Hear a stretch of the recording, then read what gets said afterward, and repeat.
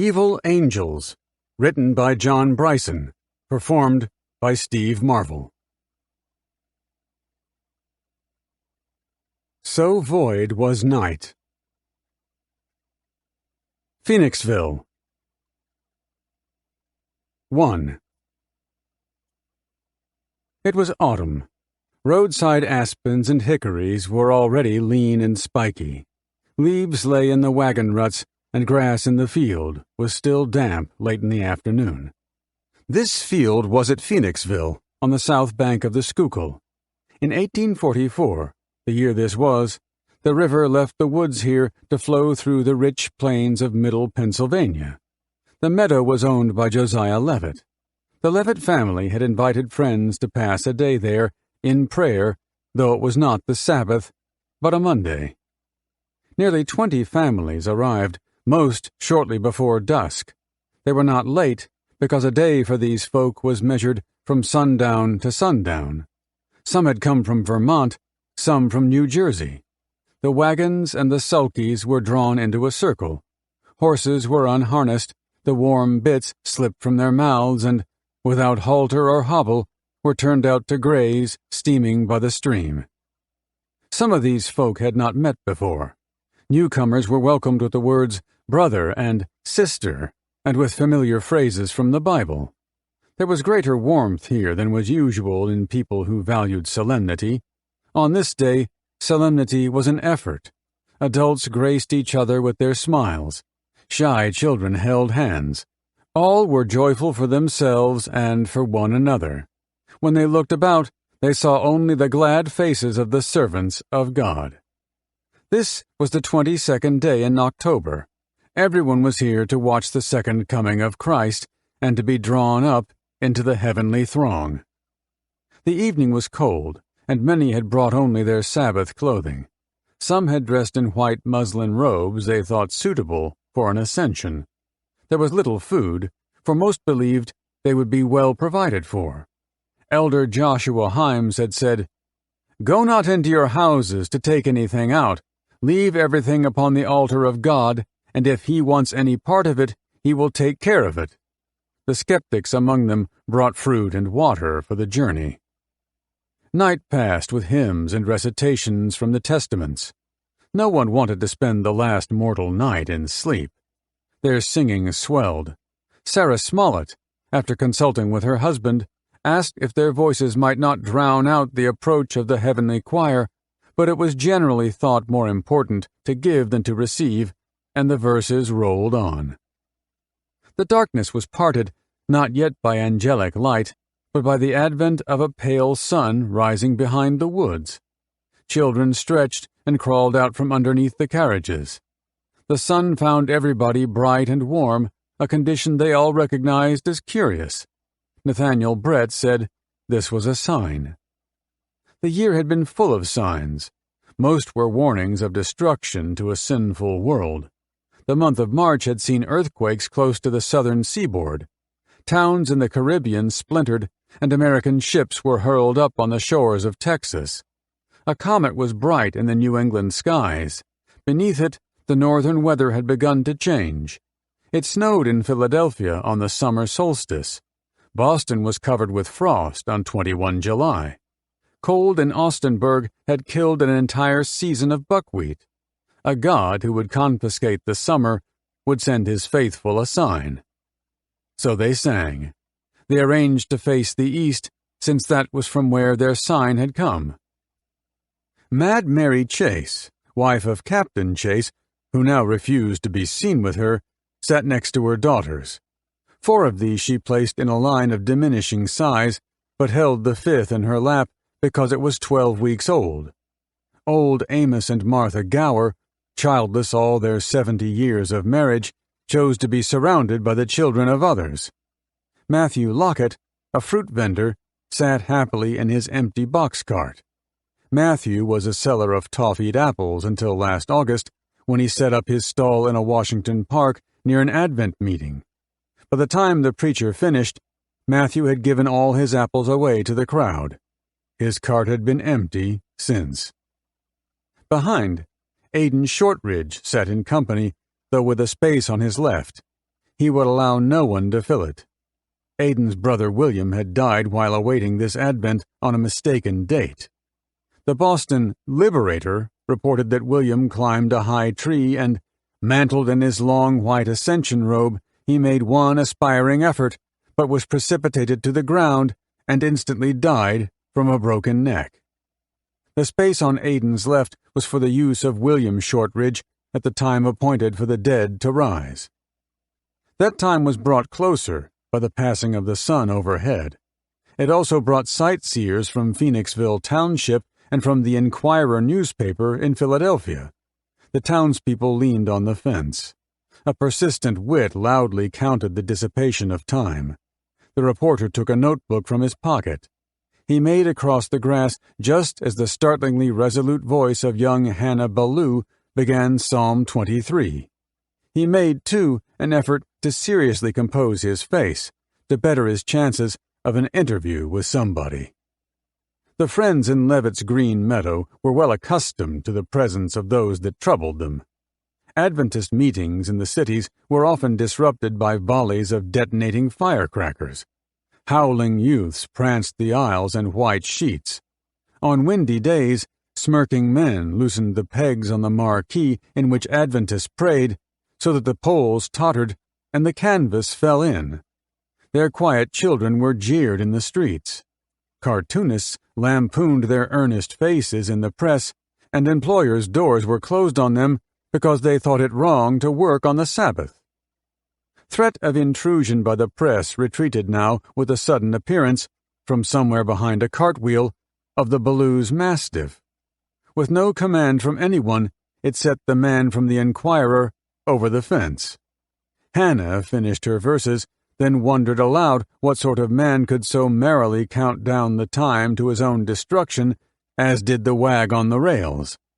The severe wisdom of the child and that of the dog stiffened their backs and their resolve. The day was growing cold, but no winter was ahead of them. And Jesus said, If thou shalt not watch, I will come on thee as a thief, and thou shalt not know what hour I will come upon thee. 3 Revelations 3. Yes, brother. Watch for him. He will come in the clouds of heaven. And with them that are raised from the dead. 1 Corinthians 15:52. And 1 Thessalonians 4:16, sister. There was but half an hour to sunset. The portly Moses Clark, who had once been chairman of the land commissioners at Landolph, suggested they should form the wagons in a cross. This was accomplished without the help of their discarded horses. They had the advantage that rows of the seated now faced each of the quarters of the compass and wondered why they had not thought of it before. Nathaniel Brett took up the countdown that was once the delight of the wag by the fence. Old Amos and Martha Gower held each other's sparse hands. Mad Mary Chase prettied her little ones. They sang, and the sun absconded with their dreams. Darkness fell silent. Aidan Shortridge rested his hand on the empty space beside him. George Florida, a blacksmith whose hot trade had numbed the breath in his throat so he had not been able to sing, fingered his collar. Within a week, the Boston Liberator would report that he has hung himself with a chain. Mad Mary Chase nursed the youngest 3 of her daughters all together. Already, she had started to cry. The same newspaper will record her finding under the dray, tomorrow morning, the bodies of the other 2 children, dead from cold. Hiram Edson will recall, in a memoir, the way they passed the long night. They wept until the dawn came up. 2. The same sunlight falls on New Hampton. There is a small church. The forest walls here are cut back only far enough to allow for a sacrarium tiled with fallen leaves. This gives the pleasing impression that the church is the presbytery within a greater tabernacle. The trees are as straight as organ flutes. 2 wooden dwellings share the ground here. Both belong to a family by the name of Miller. It was for this church that William Miller felled timber, drove pegs, and carved plans into the blaze of a tree. It was also by Miller's calibrations that the time was set for the second advent of Christ. 11 families are here now. All were joined to the event by Miller's persuasive teaching. They sit on the porches and in the doorways. The most common expressions are of resolution and piety, but this hides a deep spirit of dejection. It is a time they will later call the Great Disappointment. Continued silence from the church is an increasing distraction for them all. An hour after sundown, William Miller strode inside, alone, and has not yet come out. His brow was heavy. The corn of Adventist farmers stands unshucked in the field because he advised them so. Potatoes lie wet in the ground, their unweaned heifers follow irritable cows, their storerooms are dark and empty, their windows are boarded over. They are, in the eyes of the world, a people jilted by their Redeemer. William Morris led them here. He led them into error, but the sound they now await is that of his invigorated step to the church door. 3. In December 1849, 5 years after the Great Disappointment, mourners at the funeral of William Miller filled the church. There were 2 days to Christmas, and roads to Lowhampton were sluggish with snow. Latecomers found room to stand and, during the hymns, quietly eased their boots from the floor to prevent them freezing to the boards.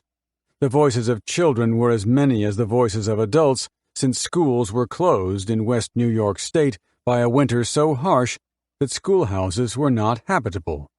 More than half the congregation were either named Miller or were related to a Miller. William Miller was once the eldest of 16 siblings. His casket lay by the lectern. Those who had seen him laid out were heartened that his expression in death was his expression in life. It confirmed for them his calm in the sudden presence of his Redeemer, for it was their firm belief that this meeting takes place during the last moments in which the spirit prepares to leave the body. Joshua Himes gave a eulogy. He spent little time on Miller's scriptural calculations or on the error.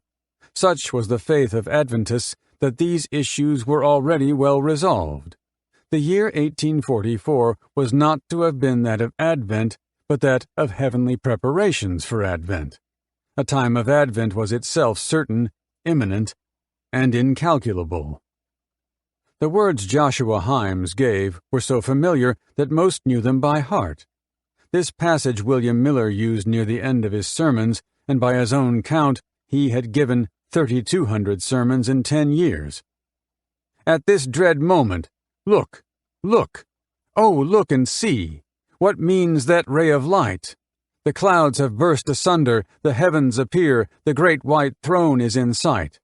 Amazement fills the universe with awe. He comes. Behold, the Savior comes. Lift up your heads, ye saints. He comes. He comes. He comes. They lifted the coffin. The 6 pallbearers were short and stocky. All were Millers. They walked, in step, carrying their brother towards the grave they had dug through the snow that morning. Some of those who followed the burial procession will carry their burdens far further.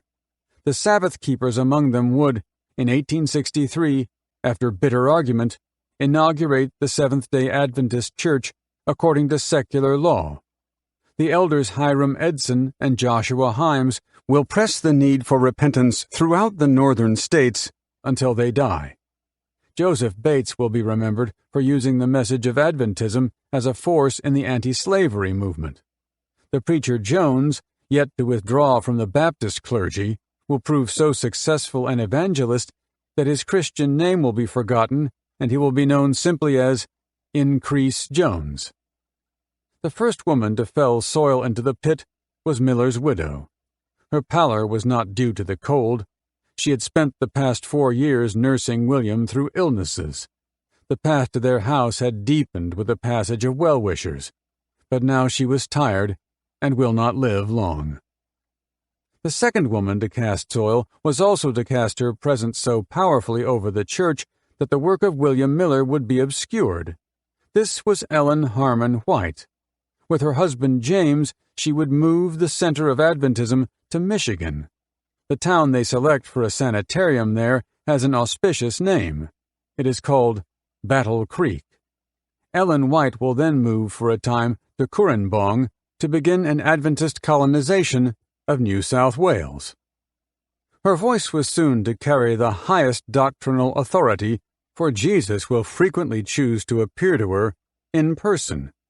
She will then be able to detail recent progress in the great clashes between the massed brigades of Satan and the platoons of heavenly angels who, during lulls in the fighting, peer down to see how saints on the world below are faring in similar circumstances.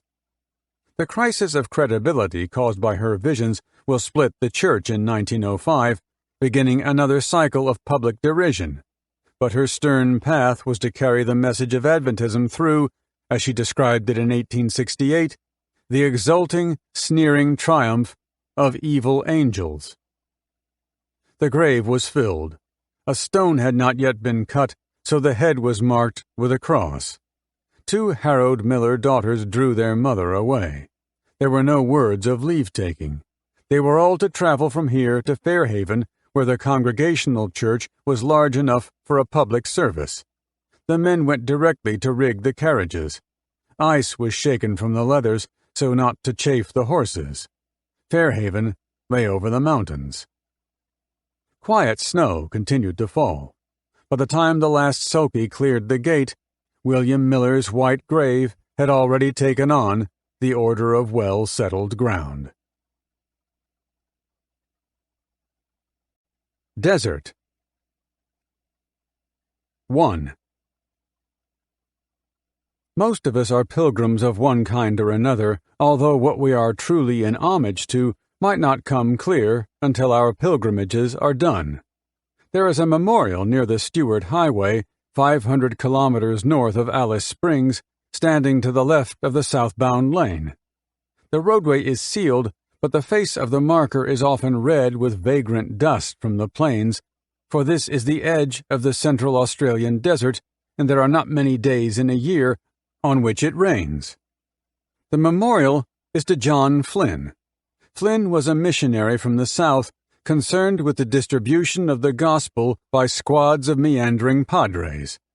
He came to be more famed for his distribution of medicines by aeroplane, and it is this memory which still causes grateful homesteaders to dust off his monument so that tourists can read the inscription without leaving their automobiles. Another 500 kilometers further southwest is the Hermannsburg Mission. It has been here 100 years. Most of those who live and work at this settlement are Aranda, a people with the light step of hunters and gatherers. Implacable sunshine, over 40,000 years, has bleached their hair. Missionaries brought them here to raise cattle beside the sandy bed of the Fink River, grow irrigated vegetables, and worship in Lutheran churches. Around the turn of the century, the pastors translated into Aranda the 27 books of the New Testament so that the desert people could recite verses wherever they were. The mission was considered successful until 1975, when legislation gave Aboriginal people the right to choose where to live. Many then chose the desert. Now the Lutheran pastors of Hermannsburg are best known not so much for their attempt to make farmers of hunters, but as authorities in local languages and for the first English Aranda dictionary. Anglicans, Baptists, Catholics, Methodists, and Seventh-day Adventists have all, at one time or another, sent missions to the sparse tribes of the desert. This resulted in an abnormally high incidence of Christian instruction. Mission bulletins recorded astonishment that a people could live here at all. 2. The most common activity in this part of the country is transit. Alice Springs has been the waypoint here since the 1870s, when the attractions were water and shade. Now the attractions are gas stations and motels, and the most expensive drink in town is mixed at the bar of the casino by a costumed girl who takes your money equally quickly when she doubles as a croupier at the roulette tables. The casino now claims to be the most important part of Alice Springs, a boast that only city folk can take seriously. Those who come here for the gambling don't go far beyond the gaming rooms and the swimming pool unless the bellhop has a taxicab handy, but the township is not much more than a kilometer away, and the walk is worth taking for more reasons than exercise. Alice Springs lies in a basin at the southern edge of the McDonnell Ranges. From here, the vegetation on the rocks is hard to see, and amateur painters generally color them in shades of red and brown. These ranges have given the basin the Todd River, rainfall enough to have it flow once every year or so, and shelter from the southeasterlies, which are so insistent outside that the climatological tables given to tourists don't record a wind from any other direction. The ranges also make a rim for the horizon to sit on all the way around, and it is this periphery, as much as the trees and the riverbed, which accounts here for the sense of oasis. The casino lies on one side of the Todd and the rest of the town on the other. The road between carries over a concrete bridge, but sometimes, when the Todd floods, the bridge is submerged and guests take a helicopter. The casino is separated from the river and the rest of Alice Springs by well-watered grass verges and fetchingly arranged stands of desert oaks. It is also protected by a wire mesh fence as high as those used to surround prison compounds in times of war. The fence diminishes the danger of a hold-up, as gambling officials will say, but there are only two feasible ways out of town, so the prospects for a successful getaway can't be great. In any event, everyone in Alice Springs knows the fence has quite a different objective. The riverbed here is green and shady. Although the gravel is dry, the Todd flows quite happily through the shale about a meter down, and the river eucalypts are wide and strong. Small fish swim the water holes. People from the Aranda, Pintuby, and Pichinjara camp on the Todd until they are moved on, sleeping in automobiles or under gabled sheets of tin. It's not unprecedented to find a grand iron bedstead of Edwardian design steadied against the trunk of a stringy bark. These people like to sit around, generally in a circle, singing their own undulating songs, then skipping a millennium or so of musical form by passing on to country and western ballads. This can go on late into the night, while they pass a flagon of sweet wine from hand to hand, very often getting as drunk as the people allowed into the bars of the casino. The town boundary, just here, is the West Bank. All the longest streets of Alice Springs parallel the river, conforming still to the plans of earlier settlers who thought buildings ought to be close to the sources of water. But the riverside is no longer considered a desirable address. Many of the buildings here now are not well kept. The houses are cut off from the footpath by mesh fences and irritable guard dogs. The most usual traffic on this side of town is that of delivery vans and cruising police cars. The further you walk to the northwest, the richer real estate values become, and then, happening quite suddenly, the street is busy. The shopping mall is the center of things in Alice Springs. Although this is the biggest town for 1,000 kilometers of road in any direction, the people who permanently live here number less than 18,000. But from March to November, when daytime temperatures are consistently cooler than 45 degrees in the shade, 170,000 people come in as tourists. Hawaiian shirts and printed frocks are everywhere. Cameras are the common adornment. Postcards are the common mail. The busiest shops are fast photo centers and souvenir dealers. Pharmacies do brisk trade in sunglasses, skin lotions, and floppy hats. Street corner shop fronts are not often banking corporations, as they are in other cities, but airline terminals and travel agencies. 3. There is a scene presented so regularly in the mall that only tourists take notice of it anymore. The corner here has an awning. By early afternoon, the shadow has moved enough that it is a shady place for men from camps nearby to pass an hour or so.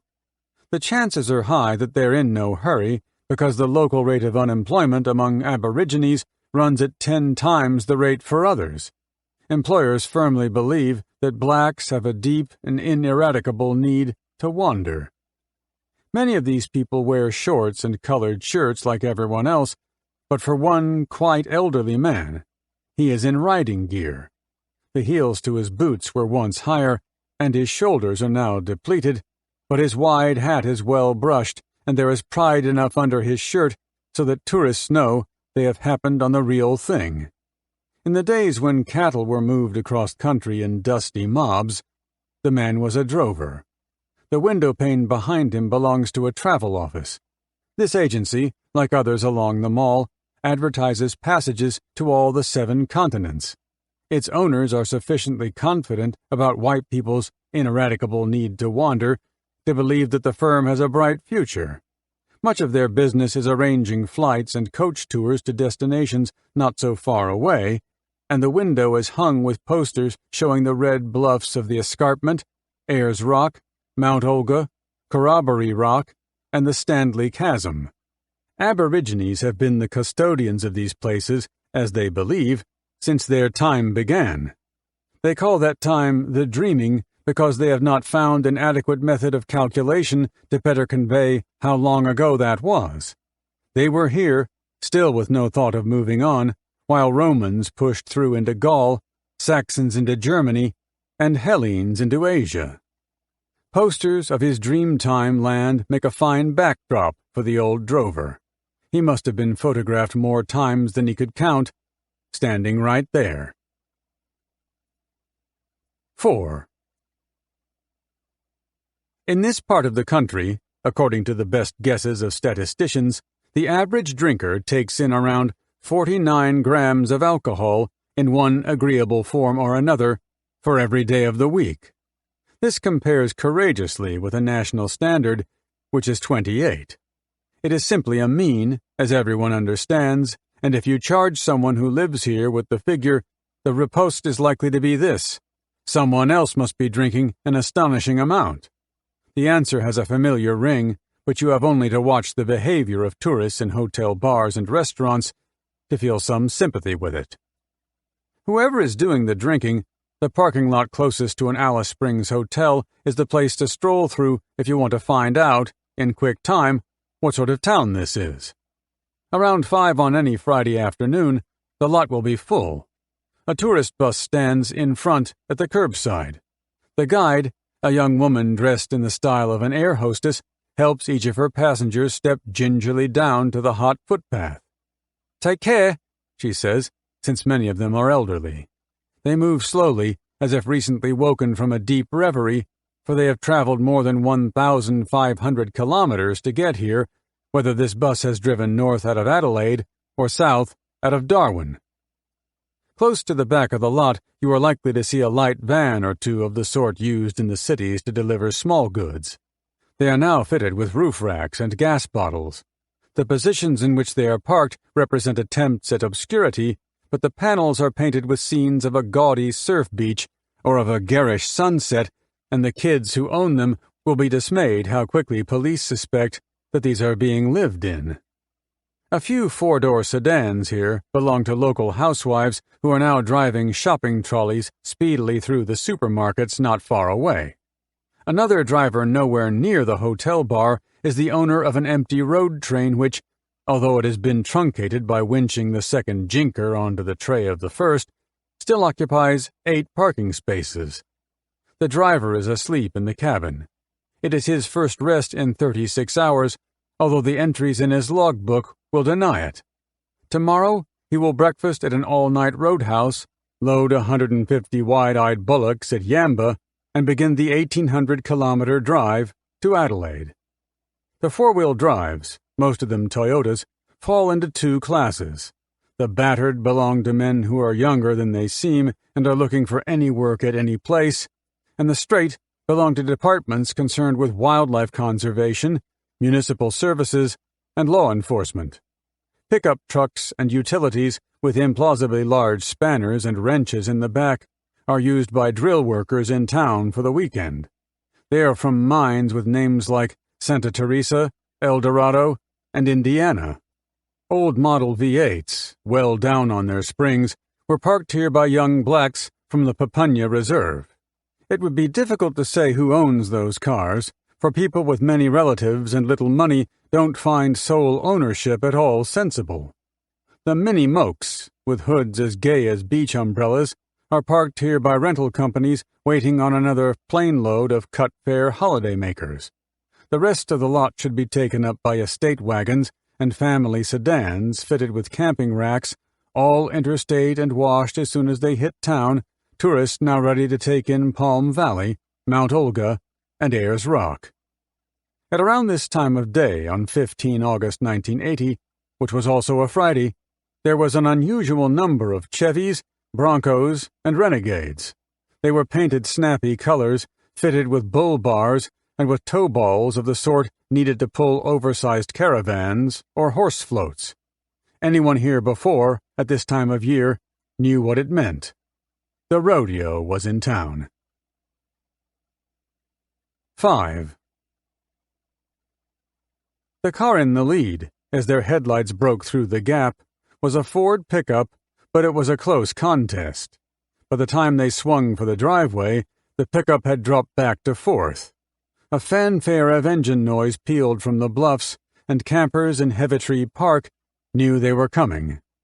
They pulled up at a fireplace. The dust blew past, though the night was still. Any flame had long gone, but the logs were hot. They called for beer cartons and kicked up a blaze.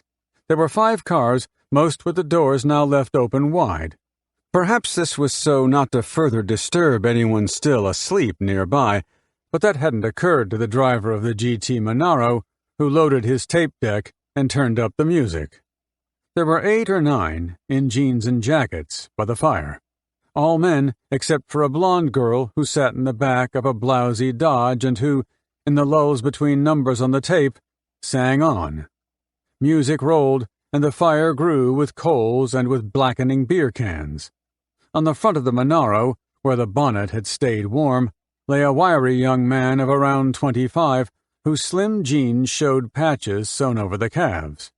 Every time he climbed down from there, he complained what time of night it was, but since he unzipped a fresh can before he said anything else, no one seemed to take him too seriously.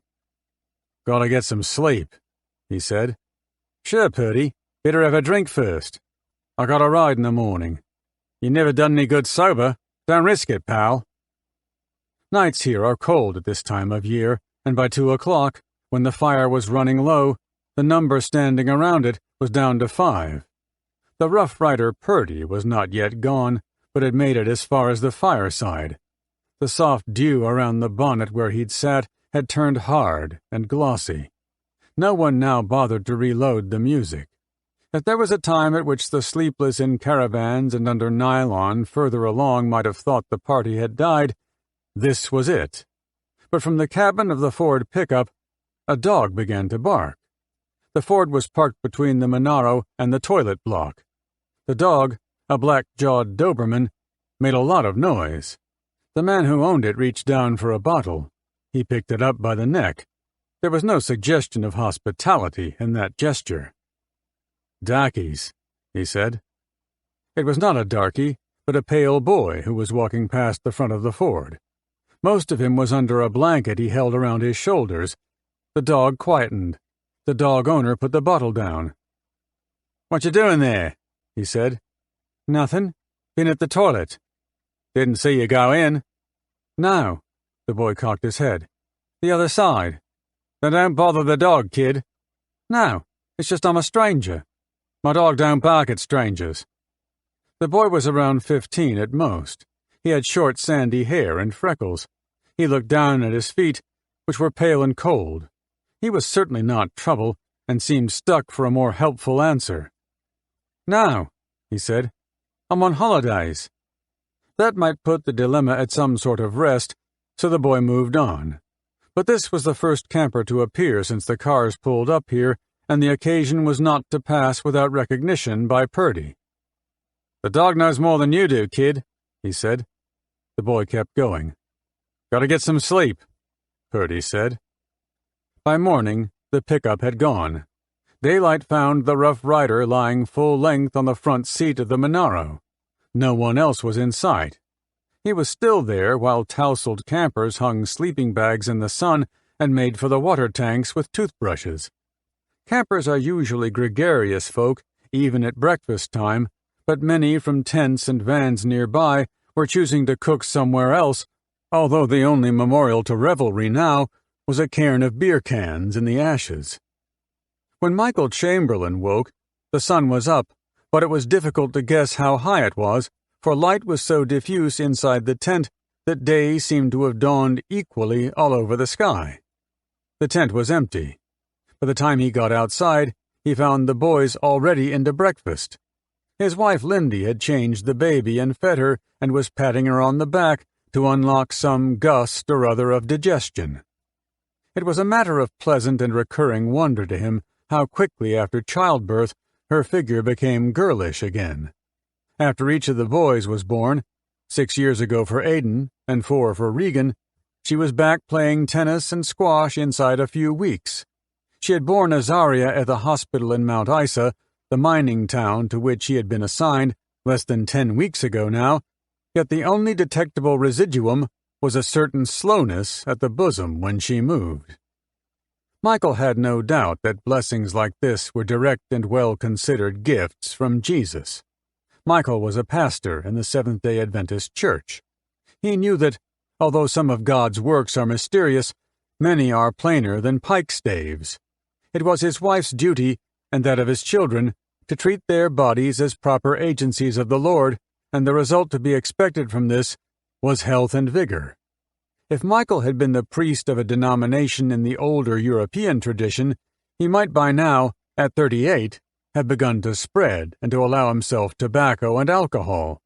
But his obligation as an example and as a coordinator of mortal obedience was too clear for confusions of that sort. Without being hearty, he looked trim and efficient. They finished breakfast quietly. It was a Saturday, and their Sabbath since sundown Friday. They had hoped to spend another 2 days in the park before driving on to Ayers Rock. If things had run according to plan, the family would have spent today here at the camp, and much of it in devotion. The tent was pitched far from the rowdier arrivals of last night, but still too close for unbroken rest. Beer cans and cigarettes were appearing now at the breakfast tables of campers not far away. The peaceful temper of Heavitree Park had changed overnight. Their decision was not long coming. This was no fit place to pass a Sabbath. Their immediate inclination was to make back to Alice Springs. The Cousins family would take them in. Bert Cousins was the district pastor. But they had farewelled the Cousins yesterday, and retreat seemed an unnecessarily dispiriting start to a holiday. Better, Michael now said, that they spend their Sabbath in the car. Devotion, he thought, can have no less validity in motion than at rest. So they lowered the tent and loaded the gear. The boys piled in. There was so much equipment inside that they had to sit on parts of it. Lindy held the baby in front and arranged nappies and washers neatly within reach, for Ayers Rock was 400 kilometers away by road. Michael was pleased, because everyone was plainly happier for the decision to go on. When he drove them out of the park and turned south to the highway, it seemed to him that his earlier thoughts of refuge were not as manly as he would have liked, even a little absurd. God put it here himself. 1. So void was night in the desert that the Wests were lost. It was near midnight Friday, and the moon was down. They were somewhere to the southeast of Ayers Rock, but couldn't find the camping ground. The only part of the world's surface Bill West could see was where the headlights touched it. There was a frost, and it was as if the spindly desert oaks and wattles that lived out here were too inert to reflect light, except in a moment of brief warmth from the headlamps. Bill and Judy West, and Catherine, who was then 12 and riding in the back seat, had driven overland 1,200 kilometers to get here. They lived on a sheep station near Esperance in Western Australia. That is not a well-populated region either. The city nearest home is Albany, 500 kilometers overland, and the nearest capital is Perth, at 600. Esperance is a town with absolute water frontage to the Southern Ocean, and the next landfall in that direction is Antarctica. So the Wests were quiet and resourceful people, well used to the outback and to unfamiliar terrain. But it seemed the camping ground they were looking for was not where the duty ranger, in the office by the gate, had supposed it to be. Bill pulled the car off the road at the next clearing he saw. Another 2 vehicles, both pulling caravans, drew in alongside. The Wests were traveling in convoy with the Daniel family and the Mayberrys. They all pitched camp here and turned in. Next morning, they were not awake long before the first sounds of traffic.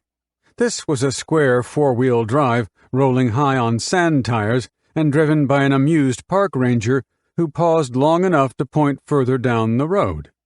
The West could see then, across the scrub, a row of caravans and tent peaks and a haze from breakfast fires. The turnoff was barely 200 paces away. They loaded the cars again, grinning. This seemed a comical start to the day. Besides, the place they had thought so secluded by night was becoming unexpectedly busy. The Wests had camped at a bus stop. Catherine West ducked out under the tent fly, leaving her parents inside. The afternoon was almost gone, but she had pulled on a tracksuit and she had warmth in her still from the shower. There was yet enough light out here to write by. The writing Catherine had in mind was her diary. She sat in the deck chair and nudged it around into the best light and into the direct gaze of an intrigued dingo. It stood on the empty campsite at the end of their tent, just 2 or 3 paces from her, a big rusty brown dog with a large head and tight frame.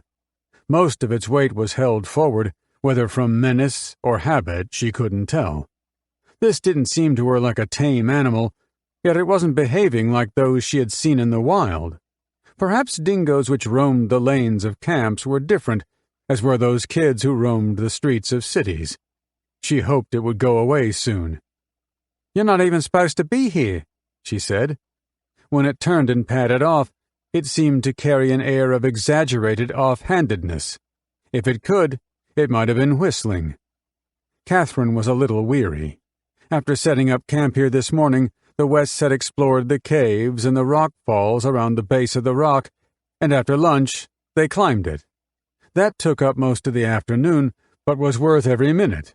From up here you could see all the red plains, gently blurred by the desert oaks, across to Mount Connor and the Olgas, so far away, and peering over, but not too close to the edge, pick out the motels and the rangers' houses down below, neat and tidy, and the fine lines that must be roads laid out so astonishingly straight they might have been drawn with a ruler. And the sky was blue to the edge of the world. You felt a little impossible up here, like flying in dreams. Catherine was about to inform her diary of this when she lurched from a blow on the arm. It was the dingo. It had her about the elbow. She tried to call out, but hadn't the breath. The grip was commanding, painful, and she couldn't shake it off. The vapor of arrogance in its eyes was unmistakable and terrifying. She found her breath. The dog tugged at her arm. She screamed for her mother. When Judy burst from the tent, the dingo's response was merely to watch her. Evidently, Judy amounted to a novel, but not unmanageable, complication. She shooed at it, as she would a troublesome farm dog, but it stood fast. Judy West's bearing did not falter for a second. She made at the dingo as if boxing it about the ears was not entirely out of the question. The mounting squalls of her anger turned it then, but its retreat was insolently slow. 20 minutes later, Judy West left the tent to walk along the camp row. This part of the camping ground was closest to Sunrise Hill, the high but scrubby dune from which keen photographers will catch the first warm reflections of dawn on the east bluffs of the rock. The hill was darkening. Along the near side of the dusty road, the camp stood in a row like a linear village, kept in neat place by a low single-log fence and a sandy strip occupied intermittently by gas barbecues. Judy was heading for a caravan parked further down. It was the Daniels. Evidently, they had been washing for a clothesline now declined from the caravan to the log rail. The clothes were flapping, which was curious because the evening was calm. Judy and a dingo then saw each other at much the same moment, but this time the dingo bolted. What a dingo wanted with underclothes, Judy couldn't guess. She gathered them up. There wasn't a mark on anything. 2. Night had fallen. Michael Chamberlain turned the yellow Tirana off the highway and on the camping ground road. They rolled past tents and vans to the end. The baby was asleep, but Aidan and Regan were cramped and anxious. There seemed to be no allotments large enough. The camp's few lights were far apart, with dark pauses between, and space was not so easy to judge. Twice they drove the length of the row, turning gently so not to raise dust, before they found one. Michael pulled up facing the fence, leaving room on the right for the tent. Here an overhead lamp gave light enough to unpack by. Benches, barbecues, not far beyond the railing. The night was still. It was just fine. So quietly did they unload the car and rig the tent that the Wests knew nothing of it. The first Judy heard was the cry of a baby. Quite a loud cry, as she remembers it, and very close by, for it was in the space beside the West's tent that Michael Chamberlain had chosen to park his car. 3. At the instant sunlight touched the dome of the rock, the most obtrusive sound from the crowd on the dune was the clatter of camera shutters. The bluffs filled and richened. It was a moment of redemption. For a minute, 2 minutes, the dome stood bright and splendid, high above the retreating night. Then it bleached, and the scene was done. The crowd began to turn away, moving quietly down the hillside as if leaving the event with some reluctance. But the plains were already hard and clear. It was indisputably day. 4. At breakfast time, the barbecues were soon busy. Judy West and the Chamberlains cooked over a common hot plate. It did not take them long to get acquainted. The Chamberlains seemed to belong to that fortunate group for whom the paths of life are clear and alternatives are not worth bothering about. They were both attractive, confident, and sporty. Lindy's tracksuit was well cut, she wore late-model Puma Rockettes on her feet, and reached for handy packs of chemically impregnated tissues when it was time to wipe the boys' faces. The boys were clean, boisterous, and when they turned around, Judy saw each had his name on the back of his T-shirt, like American junior leaguers.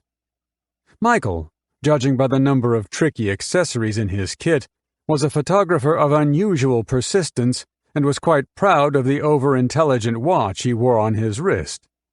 That he had chosen a Queensland mining town in which to live was something of a surprise, until this was exposed as a transfer, and one might then have first suspected a teaching post at, say, senior primary school level, rather than a Christian ministry.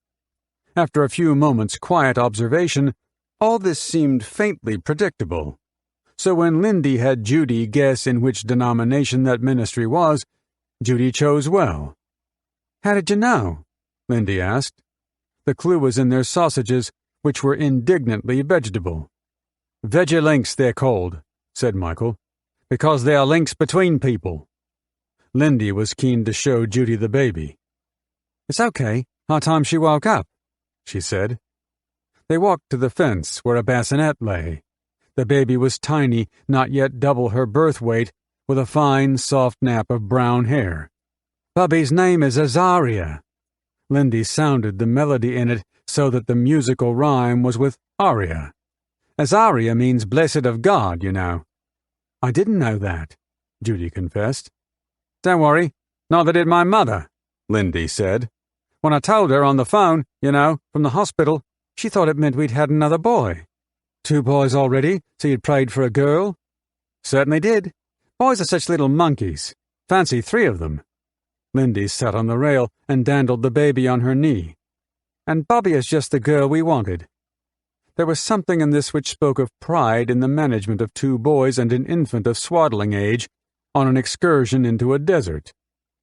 Judy asked if they were well used to camping out. "We sure are," Lindy said. "We go everywhere." Her parka was emblazoned with travel badges. "Michael's got one just the same, and the boys." She had, snug in a drawer at home, a parka for the baby to grow into. In her smile was the heady complicity of motherhood. "2 badges on Bubby's already," she said. 5. The emblem of the Conservation Commission shows the wedge-tailed eagle, Aquila audax, over a map of the Northern Territory. It illustrates, as much as anything else, the Territorians' respect for things of great magnitude. Their eagles commonly better 3 meters between wingtips, and the size of their territory is, for example, twice that of Texas. Now, a bird and a map might amount to a merely conventional montage, in design terms, if it were not for a tidy trick of repeated dimension ad infinitum. The picture is drawn from a position stratospherically high.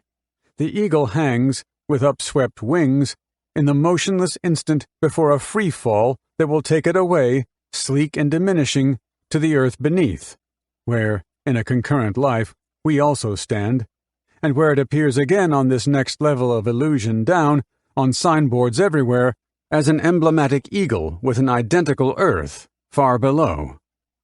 Around Ayers Rock, this prodigious eagle appears on office doors, trucks, pamphlets, and shoulder tags worn by the 8 park rangers. It signifies the pursuit of freedom and the splendor of isolation. But freedom can become burdensome when the isolation is as splendid as it is out here. In August 1980, the average length of service by rangers was only 4 years. The exceptions were much admired. Derek Roth and Ian Kaywood each had 12 years, Ian Marshall 3. Roth was the most senior. He was born in Yorkshire, where he stayed happily until his adolescence had well run out, dreaming of adventures in the wild. The wildest place he could think of was Africa. He joined the police force in Kenya, saw service around the mountains, up country, and became assistant superintendent of Tsavo Wildlife Reserve, where his duty was to prevent poachers pilfering, among other things, the skins of leopards, the feet of elephants, and the horns of rhinoceroses. A white policeman from Kenya might not be thought so wise an appointment for Ayers Rock, where the Pichichinjara lived, but Roth's friendship with these people is deep and respectful. He is entrusted with certain secrets of ritual and of song. He has, as he sees it, a simple grasp of the language and its complex structures of tense, and, should he use Pichichinjara words in an English conversation, they carry the correct melodies of the singing music. It is his belief that the Pichichinjara are the spiritual custodians of the land. When Roth speaks of the rock, he uses, without embarrassment, the local name, Uluru. Earlier this August, Roth was sitting at his desk in the ranger's office, beginning a memorandum for quick dispatch to head office in Darwin. He was worried. Much of a ranger's time is spent keeping fauna and tourists respectfully apart.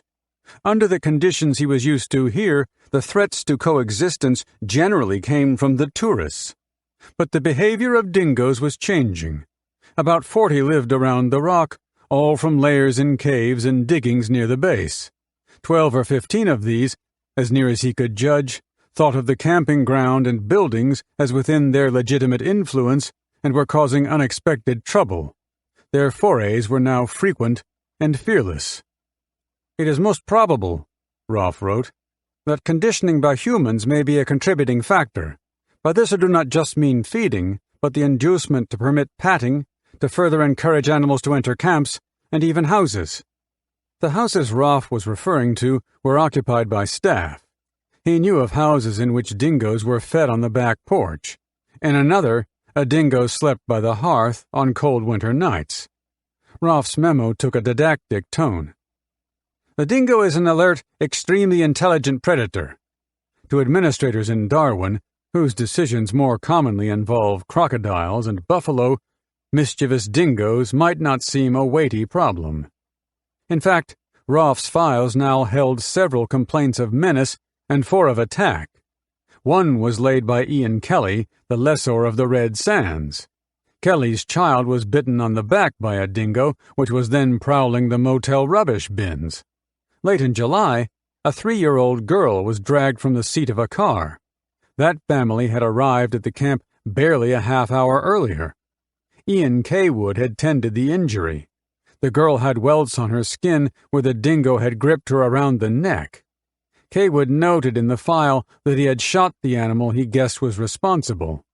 In the same month, Paul Cormack, who was nearly 4 years old, was knocked down by a dingo while he was playing on the road near the barbecues. His mother was preparing dinner. By the time she got to him, the right side of his head was bloodied where the dingo had bitten through the hood of his parka. 4 weeks later, in August, the Fisher family was also preparing dinner at the barbecues. The 2 boys were kicking a soccer ball around. When one of them bent down to pick it up, he was savaged from behind by a dingo. The animal could open its jaws sufficiently wide that it took the ball in its mouth and made off.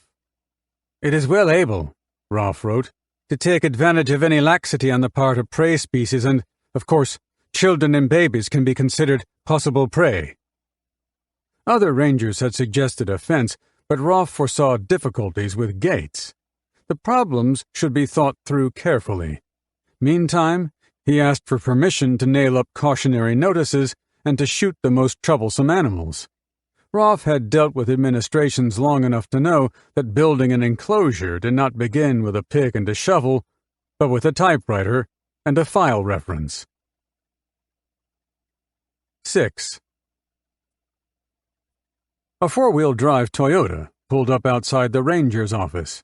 Greg and Sally Lowe had driven over from Alice Springs, Sally nursing the baby. The day was slipping away fast. It was Sunday afternoon, already around 3:40. They had agreed to set aside the rest of the afternoon for climbing the rock, and tomorrow for climbing the Olgas. The Lowes found it easy to agree about things. They were each from Tasmanian country families, both once worked as tellers in Hobart banks. They were teenagers when they married, and if they were ever separately questioned about their interests, each would be confident that the other would also list family life and bushwalking. Greg opened the driver's door and slid out. He was bearded and lanky. The cabin was dusty, outside and in, a hazard they had come to accept, since the Toyota was borrowed from a relative in Alice Springs. Greg wiped the windscreen with the flat of his palm, slapped it clean on his thigh, and walked into the office. Inside, he was a little hurried. The duty ranger gave him directions to the camping ground and a registration form. Greg filled in as much information as he could quickly muster, squandered a moment on a courteous grin, and left. The ranger was Derek Roth. He filed the Lowe's registration. The space requiring the license plate number of their vehicle was blank. It was not, he thought at that moment, worth bothering about. 7. The bus driver, who had asked to be called Peter, made a right turn to the circuit road for a counterclockwise loop of Ayers Rock. He had nearly 30 passengers aboard. They had all spent the morning walking the Olgas and were scheduled for the western slope of the rock so that those who chose could make the climb. The route would take them past the ritual keepers whose timeless duties had turned them to stone. The Mala men guarding their initiates, the initiates asleep, the bodies of the dead Kunai. No stops were permitted along this stretch, and the bus passed by the places of totemic legend, while Peter, over the address system, described each of them in tones of receding interest. He drove more slowly past the Pichichinjara settlement. The fence was built in order to keep enthusiastic tourists outside it. There were 2 dwellings. "Those houses there were built for the families of Aboriginal trackers," he said, "and each one cost $85,000. The dwellings were made from vertical timber boards and, to the keen eyes of vacationing speculators from the south, might not have seemed worth half that amount. "But those blacks won't live inside at all," he said. "They say it gives them claustrophobia." This earned laughter along almost the length of the bus. Florence Wilkin, whose hearing was not quite so good as it was when she was younger, caught the end of it. She looked out. Indeed, in the shade of the casuarinas ahead sat a group of black people. But as they rolled closer, it became clearer that these were not adults, but children, maybe 6 to 10-year-olds. Someone asked Peter what game it was they were playing. "Who can tell?" he said. "They have their own games out here." While the circle of children watched, the game involved 2 of them producing, on the 3rd beat of the hand, a pair of splayed fingers, or a palm, or a fist. Whatever the game was called in Pichinjara, it was known to every English-speaking child in the world as scissors, paper, stone. 8. Mount Olga is taller, but Ayers Rock has more the quality of enormity because it is one piece. Mount Connor is older, but the rock has more the quality of endurance because it resists emaciation.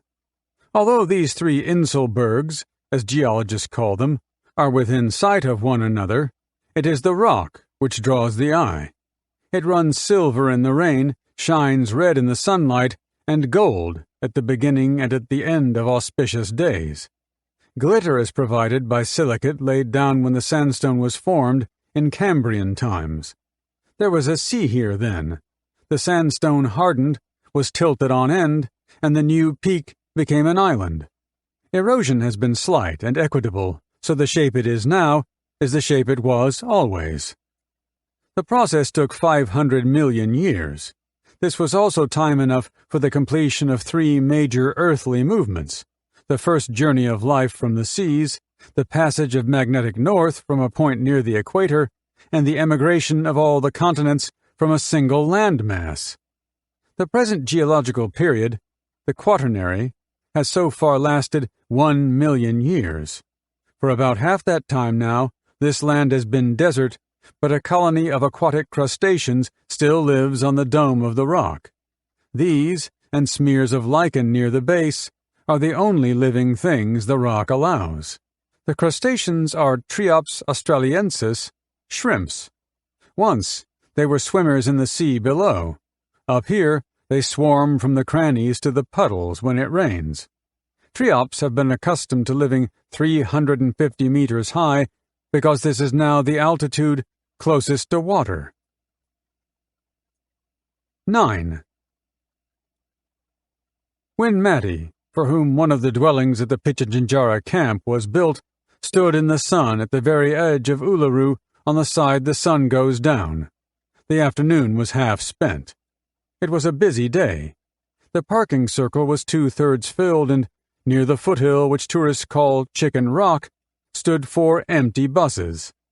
Climbers plodded diligently upward. They made a line from the bottom to the smooth rim of the sky. Another plodded down. So steep is the slope that the descending line is often the slower.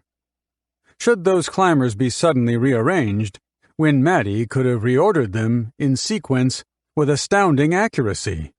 If the findings of anthropological psychologists are any guide, his recall is likely to be 10 times more accurate than the recall of an alert European adult. But Win Matty cannot count. He could not convey a precise number of climbers, for his language does not have a precise numerate system. The usual Pichinjara word for every number greater than 5 is many. Win Matty's years were very many. The hairs on his head and face were white, and his eyes as calm as waterholes. Long ago he was christened Nipper, a term by which Australian children describe their young brothers. As closely as he could fix it by the European scale, that name had not been appropriate for Win Matty for somewhere between 60 and 70 years now. While Win Matty watched, 2 boys ran up and down the base of Chicken Rock. They were both arrestingly blonde, and it was not difficult to pick out, from an ascending group, the man who might be their father. Their mother, a much darker-haired young woman who kept looking around to see where they were, nursed an infant in her arms. Although Pichinjara women carry tiny babies about, This does not seem so usual among traveling whites. She passed the infant to an older woman with whom she'd been chatting. The older woman accepted the baby with exaggerated care, as if it were quite fragile. 10. Florence Wilkin and Lindy Chamberlain began chatting about the rock because their husbands were both somewhere high above.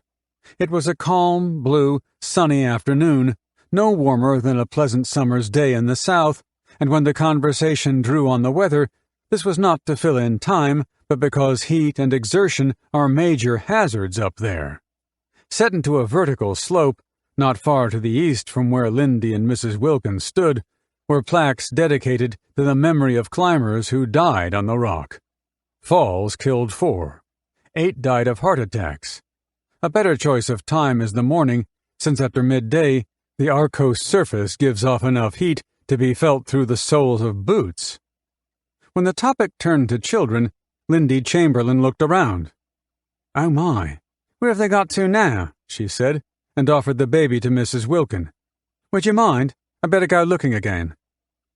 The baby was clean, sleepily good-humored, and prettily dressed in pink. Florence Wilkin took her happily, but with enough care to impress so dauntingly cautious a mother. 11.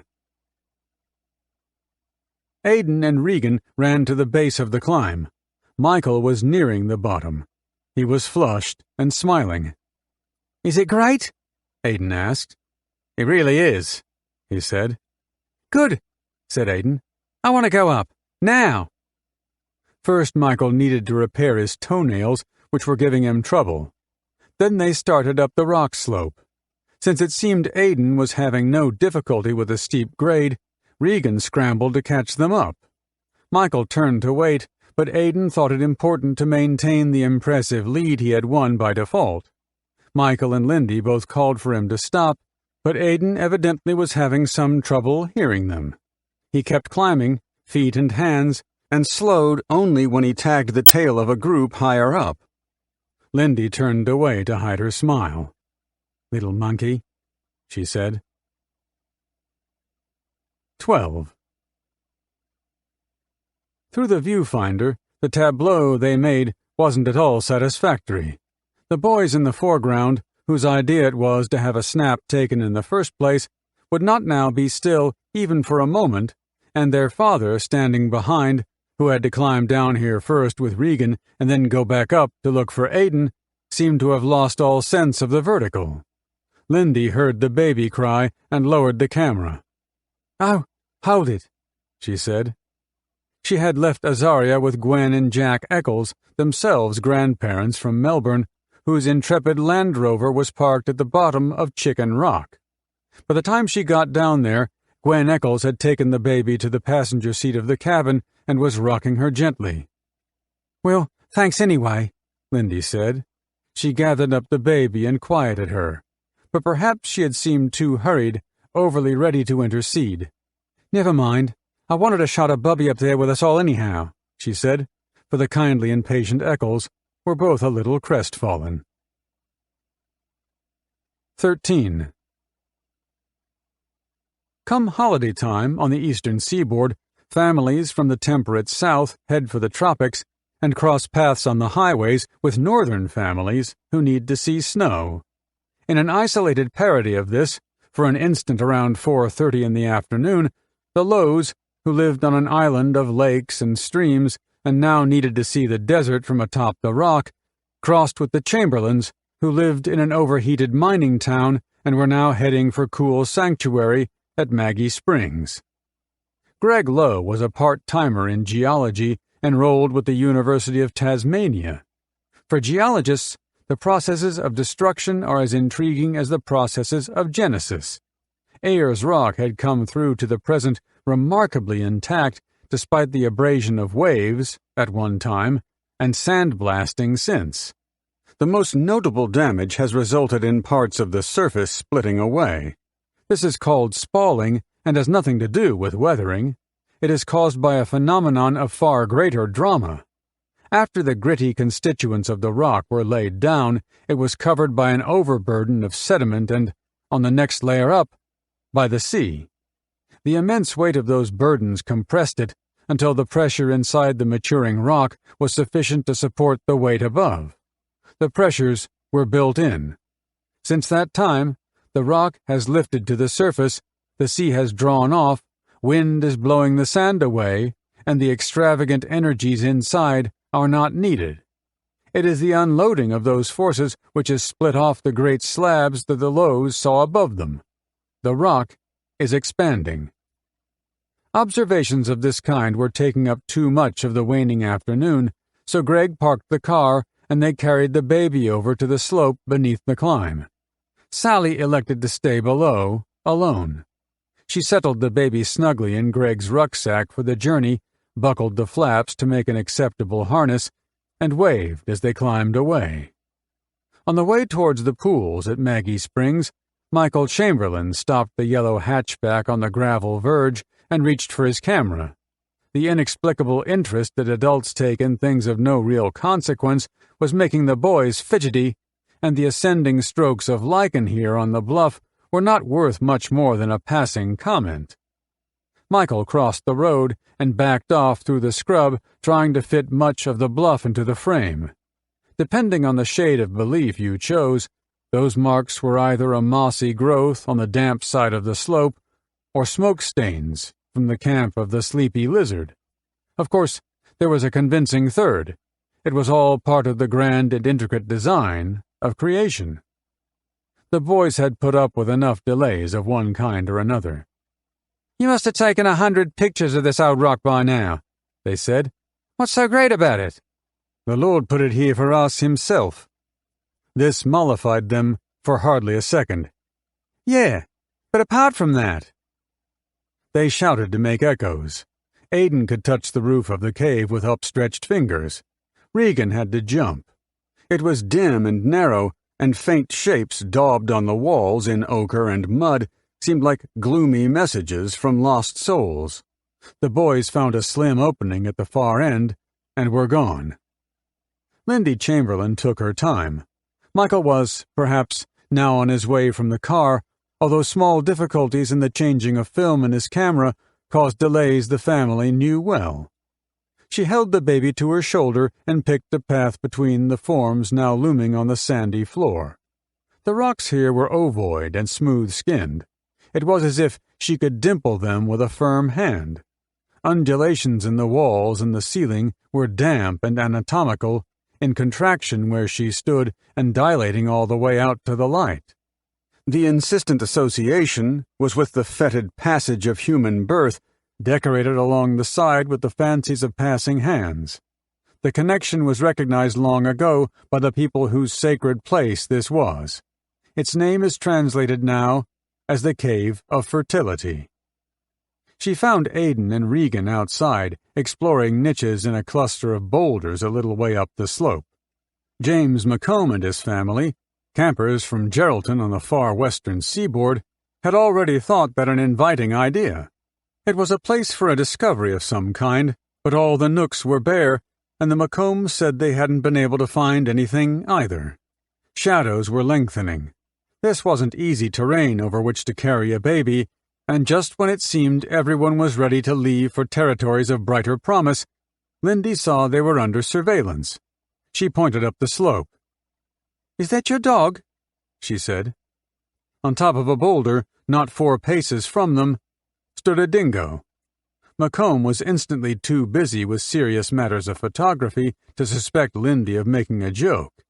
He lifted his camera and right-flanked the animal, which curiously wasn't distracted by that maneuver at all. "No," he said.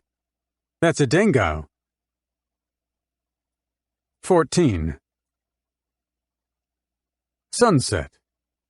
There were enough spectators lined along the low dune out to the west of the rock to make a respectable crowd for a football match. The parking lot was jammed with tour buses, camper vans, and automobiles. The Lows, who had expected to enjoy some sort of quiet reverie as the sun went down, turned their Toyota about and made back for camp. The Chamberlains were already parked, the boys washed and wearing pajamas, Michael fiddling through the camera bag for filters with which to entice attractive hues. "You go ahead," Lindy said. "I'll feed Bubby here." Her suntanned face, which had held all day the kind of breezy college girl energy she was remarkable for, was drawn and tired.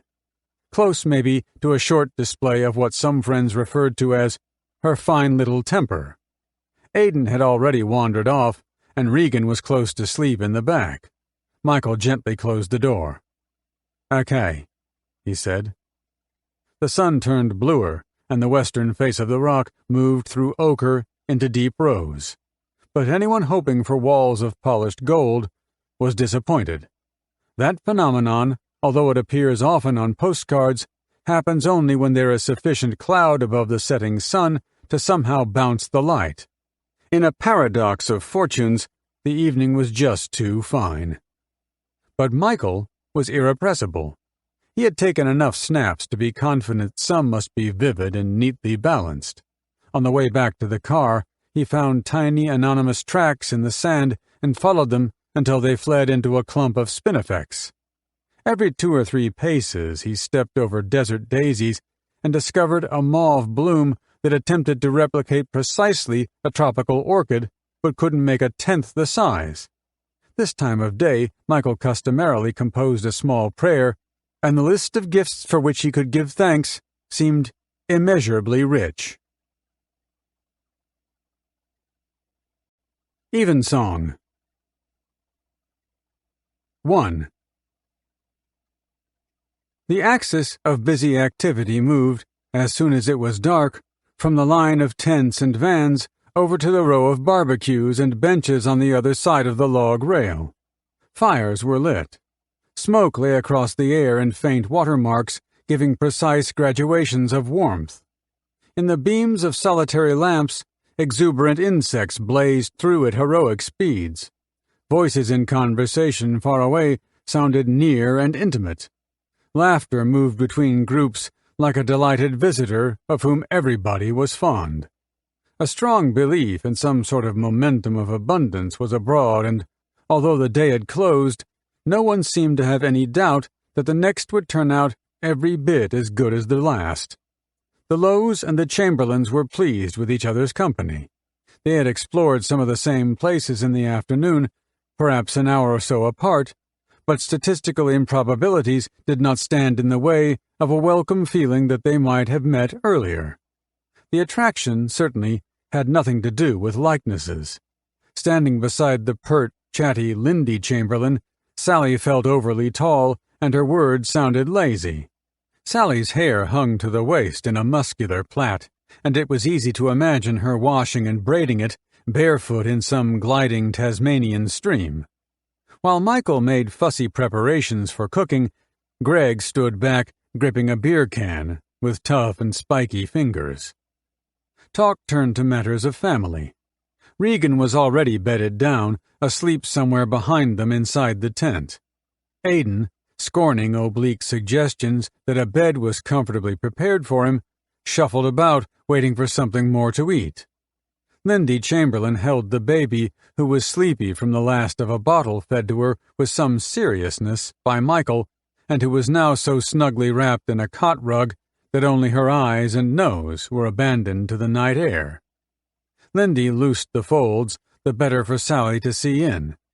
Greg, to whom Lindy had already listed the disproportionate evils to be found inside a can of beer, looked on, but a pace or 2 further away. The Low child, big for her 18 months' age, rode astride Sally's high hip. Lindy asked her name. "Chantel," said Sally. "Really?" Lindy asked. "We like it," Sally said, a little surprised. "That's Azaria's second name, Chantel." However it was spelled, it seemed that the odds favoring a meeting of 2 babies named for the same muse at a campfire in the empty center of a continent must belong to a scale unimaginably remote. The Lowes were content to ascribe this to the happy disorder of chance, the Chamberlains to forces a good deal more deliberate. 2. There happened then a short serial of events, the exact sequence of which was quickly lost, but it began at the Habees camp. When the Habees arrived at the grounds, it was already too dark to pitch the tent. They found a site close to the entrance and pulled into the log rail. The barbecues, for as far along the line as they could see, were all in use. But this neat and capable combi van was well used to the demands of its traveling family, and they decided to eat in. The routine came easily because the Habees had been on the road now for 3 months. Diana cooked, Carrie and Stephen made salads and set table. It was during that meal, with the side door wide open and the cool desert air drifting in, that Murray Habee looked up to a movement outside. In the fall of light from the doorway stood a dingo. Habee, a schoolteacher from Melbourne with a dark beard and a long reach, moved stealthily for his camera. The animal was interested enough in the fragrances and gestures of mealtime to trot closer and peer inside. Habee attached his flash gun, selected a setting, aimed, and fired. He needn't have worried so much. It stayed for a retake. Sally Lowe gathered together the debris from the meal bench, rubbed the boards over with a paper towel, and set off for the rubbish bins. Although it was dark, she knew they were along here somewhere, for she'd seen them earlier, littered around by some scavenging dog or other. Someone had tidied them now. She wiped her fingers against the paper wrapper, jammed the bundle tightly into the bin, and started back. Something was following her. She looked around. 4 or 5 paces behind her padded a dingo. It was careful to keep the distance between them noiselessly even. What had made her glance behind? The only sound here was of her own footfalls. She walked more quickly. By the time she reached the lights of the fire, the dingo had gone.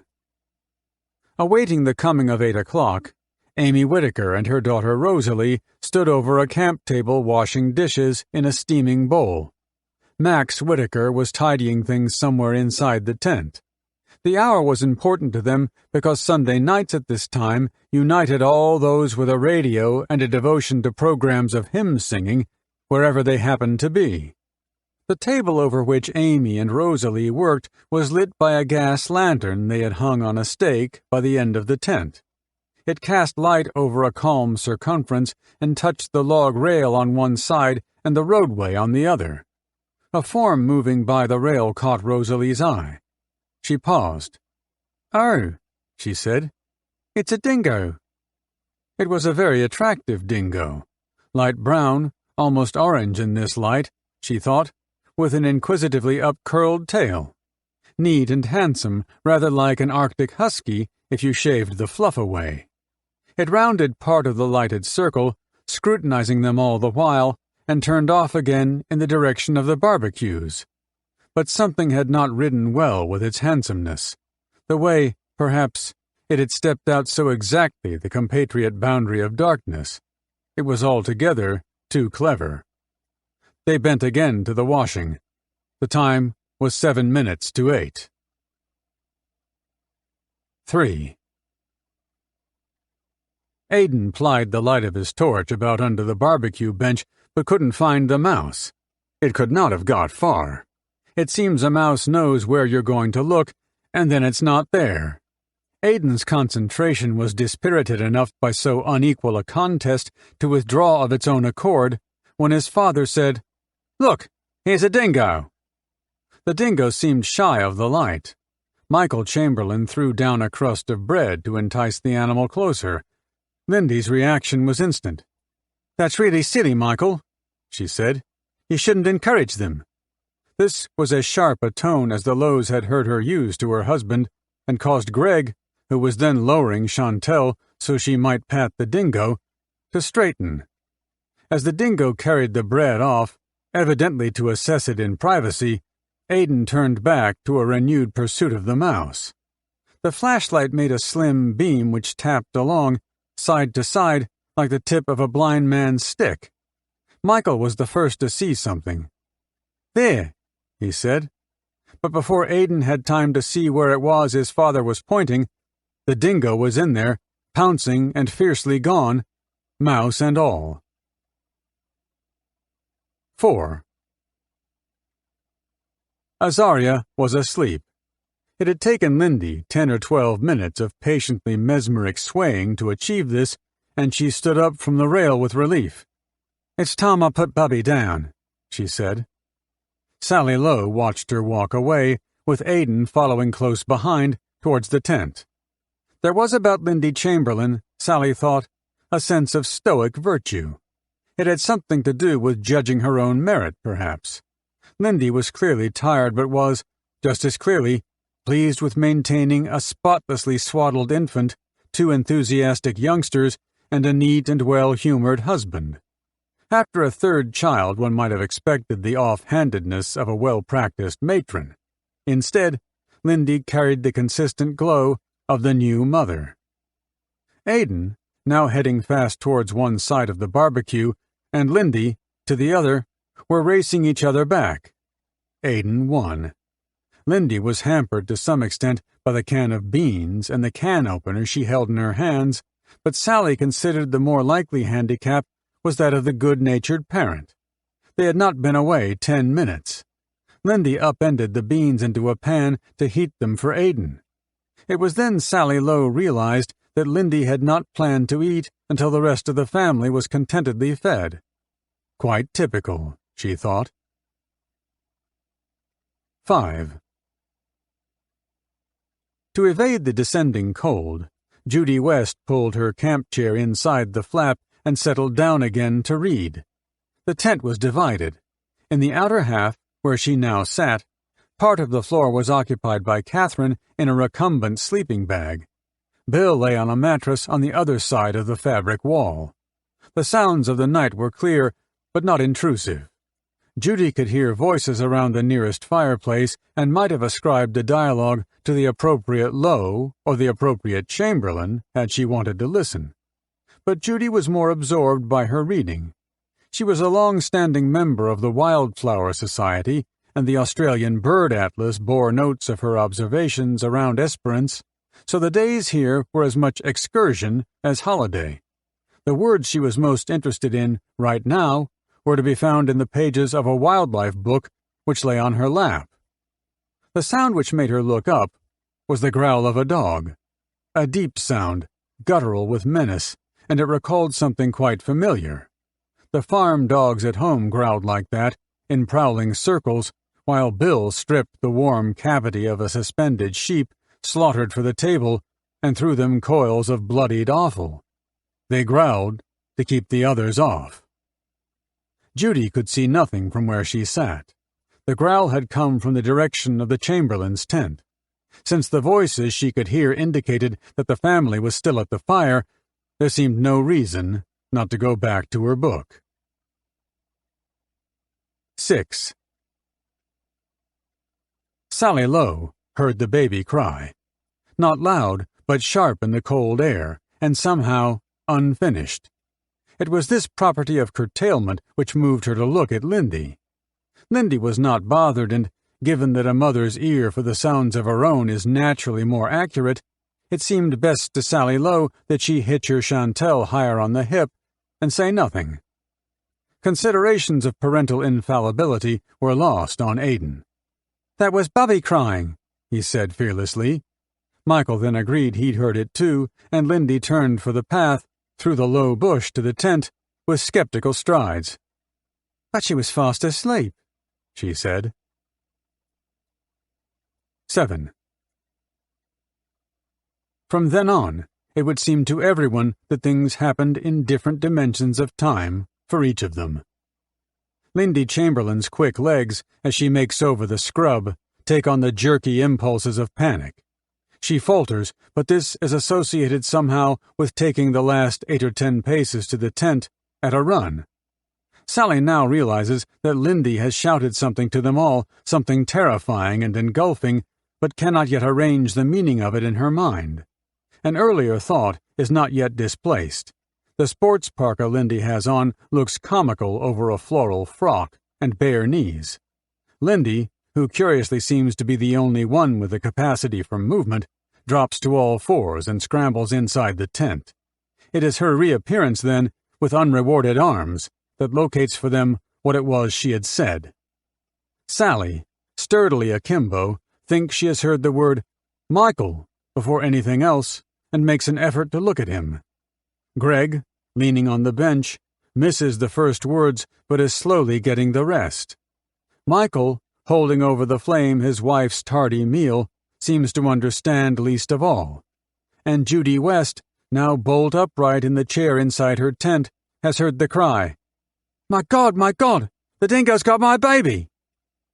Greg was the first to escape whatever force it was that held them down. By the time he reached Lindy, she was already at the rear of the tent, facing the road. Michael was now abreast them, but not yet abreast the train of events. "What?" he said. Lindy's response was no answer, but an attempt to part the currents of turmoil. "Will somebody please stop that dog?" But Greg could see only an empty road and night beyond. "Where?" he asked. "That way," she pointed, across the road and to the right. That way was pitch black, a fact which struck them with the force of a new and unpredictable circumstance. They needed light. Lindy threw back her head. "Has anybody got a torch?" she shouted. Sally Lowe made for her car. Aidan scrambled to find the torch he had a minute ago. Judy West, who had found no one at the barbecue, reached them all in time to grasp what was going on and headed back for Bill and Catherine and for a lamp. Greg snatched a flashlight from Sally's advancing hand as though he were about to run the final leg of a relay race and sprinted for the brush. There was an inexplicable moment between the ascent of the switch and the sudden expression of light. The tops of bushes shone back, unruffled. The shadows were dark and abrupt. The brush seemed more tangled than it was in daytime, the sand softer. Spinifex and wattle slapped his thighs. Somewhere to his right, he could hear someone else stumbling through the growth. Greg held the beam higher. It was Michael, threshing the scrub aside with both arms and squinting at the ground. Evidently, he hoped the dingo might have discarded his baby in flight. He had no torch. The blind flailing of those arms moved Greg to a declaration of sympathy and of common anguish, but the thought was inexpressible. What a hell of a thing to happen, was the best he could do. Other lights were beginning to dot the scrub. Word was, somehow, traveling fast. Campers pulled on jackets and stomped into hurried boots as they crossed the road. Already Bill and Catherine West were in there somewhere. Lindy had run off to find torches. Sally Lowe stood by the tent, hugging Aidan on one side and holding Chantel tightly to the other. She heard Greg shout an instruction so obvious she was appalled that no one had thought of it earlier. "Get the police here," he said. Sally had turned in the direction of their Toyota before it occurred to her that she could not drive that vehicle. Michael came back, defeated by the dark. Sally caught, in the light by the tent, the glint of tears dribbling his cheeks. Judy West arrived with a lantern, but it had a fluorescent tube and cast no beam, so Michael handed it back. He kept patting his pockets. There was, he said, a lamp which plugged into his car, but the door was locked. Now he had lost his keys. Aidan, who had found his own torch, thrust it forward, but although it had once seemed substantial in his own hand, it was now absurdly small as it lay on his father's. The beam was sickly. Aidan had been tearful for some time, but it was clear enough to those consoling him that he was crying then over the paucity of his offering. Something was happening in the grounds outside, but Murray Haby did not yet know what it was. When Lindy Chamberlain told him and asked for a torch so that she could search for her baby, his abundant beard was not nearly sufficient to cover the incredulity on his face. How did she know it was a dingo? "I saw it come from the tent," she said, "and when I got there, my baby was gone." Haby needed to fix so monstrous an event more firmly in his mind. "Did you see it carry the baby away?" "No," she said. "It wasn't carrying anything." This fact seemed as new to her as it was to him. "Please," she said, "I need a torch." Haby fetched his flashlight from the combi van. The batteries were new and the beam strong. Which way did it go, the dingo you saw?" She pointed towards the scrub and reached for the torch. "Now," he said, "it's better I go." The children, inside the van, had caught a little of this. "What is it?" Carrie called. "A dog's taken a kid's teddy bear." But to Diana, close to the door, he whispered, "Now, it's a baby that's gone." Murray Havey was a practiced, if amateur, tracker, a skill he had kept up since childhood. It had occurred to him already that the dingo Lindy Chamberlain saw might not be the one which stole off with her baby, a possibility that made the tracking quite tricky. Organ music and the congregation of hymnal voices were, to the Whitakers sitting inside their tent, rich and vital enough to have come from an outdoor recital close by, rather than from a radio sitting on the bonnet of their car. This had something to do, perhaps, with the purity of night air. It was then Michael Chamberlain appeared at the tent flap, and Amy Whitaker's first thought was that someone had come to complain about the volume. "You are playing Christian music," he said. "What does that mean?" Now Amy Whitaker was not unaccustomed to defending the strong beliefs she held in any arena. She had worked in her time at 3 Melbourne hospitals as a double-certificated nurse, had tutored in midwifery, lately had taken out a bachelor's degree in social work, and it was in that profession she now practiced. But this man, as she watched him then, was not far from losing control of himself, and it took her a second or two to compose a truthful and peaceable reply. "It means we are a Christian people," she said quietly. "Then pray, please pray," he said. "A dingo has taken our baby. She is probably dead by now." He passed a hand over his face. "She was 9 weeks old." Rosalie and her father considered some other sort of action more appropriate and grabbed for torches and for jackets. Michael followed them out and waved in the direction of the scrub. More exact intelligence was beyond him. Amy Whitaker bowed her head. She then heard Michael outside, above the organ and the songs of praise, call to Max and Rosalie an item of information so removed from the needs of the present that it seemed he might not be capable any longer of logical thought. "I'm a minister of the gospel," he shouted. Greg Lowe saw a flash of light behind him and a little to his right. A voice, Murray Havey's as it turned out, called over. "Seen anything?" "Nothing yet," he said, and waited on. The next sounds he heard were from Michael, who had caught him up, this time with a torch, though it cast a pitiful light. They walked together, playing the beams under the bushes and on the paths between. No wind had swept the ground for days, and the sand was as pocked as a beach after a busy day. Greg imagined they had begun to climb. He shone his beam ahead. Up there was the dune, Sunrise Hill. While Greg searched for intelligible marks on the ground, he had also composed something he wanted to say. The words did not come easily. "Whatever we find," he said, "there's no joy for you." It was too rough a statement of fact and caused Michael to halt, but Greg was not at all sure Michael understood what they might stumble upon. The chances were high now that, if they happened on anything, it might be some fearfully savaged remnant, a sight not fit for a father's lingering memory. "I should see to Lindy," Michael said, and turned away. Amy Whitaker prayed until the hymns ended. She then closed the tent flap, unplugged the radio as she passed the car, and set off to see what she might do for the child's mother. She found Michael, who led her to a group of 3 women sitting on the rail. The small, dark-eyed woman in the center he introduced as his wife. It was a choice Amy could have made without help, so stricken was the face and bewildered the gaze. Taking on adversity face to face was Amy Whitaker's style, and she now enclosed the young mother in her arms and said, "God is good." "Whatever happens is His will," came the reply, an antiphony. "And it says, doesn't it, that at the second coming, babes will be restored to their mother's breasts?" This was no question, but litany. They both knew the answer. 8. Frank Morris arrived in the gray police Toyota, swung off the road until the headlamps shone over the plain, and left it there, blue lights spinning. 2 vehicles halted alongside, one carrying Bill and Catherine West, who had located Morris's house beside the darkened police station, and the other carrying the Rangers Kaywood and Marshall, whose abbreviated dinner still lay on a table back at the chalet restaurant. The sturdy and amiable Morris was in charge of the station here, a command only large enough to give him authority over one subordinate.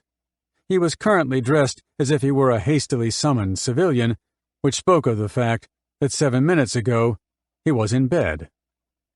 Morris crouched in the tent, Lindy Chamberlain behind at the flap. Cramped quarters, he thought, for a family of 5. His torch beam peremptorily swept the floor. Here were mattresses, sleeping bags, and in the far right corner, a bassinet with 2 tiny rugs and a miniature pillow. Speckles glinted from one of the rugs. He held it up. It was blood, all right. Not yet disposed to act on the assumptions of a mother disabled by shock, he moved to examine the ground outside. The sand at the entrance was scuffed by many shoes, some corroboration of her statement, at any rate, that she and the pastor had twice checked the tent in case the baby was miraculously mislaid at the source. Morris, in 5 years of service out here, had been called variously to houses and motels and to tents like this after complaints about intruding dingoes. When he found, now under the light of his torch, the clear passage of paws away from the entrance, he felt relief more than surprise. The prince turned left at the tent corner. He followed between the tent and the Chamberlain's car until they faded on the road. Morris backtracked to the clearest imprints. He was not yet satisfied that the paws were those of a dingo rather than a camp dog. A dog's foot, as black trackers instructed him, will leave the clear line of the nail. A dingo elevates the claw to protect so useful an implement from wear. Morris held the flashlight low, tilted to best define the ridges. The pads here were crisp and smooth. All of them. Since a dingo might be expected to head for a lair or for other safe territory before beginning in earnest to eat, it seemed to Morris that the search ought to be planned by someone familiar with the likelihoods. He glanced about. "Where the hell is Derek Roff?" he said. By the faces around him it was plain no one had yet thought to alert the head ranger. "This will make you feel better," said Judy West, who had made hot chocolate. The cups steamed like chimneys. She was as much concerned about warmth as about nourishment, but didn't like to say so. Cold and its effect on Azaria, now an abandoned bundle out there on the plain, God willing, was a topic sure to bring on another bout of shaking and tears in one, or both, of the Chamberlains. The temperature was falling so quickly that it might reach freezing point well before midnight. But Michael refused his cup, and Lindy handed hers back, saying, "I'd only throw it up again." The point had been reached where the most helpful and optimistic subjects for conversation were exhausted, and although Judy West, Sally Lowe, and Amy Whittaker knew they must stay, no one knew what to come up with next. It was Michael who did. "Would it be rude of us to go off by ourselves for a minute?" When they came back, from somewhere in the barbecue area, as far as Judy West could see, Lindy appeared a little more composed. Michael drew them together. "I'd like us to pray," he said. He laid both hands upon his wife's head. "Let us all now remember that this is not the time for anger or for bitterness." That Michael Chamberlain was again able to assume some sort of pastoral authority seemed to everyone a heartening sign. The scrub just beyond the road was the area already most thoroughly searched, but it was also the focus of Lindy's most frequent obsession. "Bubby might be just out there," she cried. "Nearly did." The way things were going, nearly was their best hope. Michael took her arm, drew her up from the rail, and, the West's torch in hand, walked into the knee-deep brush. Sally Lowe was to watch this several times tonight. The Chamberlains, an arm around each other's waist, in a slow step one way, then back again, her cheek against his shoulder, walking out as they might have done in happier days, this now a promenade of sorrow. Aiden's obsession lay with the dingo. This was beginning to worry Sally more deeply, since enticing his attention elsewhere was meeting with briefer success.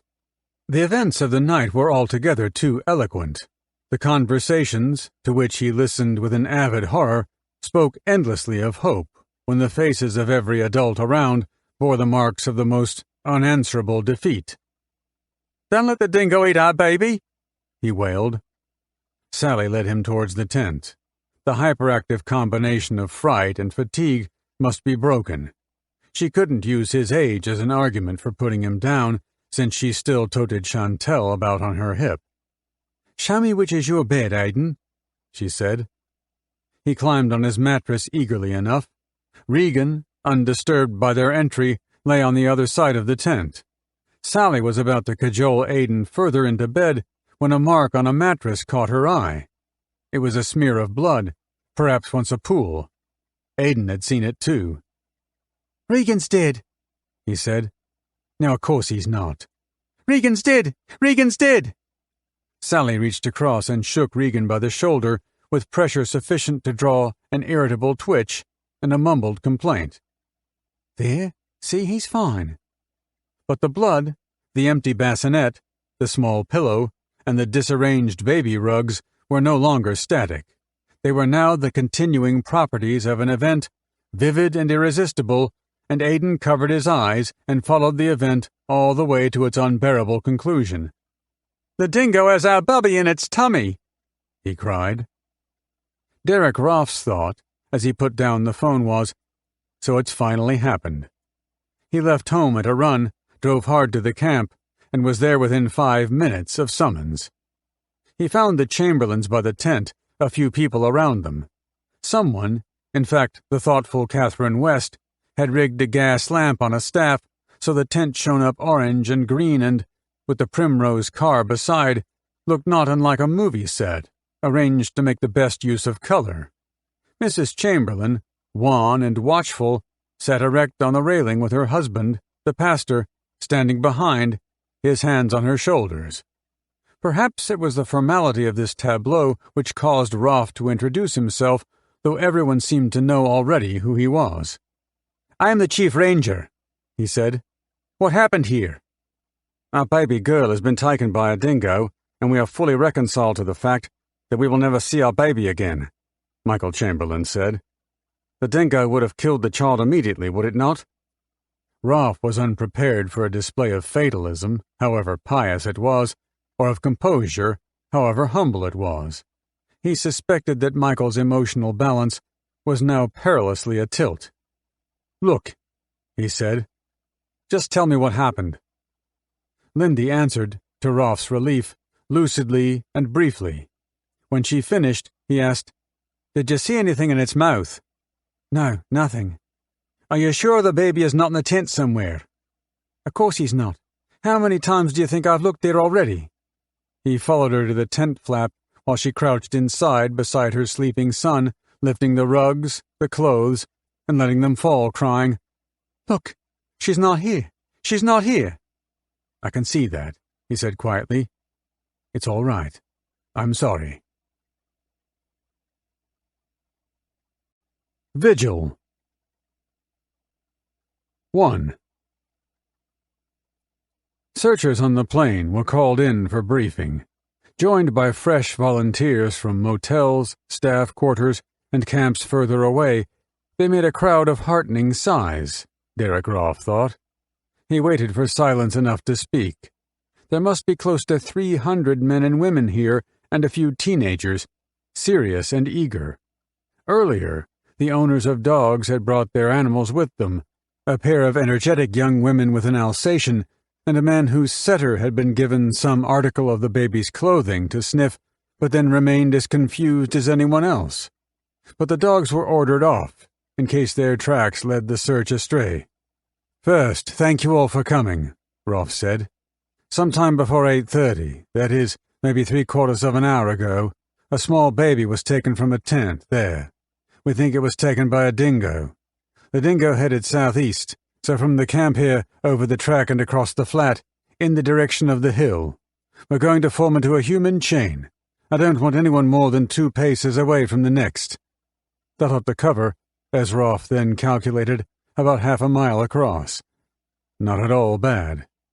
We are not only looking for a dingo or a dog. Tracks, pieces of cloth, anything at all. The baby was a few weeks old, very tiny. She was wearing—" "All white," said Frank Morris, who had this moment returned from the Chamberlains with the information. "White. Be careful to look under the scrub as much as between it. Now, does everyone have a torch?" There were torches, lanterns, fluorescents, and floods, but evidently more people than lights. "Okay, then anyone without a light walks between two who do." Rolf looked up at the stars. They were bright and crisp. "Now it's cold already, and it's going to get colder. Anyone without a jacket had better fetch one now.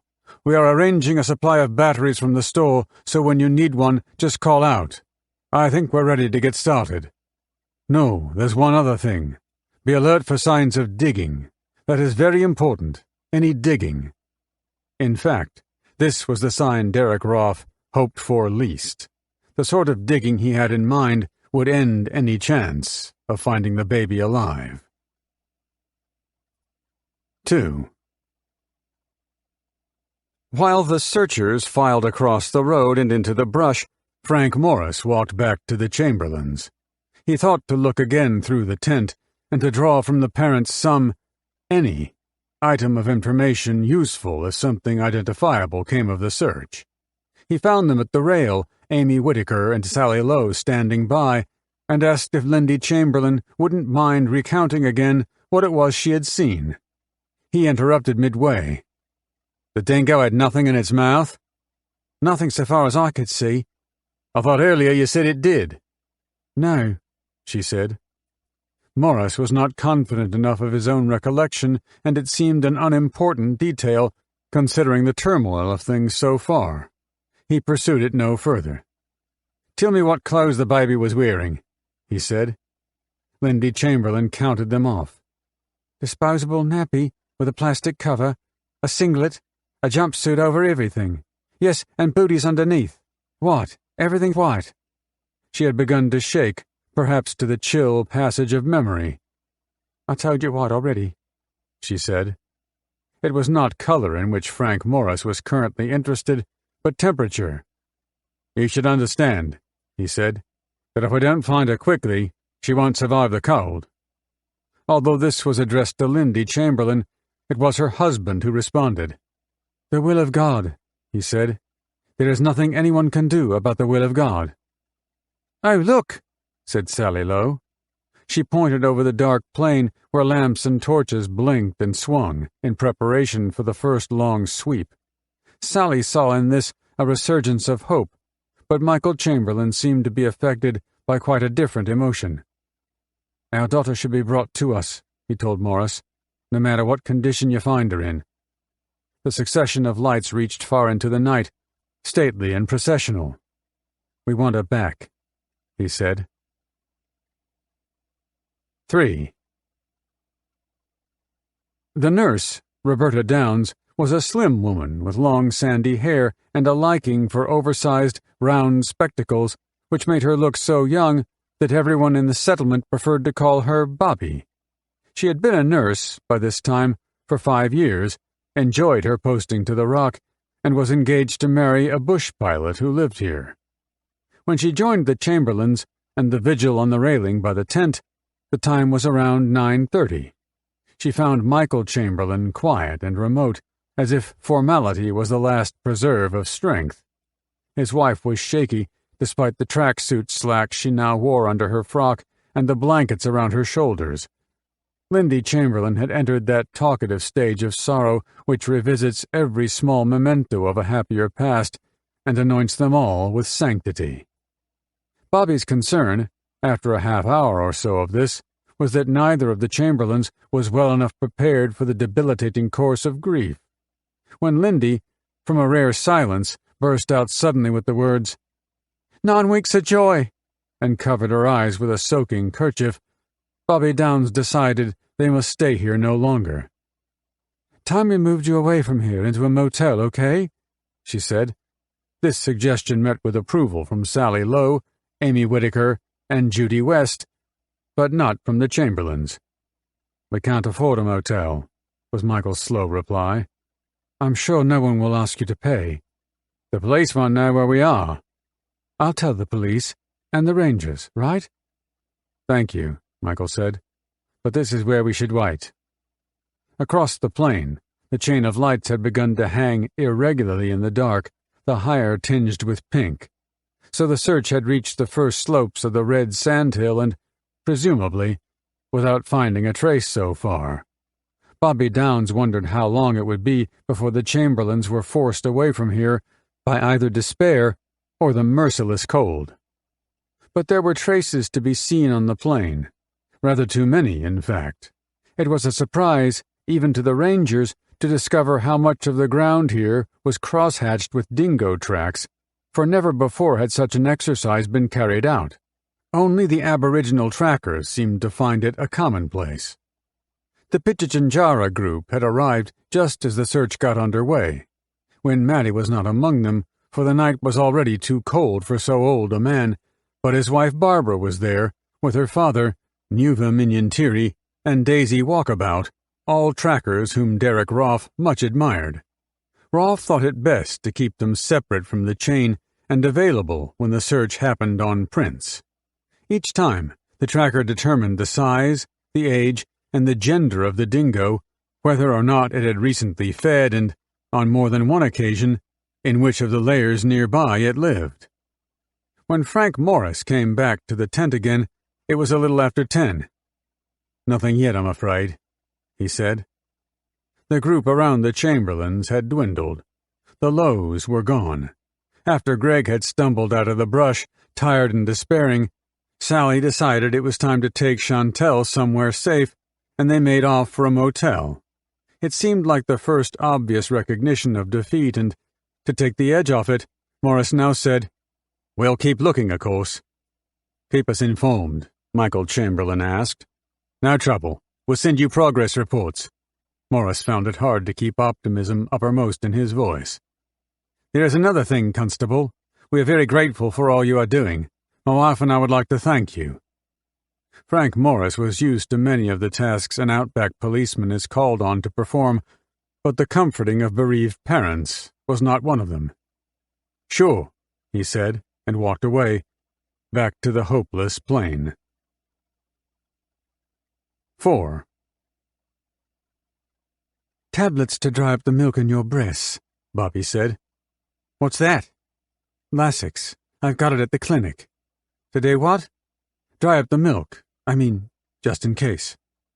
"Oh, yes." 5. Murray Haby had not joined the main search. This was only partly to do with individualism in his temperament, rather more with his sense of urgency. Haby had two advantages, a prompt start and early information, and he wasn't about to waste either of them. Searching through the scrub on the plain, he made across the direction Lindy Chamberlain had pointed, as much as along it, in somewhat the same pattern as a sailboat tracking upwind. He must suppose, he thought, that the dingo had purpose in its direction. His best course, then, was one which gave the most chance of intersecting the animal's line, and that course was the zigzag. The quick beam of his flashlight intersected plenty, and this called for another earnest marshalling of the available arguments. The dingo he wanted was carrying a baby, was in flight, and had headed southeast. He should assume it would not begin to tear the child apart until safe from pursuit. So Haby dismissed those prints which seemed to him aimless or meandering, those which seemed somehow light-footed, and those which did not have enough fleetness in them to kick up the sand.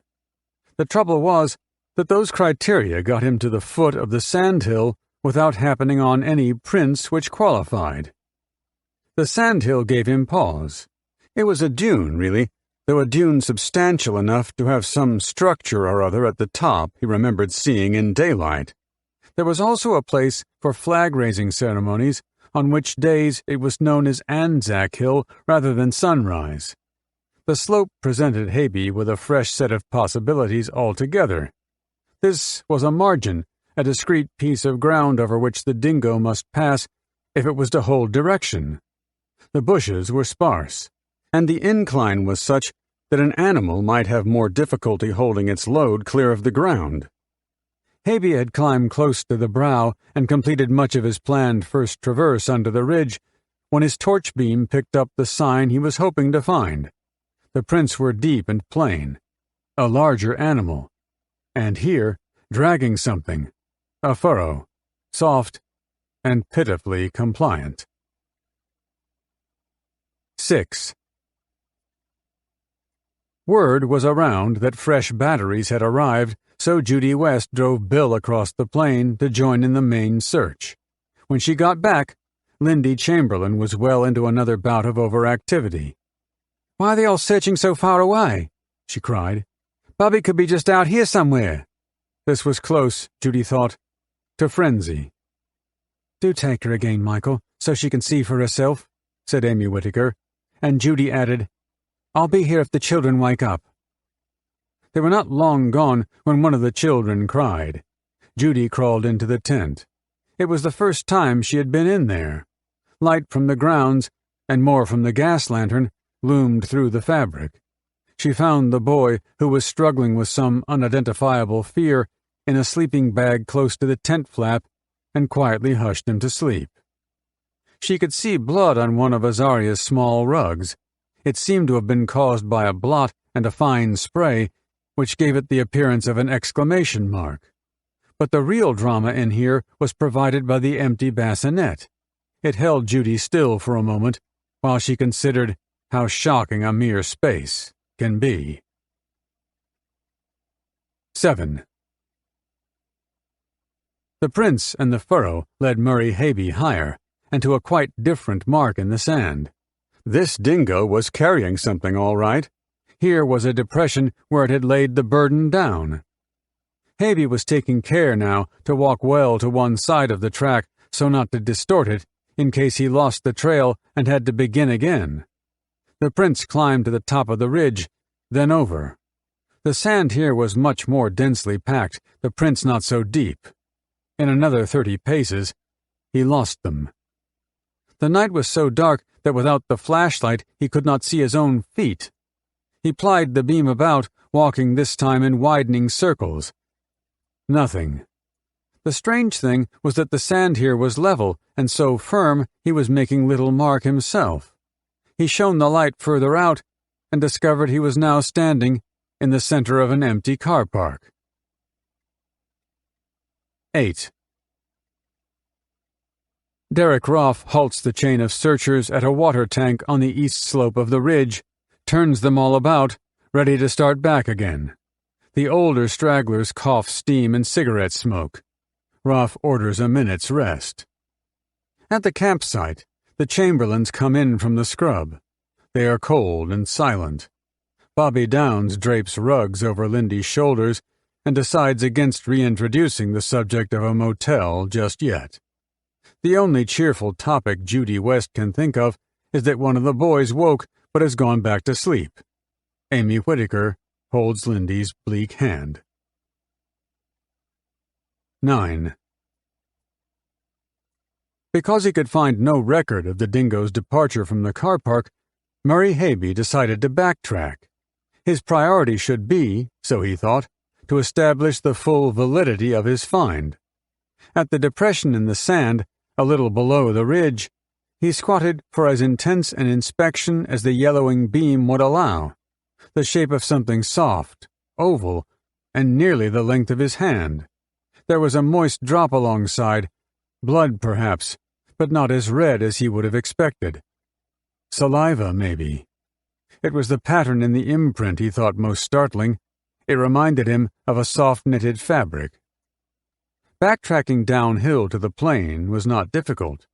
The prints were clear on this surface and came, more and more clearly now, from the camping ground. The nearer he drew to the camp, the more often was the trail obliterated by the brief passage of human feet, but these paws were familiar to him now, swift and bold. He decided to shortcut and made for the roadway. About here the animal first burst into the scrub, the prize held high, the eyes hot. Habe stepped out on the road. To his right was the yellow car, the gay tent, the parents by the rail with friends, their children asleep, no shadow of danger. Everything as it once was. The impulse rose in him to shout a warning. It was as if he had successfully run against the tide of events and had somehow arrived in time for the beginning. 10. "Much better," said Rolfe, plying a flashlight along with some vigor, the first indication to Haby that the main search had found nothing nearly so significant. Nuva Minion Tiri was without a torch. He plucked stalks from the grass and patted his pockets for matches. He twirled the stalks into a wick, lit it, and held the fire stick low. Rolfe and Haby followed. They seemed to be following a weightless flame, an autonomous pair of shorts and a shirt, for Minion Tiri is so dark-skinned it was difficult to see the rest of him. He moved swiftly up the slope, soft and barefooted, not at all hesitant now where the marks were overprinted by footfalls, relying confidently on a momentum of direction and choosing correctly every time. They neared the crest of the ridge. "Not far now," Haby said. Minion Tiri, having found the first of the furrow, flashed the light back to be sure he had missed nothing of it earlier. A dozen paces further, he halted and peered at the ground. Here was the depression Haby had found. Haby said, "There's only the one," but it wasn't long before the old aborigine pointed to another, and then a third. He said, a syllable which infected the others with disquiet. Perhaps they were now standing at the very point where, after flight, this dingo was considering behavior of quite a different kind. The size of the prints much impressed the tracker. "Big feller," he said. But Rolfe was more interested in the imprint of the bundle in the sand. The pattern put him in mind of a crepe, or a knitted weave, perhaps. "But is it the baby?" was what he needed to know. Maybe, Minion Tiri said. He held a palm upward to indicate the weight of the body. "Something like." Then touching the unfussed periphery of the mark with a finger, sad and gentle, he indicated something they had seen but not yet recognized. "Not move any more," he said. 11. Their coffee mugs emptied, the searchers were ready to go back to the unwelcome night. A ragged silence began to fall, in pace with the realization here and there that someone was about to address them. It was Michael Chamberlain. They yielded space, curious and quietened. "Thank you, all of you, for the efforts you are making to find our baby," he said. "Although we cannot believe there is hope any longer of finding her alive." As it seemed to James McComb, who had seen the Chamberlains during the afternoon at Maggie Springs, the pastor was delivering all this with astonishing, if brittle, composure.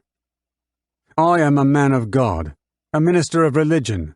I know that nothing happens in the world unless the good Lord wills it should be so. I know our baby has passed from us into heaven. My wife and I must not be sad, but jubilant that our little daughter is safe in the arms of Jesus." On James McComb, the effect of Michael Chamberlain's attempt at joy was an appalled sadness. Evidently the feeling was well shared. One of the crowd, a big man in a coarse woolen bush jacket, took the pastor by the shoulders and hugged him. They stepped apart. Michael Chamberlain was in tears. As everyone turned away, suddenly intent on other things, McComb wondered what sort of religion it was which made demands of such magnitude. And Michael Chamberlain might have made it all the way through if it were not for the candid opposition of human compassion, vehement and unexpected. 12. "Gone," Minion Tiri said, sweeping the fire stick over the sand. The prints it showed were of boots and shoes from a time the main search made over the ridge. Anyway, Murray Haby thought, the tracker got further than I did. Minion Tiri led them back the way they had come. He began afresh, hoping evidently that something in the dingo's run, here, might show a preference for direction, there. He lost it again. "Not now," Minion Tiri shook his head. "Daylight maybe. Not now." Turning for the descent, and for camp, Rolfe was already deciding how to reorganize the search from here on. The dingo might have moved along the ridge. it might have returned to the flat. If it crossed the ridge and headed east into the Spinifex country, well, goodbye. Impossible territory at night time, bad enough during the day. So the drill was, for as long as they had volunteers, separate squads now for the flat and the sandhill. Murray Haby fell in alongside him. "I guess I should join the main group," Haby said. "Do that." The tone was brusque and uncharacteristic, but Rolfe was thinking through his next problem. What now to say to the parents? "We found the trail, but lost it? Your baby was dead by the time the animal first laid her down?" He inclined his wristwatch to take the light of Haby's torch. 11:15. His hands were stiff and clumsy. He rammed them deep into the pockets of the jacket. God, it was cold. The women watched as Rolfe approached. Lindy wore a blanket as though it were a cape, and she was ready for the keening. There was something of Africa in all of this. "Nothing?" "No. We'll search on, but I don't think we will find her, not now." "Not anything?" "Not even her clothing." Bobby had judged her time. "Let me get you into a motel. You can't do anything here." And Judy West said, "You can't sleep in that tent. It's unthinkable." Michael Chamberlain looked towards the tent. "That's true," he said. Bobby didn't wait around for any firmer statement of assent. When Bobby drove back into camp, it was well after midnight. She brought with her the news that the Uluru Motel would take them. She also brought with her Gordon Noble in the police truck. His usefulness, in Bobby's scheme, was partly to provide transport and partly to provide a certain official impetus to the move. They loaded blankets, sleeping bags, clothing, all into the tray of the truck, an unruly and profligate pile, exaggerated by the way they heaped it in, which provided them with small jokes about the mutable dimensions of the Chamberlains' car. So cold was it that their breathing steamed like the snorting of workhorses. Bobby was glad to be getting out of there. She held the torch as Lindy checked the tent. Not much was left inside. Lindy backed out, holding an uncovered ice cream container. Evidently it held a solution of some kind. She walked 4 or 5 paces, poured it on the ground, and sobbed. Bobby sat Lindy on the rail.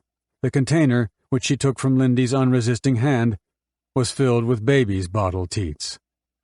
The short cabin in the police truck had space for Noble, the 2 sleepy boys, and Lindy Chamberlain, but no more. Michael, at the door of the yellow hatchback, said to Bobby, "You better ride with me." She settled into the passenger seat, her feet on gear in the well. Michael's bulky camera bag was under his knees. Bobby told him there was room for it on her side. "It's okay," he said. "I always keep it here." Bobby stretched out, thinking that Michael's driving habits were, keen photographer or not, quite foolhardy. 14. Rolfe dispatched Kaywood and a detail of rangers to check all known layers between here and the fertility cave. He trudged then towards the weakening thread of lights to find Morris. One more sweep, and they can all turn in. The radio-telephone link opens at sunrise. He must then arrange a call, high priority, to Conservation Commission headquarters in Darwin. 4 hours to dawn. With the morning sun, the discomforting first light of publicity. God, what a mess it could make in the newspapers. It's time we all went home. 1. The Adelaide News got its first tip at 7:30 a.m. The message came through to the managing editor's desk, where Greg Reed, a very large man who worked in shirt sleeves whatever the time of day, scanned it. He recognized the source as a trusted informant in Alice Springs. It was too early to decide, just yet, how much space the story might be worth. The News was an afternoon daily. The presses downstairs were already set with the first edition, but it might make something for the second. The Advertiser, their rival in this city, did not go to the streets until morning, so the timing was fine. Reed called Jeff DeLuca in from the newsroom and briefed him. DeLuca, senior police roundsman here for the last 5 years, was in his early 30s. He was the sort of reporter who ate and drank enough to give him a weight problem, but stayed nervously wiry. "They're still searching this morning," Reed said. "What do you want to do?" Known on the news floor as a quick mover, DeLuca was not ready to move yet. "Try for an interview with the parents by phone and see what develops from that," he said. Reed, whose management style relied heavily on volume, said, "There's a flight north at 10:30 and you're on it." "Sure, but put through a call to the Rock first. We'll take it right here." You have to feel lucky to be lucky, so DeLuca believed. A telephone interview, in time for the second edition, would claim the story for the news, whatever tips the advertiser got later. 2. The outstanding quality of the Uluru Motel was impermanence, like those lone suburban buildings standing on land long rezoned for some other use. The Uluru was rezoned for demolition.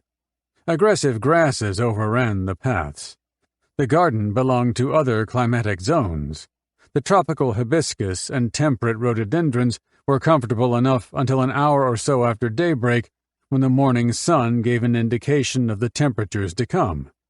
The swimming pool, which might be considered a disappointing gesture by coastal standards, was an astonishing extravagance here, and it was the early morning duty of the groundsman to sieve from the water the slippery bodies of those small lizards and desert rodents which had thought it astonishing overnight.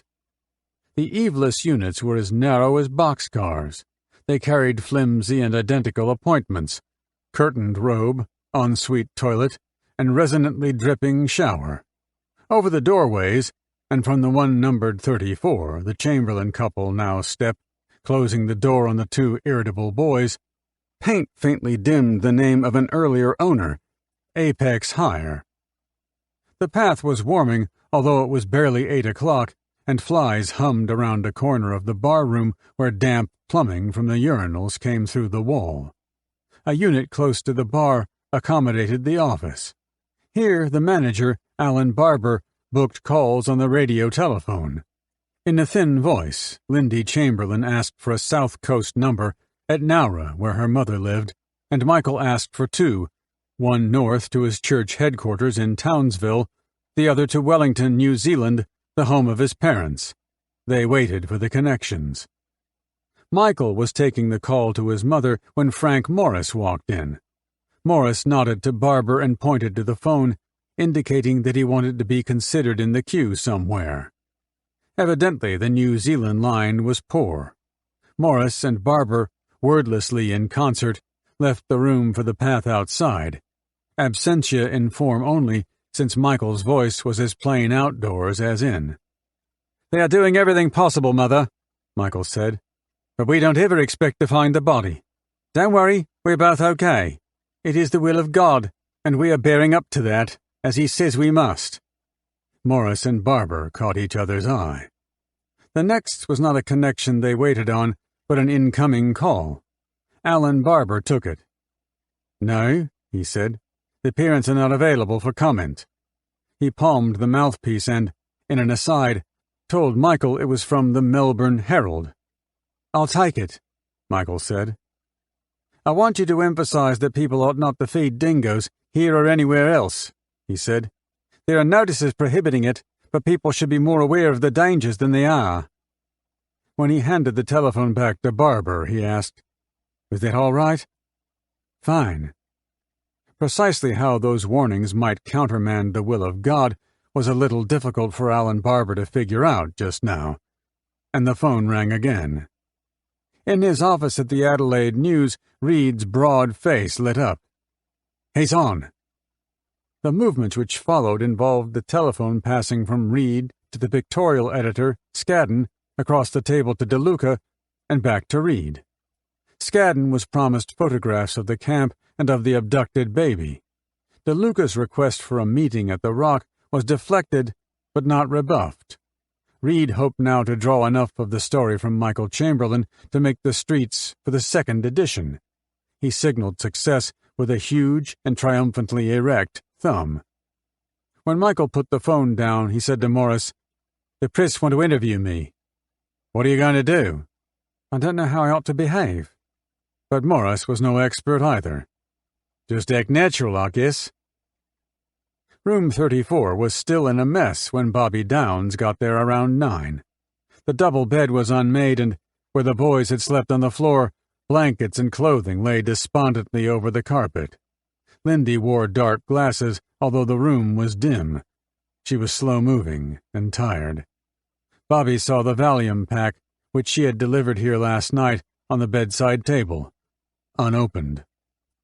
Bobby began tidying, an activity designed as much to distract the forces of gloom as anything else. Michael seemed to have somewhat the same idea. They all now knew that the search for Azaria had begun again at first light, but the structure of tragedy had entered an administrative phase, and it was here Michael took up responsibility with a grateful urgency. The interest of the press called for decisions about the rights of the public to information. The requisition of clothing and blankets bearing the baby's blood called for adjudication between the police regulations and, for example, Aiden's need for his own parka, which on current examination was found to be spattered. And Frank Morris had produced a questionnaire of inquisitorial length, requiring more detail than the life of a 9-week-old baby had to offer. It was entitled, "Information as to Death." After the room was straightened, and when the boys were interested enough in paper and crayons fetched from the office, Bobby looked about for something else to do. She found Lindy in the car outside, sitting in the passenger seat, the door wide open, her feet on the ground. Her cheeks were wet. Over her lap lay snapshots, all of the baby, and arranged according to a priority which had not yet made itself clear. "The newspapers want photographs," Lindy said. "You don't have to if you don't want." "I don't know. I think I want to anyway." And there was a certain logic in that, as Bobby's gaze ran over the snaps. Azaria with the family, in the arms of a stiffly seconded adult, or held precariously erect for the moment by a pair of hands amputated at the border. The baby was tiny, endearing, and amusingly mystified. This was a form of resurrection. 3. The call came through the police switchboard in Alice Springs at 9. Gilroy, the district inspector, took it, confident that he already knew enough about the incident to give Frank Morris instructions, proficient and complete, without leaving his chair. Gilroy was an officer of unusual cut in the Northern Territory. He was slim, in a force of bulky men, liked to dress smartly, and kept his, now graying, hair well groomed. Gilroy was habituated to the force by circumstance as much as by experience. He had 12 years' seniority in the territory, was earlier a policeman in Ireland, his birthplace, and his Christian names were Michael Seamus. His authority now covered 500,000 square kilometers, and he was on call whatever the time of day. Last night at home, he took a call from the duty officer. The switchboard had received a radio message. A dog, or a dingo, had taken a baby from camp. The child was Aboriginal. The transmission was bad. The report now from Morris changed everything. Gilroy told the switchboard operator to get John Lincoln, the duty sergeant, on the line, and then to arrange a flight out to the Rock. This sort of incident required thought and care. He wouldn't be surprised if the newspapers had hold of it already. 4. The barroom doors, which also do service around this time as the doors from the breakfast room, opened to the morning's first release of tourists. 20 or so Swiss, in sturdy middle age and wearing enthusiastic boots, were today scheduled for a sightseeing tour by bus. Conversations faltered enough as they walked curiously around the couple standing with the constable on the path to indicate that the news of the night was a breakfast-time topic. "Pisa," said someone who did not expect German to be understood in English. Michael and Lindy Chamberlain walked the path slowly back to the room. They should anticipate, so Morris had now warned, an interview here with the district inspector later in the day. They should not stray far. "I don't know what we can do with the boys," Lindy said. Behind them, the Swiss began an orderly and genial queue at the bus door, soon to set off for the west track and, as the destination board noted, to Mount Olga. It was among the Olgas that the Chamberlain family had once planned to pass this second warm afternoon, to the slender gorges and the soft brook, their path in some earlier and now cancelled life. 5. Jeff DeLuca's flight landed on the Alice Springs tarmac at 1 o'clock. The stream of passengers making from the aircraft steps toward the mesh gate were mostly holidaymakers by the look of them. But in this part of the country it was hard to tell. DeLuca's own shirt, printed with the colors of tropical foliage, flapped in the dry breeze. Bert Stanbury, the photographer on this job, carried items of camera equipment he would not entrust to the baggage hold. Anyone would take them both for tourists. The grassy forecourt to the terminal building was so crowded that it was difficult to shoulder through. The throng here was only partly attributable to the link south with Adelaide. The flight from the southeast, out of Sydney 3.5 hours ago, had also just arrived, and those passengers were waiting around for their baggage call. The timing, for DeLuca's purposes, could not have been better. Erwin Chlanda met them. Chlanda, stocky and dark, was a well-known figure. He flew gliders and powered aeroplanes with a reputation for daring. Skydiving with the local parachute team, he enjoyed the heady onrush of free fall. On the ground, he worked in the communications business, reporting for the Centralian Advocate and freelancing in TV news film. DeLuca considered him a good contact. It was Chlanda he had telephoned from Adelaide as soon as he knew the job was on, suggesting collaboration. A light plane now stood in a side bay, Chlanda said, loaded with movie gear, fueled, ready to roll. While they waited for luggage, DeLuca went for a stroll. Inside the terminal, the shop counters were doing a busy trade in postcards, beer mugs, gaudy towels and T-shirts, many printed with cartoons amusing to heavy drinkers or to shooters of buffalo. At these DeLuca did not glance at all. Instead, he was browsing faces. There was none here he knew. They seemed to have the field to themselves so far. Good. 6. In order to escape the forlorn room, Bobby Downs sat in the yellow car and tried to amuse the boys. Bobby, with her large spectacles and shy smile, looked ready for the part of play leader, but both boys were disposed to bicker, impatient for the return of their mother, and readily tearful. She tried guessing games and rhymes, but no game was successful for long, and it was surprising just how few children's rhymes there were which did not somehow lead to associations with unexpected fear, gore, bones, or what little children are made of. It was with some relief she was able to say, "Here are your folks now." Michael was carrying his camera, so some movement was afoot. "All out," he said. "We're going on a bus." The motel's assistant manager, Little Dickinson, had offered to drive the family to the Ininti store for a film, then on to the camp for a photograph of the tent. The news had asked for shots in monochrome. Bobby thought some sort of outing a good idea. She thought less of the newsmen at whose request it was made. One of those newsmen was then in a light aircraft somewhere around 3,000 meters above the dry bed of the Palmer River.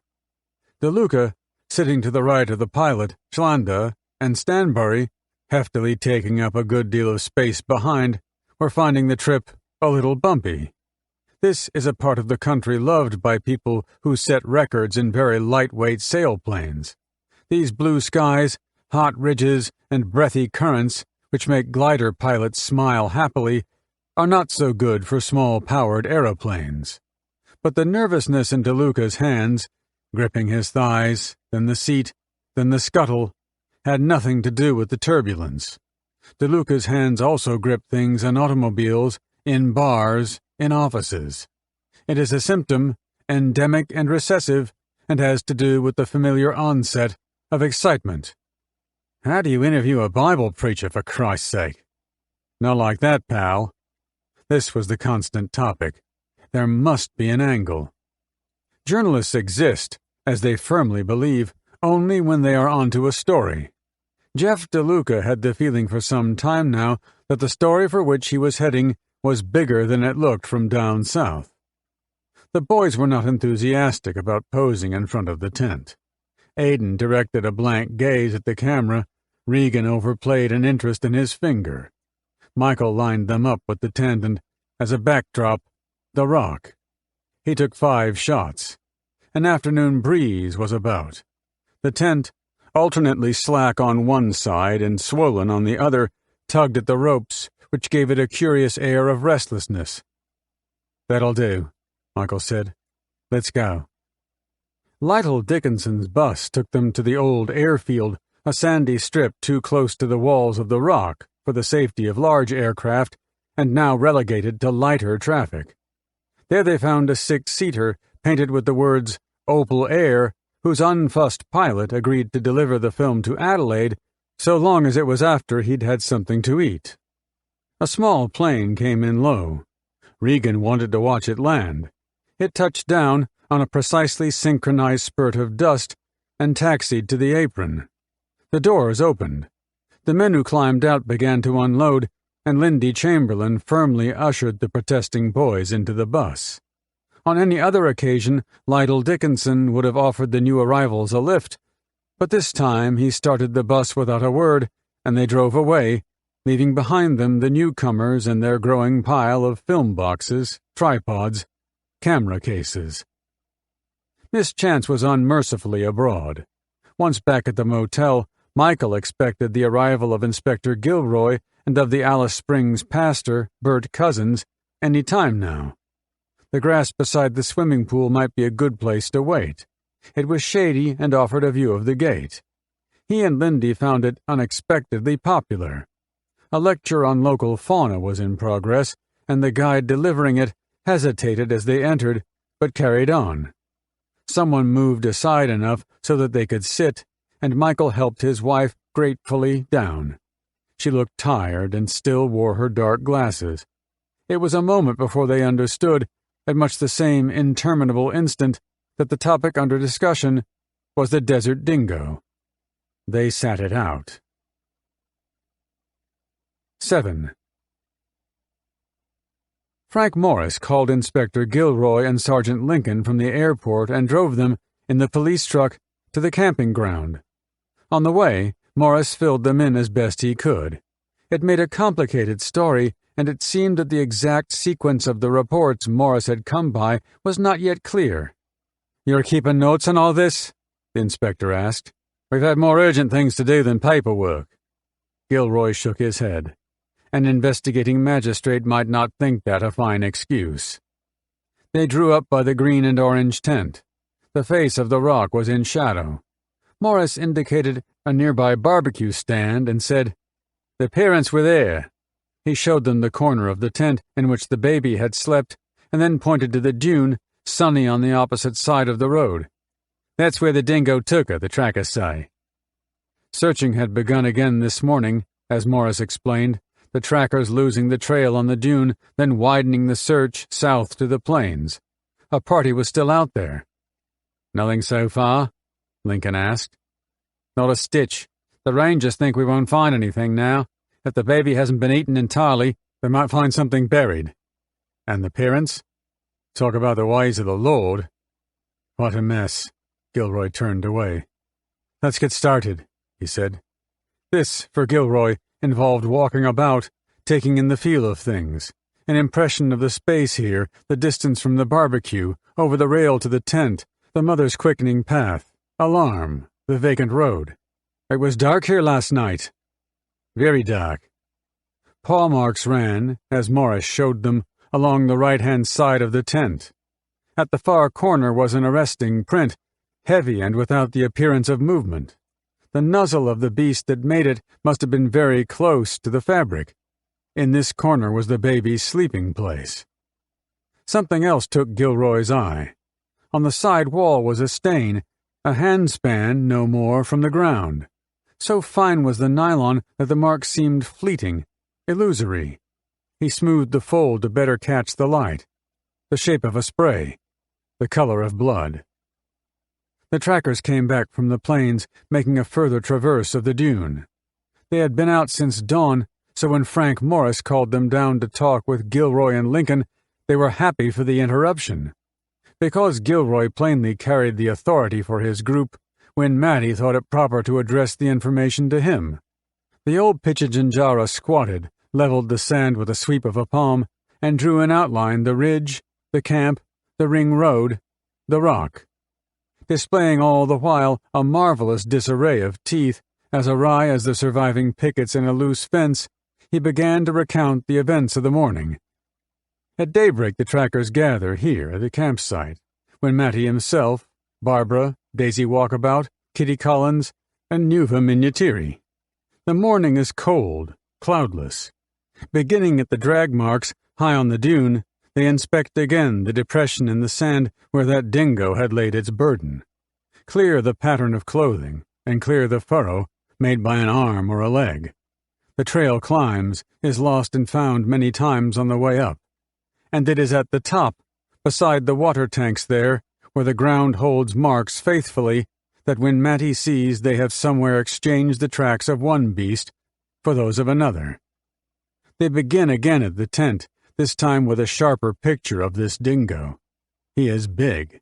One front paw does not tread the ground truly, an old injury. His changes of direction show the spirit in him, not of fear, but of cunning, like Kulpunya, the ancestor of all dingoes. This time they trail him better. He takes them up the dune, beyond the marks of the baby, along the ridge and down again, over the plain in a wide sweep which will show him anyone who follows, towards the water at Mutajilda, the Maggie Spring. He hurries, keen to eat, and runs on the roadway there. Often dingoes do this for easy traveling. At times he moves from the gravel into the scrub and back again, and this way he avoids the occasional approach of motor cars. It is, in the end, the winds of traffic which hide him. Like roadside leaves, his prints have blown away. One aspect of the storytelling Gilroy noted with curiosity, when Matty, elder and spokesman, was the custodian of all this information. When he told of the discoveries of last night, he spoke as if it were he who had made them. The unsettling fact was that when Matty wasn't there then, the tracker was Nuva Miniatiri, who now stood respectfully mute. 8. Michael Chamberlain, carrying Aidan, and Lindy, holding Regan, stood on the grass outside room 34. DeLuca tapped his microphone. Shlanda swung the movie camera until his shoulders were compliant and steady. Stanbury took stills with his flash. "I've done some journalism at Mount Isa," Michael said. "I know what you want." DeLuca was familiar with church columns in the provincial press. They seemed eager and wordy. He began the interview with references to religion and returned to it whenever the narrative lagged. So well did this angle work that DeLuca was able to break the interview midway. "Do that line over," he said, adjusting the levels for sound. "Take 2. Michael knew precisely what was wanted. "The loss of our baby is the will of God," he said again. "How did you identify the animal as a dingo?" Michael was assured, talkative, a delivery aimed at the camera's eye. "When we saw spots of blood in the tent, we realized it must have been a very quick event. The sharp, jagged marks in that thickly woven blanket, we knew it was a powerful beast with sharp teeth. It was more than a domestic dog that did that, and it was confirmed in our minds that it was a very powerful, sly and wily beast. It had probably stalked the baby, because we'd been there the second night. It had premeditated it, we think." His wife began confidently enough, undistracted by the fidgety boy on her hip. "I just yelled. There wasn't time to go and tell people. I just yelled out loud, 'Has anybody got a torch? The dingo's got my baby.'" But it was now plain, from the sudden disobedience of her lips, that the enactment had her close to tears, and Shlanda held, rolling, on a leakage of misery which would be extended a few frames further by the technicians who edited it for the networks of 5 capital cities. "A rotten, horrifying experience," DeLuca said on tape, off camera. They carried the cameras to the motel office, leaving the Chamberlains to their room. DeLuca caught Stanbury by the sleeve. "There's something in this," he said. "They are weird, even allowing for religion." Stanbury and Schlanda should fly the film out. DeLuca had decided to stick around. 9. At around 5, DeLuca, in an appropriated truck, set off for the camping ground. The tracks were sandy. Even the sealed road gave up a fine plume. DeLuca was a fast driver, whatever the traffic, and here he expected to have the roads to himself. He was surprised that the most frequent users of the roadways at this time of day were dingoes, which, at the sound of an approaching car, moved to the right like streetwise pedestrians. He lined one up and drove at it hard, but the changing note of the motor caused the dingo's ears to sleek, and it took to the bush. The next, a half-kilometer closer to the camp, trod the gravel verge until the truck was close.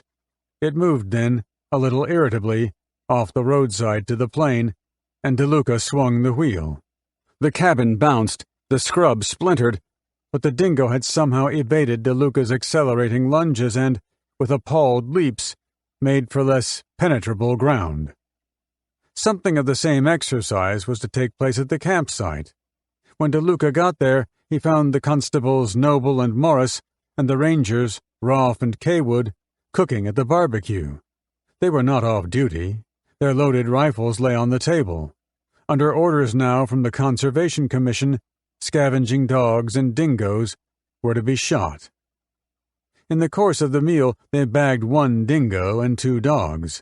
The dogs had come over from the Pichajanjara camp. A second dingo was giving unaccustomed trouble. Since these parks are also sanctuaries, the sound of gunfire is not a familiar threat, but this animal was evasive, staying close to cover. Unable to bring the dingo down with a clean shot, the rangers seemed embarrassed in front of DeLuca. It was an hour before that dingo became the 4th kill.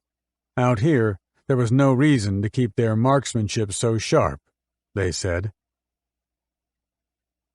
10. The family sat at a table in the dining room with Alan Barber. Lindy and Michael picked at salads. The 2 boys were hungrier and went on to pudding. The menu in Outback diners is restricted, not so much by the inefficacy of itinerant cooks as by the preservative mode. Food commonly comes here either in cans or frozen. The choice at table is between warm and cold, and with a minimum of gradation in between. Michael's unnerving concern seemed to be his capacity to pay for it. "On the house," Barbara said, happy to find a topic, "and you don't cost much to feed." The subject was not pursued. Among the members of a family which had lost its baby to a carnivore, their vegetarianism was not for discussion. They left the table as soon as the boys had finished. 11. Inspector Gilroy found room 34 at the end of the path and knocked.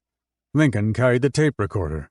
The door was opened by Lindy Chamberlain, and Gilroy told her who they were. She looked dark-eyed and weary. "I'm sorry we have to interview you just now," he said, "but we have to know what happened to the baby." "It's all right." She opened the door wider.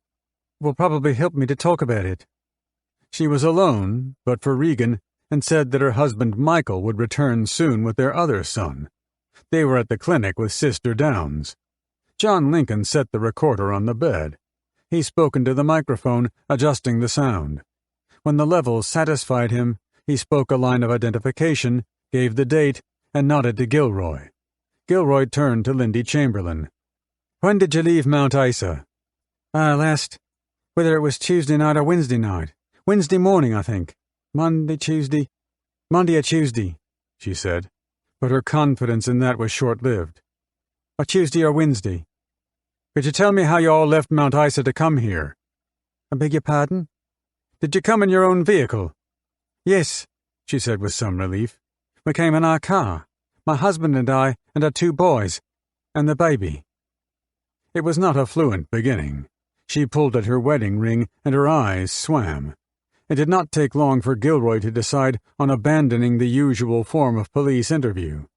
Since she found his simple questions difficult, he would allow her to choose her own. "Can you tell me when you decided to bed down for the night, or prior to that, or where you had a meal?" The change in her was immediate. She began the narrative with the bathing of the children, described her preparations for the meal, gave the geography of the camping ground and the sleeping arrangement she had chosen for the baby. By then she was running through the story at full tilt, doubling back now and then for some item of remembered detail. "And my husband said to me, 'Is that Bubby crying? Didn't she go to sleep?' And I said, 'I don't know, I can't hear her.' And I walked back up, and I said I'd go to see anyway, and I walked back towards the tent, and got halfway there, and it wouldn't be any more than the length of this room away from the tent, and I saw the dingo come out of the tent, and the light didn't show on the lower part of the tent because the bushes blocked it, and I saw the dingo from about, shoulder up, and he looked as if he'd got a fright and heard me coming. He was having trouble getting out of the tent flaps. He moved his head to get out, and I didn't realize he was in there, and the cry, the baby, he might have savaged it. The thought went through my mind because I had heard they bite. They'd been biting around here, and then I yelled at it to get out of the road, and it took fright, and ran in front of our car, which was parked next to the tent. But I didn't keep looking at it. I dived straight for the tent to see what had made the baby cry, and when I got in the tent, the bunny rug and the 2 thick blankets she had round her was scattered from one end of the tent to the other. Some of them were on Regan, so the dingo must have walked on his feet, at least walked right past him. The baby was sleeping at his feet, in her carry basket, and I must have walked right past him to get to the baby and taken the baby out. It was empty. There was nothing there, and I called my husband straight away. I came straight out of the tent and called him, and to next door, and the dingo had taken the baby, and to chase it. I chased it into the bush and followed it, and I got to the edge of the road. The light didn't carry any further than that. I was aware that it went into the bush, and I realized it was no good unless... And as soon as I called out to my husband that the dingo's got my baby, he came running, and he ran straight into the bush." She had completed that part of the story with effort, but for the most part, tearlessly. Gilroy thought her courage was clear and admirable, but he could see, watching Lincoln's face, no comparable expression of admiration there. It was perplexing for Michael Gilroy that Lindy Chamberlain had seen nothing of the baby in the dingo's mouth. "I didn't see anything in the dingo's mouth," she explained, "because that was below the level of the light. It had its head down, and coming out of the tent, I thought it was just shaking its head to get past the thing. It was obviously because it had a heavy burden. She had little toweling stretch suit on, and often my other 2 used to wear toweling suits, and often when they were bigger and crawling, I'd pick them up by the back. They're very strong, and it's quite easy to pick them up by the back, and in which case the toweling stretches and the baby would be 6 inches from the mouth if he was carrying her like that." Lincoln was interested in more tangible evidence. "Would you have any idea of the baby's weight?" "She was weighed a week and a half before we came out here, and she was 10 ounces under 9 pounds. The way she is gaining, I would have said she'd be 10 pounds by now. 10 pounds bare weight." "Bare weight, plus the weight of the clothing?" "She had a little throwaway nappy and singlet. They always weigh them in at 3 ounces, and a little stretched toweling suit, little pair of knitted booties, and a little knitted matinee jacket." If Gilroy was surprised at the mention now of a matinee jacket, he gave no indication of it. Constable Morris had not referred to it in the briefing he gave Gilroy, although it was Lindy Chamberlain's belief that she told the constable about it last night. In the scheme of evidence, as Gilroy was toting it up, a knitted jacket fitted well enough the sort of pattern Murray Haby had found on the sand dune. Sergeant Lincoln was not so interested in patterns of clothing. His curiosity seemed to lie, for reasons not yet clear to anyone else, with the aggregate weight of a fully clothed baby. Michael Chamberlain came in midway, trailing Aidan. He was identified on the tape. The topic was, at that time, the description of the dingo his wife saw at the tent. Michael had judged, evidently, that his own contribution ought to be of a theoretical nature. "It looked to me," Lindy went on, "a youngish dog. It struck me as perhaps not being the one that was by the campfire earlier, because that looked mangy, and this one was very young and very strong." "I thought it was the same dog," Michael said. but it may not have been the same dog now that I think about it. He seemed suddenly overtaken by some troubling aspect of this. Not that I saw the dog, he added.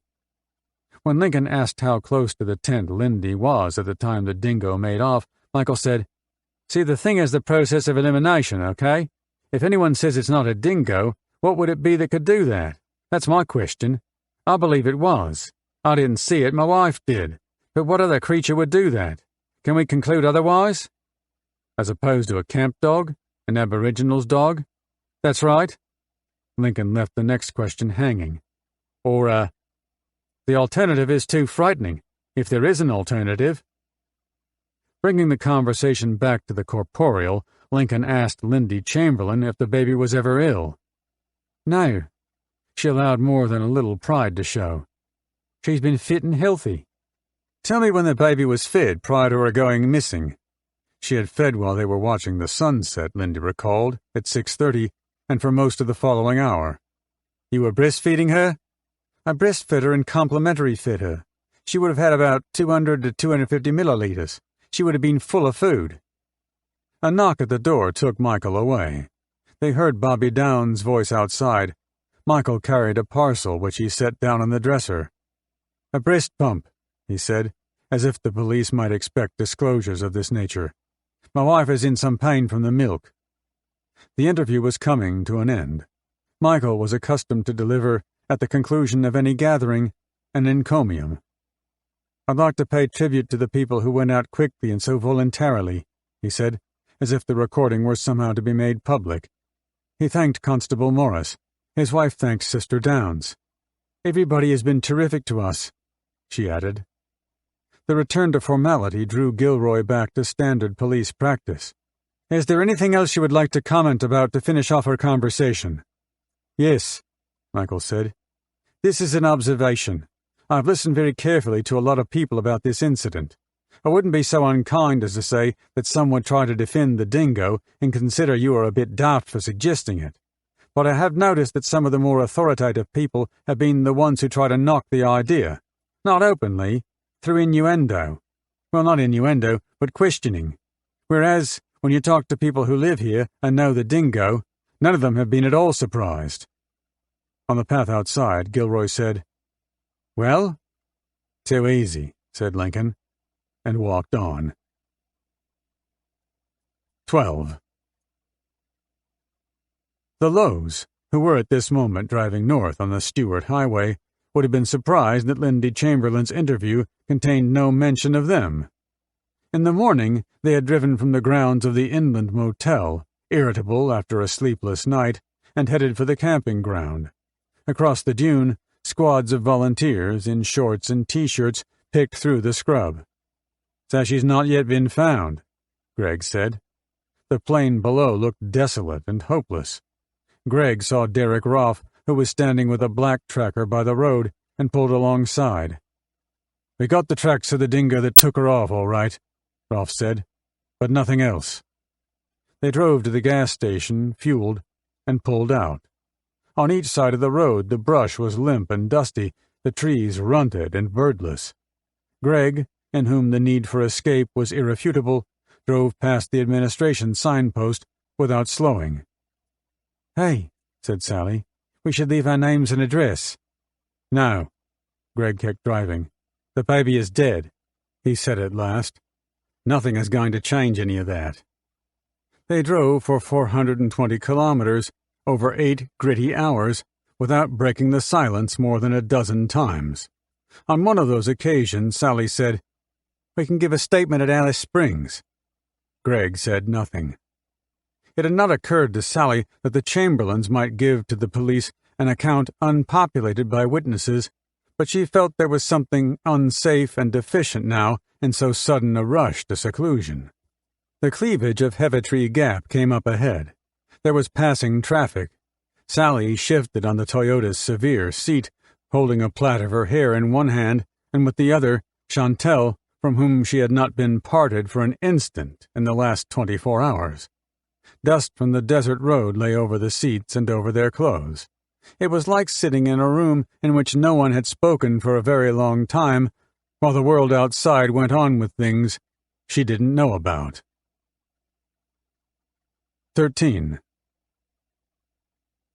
The hour is late, and the day has been long, but the police do not yet feel like turning in.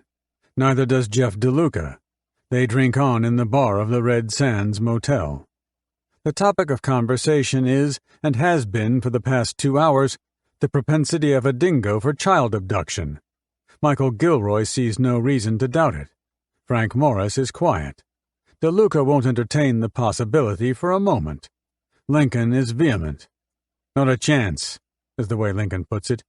Never happened before. It's a fact you can't beat. Never ever happened. But close, Gilroy argues. Attacks, savaging. Close. On open ground, not from a tent. Ralph is convinced. Ralph warned the commission it might happen. Lincoln seizes the point. For Ralph, this is the fulfillment of a prophecy. His prophecy. He knows better than anyone. I've been in the game too long to wear a story like this. A camp full of tourists, but no witnesses. The tracks don't mean anything? The tracks mean something, all right. I'm supposed to believe a dingo lifted the baby, took it out of the tent, and got halfway up the hill before any part of the body touches the ground. Not a chance. That baby weighed 10 pounds. Do you know how heavy 10 pounds is? They all know what is bothering him. It has little to do with Gilroy. Lincoln has more experience with quirky cases like this than anyone else here. He is fresh from 6 years in the crime squad. Before that, he spent 5 years in one-man stations, some of them in tough towns. He is brawny, handsome, and tight-lipped, much accustomed to decisive and peremptory action. In his league, a cop does what he judges the moment calls for.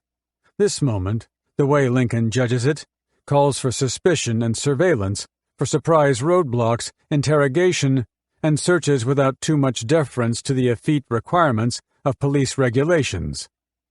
Lincoln turns and strides away, letting the swinging door fend for itself behind him, in retreat while his anger is still controllable, so it seems to everyone else. Frank Morris is at a loss for anything appropriate to say in the wake of his departed superior. Jeff DeLuca, as the only skeptic left in the room, says, "The way the parents go on is what gets to me. The reaction to publicity. It's weird. It's like the light has shined upon them." The bar door opens. It is John Lincoln. He has in his hands a plastic bucket. It is full of red sand. He lifts it, takes the swinging handle between his teeth, and lets it hang. The weight on his jaw makes his jowls loose and canine. He cannot support it for anywhere near a minute. "That is 10 pounds, he says, and insists the others try. They are a little disabled by laughter, and no one can do better. Michael Gilroy is not impressed, but the joke has made some point. They are not so much judging the weight of a baby as beginning to judge the weight of probability. 14. Tuesday began, in room 34, with prayer. Aidan and Regan knelt with their mother by the side of the bed, a tableau more familiar to the boys at night-time. Michael Chamberlain led this tiny congregation, standing. He chose to recite Paul, a comforter in bereavement the Christian world over, but avoided the usual passages from Thessalonians. He was not ready to taunt death. Its sting was aplenty, the victory of the grave anonymous but imperious. He chose instead Corinthians. "For the Lord himself shall descend from heaven with a shout, with the voice of an archangel and the trumpet of God, and the dead in Christ shall rise first. Then we who are alive and remain shall be caught up together with them in the clouds to meet the Lord in the air, and so shall we ever be with the Lord." Lindy got to her feet, and the released boys tumbled on the bed. "What are we going to do now?" they said. It was a question Michael had considered already. So far as he knew, the search had turned up nothing. No one, not the police nor the rangers, had thought to tell him of paw prints leading from the tent, of drag marks, of Habe finding a knit imprint on the dune, of the trackers following a burdened dingo over the plains. Michael's decision was unimpeded by expectation or by hope. "I think," he said, "it's time we all went home." 15. When the police Toyota drove through the gateway into the Aboriginals' camp, many of the adults and a good number of the children were out already at the search. This didn't displease Roth, who was then dismounting with Gilroy, Lincoln, and Morris, given the nature of the visit. Pitchichinjara sat in shade under the still trees, when Mattie was there with Barbara. Small children looked on, curious. Roth began to take count of the camp dogs. He was concerned not to be too obvious about it, minimizing somehow the callousness of the impending task. Dogs lay in the angular shadows of houses under the trees by the fireplaces. When Mattie climbed to his feet and walked over, his greeting included the words, "Old Derek," a form of address normally amusing to Roth when used by so old a Pitchichinjara. "I'm sorry to tell you why we are here," Roth said, when Mattie seemed already alerted to something, mystified perhaps because Roth had not crossed ground to join the group. Roth was not here as a friend. "I have come to shoot the dogs," he said. The others loitered around the car. Roth ambled back to them. There was no hurry. Best let the blacks get used to the idea. A child, somewhere behind him, began wailing. "You can't expect them to like it," Roth said. Another car drove through the gate. Gilroy recognized the yellow hatchback and glanced at John Lincoln. Lincoln had seen it already. "Look who's here," he said. Michael Chamberlain pulled in close. He and his wife got out. The car was piled to the back window with clothing, bedding, utensils. "We were told you wanted us to look at the camp dogs," Lindy said. "A sort of identification, maybe. We thought we ought to do it before we go." "Well, yes," said Derek Roth, although he didn't recollect the instruction. "Take a look around." Lindy walked further into the dusty compound. She was soon back. She shook her head. "They are all Bitses, sort of hound dogs around here. Nothing like it at all." Michael asked Roth, "You shot some dingoes? Last night, I believe?" Roth agreed they had. Last night and this morning. "Any chance of a photograph of one?" "Of a dead dingo?" "The jaws," Michael explained. "Someone ought to write a book about all this. My wife and I are thinking of writing one ourselves." It was a request about which Roth felt instantly uncomfortable, though reasons didn't readily come to him. No, that wouldn't be possible. Michael had another question. He had seen plaques set in the base of the rock, memorials to the dead. Could the Chamberlain family provide one in memory of Azaria? "I couldn't authorize that myself," Roth said. "You should approach the Conservation Commission." Perhaps his refusal of 2 requests prompted Roth to concede the third. It was for a photograph of the trackers. They stood while Michael lined up for the shot and shuffled more closely together. When Mattie and Old Bone Slacks, the vast Barbara, Daisy Walkabout, and little Kitty Collins. Roth agreed to tack himself to the end of the line, all now intent on looking serious but pleasant. Michael and Lindy Chamberlain climbed into the yellow car, nodded farewell, and drove out through the gate. "We ought to search that car," Lincoln said. But this was an old argument by now, and Michael Gilroy chose not to answer it. 16. Lincoln walked off, followed all the way by Roth's uneasy gaze, heading towards the nearest of the houses. A Pitchichinjara couple lived there, Toby Nanyinga and Ada Nangala, white-haired and frail, gentle people whom Roth much liked.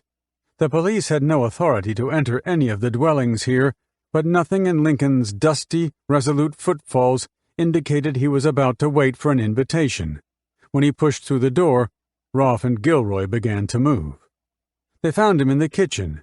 He was emptying a trash bin, searching. Ada's face was as dark as a shadow, and the white hairs on her chin trembled. She was groping for a broomstick. Toby's arms were outstretched, giving the proportions of his indignation. "You think I ate the child?" he cried. Roth and Gilroy bundled Lincoln outside. He shrugged them off. "I can't search a black's house now without a warrant, for Christ's sake," he said. So far as Roth could tell, Lincoln's anger wasn't directed at anyone. It was something deeper, bewildering. 17. Constable Morris, driving past the Aninti store on an errand, saw the hatchback outside. He remembered then that there was something he needed from Lindy Chamberlain before she left. He pulled up and went in. The Aninti was the only general store at the settlement. Its staple sales were in foodstuffs and in accessories for forgetful campers, but it also had a high turnover in film, postcards, and souvenirs. Morris interrupted the Chamberlains as they were being served. "Not souvenirs exactly," Lindy was saying. "Mementos." "I'd forgotten something," Morris confessed. "A sample of the nappy Azaria was wearing when she vanished." "Sure," she said, went out to the car and brought one back. "Here, you see? Plastic outer, absorbent lining, Johnson's. It's from the same pack." The constable was leaving when Michael said, "And thanks for all you've done." "That's okay. It's what we're here for." It was crossing his mind just then that mementos of Ayers Rock would not be items attractive to him in similar circumstances. 18. Bobby Downs waved as they drove away. She stood in the front of the clinic where, a moment before, Michael had insisted on taking her photograph. Although she was nothing of a religious practitioner, Bobby understood what that photograph was about. It was part of the record of an event. That event was the passing of their baby into the arms of Jesus. Bobby saw in it a tragedy of far more human dimensions. Cerements. 1. Spring in this part of the desert can arrive while botanical calendars elsewhere are still talking about winter. It might happen any time after the end of July. The most exciting characteristic of a good spring here is the astonishing profusion of wildflowers. The phenomenon depends on winter rain. When it happens on time, it is as if the land had water-soluble pigment stored, waiting. The ground cover, once brittle and fatigued, now greens and softens. Come sunshine, it floats blues, pinks, and yellows just above the surface, as it seems, in mists of quite unrelated color. Pamphlets published by the Office of Tourism commonly show, on a prominent page, a graph on which the flowering of shrubs, herbs, and grasses is seen most likely to occur over August, September, and October. A page or two further on is another graph which, with equal authority, discounts that likelihood by a significant factor, showing a disappointing number of years in which spring did not occur at all. Since this is country where the rainfall collected over any average year would not fill a bucket, most plants of the region get through the unremarkable seasons by having a modest floral display all year round. This saves moisture but allows them to seed. They are typically highly competitive for moisture and draw it quickly from the sand before it can evaporate or be used by another. Indeed, conservation and use of available water accounts for the more important elements of design. The leaf of the native fig revolves so the tougher surface follows the sun. Spinifex leaves are rolled tightly so the plant breathes through a tube. The witchetty bush, an acacia, grows wide leaves to catch dew, shapes them so the drops run to the stem, and then discards old foliage tidily enough to mulch its own roots. A conservation device which wildflowers hereabouts find successful is diminution of scale. A daisy is a popular size to be. There are many variants, and wildflower fanciers find 2 or 3 species together called yellowtop, with poached egg daisy, pink everlasting, a vermilion manuria, and white paper daisy in a few minutes' walk. The bluebells are smaller. The pink pea flower, an herb more the color of transparent lilac, is little more than a centimeter across, and the flowers of the pink verbene, particularly those near the tip of the slender wand, find difficulty making it past 5 millimeters, petals outstretched. It is as if these flowers are designed to beguile insects of pollinating size rather than anyone big enough to pick them, and tourists have trouble photographing the precise form and posture of single blooms. At 4 in the afternoon of 24 August, A spectator intent on overcoming the disadvantage of human scale crouched over a low bush, not far from the lichened bluff on the south walls of the rock. The flower which had caught his eye was pale blue, translucent. Its name was Isotoma petrea, its family Campanulaceae. The man's name was Wally Goodwin, and his family waited nearby. He squinted through the viewfinder of a neat 35mm Paxette. A Super 8 movie camera lay carefully beside him. Wally was a keen photographer, outdoors.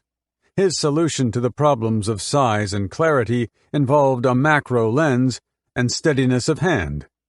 He brought the bloom into sharp focus and pressed the shutter. He was pleased with the shot. The bright pointed isotome on its crescent stalk reminded him of fireworks, a blue starburst trailing a green trajectory. Wally Goodwin might not, at first blush, seem the sort of man likely to spend time in admiration of tiny flowers. He was strong, stocky, and had worked most of his adult life retreading automobile tires. Now, at 35, he managed a factory for Dunlop in Melbourne. But Wally's cameras had already accounted for a good number of snaps and panoramas over the 4 days since they drove in via Curtin Springs. Thick albums stacked somewhere at home held photographs of a visit here 4 years ago and of camping tours in snow country and in tropical rainforests. The Goodwins' Land Rover, which was parked back on the gravel road, was fitted with long-distance tanks, water carriers, roof racks, off-road radials, bumpers to fend off light-blinded kangaroos by night, and a mechanism for varying tire pressure according to terrain. The Goodwins were heading for a gully at the base of the rock, Wally following a track, Margot Goodwin keeping to high ground from which she could watch Philip and Joanne, who were running about somewhere between. Philip found that he was now tall enough to catch the web of some ambitious spider full in the face and squawked when it happened. They unwound him and pressed on. The track Wally trod was an animal path, dingo or kangaroo, perhaps both. Foliage was denser here, the trees high. Taking this direction was his idea. Last night it had rained at the camp, heavily enough from 4 a.m. onwards to keep him awake for a half hour while campers with the Roadrunner bus parked next door packed up and shipped out. Rain hereabouts brings fresh blooms and lively bird life, especially in a gully like this where water shed from the rock multiplies the fall, maybe 10 or 20-fold. Margot, from a boulder high to his right, saw something ahead. "Look," she called. "What's on the ground?" Wally caught sight of it at much the same time. He did not experience a second's puzzlement. Back at camp he had been told, in campfire conversations, that police were searching for the abducted baby's clothes, grow suit, nappy, and jacket, and he knew he was now gazing at some of it.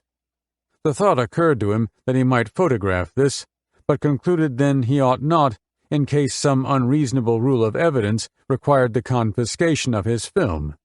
He laid his cameras on the ground and walked closer. The nappy was shredded, the plastic torn.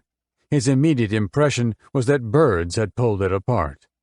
The toweling suit lay on bare ground nearby, crumpled. It was grubby and open from neck to crotch. The neckline was rusty with old blood. The feet took his attention.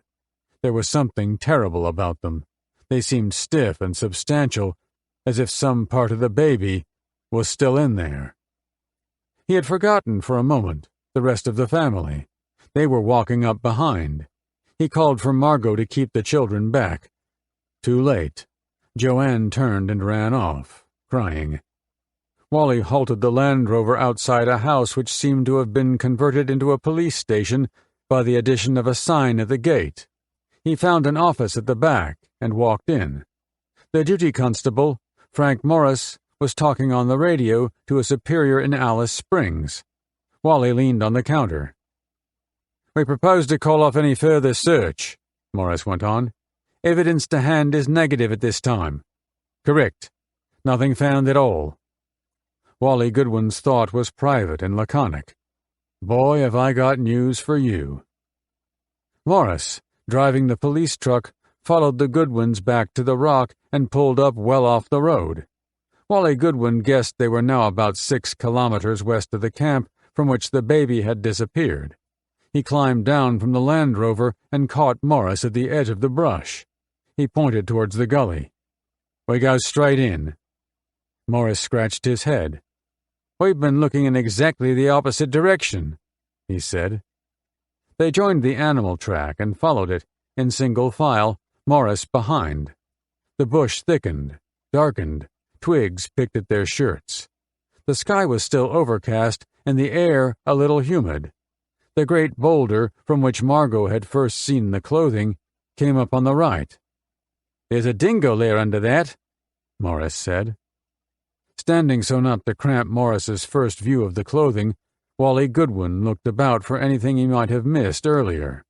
By the time he glanced back again, the constable had the toweling suit in hand, turning it over.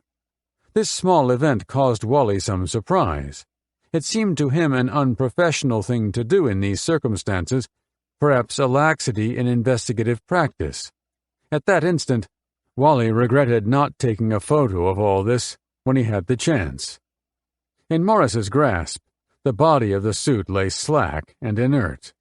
They would find no remnant of the baby in that part of it. But the feet were another matter. They swung to and fro.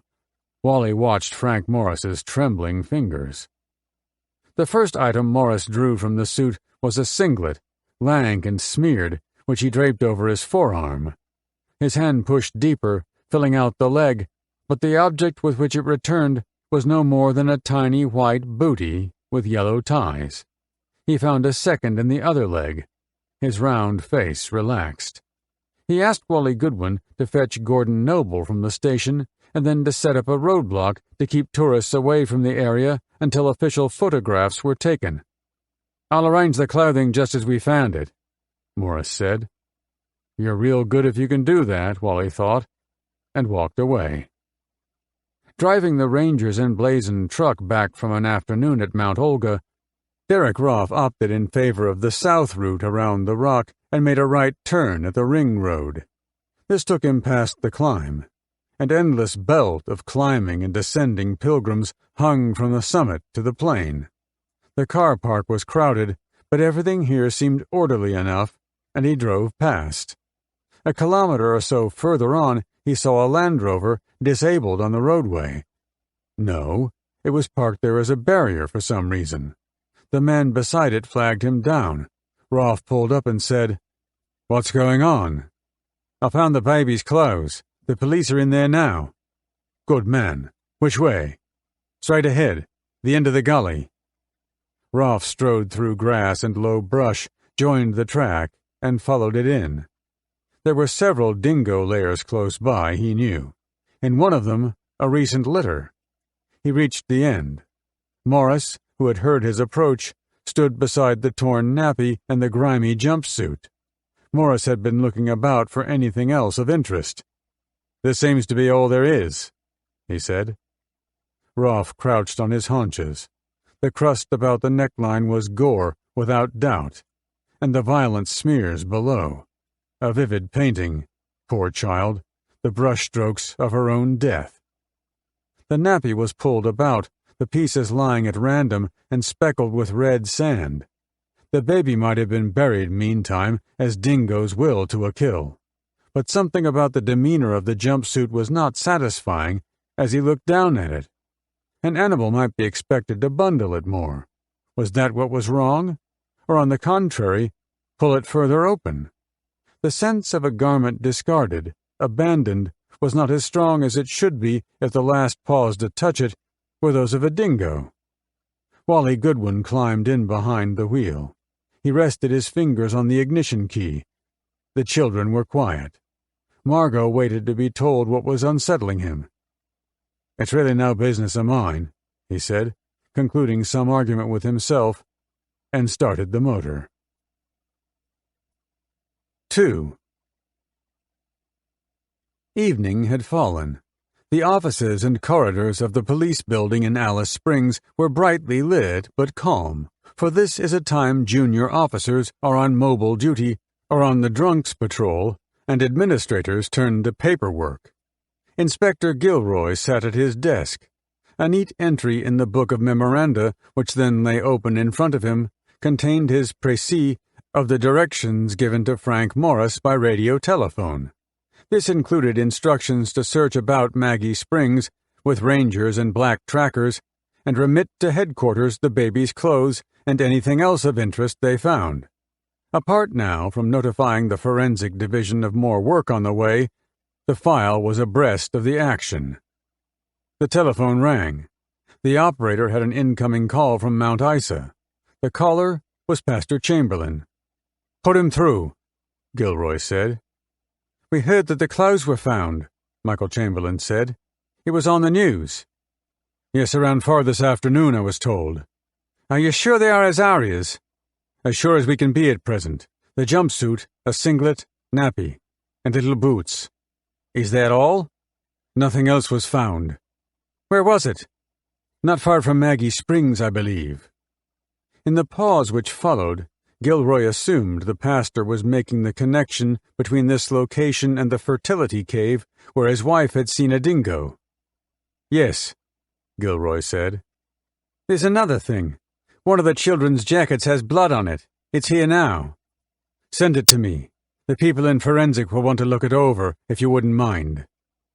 When the conversation concluded, Gilroy made a note of it on the pad. He checked his watch. The time was 7:30. Michael Chamberlain might have heard the broadcast at 7 if his source was radio, perhaps 6:30 if it was television. The information was first released to the newsrooms from the sergeant's desk before the parents were notified. This might account for the quality of terseness in the pastor's voice. 3. The sun was high by the time the search began on Monday morning. This was the wiser timing, as the rangers considered, so that old Win Mattie's eyesight could be given the benefit of even light. Frank Morris and Ian K. Wood stood with the trackers at the gully's end. It was cool and shady. Morris pointed at the ground. "The clothing was lying there," he said. The trackers made no response. It was as if the signs were plain enough that the fact spoke for itself. Morris explained the instructions he had received from Alice Springs. At the mention of dingo tracks, Win Mattie rubbed his white beard and looked about him with polite care. "Plenty," he said and smiled. "Today track, yesterday track, old track, many."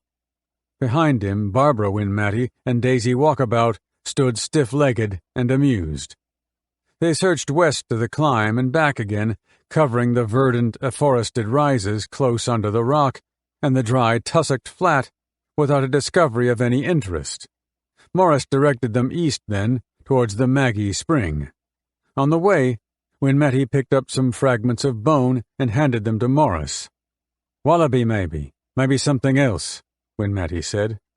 Morris dropped them into a plastic bag for dispatch, later, to Alice Springs. The barefooted women, in cotton frocks knee to shoulder, seemed to be finding the traveling easier than anyone else and had moved ahead. The 2 police and the rangers were slow in the hot sun. Flies hung on their damp shirts like black sequins shot with green. Morris had ordered rest when Barbara Win Mattie called him over. He followed her to a cave. He found, when his eyes had adjusted to the gloom inside, that Daisy Walkabout was there already. She was pointing to a low rock on which he could now see stains. He felt his pockets for a clasp knife to scrape away a sample. Blood? Blood. Although this was the cave of fertility, the possible origin of these stains was evidently not one Daisy Walkabout might have expected here. 4. The Channel 7 television network wanted to film the baby's clothing. Michael Gilroy found the Chamberlain's telephone number in the file and dialed it. His purpose was not so much to seek permission as to warn the parents that the blood-stained garments might appear, in color, in newscasts. Mrs. Chamberlain answered. The pastor, she said, was not at home. Will he be back soon? I don't really know. Is there something I can do? I'll ring back later, he said.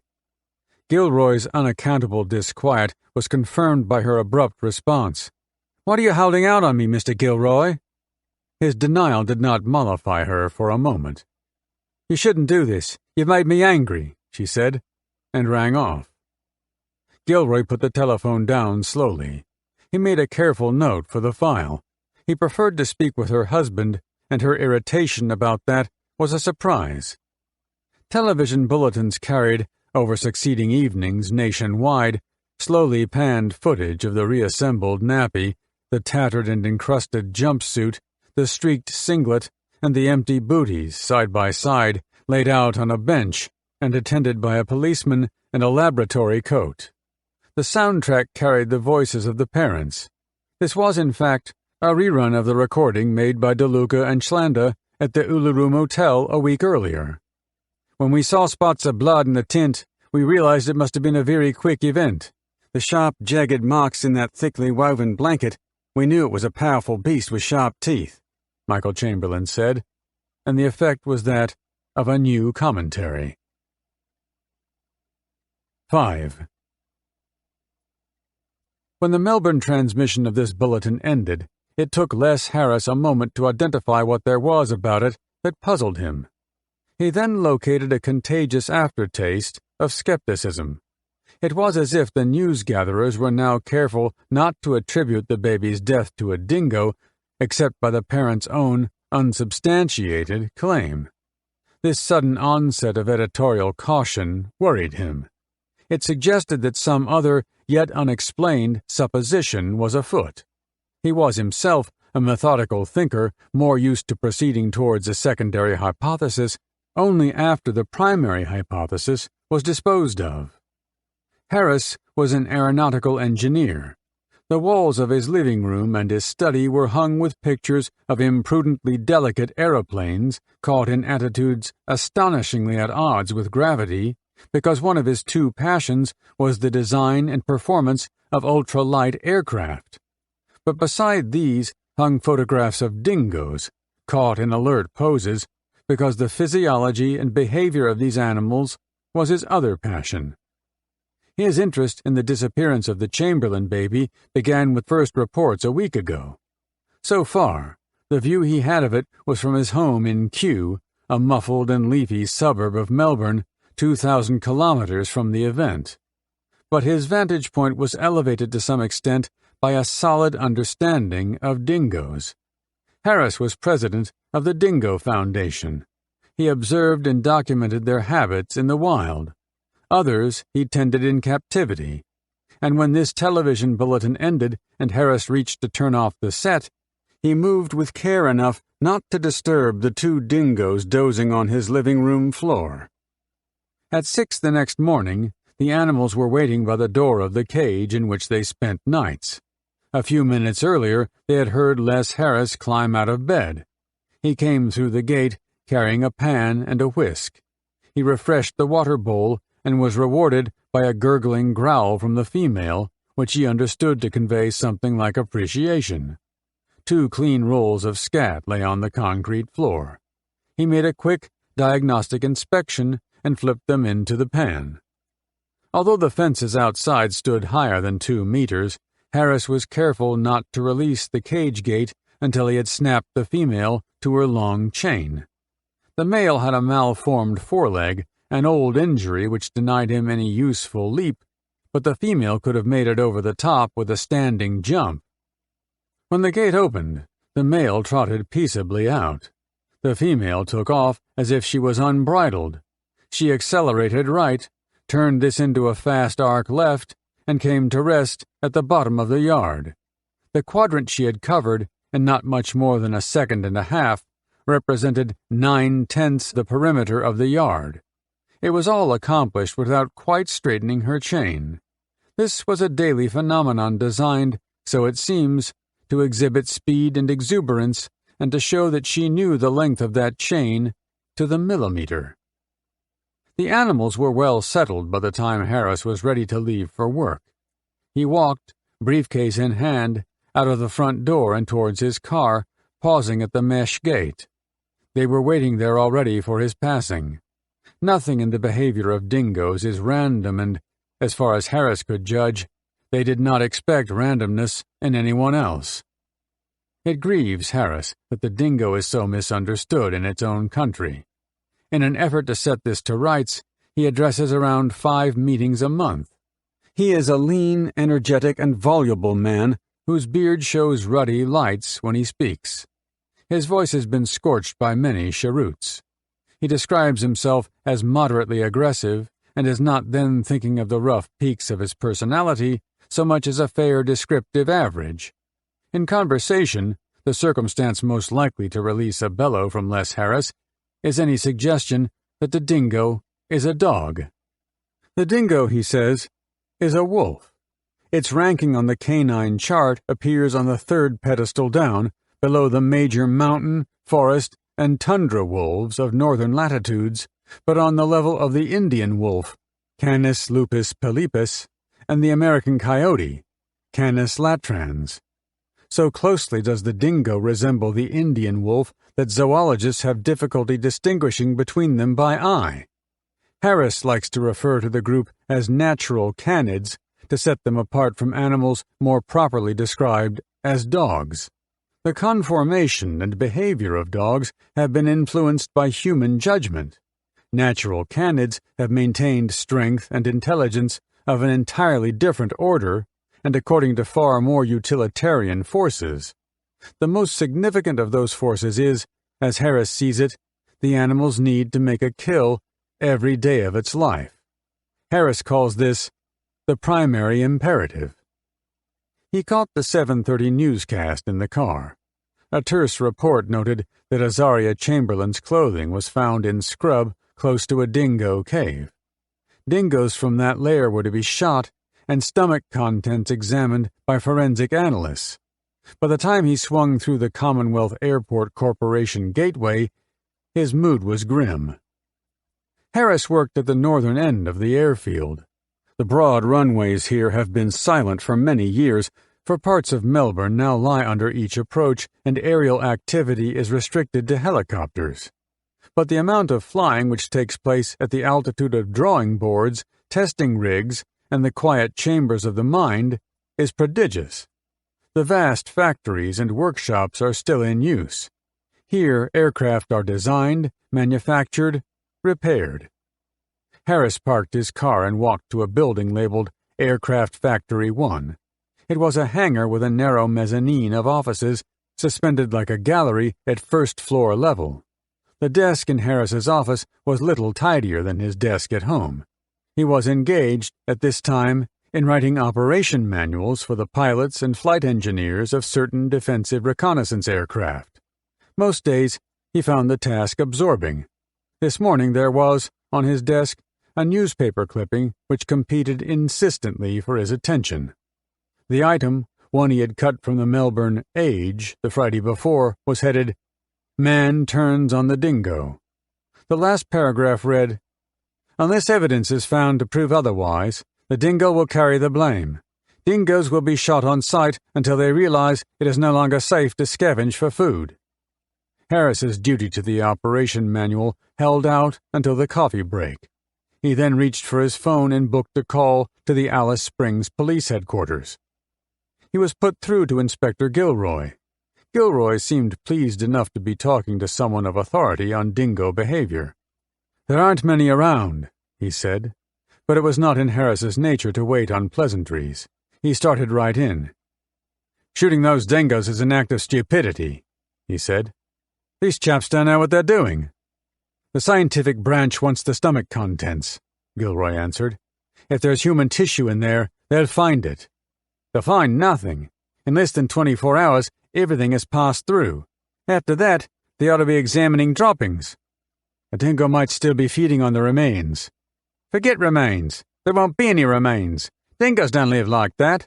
They'll take it all in one hit. A female might share it with a litter, but it will all go. We're talking about dingoes in the wild. They can't afford not to eat it all right off. With small animals, they eat the lot, fur and all. With birds, they eat the feathers. You had no longer than an hour to find remains and 24 for stomach contents.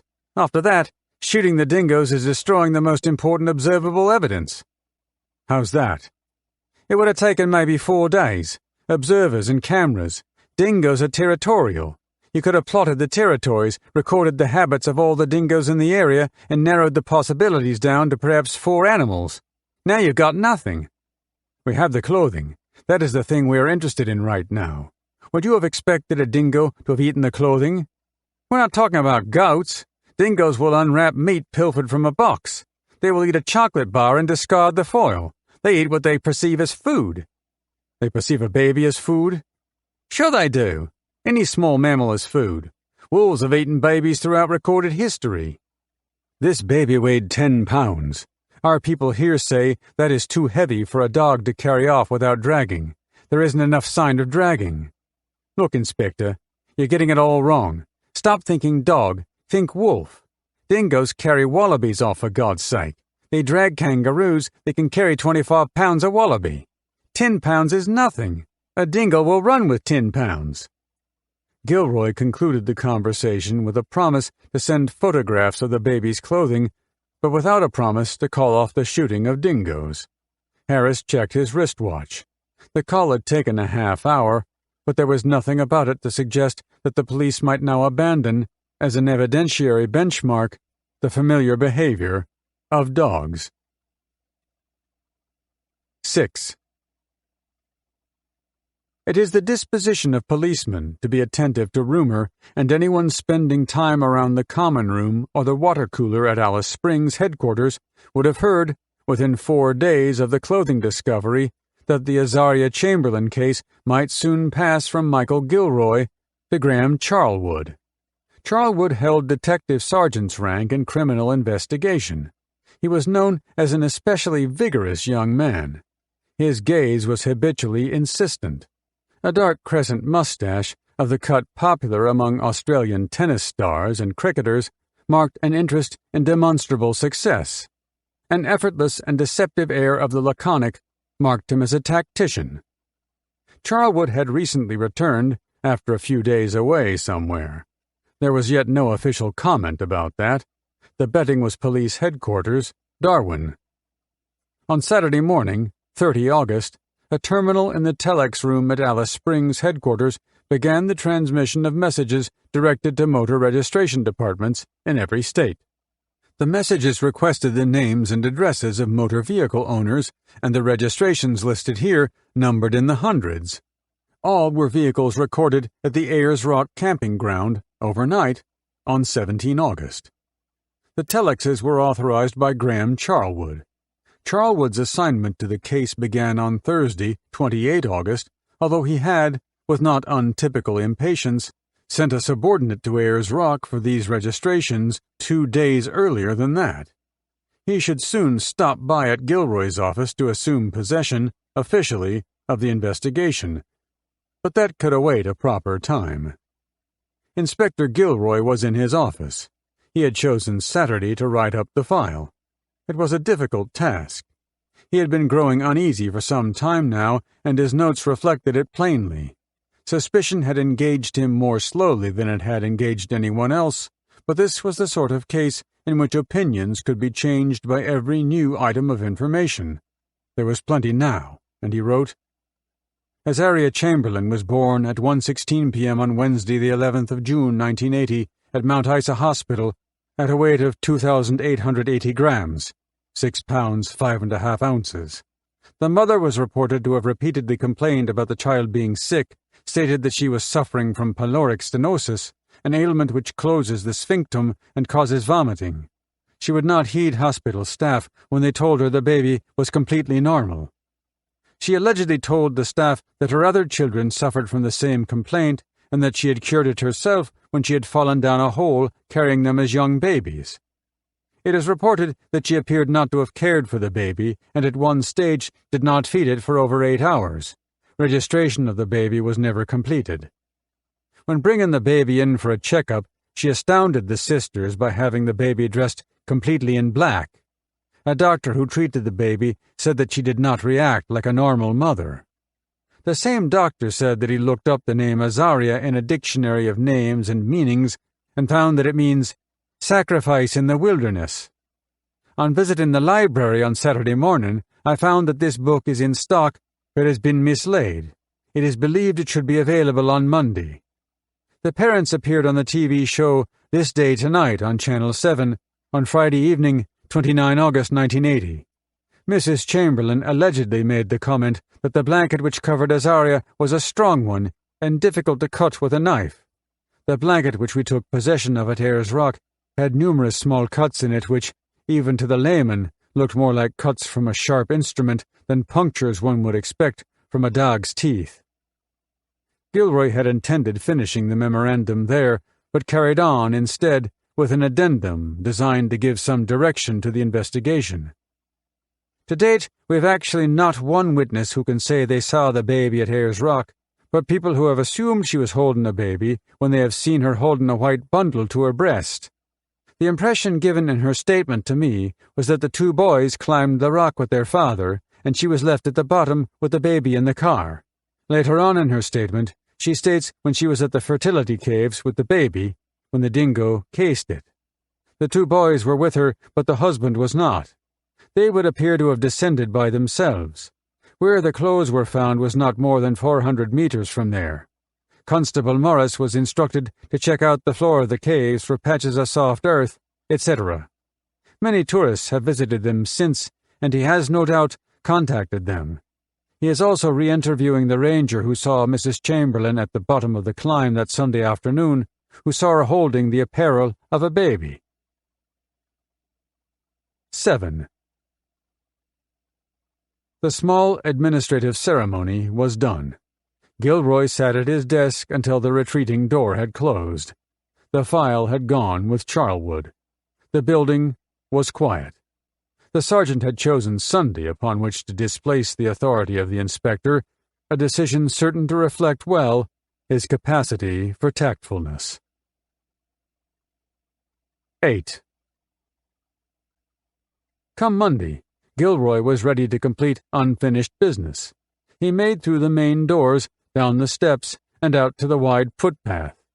The business of which he was thinking concerned the reports from Mount Isa presenting Mrs. Chamberlain as an uncaring and perhaps wicked mother. It troubled him that the doctor who originated those reports was so carefully anonymous.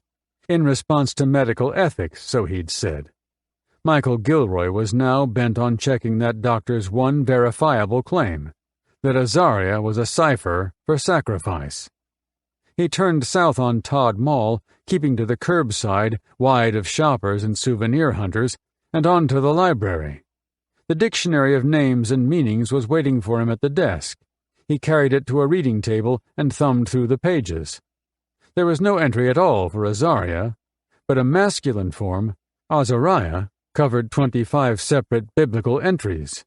It translated from the Hebrew as, "whom God aids." The nearest association with sacrifice was the name Azazel. He slapped the volume shut. Not even close. Outside, he paused on the sidewalk. There was a small park, popular with girls in sunny frocks, with sleepy magazine readers and whirling children. Suspicion and intrigue seemed far from here, part of another, darker world. Gilroy drew a breath and walked on. Evil Eye. Every part of town. 1. Seventh-day Adventists in Mount Isa refer to their church as community center style. They mean by this a building used as much for instruction as for worship. It is made from plain concrete blocks. There is a hall which does duty as a tabernacle and subsidiary rooms for the meetings of elders and for classes in Bible, nutrition, and health. Michael Chamberlain was pastor here. He preached, he gave public classes in health. An anti-smoking campaign was his particular interest, as it had been in his parishes at Burney in Tasmania and Innisfail in Queensland. He was quite innovative about this, which did not surprise anyone who knew he was a convert to Adventism and at one time a smoker. The props he used included an articulate physician, a sorely anatomical movie in color, and two pallbearers who, at the end of proceedings, walked the aisle carrying a small coffin into which the congregation threw their cigarette packets and lighters. Of all these, Michael Chamberlain thought the coffin the most effective. In the hall, which takes up the front of the building, he brought his congregation to devotion. By August 1980, he had led them, in prayer and song, each Sabbath for 7 months. The hall is spare and resounding, and is of intimate size as far as places of worship go, but the needs of this ministry are modest. Parishioners number around 60 adults. 2. Mount Isa is no spiritual town. The high steeples here rise not from churches, but from the furnaces necessary for smelting metals. The tallest smokestack is a disappointing 30 meters shorter than the Eiffel Tower, but is tall enough that the nearest peaks of the Selwyn Ranges don't seem as spectacular as they once were. So not to ambush unwary aircraft, the chimney is white. The next most hazardous is painted like a barber's pole, conforming to the symbolism of an earlier age. The ranges stand off to the east and the west, and in the valley between lies the Leichhardt River, named for a German explorer who disappeared somewhere around here and died of thirst. His river divides the mine from the township, or as officials of the company say, divides the lease from the community. But this is something of an attractive myth. When it flows at all, the Leichhardt runs north, but most of the year the riverbed is bare. Mine and township are far more efficiently separated by the railway track and the flow of ore. Mount Isa is the greatest producer of silver and of lead in the world. This might seem a performance satisfactory to the most avaricious shareholder, were it not for the fact that its production of zinc is also prodigious, and in copper its world ranking is 10th. Mount Isa Mines Limited uses as its sign the letters MIM, but an emblem which the 27,000 townspeople here find as memorable is a pennant of gray smoke flying 270 meters high from a concrete staff. They can see it from any part of town. The Capricorn parallel is 300 kilometers south, so Mount Isa is classed as tropical, but this is a celestial technicality since the ground is hot and dusty underfoot and stony and ungenerous under a plow. It rains here roughly half as much again as on the central desert south. Mid-afternoon temperatures in the winter hover around 25 degrees, but the summer seems to most people a longer season, and afternoons commonly get to 40. The company has been known to describe this climate in recruitment brochures as delightful. To ameliorate the delight a little, the company fits its office blocks, executive automobiles, and staff quarters with very efficient air conditioning. The round trip to which hospitable families treat visitors commonly takes in a sports ground or two, a swimming pool, a gymnasium, in thundering use, the doors wide, and a tepid lake where the waters are choppy in the wake of speedboats towing oblique skiers across the path of an innocent sailboat. Here someone points to the tall dam wall built by Australian workmen after an earlier American attempt had fallen down, and laughs. The route then making back again to the level suburbs, to rouged bougainvillea and purple jacaranda facing the streets, where front lawns are moistened daily with water piped underground from the lake, and soft hibiscus and yellow butterfly trees make showy displays in topsoil trucked here from bends in the riverbed far away. 3. The Chamberlain home is at number 3 in Abel Smith Parade. It shares an allotment with the church opposite a busy strip of retail shops. The house is painted the color of iced coffee and piped with chocolate. It stands high on the foundation stumps in an effort to stay cool all day long, although some earlier and utilitarian occupant has built an office underneath and lined the rest with open shelves. This is now Friday morning. The Chamberlains are at home. They drove in from Alice Springs yesterday.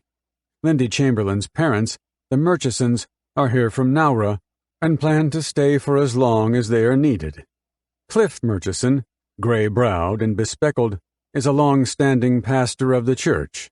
Another churchman, Harold Harker, who is Michael's superior, has traveled 800 kilometers from Townsville to be here. He may, if Michael is not yet up to it, lead the Sabbath services tomorrow.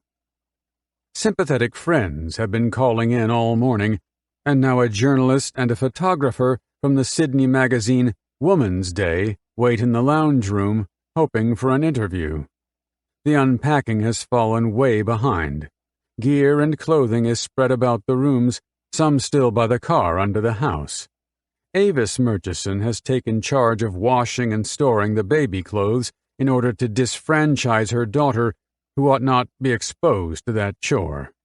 Lindy Chamberlain has taken charge of everything else in order to disfranchise Michael, who, so she believes, is not yet capable of making practical decisions.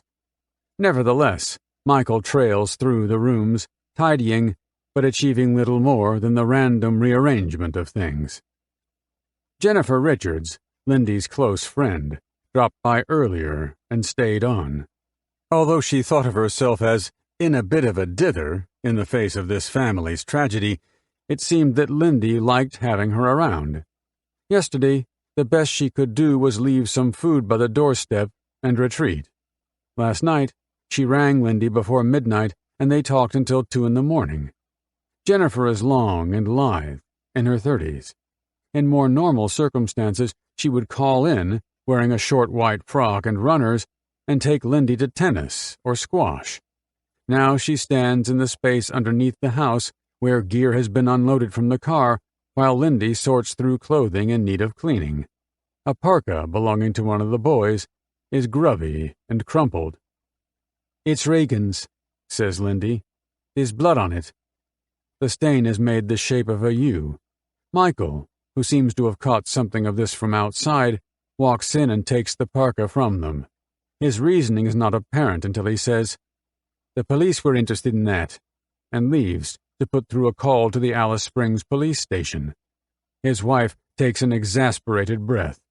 The implication Jennifer Richards gathers from this is that Michael's concern with the needs of the police might leave the rest of them bereft. Lindy's tracksuit pants are spattered. Quite evidently, they are nearly new. She hands them to Jennifer for dispatch to Western dry cleaners in town. "Would you be sure they get all the marks out?" she says. "I've worn them only once." The stains look like blood on the legs below the knees and remind Jennifer of a small splash. It is not the sudden proximity to Azaria's blood which now appalls her, but the realization that vivid mementos of the baby's death will appear for some time yet, according to some persistent and pitiless schedule. Jennifer follows up the stairs to the kitchen to gather cans of milk supplement for return to Menzies Pharmacy, then on to Regan's bedroom. There is a quaint dissonance in the decoration here. At one end, model planes, toy cars, a cricket bat, and a red, heart-shaped poster anointed in bold crayon with the words, "Jesus loves Regan," and at the other end, the beginning of a collection of fluffy toys, a greater use of baby pink in the drapes, and a white bassinet. This room Regan would have shared with Azaria. Lindy takes from a drawer a crepe paper parcel. She asks that Jennifer return it to the infant's outfitter in town, Playtime. There is no need for her to open the parcel now. Jennifer takes it and turns away, tearful. She was here the day it was brought home. It contains a dress, rich and colorful, the size a baby might grow into at around 6 months. For so premature an extravagance, Lindy had arranged purchase by installments. The final payment would not have become due until Christmas time. 4. Michael Chamberlain did not lead his congregation on the Sabbath day. He looked tired and, as it seemed to Jennifer Richards and the Murchisons, seriously weakened in spirit. "I'm not up to it," he said. "Prayer should come out of a pure and happy heart. I don't have that just now." His father-in-law took the service instead. The hall was crowded. Michael and Lindy sat with the boys in a row near the front, Cliff Murchison thought it wise not to preach too closely to matters of death and resurrection. He chose texts which spoke of the need for love and understanding. Jennifer called around again on Monday. Indeed, she called in every day that week. It was not an enjoyable time, dismal in fact, but she couldn't have stayed away. Lindy was a special friend. They confided in each other. When Jennifer faced problems, it was Lindy who helped to solve them. It was Jennifer's turn to be helpful, courageous, but it was not easy. This was no ordinary bereavement. It had become a public event. Of course, this was all according to God's will. Everybody here knew that, but it made the proper order of things so complicated. The family could not now retreat into sorrow behind drawn blinds. There was a meaning, doubtless to be made plainer to everyone at an appointed time, and, meanwhile, a proper path. That it was an uneven path came clear when Aidan got home from school. "What's the matter?" his mother asked. "Nothing," he said, but his eyes were evasive.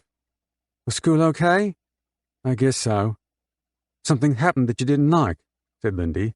"So tell me what it was." "Just some of the kids yelling something. They said, 'Dingoes don't come into our house stealing babies.'" "Will," she said, deciding that the moment called for Aidan's prompt promotion to adulthood. "You can't expect children to understand these things so quickly, can you?" and took him off to find some sweet diversion in the kitchen. She was soon back, this time to the ringing of the telephone, another call from a city newspaper. Since Sunday, and the telecasts of Azaria's forlorn clothing, the calls were coming in at the rate of 6 or 7 a day. Avis Murchison, who generally managed to get to the phone first and identify the caller, held the handpiece and whispered the reporter's name. Lindy took it over. "Bill, what can I do for you? No more news, we're just waiting. We seem to be notified of developments by television like everybody else. All the newspapers have called today.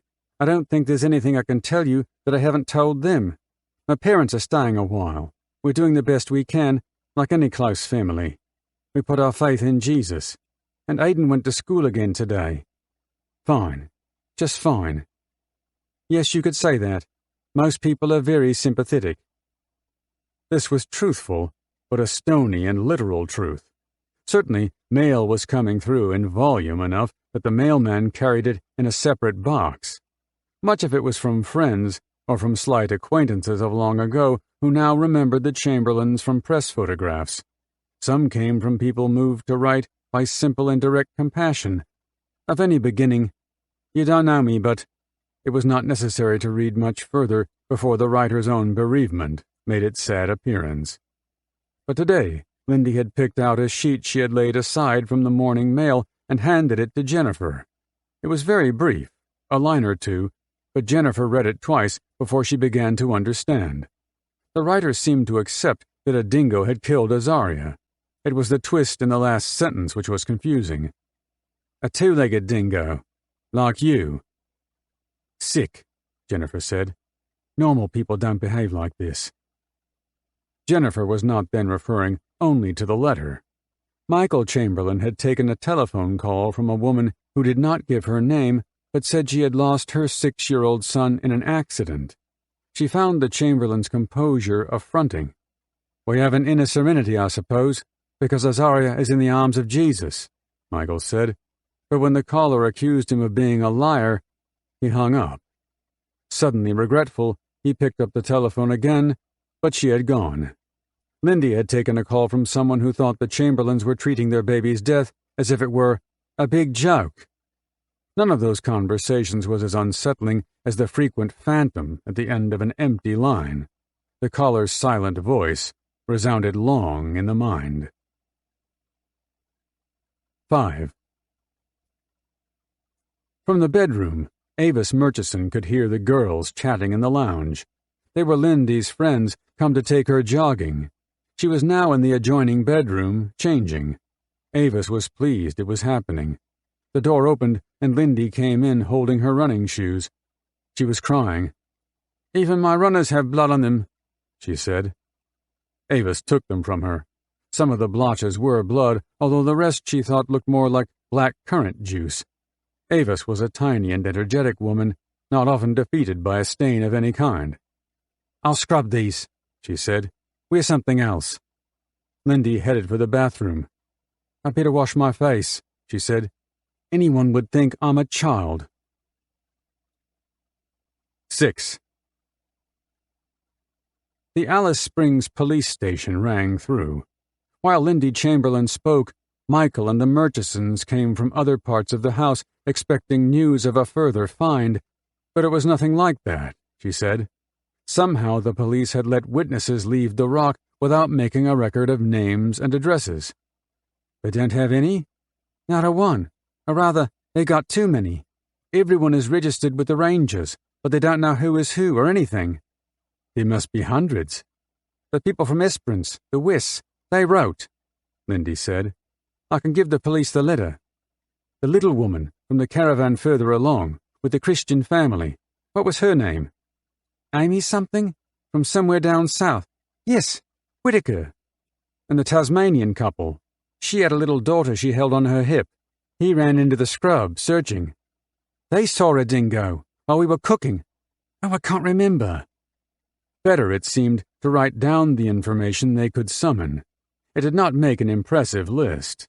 While Lindy took it towards the phone, Michael uttered the strongest expression to which he was accustomed. "My hat," he said. "This is all a bit late in the day." Lindy dialed the number and was put through to Inspector Gilroy, who was, yet, charged with responsibilities of coordination. "This is all we have, I'm afraid," she said. "It's a beginning," he said. "If the Tasmanian couple contact you, let me know straight away. Are they the people who saw a dingo around the camp?" "I think so. Yes, I'm sure." "Then you understand how important they are to you." "I suppose they're important to everybody," she said. "They bear out your story, your sighting of a dingo." "There was a dingo." "Independent corroboration." "I can do that anyway. One of the blankets still has a paw mark on it. We have it here." "You have?" "Sure. If you want, I'll send it to you." "No, don't do that," Gilroy said. "I'll have it picked up." Lindy turned, when the conversation had finished, to the others. "Now they're interested in the blanket," she said. Next morning, Michael answered the door to Greg Brown, a constable from local headquarters. Brown's orders were that he take possession of a mat. Michael did not at first understand this, but invited him inside, to the lounge, where Lindy said, "Oh, they mean the space blanket. We didn't expect anyone so quickly." Avis fetched it. Lindy explained that the name derived from garments developed for astronauts. Blanket on one side, a shiny metallic weave on the other. They spread it out, pointing to a smudged corner, and held it to the light, showing fissures in the weave. Lindy said, "There weren't any cuts in it before." The young policeman might have wondered at the vigor of these demonstrations, since he was presently merely a courier, but when he left, everyone was satisfied that he now knew the importance of the item he carried to the police car outside. "There, that ought to put things straight," Lindy said, and with this her mother was disposed, energetically, to agree. 7. Close friends arrived quietly at the Chamberlain home. They moved then from the house, across the grass, to the church. Pews there were already occupied by those who had gone directly into the hall. It was Wednesday. Some care had been taken with the invitations so that the gathering would not be mobbed by the press. The occasion was a memorial for the departed child. The service was taken by the pastors Haker and Kennaway. Mervyn Kennaway was thin and lined, his cheeks shadowed, his fingers nervous. The congregation then facing him numbered close, he thought, to 100. No one here doubted that Azaria now dwelt with Jesus, but the parents seemed to him heartbroken. He had watched Lindy Chamberlain's intricate composure disassemble itself as the time for the service drew nearer. The blond boys beside her were pale-faced, and someone had told them not to be fidgety. And Michael, his longtime friend, his brother in Christ, could hardly stand upright. The last time Mervyn Kennaway led prayer here was also at the invitation of this family. That was a happier day. He was then celebrating the birth of this very child, calling down the blessing of God upon her. Curiosities. 1. Early on Monday morning, at around the time the Chamberlains were preparing Aidan for his first day back at school, Western Dry Cleaners in town was preparing to open for business. It is the sort of shop where the air smells of warm steam and spirited compounds. Frocks and trousers make for the rear in dejected queues, and the chatty women who work on the benches despise those flimsy agencies where the toil of their trade is subcontracted elsewhere. Joan Hansel, allotted for the day to the spotting board, found garments there already, the overburden from Friday and Saturday. She picked out a pair of tracksuit pants. They were green and not much soiled, so far as she could see. Laying them out, she found the problem below the knees. Small dark spots, dribbled downwards, a spattering on each leg. Beside the bench stood an array of solutions in spray bottles and coated with primary colors. Mrs. Hansel had been working here for 3 years, and the routine was familiar. With a pad and a soap mixture, she rubbed away in case these spots were water-soluble, as chocolate and cordials were. They were not. She took the green-labeled bottle, a preparation she knew to be useful for blood, sprayed the stains, and scrubbed with a small, bristled brush. The residue she vacuumed away. This had removed enough, she thought, to justify passing through the next stages of the regimen and on to the presser. She was wrong. The pants came back an hour later to the board. The stains were faded, but not extinguished. This time Mrs. Hansel reached for the ammonia. She could think of nothing which would take so unyielding a hold on fabric like this, unless it were blood. 2. Dr. Harry Harding was delivered a package from the Northern Territory Police, Darwin. Harding's laboratory was in Adelaide. The academy was the Institute of Medical and Veterinary Science. It was common for the forensic unit in Darwin to send items to the other side of the continent for analysis. The request he now held from a Constable Myra Fogarty called for the identification of 8 fibers, possibly dingo hair, collected after vacuuming the floor of a tent. The reference was to Azaria Chamberlain, deceased. He had read of the case in the newspapers. Harding's scientific interest was in hair. His doctoral thesis, completed 10 years ago, dealt with the structure and growth of hair. He looked more a successful administrator than a biologist, a picture colored by bright, well-laundered shirts and shiny gold spectacles, and it was he who had established this institute as a center of biological analysis. The imprisoned fibers were distributed between 2 glass slides. Someone, he presumed it was Constable Fogarty, had numbered the slides 32 and 42, a choice which, fleetingly, made the intervening series intriguing. A search for the hairs of a dingo inside the Chamberlain tent was an obvious avenue of inquiry, but already, with the slides held to the natural light, only 5 of the 8 were serious contenders. Harding focused them under the microscope, one by one. Each stood out in thick relief, like a bar across a brightly lit window. It seemed that Constable Fogarty's experience in the forensic unit was not extensive. She had sent Harding 5 human hairs and 3 strands of wool. 3. In a laboratory not far from Harding, Dr. Andrew Scott also received a consignment from the Northern Territory Police. Scott, a fit, fair-headed man in his 30s, was head of the biology department at the Adelaide Forensic Services Center. Scott's scientific specialty was the biochemistry of blood. The parcels yielded Azaria Chamberlain's clothing, her 2 purple blankets, and a sleeping bag labeled with her father's name. He took up the singlet. Making notes as he went, he saw it was inside out, judging by the position of the manufacturer's label, and heavily blood-stained. It was also damaged, grubby with red soil, and creased. The line of each crease was clean, so it seemed that the garment was doubled here and there before soil stained it. But he saw then a contrary indication. The bloodstains from the neckline down were heavier on the inside, as he then held it, a condition he would not have expected unless the singlet was fitted the correct way when the blood flowed. No, it was too early yet to be sure. In either event, if the baby had worn a jumpsuit over the singlet, the blood may have soaked right through to the skin. The jumpsuit was also soil-stained. Scott laid it down, arms and legs outstretched, on the bench. So wretched a garment it seemed in this condition, blood all around the neck, over most of the body, the arms, the legs. It would take a lot of blood to do that. Plainly sufficient to cause death. Sometime he should be able to quantify the loss of blood. The collar was torn, holes in both arms. Blood was heaviest, he recorded, about the neck. Much had soaked through the weave of the fabric from one side to the other. The cuffs around the wrists were designed to fold down to cover the baby's hands like open-ended mittens. They were heavy with blood, particularly the right.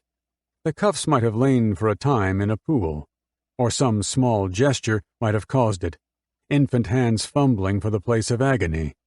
Clearly, blood had flowed to the chest from somewhere above the collar, from the head or the neck. At that time, the baby's head and body were upright. Near the end of the left arm, he found a puncture and a smudge of bleeding, but otherwise he could not relate these holes in the clothing with any sense of conviction to the emission of blood.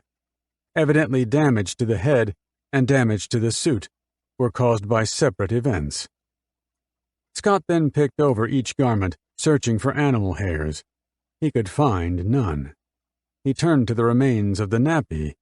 The absorbent padding bore the residues of old urine, but no blood. The plastic liner was damaged, tears or punctures. This was someone else's technical field. But another feature of the liner caught his eye, a stretch mark in the plastic. He held it up. The outline and the depth were familiar and provocative, the mark of a human thumb. So far, Scott had caught nothing of a dingo in his, yet cloudy, picture of the baby's death.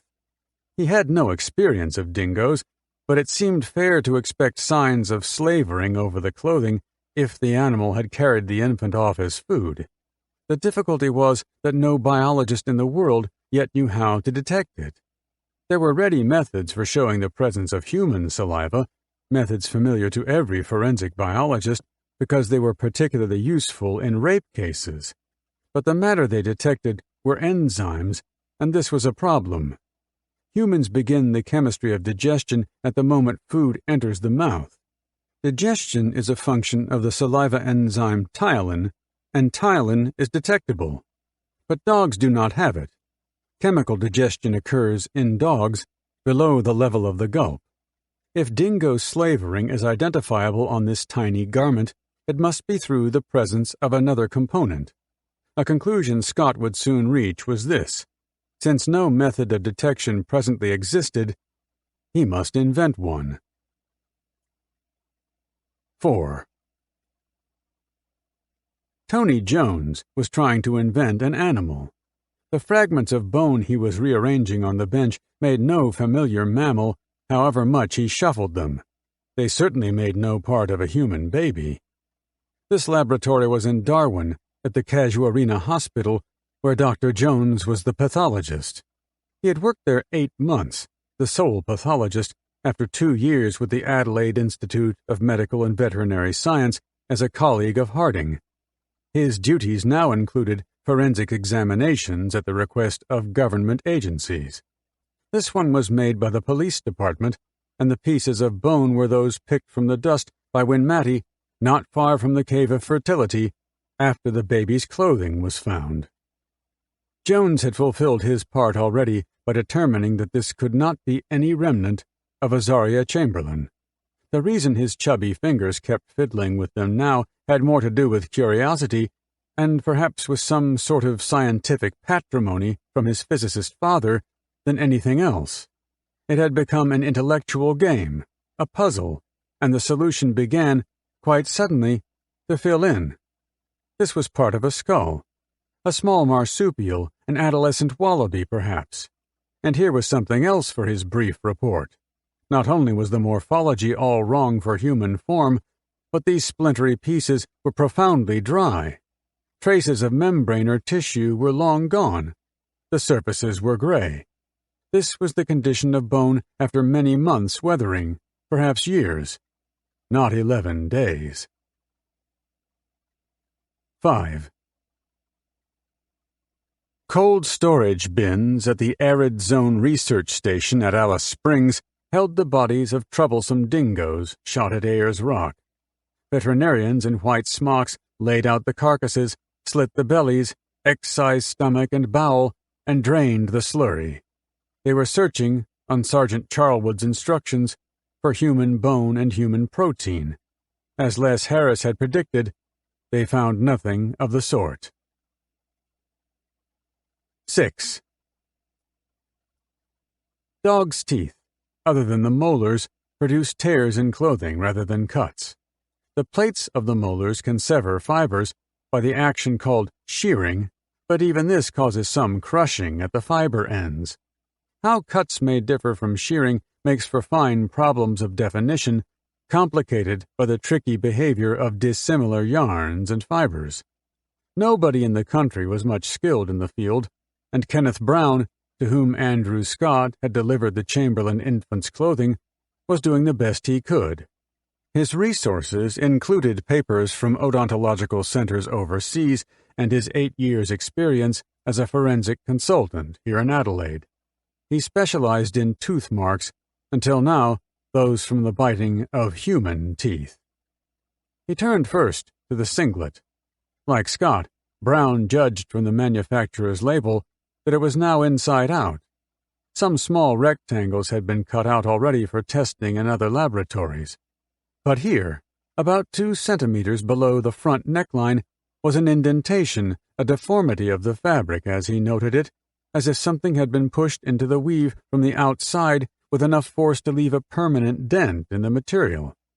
It did not seem to him consistent with a tooth mark, since there were no other marks from adjoining teeth. Drying blood had helped to preserve the shape, so it must have been made when the baby's blood was still wet.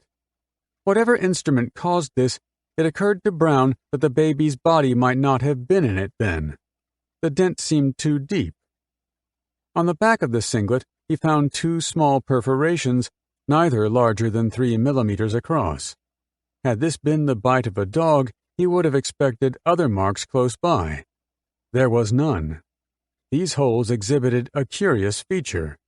Once the singlet was turned the correct way, the holes seemed to have been made from the inside. The nappy was in pieces, both padding and cover. A fragment of the plastic caught his attention. There was a 3-cornered rupture which might have been made by a dingo's teeth. No, the perforations around it did not correspond with the spacing of a dog's teeth. Brown was also well supplied with fresh nappies of the same type. When he tried now, using one of these, to duplicate the rupture, he found he could do it only by stretching the plastic until it burst. The jumpsuit collar was much damaged. On the right side, it was asunder in 2 places. Closest to the right shoulder, severance seemed to have begun at the edge, then changed direction by about 100 degrees. None of the lower holes, on the body, the shoulders, or the left hip, was attended by the marks he expected from the full bite of a dingo's mouth. And the comparison of the singlet with the jumpsuit was interesting. He could find no mark on the front of the suit to correspond with the dent in the front of the singlet. Brown carried both garments to the microscope. He used one of low power for better perspective. All the fibers he examined showed the characteristics of cutting rather than tearing. The fiber ends were too abrupt. Brown then ruled out, as a cause of any of this damage, the bite of a dingo. He preferred an instrument with a slender, sharp point. 7. 2 purple blankets, which had covered the baby in her bassinet, arrived at Andrew Scott's laboratory in the Adelaide Forensic Services Center. The weave was said to be damaged. It was again Kenneth Brown's job to determine if this was caused by tooth or claw or by some other agency altogether. Using Scott's equipment this time, Brown brought the broken threads into focus under a microscope. Here, too, the ends of the fibers were clean and precipitate. These were cuts made by a sharp instrument, some manner of blade. The next eyes to take a magnified view of those marks were, some time later, Andrew Scott's. Scott had begun by looking for blood, but made a small, inquisitive diversion here, although these fibers were not strictly his concern. The strands were neatly severed right enough. In fact, the track here was steep-walled, bluffs on either side, and set back as if there was not enough bulk in the weave ever to have bridged it. Scott followed it along, a highway cutting at this magnification, until it ran out. Here was a curious structure, tubulous and cozy, a fat cocoon. The discovery brought a swift smile. The blanket had been attacked not by some wicked blade, but by the gobbling grub of a wool moth, now asleep. 8. The blankets changed laboratories from Scott's to Harding's.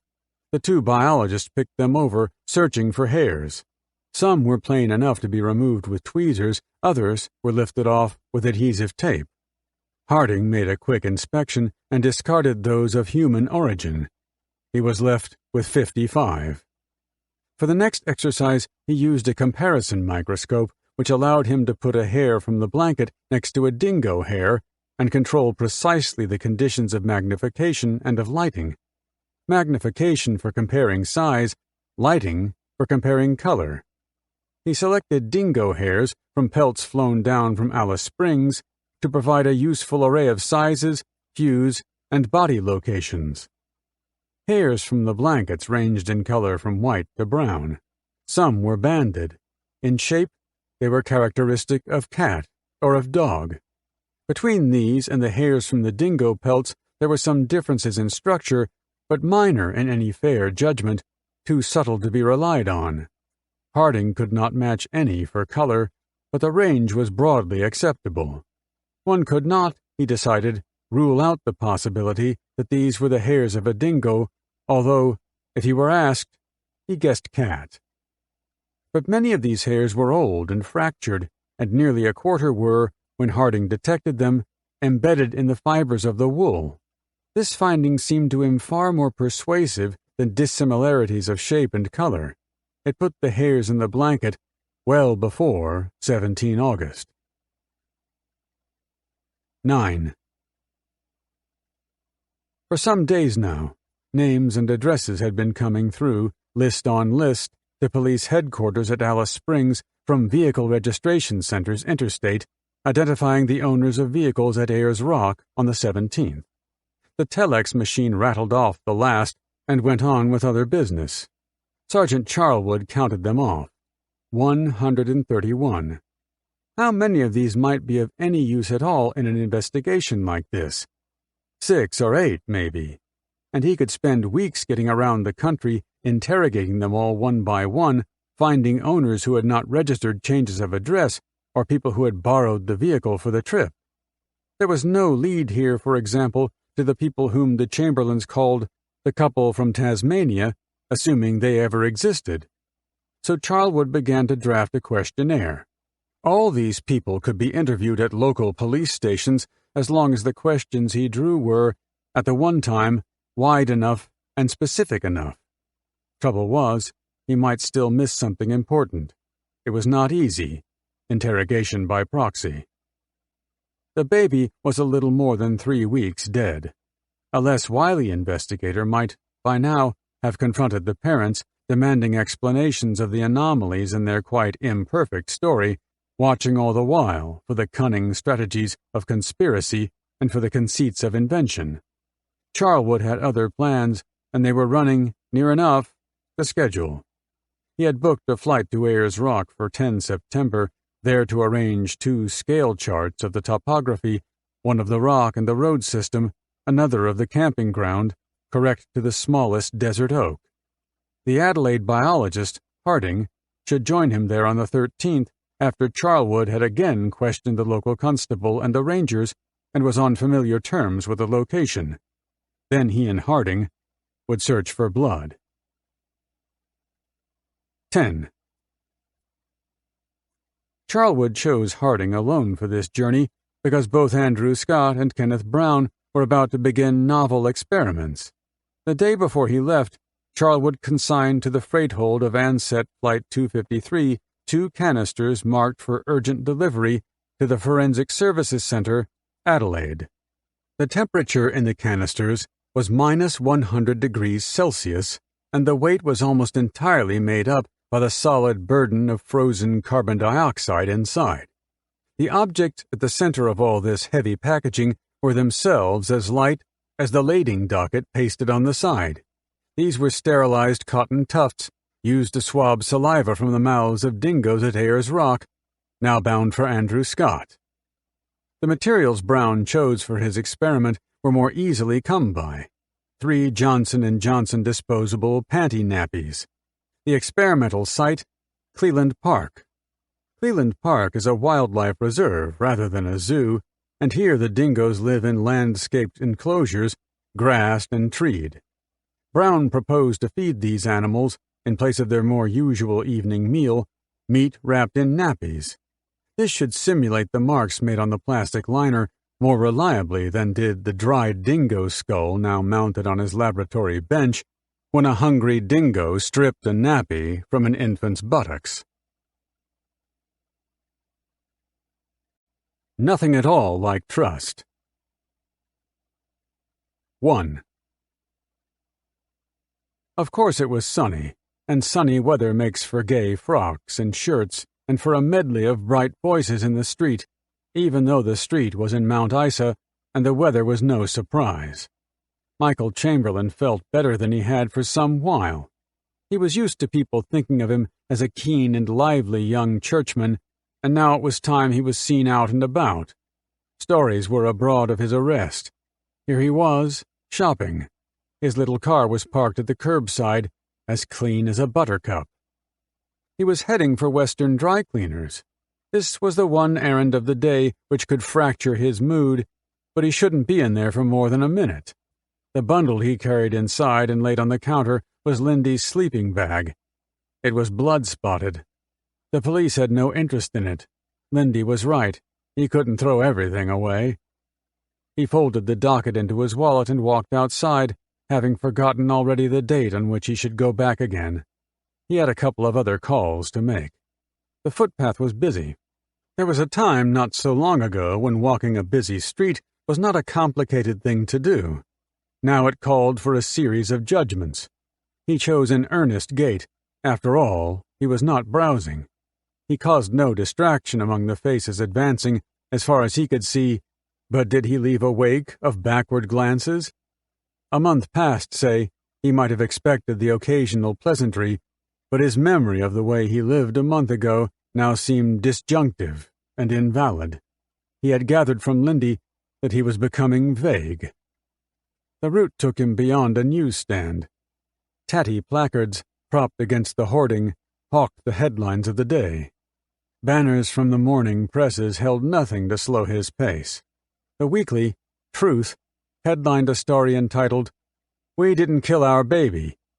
Michael turned back, searching his pockets for change, his fingers suddenly inept.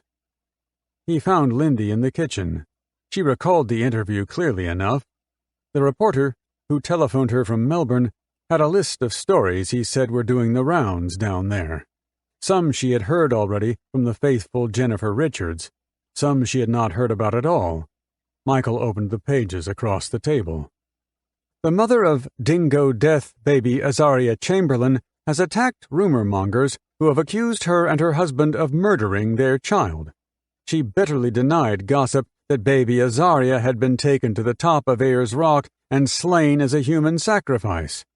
Mrs. Lindy Chamberlain spoke out as teams of police continued their investigations into Azaria's strange disappearance. People are saying she was a spastic baby or a cretin and that she should have died naturally in a few months. Others are saying she was a sickly baby and this was a good way to get rid of her. They are saying that her father did it and hid the body, and that her father is in custody." Mrs. Chamberlain said anybody who knew her and her husband were absolutely shocked, and so were all genuine people around Australia. "God has given us the strength to cope with her death, but going down the street, people are talking about us." She also hit out at rumors that she and her husband were linked to the cult that led to the Jonestown mass suicide in South America 2 years ago. She had heard rumors that Azaria had been sacrificed to atone for the sins of the Seventh-day Adventist Church, and a memorial erected as part of a religious ceremony. "You know what they've done," Michael said. "Anyone can see what they've done." "What they've done," Michael said, as if she was not bringing her mind to the point, "is use you to sell this rubbish, front page." "Well, it seemed right to talk to them at the time." Michael rang a supervisor at the telephone authority. The best they could do, she suggested, was program the number for operator connection and turn away calls from the press. But he should understand that they were not infallible. A reporter who posed as a friend would get through. She thought they were cheeky enough to try it. Michael understood that, all right. 2. Lindy was running late. The kindergarten was out in a few minutes. There were the Richards children she must pick up. Jennifer was shopping. By the time she got to the schoolyard, mothers waited already around the gate, chatting. Children began to spill from the door, all of them at the age when boys talk to girls and girls to boys.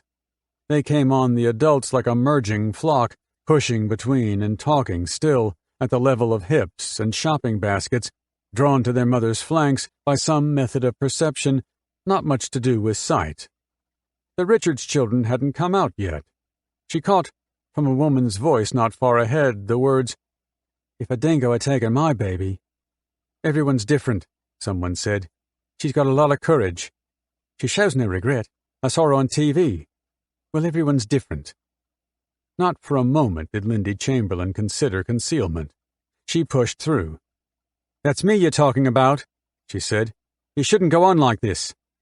Heads turned, a face whitened, a hand flew to a mouth. Lindy gathered up the 2 tiny, surprised Richards, leaving behind her enough aftermath of silence that she could hear, "Really, I didn't know she was there." 3. The air was calm, the afternoon waning and fragrant. Lindy and Michael were in the rear garden. They looked around together as someone came by the side of the house. They had not heard the doorbell. It was no one they knew. She was wheeling a bicycle, a short woman in early middle age. Her face carried heavy lines around the eyes and the mouth. "You're the Chamberlain people," she said. Perhaps Michael nodded. "Good," she said. "I want a word with you." Michael was disposed to make some sort of courtesy reply, but far too quickly for him, Lindy said, "Well, what is it?" "I'm here to help you," she said. "This trouble you're in. Awful. What you need is someone you can trust." Her smile invited nothing like trust. "Tell everything to, and discretion. Whatever you've done, you know what I mean? Nothing ever to pass my lips." This she illustrated with her finger. "I am a social worker," she said, "and a practicing Catholic."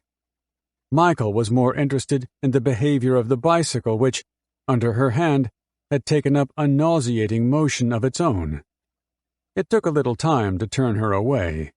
Lindy's lips were tight with outrage. Michael supposed he should put through a call to the local priest in case the woman was in the parish, although how anyone exercised pastoral control over drunks was not a skill with which he was himself familiar. 4. On the way home from school, Aidan was followed. He well remembered that he was not to talk to strangers, but there seemed subtle differences between what he was warned of then and what was happening now. A well-dressed woman, old enough to be someone's grandmother, had left the bus stop at which she was waiting and caught him up. "Tell me what really happened to your little sister," she whispered over his shoulder. He couldn't shake her off. "You can tell me," she said. The ethers were rich with gossip. Jennifer had a friend who traveled a great deal and who passed time in the car listening to CB. "What about?" Lindy asked. Evidently, Jennifer had decided that tittle-tattle could assume too much importance altogether. "Oh, the usual stuff," she said. "Sacrifice and things like that." 5. And Michael had abandoned all hope that the aggravated tooting from automobiles dawdling past the house figured only in his shrill imagination. 6. The sleeping bag ought to be ready at Western Dry Cleaners. Michael called in. Joan Hansel, rostered today at front of house, set it down on the counter. Michael seemed in no hurry to unfold it. "The blood spots came out?" he asked. "Well, it didn't have any special treatment." Mrs. Hansel checked the ticket. "Only a general clean, it says here. I guess that's what it got." "But I'd like it cleaned properly," Michael said. "It's cleaned properly, if you mean it that way. Only blood should come to the spotting board. Any spots on it now won't be too noticeable. It's not dirty or anything like that." But Michael shook his head. "It is the blood of my daughter Azaria," he said, and picked up the docket. He caught the door as it closed after a departing customer, a woman about whom there was something a little odd. She had waited quite patiently through the whole of his conversation there, and then walked off without transacting any business. 7. Michael put the phone down. Lindy sat in a lounge chair, mending socks. "It was a detective, Morris," Michael said. "From Ayers Rock?" "No, another one, here in town. He says a baby under 6 months has peculiar blood, and they can't identify bubbies unless they have ours first. We have to call into the hospital." "When?" "Soon. He says it's all just a matter of routine." Faces in the bloodstream. Prejudice and bigotry are processes familiar enough, but you wouldn't expect them to be studied in a chemistry laboratory. The terms have a soft science ring. They seem to belong in social commentaries and in papers on group behavior. Pick up a lexicon of the hard sciences, a biology dictionary, for example, and typically the entry after biennial is bilateral, and after preformation comes premaxilla. Bigotry and prejudice are exempt. But they're there in translation, right enough. The words biologists use are immunity and resistance, although what they are often watching for are prejudices, the acts of discrimination of one group of particles against another. So important are they that these days every diagnostician and every hematologist is part immunologist. It is discrimination which allows biologists to group blood according to type and to distinguish the blood of an infant from an adult. For there are in human tissues, and particularly usefully in blood, the strains of a complex and predictable talent for bigotry. Blood is a tissue, as biologists adamantly affirm, vigorous, mobile, and well-populated. They mean by tissue a system of cells living together in some sort of framework. For blood cells, the framework is plasma, a fluid, and an advantage for tissue which has to go to work at the double. Blood goes to work on the run, in step with a drumbeat far away, every pace forward, but no pace back, retreat forbidden by muscles lining the corridor, flexing. The way of life here is hard-working and crowded. Nearly half the volume of whole blood is occupied by the cells. Most are red, tight with the pigment hemoglobin, and more or less evenly distributed through the plasma. Red cells work all the time, moving oxygen and carbon dioxide about, and life expectancy is only 120 days. Someone with a mathematical bent has calculated that they die and are manufactured, in the adult body, at the rate of 2.5 million every second. In a healthy bloodstream, red cells outnumber white by about 500 to 1. White cells are colorless rather than white, and, though they are not all of the same family, are all poisoners of foreign microbes, generally inactive until there is something to do. They have an astounding capacity for leaving the slim capillaries, whenever they are needed elsewhere, by squeezing through the walls, a contortionist trick that red cells aren't able to pull off. Small discs, platelets, float along between the larger cells. These are fragments shed by cells in the bone marrow, and their work has to do with sticking together in dangerous times, releasing the hormone serotonin to contract a damaged blood vessel, and keeping fluid loss to a minimum by clotting. Some of the smaller voyagers in the bloodstream, salts and glucose for instance, are tinier than the molecular mesh of the side walls. They could simply flow through the weave if it were not for the plasma proteins, particularly albumin, whose duty it is to keep smaller molecules in place. This it achieves by the influence of osmosis, a chemical expression of sympathy and compassion. Albumin needs salt and glucose more than does the tissue outside, so they stay around. The labors of other plasma proteins, like haptoglobin, globulin, and fibrinogen, are more various.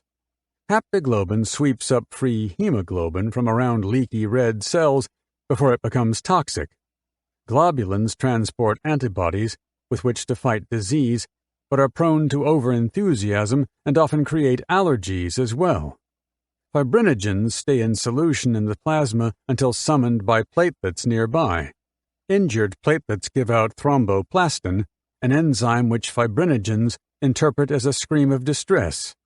Fibrinogens come out of solution then to produce threads, a sticky net, tying together platelets and other cells as they come past, a crimson sargasso, drying to brown. This is a scab. Other inhabitants of the plasma are not often of much interest to the forensic analyst, the inorganic chemicals, the soluble gases, tissue debris, and so forth, beyond provoking a cheery and persistent wonder at the multitude of intricate systems operating in the bloodstream of the most unremarkable human being. As if to keep that sense of wonder going a while, individual differences occur in the way those intricate systems work. There are alternatives available.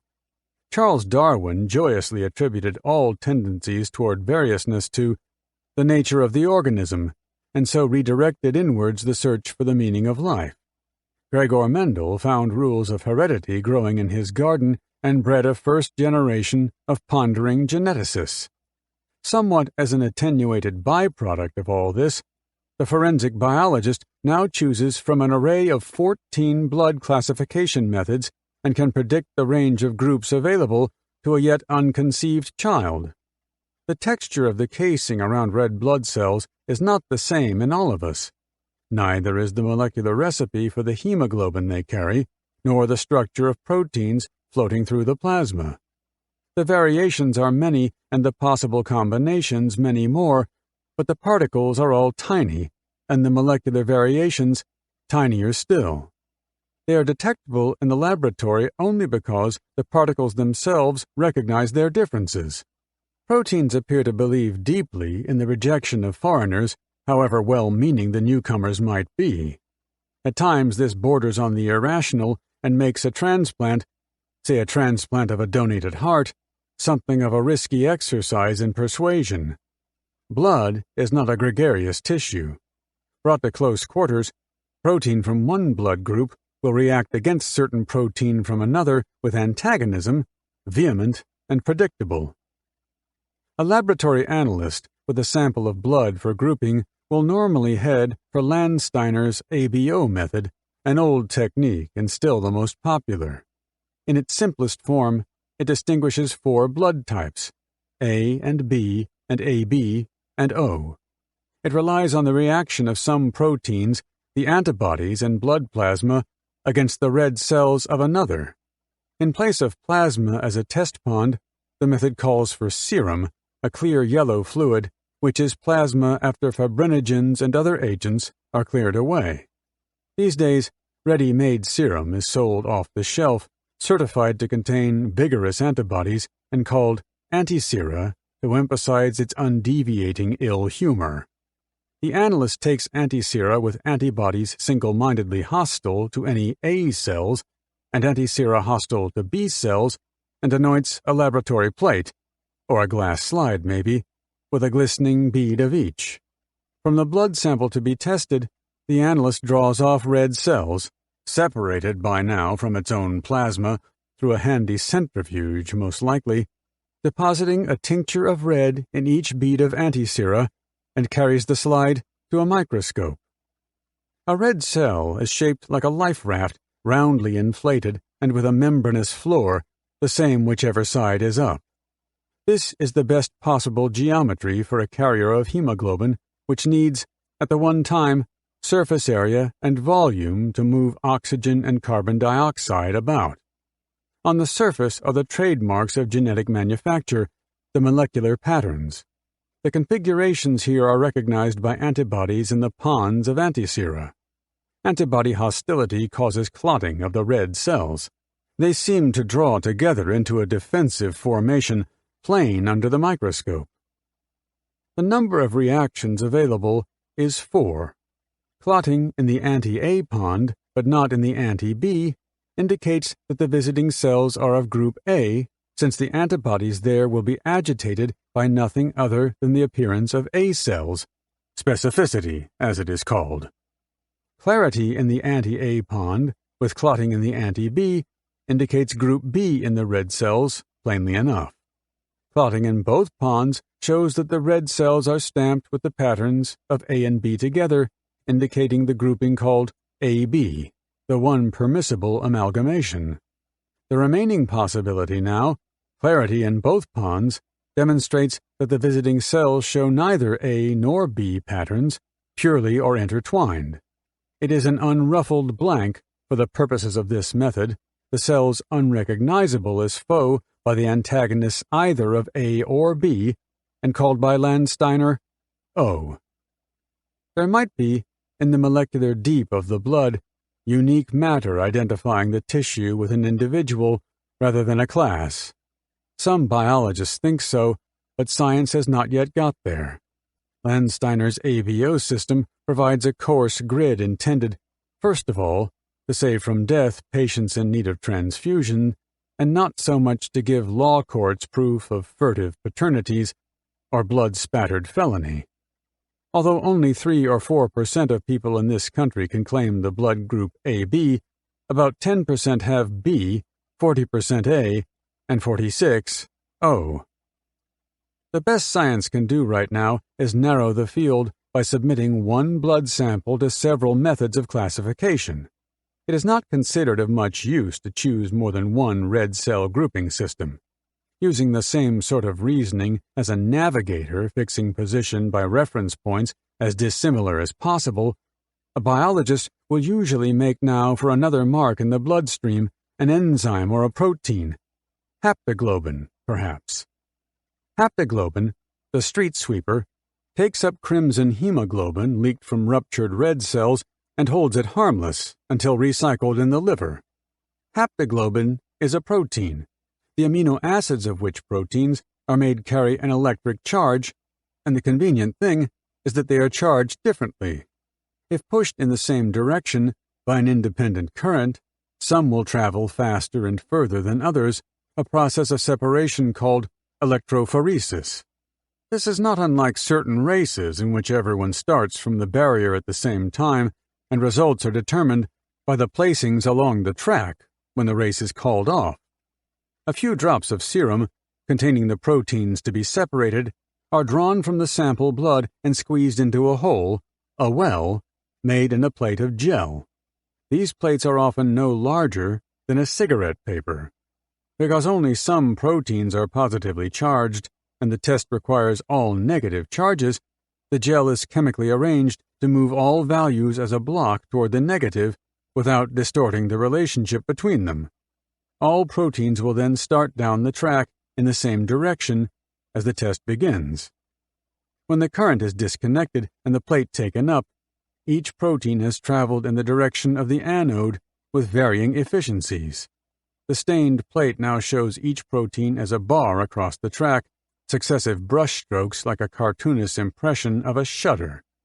The furthest is albumin, a fast mover because it has the greatest negative charge. The gamma globulins are not so energetic and don't get far from the well. Haptoglobin will show up in one of the three forms available to the human bloodstream, allowing itself to be grouped into HP1 or 2-1 or 2, as these classifications go, according to the position it made before final flagfall. A simple foot race like this will identify matter other than protein, and it makes good sense for a questioning analyst to turn now to a blood component of a quite different order, to an enzyme, say. Phosphoglucomutase, PGM is easier, is an enzyme present in most bodily tissue, including the red and white cells of the blood. It is there to help with the metabolism of glucose. PGM is a genetic marker. The forms in which it is available to the human body are determined by parentage. These groups are known as PGM 1, 2, 3, and in an effort at finer tuning, a plus or a minus indicates the graduations between. In electrophoretic testing, the sample to be identified is run alongside known samples, all on the one plate but in separate lanes, and when the current is switched off, the bars made by PGM in the unknown sample are compared with those in the known. PGM3, with smaller molecules, wades more quickly through the soggy gel and makes it well up the track. PGM1 is always the laggard.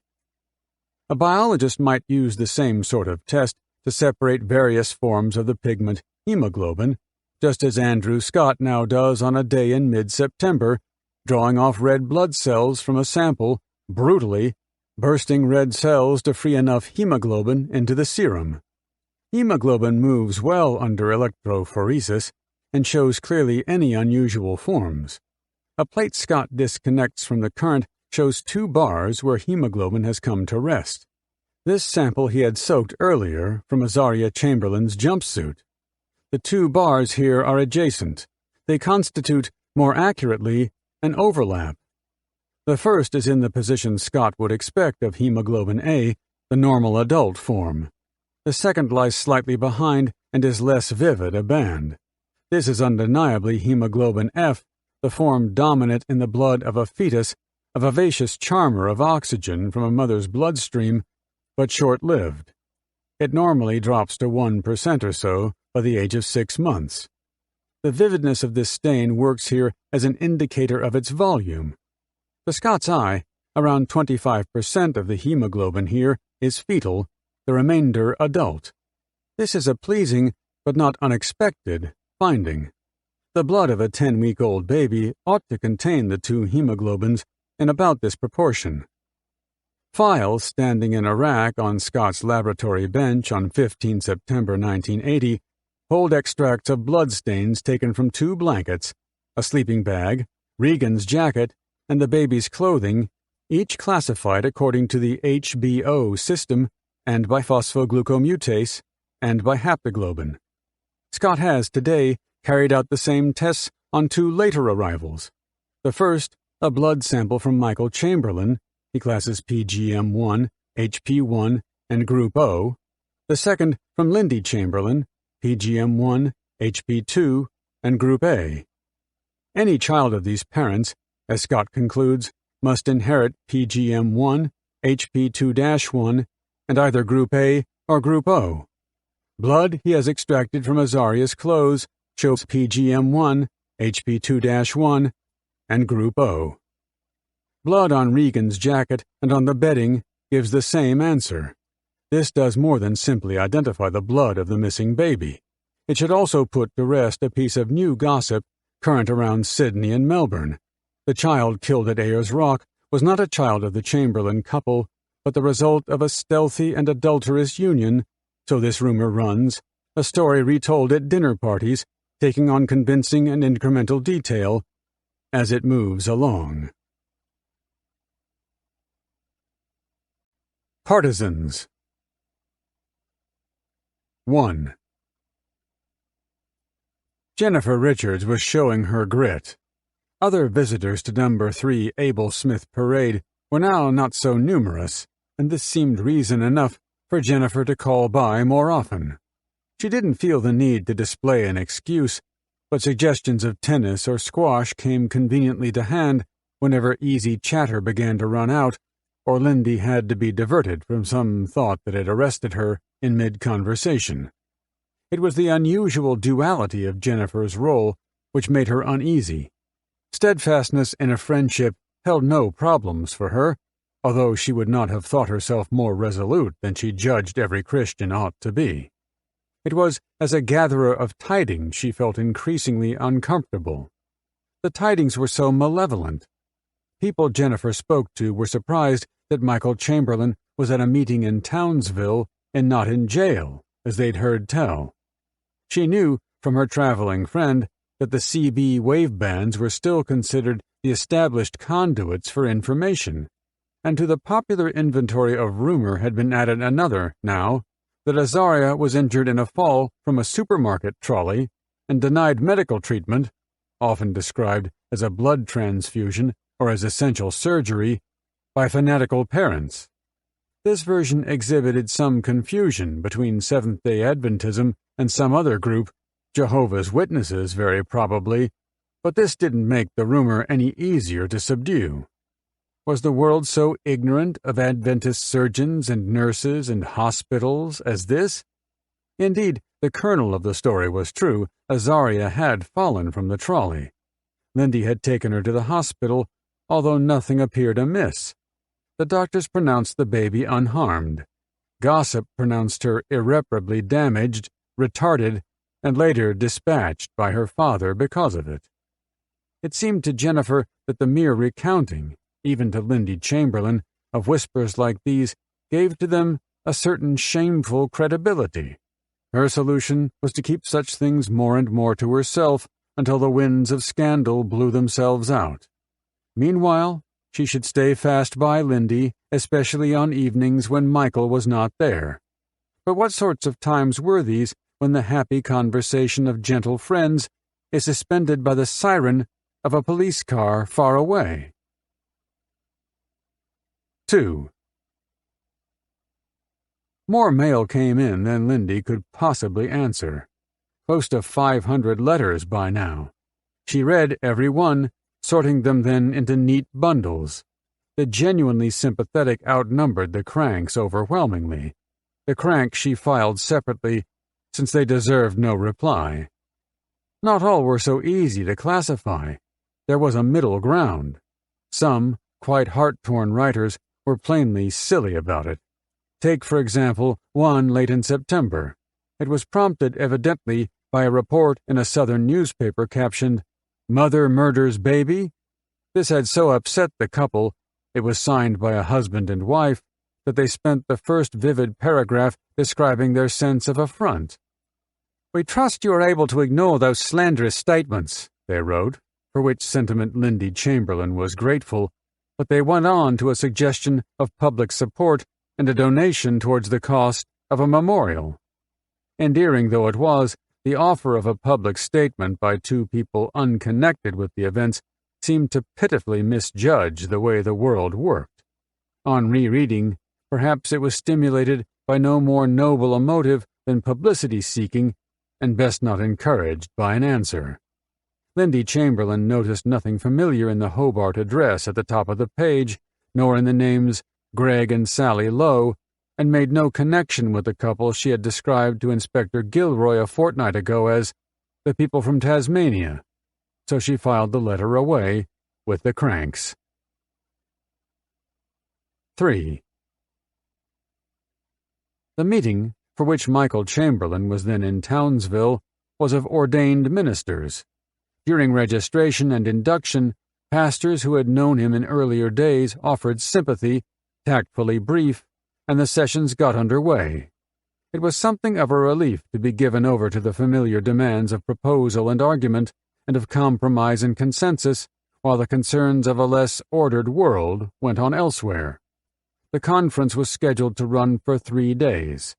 It was after the conclusion of a session on the second day that a minister of the host group took him aside and said, "You ought to know what's being said in Townsville.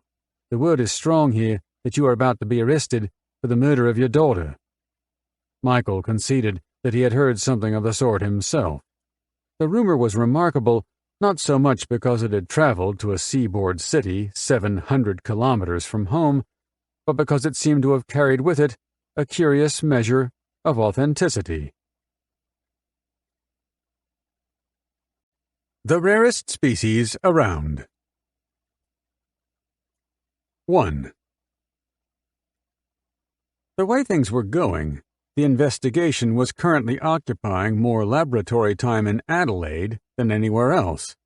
This didn't surprise anyone who understood how much of the country's arid centre is shared between the Northern Territory and the state of South Australia, or those who knew how similarly outflung their small settlements are, or how alike their styles of police administration. Recruitment to the police force of one region from the other runs high, and not only at junior levels. The most spectacular example is the present police commissioner for the Northern Territory, who was recruited from his post as Chief Superintendent of Police in South Australia. Coordination of laboratory tasks in Adelaide was the duty of Sergeant Barry Cox. 40 years a policeman, Cox still walked office corridors with the rolling gait of a big cop on the beat, arms trailing, his belt buckle leading the rest of him by a healthy margin. The last 30 years he spent in the administration of forensic scientists, and it had not taken Cox long to conclude that Azaria Chamberlain's clothing might yield more material evidence than punctures, blood, and hairs. The punctures he had allocated to Brown, the blood to Scott, and the hair to Harding. Used to filling in himself in the absence of an appropriate scientist, Cox was already planning to carry out tests of his own devising to reproduce the long rupture he found in the baby's jumpsuit collar. He had dismissed the teeth of a dingo as a possible origin. He had in mind razor blades and knives. But Cox was primarily an administrator, and his present concerns were with plant fragments and dirt on the baby's clothes. These should be identified by a botanist and a soil analyst. He had someone already in mind. Looking now at the jumpsuit, it occurred to Cox that there were more pieces of leaf and seed bedded in the weave than he would have expected if the baby were carried by a dingo over a plain. And another curious thing, there were fragments inside the clothing which could not have got there if the baby was then wearing it. Someone had deliberately rubbed the empty garment into the vegetation. 2. On 18 September, Sergeant Cox took the clothes to Kenneth Brown's laboratory. He met Brown and the botanist Rex Kuschel there. Cox carried with him, in small plastic bags, fragments he had already vacuumed from the garments using a series of gauze paper filters. The fragments he gave to the botanist. He then laid out the singlet and the jumpsuit on a bench. Brown and Kuschel began to pick over them, lifting more pieces of crushed leaf, stalk, and seed out of the weave. Brown's part in this team owed more to his enthusiasm than anything else. His notable interest in the Chamberlain investigation had caused some perplexity in police circles already, for this small, eager man was himself a Seventh-day Adventist. But Brown's training was in teeth, and it was upon Rex Kuschel that the authority of this afternoon's exercise depended. Kuschel was around 60 years old, currently a consultant to the police department, mostly identifying plants in drug cases. He was for 16 earlier years with the Adelaide Botanical Gardens.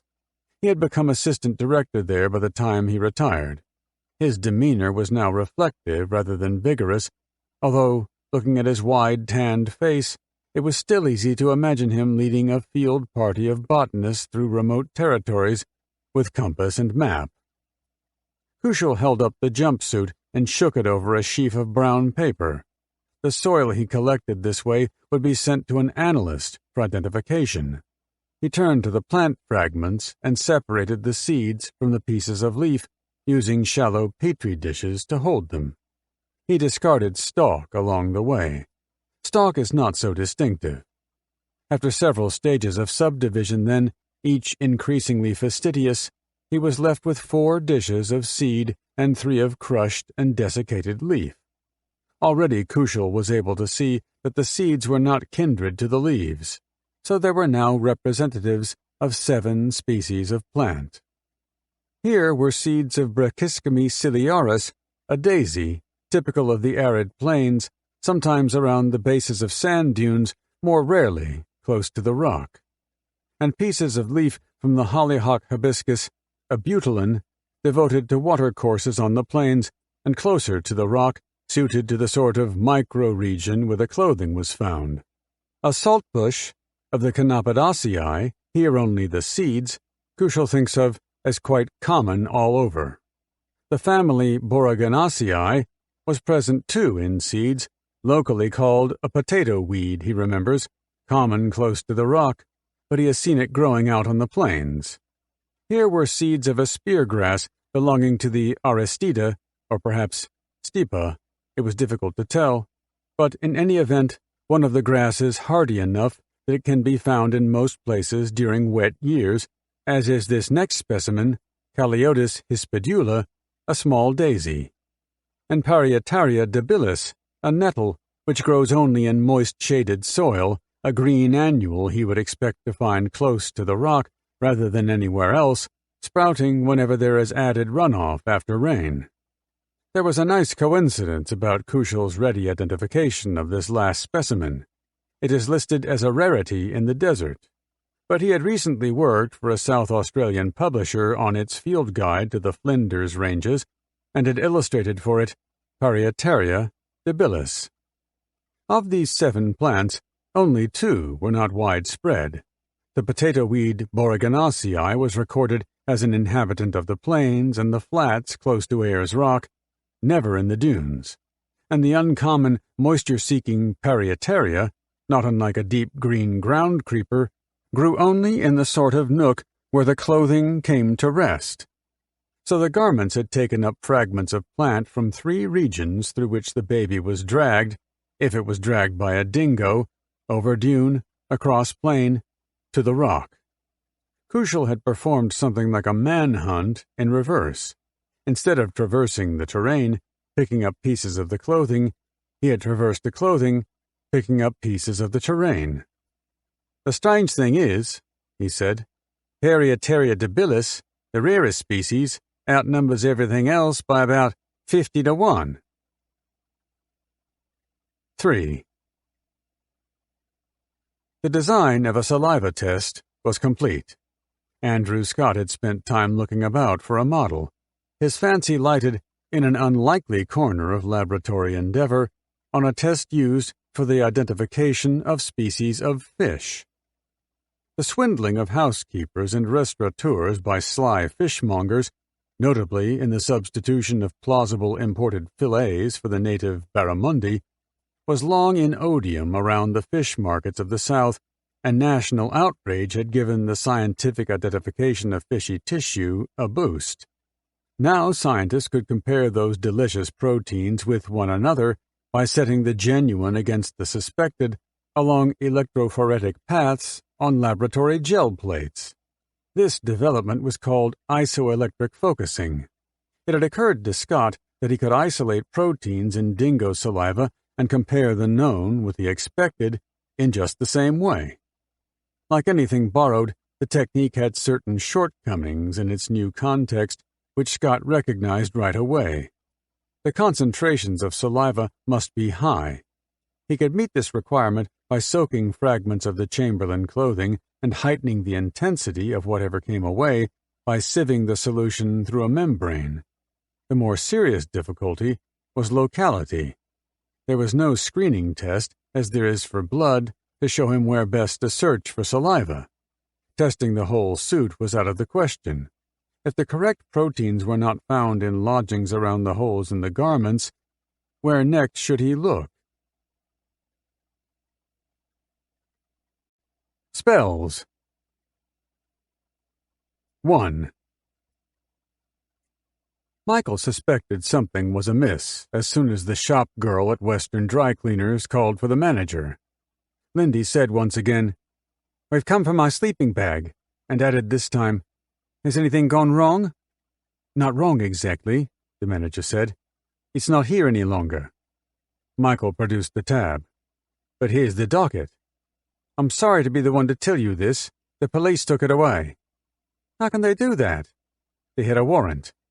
But they didn't want it earlier. There was nothing we could do. It's the law. Lindy seemed more aggrieved by the churlishness with which the law exercised its privileges than by any discernible threat. They only needed to ask us, she said. 2. Regan was playing trains. He set up his model railway on the carpet in the lounge room, kneeling between the easy chairs where his grandparents sat and the couch where his mother was. He had no interest in what they were saying. Their conversations passed over his head.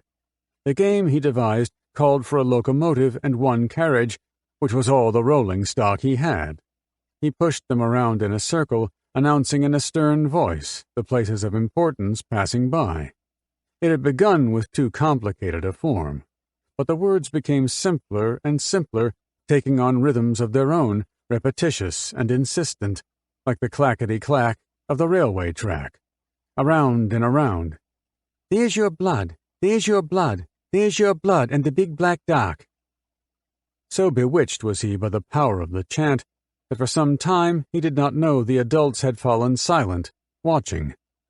Then someone laid a hand on his shoulder. 3. News reporters were the first people to hear about anything important, and Lindy Chamberlain was altogether sick and tired of it. A journalist for the news had telephoned to tell her that scientists in Adelaide found no dingo saliva on Azaria's clothes. I don't understand that at all, she said. But thanks anyway. She dialed Alice Springs Police Headquarters. Michael stood close by to hear what he could of the conversation. She asked for Inspector Gilroy. It's Mrs. Chamberlain calling, she said. It was not the inspector who answered the extension. I asked for Mr. Gilroy, she said. Detective Sergeant Charlwood, Mrs. Chamberlain. The matter is my responsibility now. Oh, she said. Well, the newspapers had been on the telephone. They say Azaria's clothes had been examined for dingo saliva. Do they? They say there was no saliva anywhere. Is that true? It's probably true if they say so. I'm still waiting for the report. How would they know before you? They've got their methods. There's nothing I can do, I'm afraid. She replaced the handpiece and turned to Michael. There's a new man in charge. What did he tell you? He doesn't seem to know much. 4. I don't want anyone to know I've spoken to you, the caller said. Michael knew him well. He was with the Courier Mail, a Brisbane daily. Okay, Michael said. Go ahead. It's just that I don't like the way things are going on around here. I see. I'm very grateful, Michael said. What is it?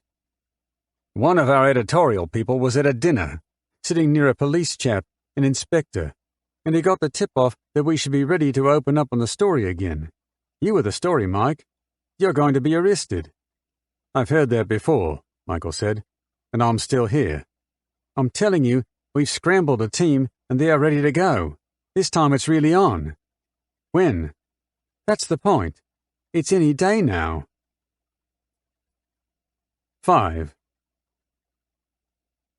The family was worried about Regan. He was having the same nightmare over and over. His mother lifted him from his troubled bed. He seemed deep in some dread predicament and was difficult to wake. She laid him on the double bed between herself and Michael. All gone away, she said softly. All over now. The hand was as caressing as the voice, and his breathing came easier. As far as she could gather, the boy's dream had to do with unaccountable lights burning in the night and the slow passage of a beast over his breathless and enchanted body. The proper management of sorrow. 1. An unfamiliar sedan stood at the curb outside the house. Lindy Chamberlain pulled around it and parked the yellow hatchback in the drive.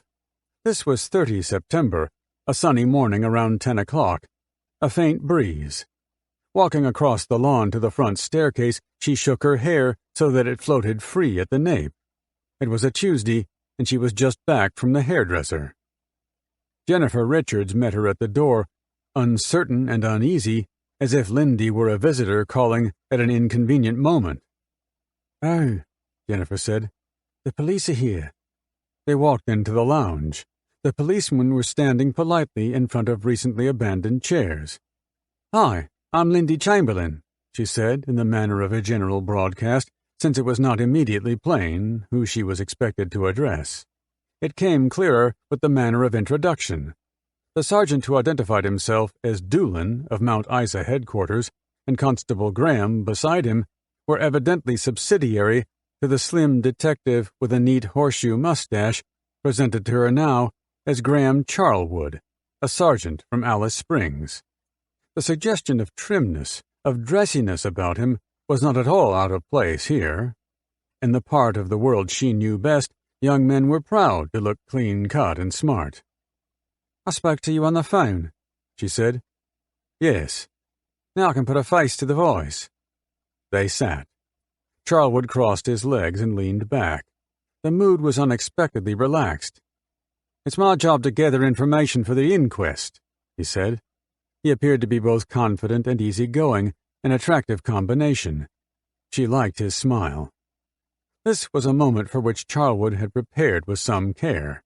After the days he spent at Ayers Rock from 10 September onwards, walking the locations of significance, he was more knowledgeable about those places than were the Chamberlains.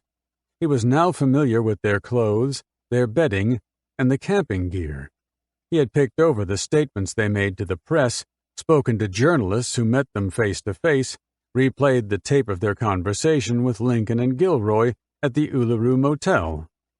On Sunday, here in Mount Isa, he had passed the afternoon in a theater at the television station. There he watched footage of the Chamberlains speaking to the telecameras. It was a private viewing. His attention was only partly on the dialogue and their response to difficult questions. He was as interested in the manner of delivery and the stories told by eyes and hands.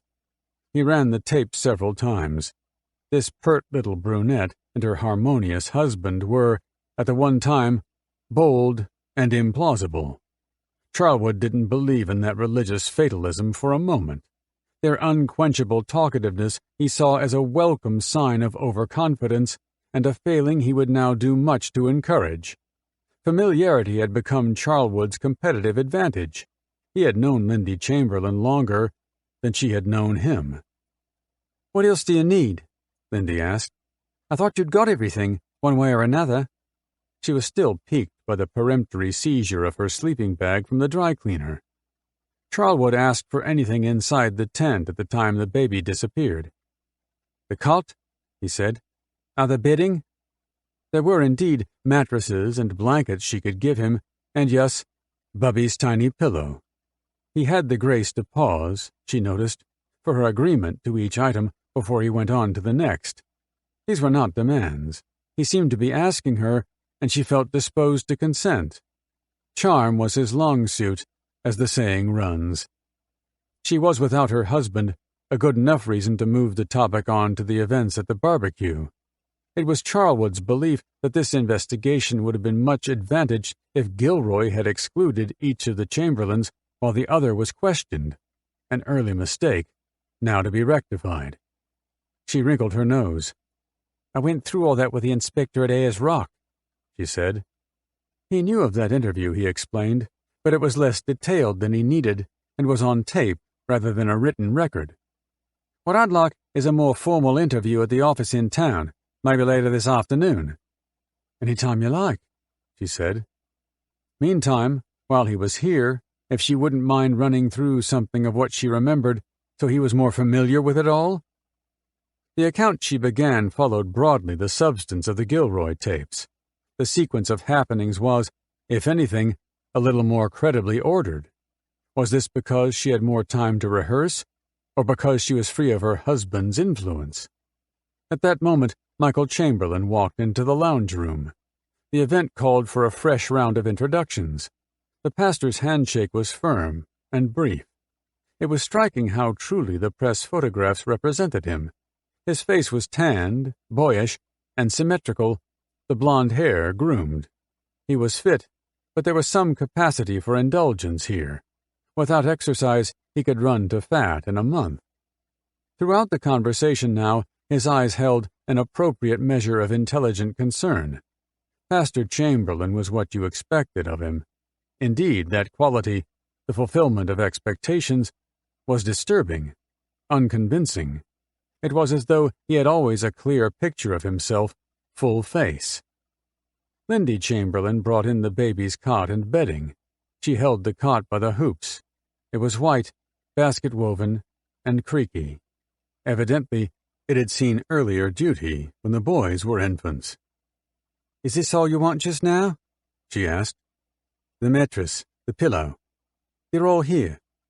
"So," he said, "can I collect you around 1 o'clock?" "Fine," she said. He turned to her husband. "And you sometime tomorrow?" "Yes. Tomorrow, yes." They moved for the door. Charlwood again scanned the room. Here were the conventions of a happy home. The dining table near the kitchen door shone with polish. The lounge suite was bright and plump. The Chamberlains were fond of family portraits. A glazed photograph on the sideboard held intently pleasant children. Another showed their smiling mother on her wedding day. She had jonquils in her veil. 2.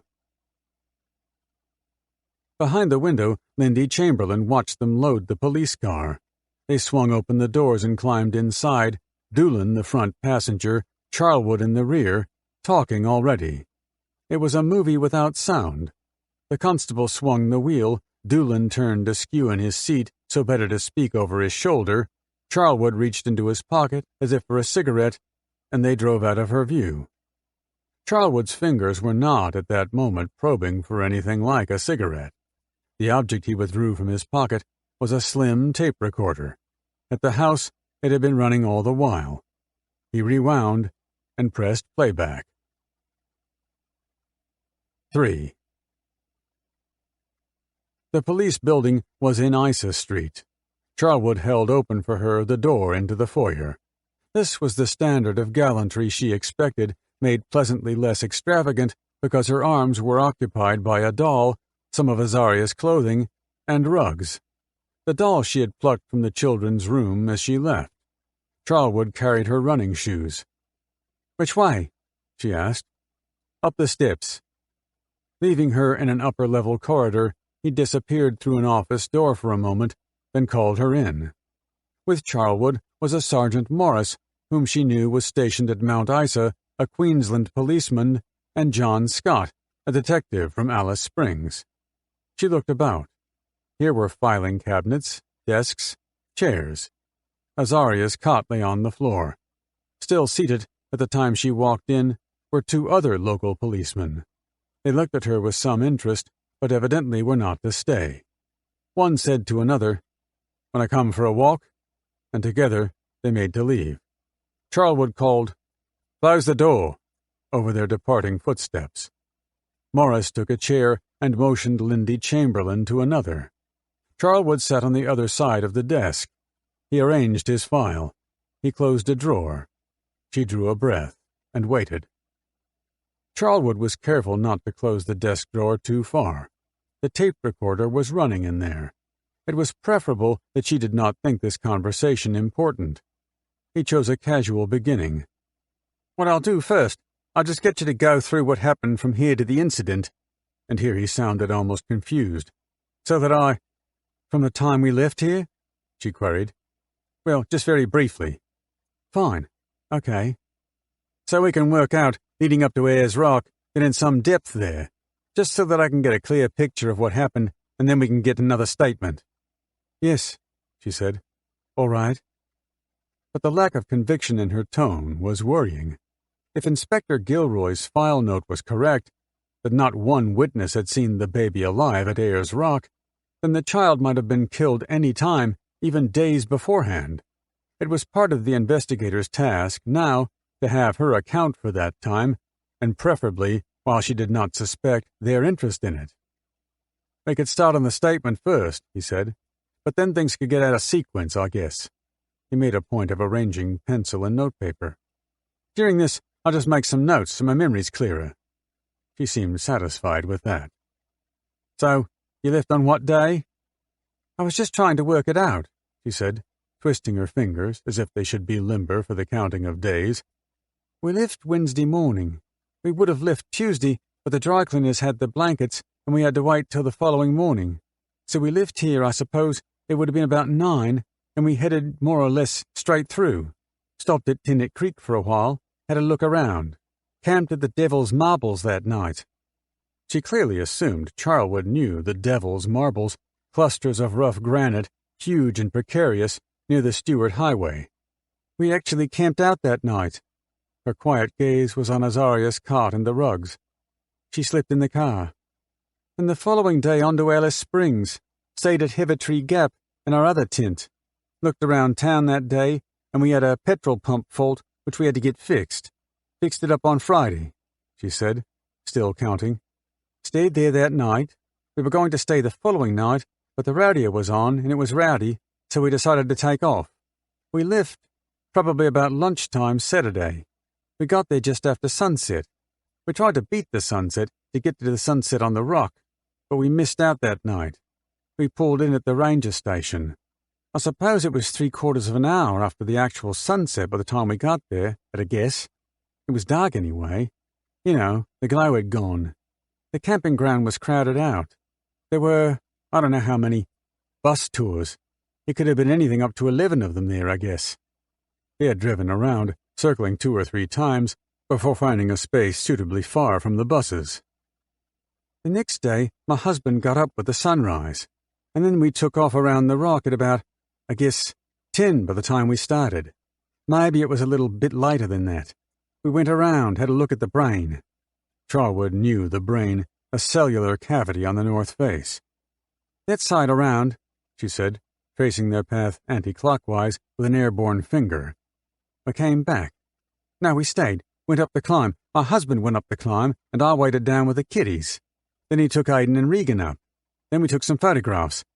No, the photographs we took of Azaria were in between him coming down and the boys going up." Charlwood had a copy of one such photograph in his file. This had been published in color by the magazine Woman's Day and in monochrome by the Sun Herald, a Sydney paper where someone in graphics managed to print it back to front. It was taken by Michael Chamberlain. The part of the rock he chose for the foreground was fiery red and steeply oblique. An inappropriate sky hung like a dark indigo wash, the result of some filter or other. The slope underfoot had confused him, so the rim of the plane was not as horizontal as the earth is. His crouching wife, smiling and girlish, wore a roomy frock above calf-length tennis socks and runners. She was holding Azaria, whose gaze seemed to be on something close to the tip of her nose, firmly by the elbows. The baby appeared to be standing, but on close inspection there was no strain on those chubby legs. It was a proud pantomime. This snapshot was of interest to the press for reasons to do with increased circulation. They had billed it as the last photograph of Azaria alive and sold plenty. It was of interest to Charlwood for quite other reasons. This baby's hair was very light, and she was, by comparison with Lindy's adjacent limbs, unaccountably tall. On all reports, Azaria's hair was dark, and she was quite tiny. The heady supposition came to this: the infant in that happy scene may not be Azaria at all. His quick decision was to establish the chronology now. He could come back to identification later. "So about what time was that?" he asked. Between 3 and 4:30, she guessed. Michael had climbed the rock alone first, then with the 2 boys, who separated, she recalled, so Michael climbed again. Aidan, meanwhile, had formed a descending party. Then he came down, so we all came. Regan was down there with me. The phenomenon of a scattered family was plainly not new to her, and they should all regroup in her memory on the tapping of her forehead with a finger. But somewhere in there she had temporarily lost her husband, who then turned some corner of her recollection and came back. He'd had it by this time, because he climbed the Had section 3 times in the one day. He was feeling tired, and on the way home I said to Michael I'd promised the kids they could have a look at the water out there, because they reckoned there wasn't any. We were going into Maggie's Springs, and we were sort of looking to see where it was, and we saw the bus pull in just ahead of us. No, he pulled in just after us. We pulled in, saw the sign, then the bus pulled up, and actually they got into the Echo Cave before we did. And there were some tourists there, and a couple about, I suppose, mid-40s, with a child of, I'd say, 8, and another about 10 or 12, walking around the rocks. We met them at the back of that fertility cave, and we were standing there talking and looking around and wondering what the aboriginal legend of the rock above was and where the echo part of it was. And I sort of sensed as though I was being watched, and I looked up. I would have been standing about where the corner of this desk is, I think. On a rock, just above, there was a dingo looking down over the top at us. Charlwood was suspicious of this entire episode. It had made an appearance in Lindy Chamberlain's conversation with Inspector Gilroy, and next in her statements to pressmen, always with an imprecise description of the tourists she said were there, always too skimpy to be checked out. It was altogether too convenient. "This is what?" he asked. "Sort of right at the back of the fertility cave?" "Yes." It was inside this gloomy sepulchre that Charlwood had taken samples of dried blood on 13 September. A copy of Andrew Scott's analysis of that blood was now inside the file on the desk. He left it, for the present, right there. Well, you could get in it either way, but we had come through the cave. Half of us went through, and half of us went back again. Michael went back around the other way, and the kids wanted to know what the cave was. And I said, "Look what's watching us." And we all stood there for at least 4 minutes, maybe longer, watching this dog. There was a crevice just beneath where it was, and Regan was moving around, and it struck me at the time it was odd because he said, "Where is it, Mummy? I can't see." The dog would usually follow movements with its eyes, but it didn't seem to take its eyes off me. It made me feel a bit creepy, which I thought of after. Azaria was with me at the time. She was with me, unwrapped and awake, sitting across my shoulder, looking about. Because Michael was tired, they'd driven back directly to the campsite, she recalled. And I bathed the kids. "What time was that?" Charlwood asked. "Sunset was 6:30. I would have been bathing them somewhere between 5:45 and 6 o'clock, I should think. They had made it out to Sunset Strip in time for photographs. When they got back, Regan was already asleep. She slipped him into a sleeping bag on his mattress in the tent. Meanwhile, Michael started to look after tea. Then I picked the baby out of the carry basket in the car, took the carry basket into the tent, and then carried her down to the campsite. She had wind. I was patting her, walked around with her for a while." "And what time was that?" "It was dark, between 7 and 8. She finally went to sleep. At a rough guess, she would have been asleep half or 3/4 of an hour before I put her down. Another young couple arrived there and were using the opposite stove to cook their tea on." "This is in the barbecue area, directly down from your camp?" "Yes. They had a little 18-month-old baby girl, and there was a dingo in the area, actually. It had been there the night before. We'd been talking a bit about them, because the hikers that had been camped around there the night before said to us, 'Don't leave any food out, because they scrounge for it.' And we'd read the notices in the toilets, and had only seen them that afternoon. We were actually watching this dingo when Aidan spied some sort of animal. He didn't know what it was. It turned out to be a little kangaroo mouse. The husband of the young couple was sitting on the fence, about that far from the railing that goes around it." She gestured to indicate just how astoundingly close that really was. Charlwood nodded. "Yes," he said. "There was a post in between us, and all of a sudden he said, 'I think that mouse is here by this post.' Before Aidan got there with the torch, this dingo pounced in right between us, say, so far from his feet and so far from mine. We'd had no idea it was there. It was so quiet and was gone. About a 1/4 of an hour after that, Michael and Aidan had both finished tea, and Aidan said he was tired and wanted to go to sleep. I hadn't had my tea. I wasn't very hungry. Michael said, 'You'd better put her down and have your tea.' So I said to Aidan, 'It's time I put Bubby down.' I was thinking to myself, I'll spoil her. He said, 'I'll come up with you.' I had the tent zipped up with Regan there because of what they'd said." The incident she began to describe did not seem to have much relevance to the story so far, until it came clear as some manner of corollary and likely to fall into sequence if Charlwood let her run on. "The day before," she said, "we'd had a rubbish bag beside the stove, and we'd gone away to get something or other and come straight back. And an animal, a camp dog or a dingo, I don't know which, had tipped it all out, spread it all over the ground and made a real mess. I'd got a plastic bag, so I jammed it as tight as I could in a sort of open fireplace by the tent." "Ground level?" "Yes, over by that concrete—" Here her questing fingers weren't able to grasp anything like the precise term. "Thing." The shortfall in her powers of description called for some response from him. His familiarity with the cooking facility at the campsite would show he'd been there lately. No matter. "Yes," he said. The refuse bag with which she was now concerned had held Azaria's soiled nappies. She wanted to fill the bag before throwing it out, so had pushed it deep into the firebox. But when they got back to the camp, the nappies were shredded, the debris everywhere.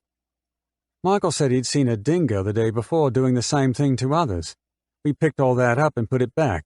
Of course, because of this I thought, well, they're scavenging for anything, if they go for nappies, you know. The kids' shoes were all along the front of the tent. Regan was inside. I zipped it up. When I came back, I walked up with Aidan. We both climbed in the tent, and he got his parka off and dumped it near the door of the tent, where Regan's was, and started to get himself into bed. I put Azaria down and tucked her in. I put her down in the things I had her wrapped in and just put a blanket over the top." "She was at that time wearing what?" Charlwood asked. "The clothes of the blankets."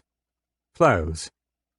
He knew already the inventory of that tiny wardrobe by heart. It was listed in the Chamberlain's interviews with Michael Gilroy and in several with the press. But none of the clothing showed any evidence that it was ever carried in a dingo's jaws, as the reports here in his file attested. An outer garment, the absent matinee jacket, could account for that. Charlwood was suspicious of that jacket. It had the character, laggard and defensive, of an afterthought. She was wearing a throwaway nappy, a singlet, white stretch suit. It was all white, with white booties underneath, and a little white matinee jacket with very pale lemon edging around the collar and cuffs. Because the jacket had not been found, or as Charlwood suspected, to underscore plausibility here, she pressed on with it. It was one of those matinee jackets that just got 2 or 3 buttons on the yoke, and then none coming down, and the buttonholes were a bit loose. She was wrapped up, as I showed you this morning, in the blue bunny rug and the larger of the 2 blankets. She slept with her arms up and a head on the side, and her arms would be this angle and a head back that way. Her face lay, now, between her forearms, and gently she inclined it to express slumber. "She had her arms level with her head?" Charlwood asked, concerned with making her posture intelligible in the tape recording. "Yes, or slightly back a bit." And then Aidan said, "Is that all the tea I'm getting?" He's at that stage where, periodically, he decides he's got hollow legs because he eats a huge feast and he's still hungry. So I said, "Well, I'll get you some more. What would you like?" He didn't know. He rather likes baked beans. So I went out to the car, which reminds me, Michael had a slide taken about midday that day with the car parked where it was and the tent set up. Yes, I went back to the car and got the baked beans out, came back to the tent. Actually, the car door would hit the tent, so I was right beside the tent at that stage. I saw nothing in the area, anywhere. There was not a sight or a sound of a thing. With Aidan, she left the tent for the barbecue. For some reason or other, I didn't zip the tent up again. I was planning to get his food and then bring back the tray with me and let him have it in the tent. I'd decided by then I didn't want anything much, probably just watch him and then go straight to bed. And I walked back to the barbecue area. I can't remember now if we climbed the fence, but I think we might have. I was going to chase him, and he went one way and I went the other to see who got back fastest. We climbed over the fence on the right side of the gas bottle, walked around on the side where we had our things, and the can opener was sitting right on top. I put the can of beans down, picked up the can opener, and my husband said to me, "Bubby cried." I sort of paused and said to him, "Are you sure?" She was sound asleep. He said, "Well, he heard her cry," and the other fellow sort of indicated that he'd heard something. Whether he heard her cry or not, I don't know. So I said, "Well, I better go and see."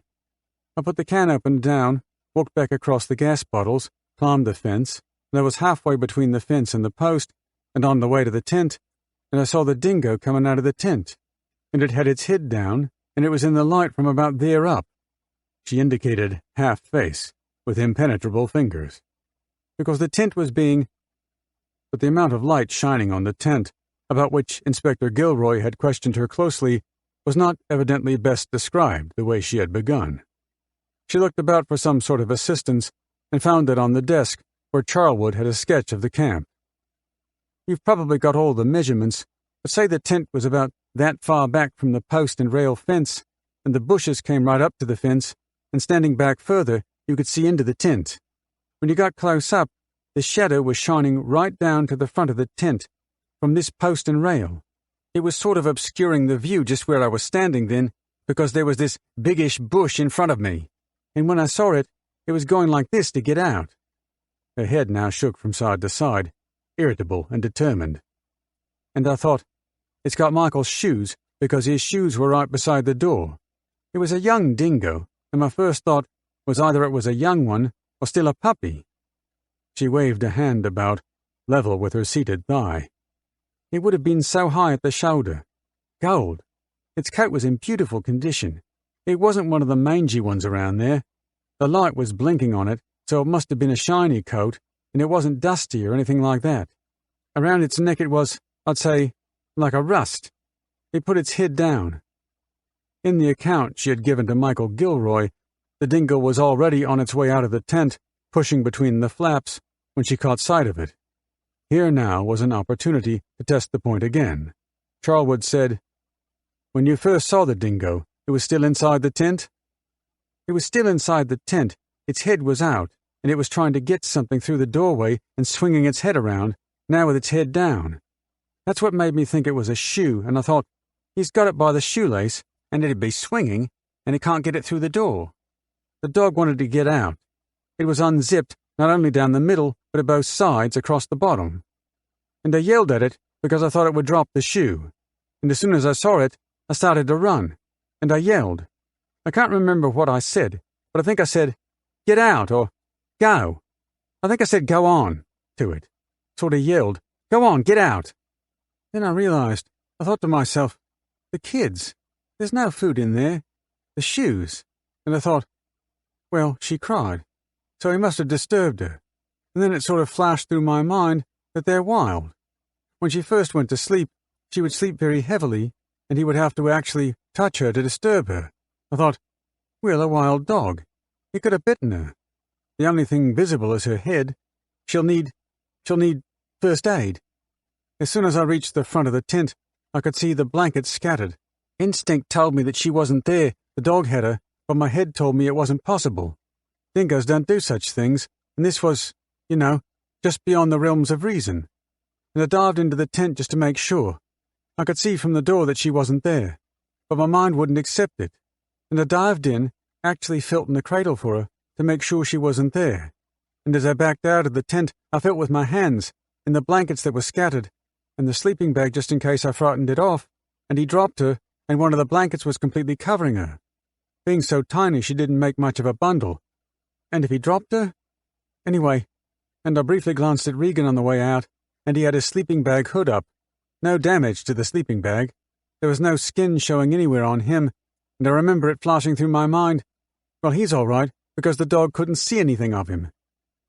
And I backed to the door of the tent, feeling as I went, and as I stood up in the opening, I called out to Michael that the dingo's got the baby. And as I was calling this, I started to run in the direction that the dingo had gone, because as it came out of the tent, as I was running towards it, it went out the tent and across in front of the car, which from my direction was right, and ran off into the darkness. It was under the shadow of the fence at that stage, and I didn't look at it again. My interest was what was in the tent, because immediately my thought was to get out after it. I felt within myself that she was dead, because if she was alive, I'd have heard a whimper or a cry or something, unless by some miracle she was unconscious and still alive. And Michael called to me as I was running across there and said, "What?" So I said something to him, and again, "The dingo's got the baby, quickly." and that was all in the matter of the time coming out of the tent and around at the other corner of the car. The dingo was standing in the shadow of the car at the back left-hand corner of the car, and as soon as I peered around the corner, it took off. It was standing with its back to me, with its head slightly turned at that stage. I couldn't tell you whether it had anything in its mouth or not. My mind refused to accept the thought that it had her in its mouth, although I knew that must be it. I didn't know what I was going to do when I caught it, but I was going to. At that stage, Charlwood said, you could only see the back of the dingo and its head when it was at the back of the car. Well, I could see all of the dog in the shadow. I was standing there, and it would have been slightly at an angle, with its head partly turned, and it took off at an angle. Say that's the car here. I was coming around here. She converted the desk into a car with an effortless wave. It was there. The road was here. It took off across there.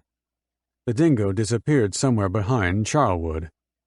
I took off, up this way, and when I got to here, in the meantime Michael came from the barbecue straight through this way, evidently close to her right shoulder, and caught me.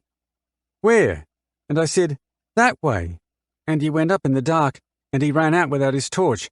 I'd stopped, because I realized there was dead silence. You couldn't see a thing. You couldn't hear a thing. The light from the barbecue didn't show any more there. I realized that there was just no hope of finding it. We needed a torch. We'd searched for hours earlier. Couldn't find the little one we were using. We went to get our big one out. We'd got one of those big Jims.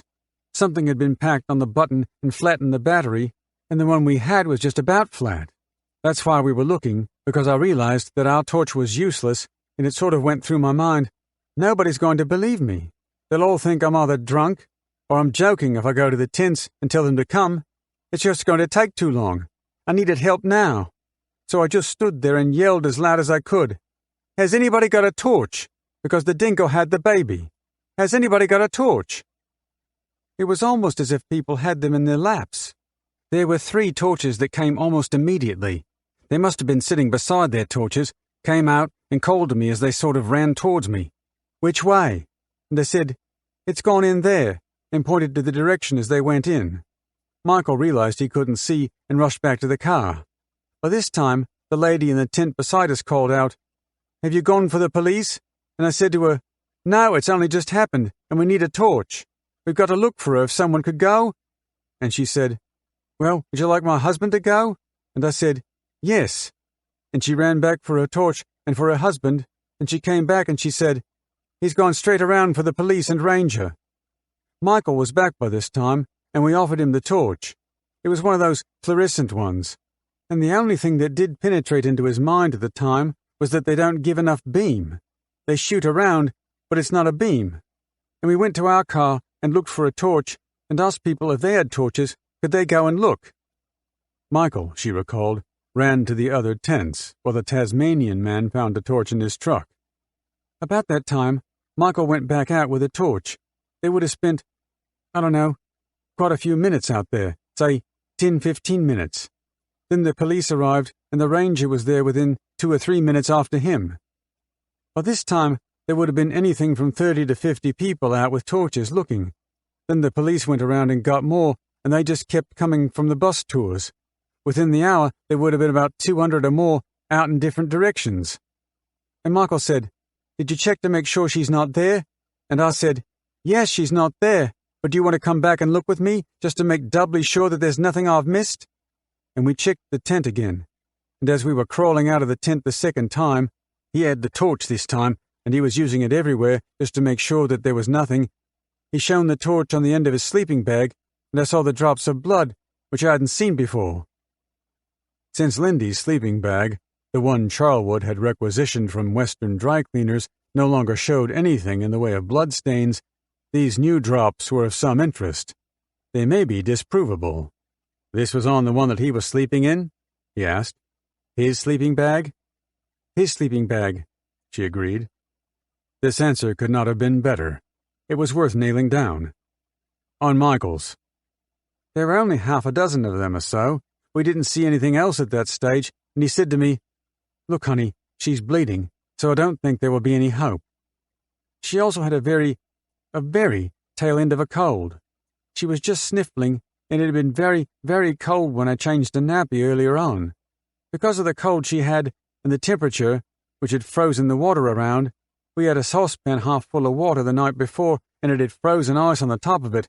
I said to him, with the cold she's got, if she's alive anywhere, we've got maybe 3/4 of an hour and a half, for them to find her, or she'll be either have very bad pneumonia, or she'll be frozen to death with no blankets on or anything.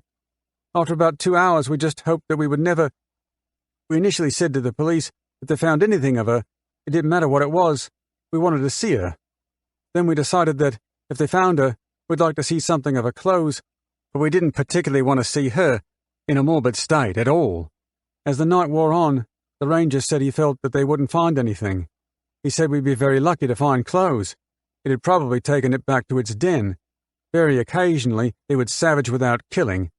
Then he was asking heights. Here she seemed to be talking about the size and configuration of the animal she had seen, the first true indication of rambling she had shown since the interview began. And I said to Michael that I had no reason to say that, except for a mother's instinct, that I felt it was a female that had taken her, that it was like the first dingo we had seen at Maggie Springs that afternoon. And Michael said to me, "Now listen, you be careful. It's one thing to say what you saw, and it's another thing saying what you're supposed to be. If you go around saying it's the same as that dingo, there seem to be dozens of dingoes around here, and they all look alike, you know. You're getting into the realms of probability." So I never said anything about that then, although the next day, when Inspector Gilroy came and talked to us, and he asked me to describe the dog at the barbecue, I said to him, "Well, it was so like the one I'd seen at Maggie Springs. Even when I saw it coming out of the tent, I thought, oh, you're the rascal we saw this afternoon. But it's a bit far away, I guess. They're too alike around here." And when they said, afterwards, that they'd found the clothes near Maggie Springs, I said to the inspector, "Can you tell me if they were found just behind the opening of that cave?" She broke from the story to ask Charlwood, "What do you call this cave?" "The Fertility Cave." And the inspector said, "Oh, it wasn't far from there, as a matter of fact." He said, "You're thinking what I'm thinking. I remember you saying to me that it was so like that dog and your husband shutting you up." And then afterwards, discussing different things with the ranger.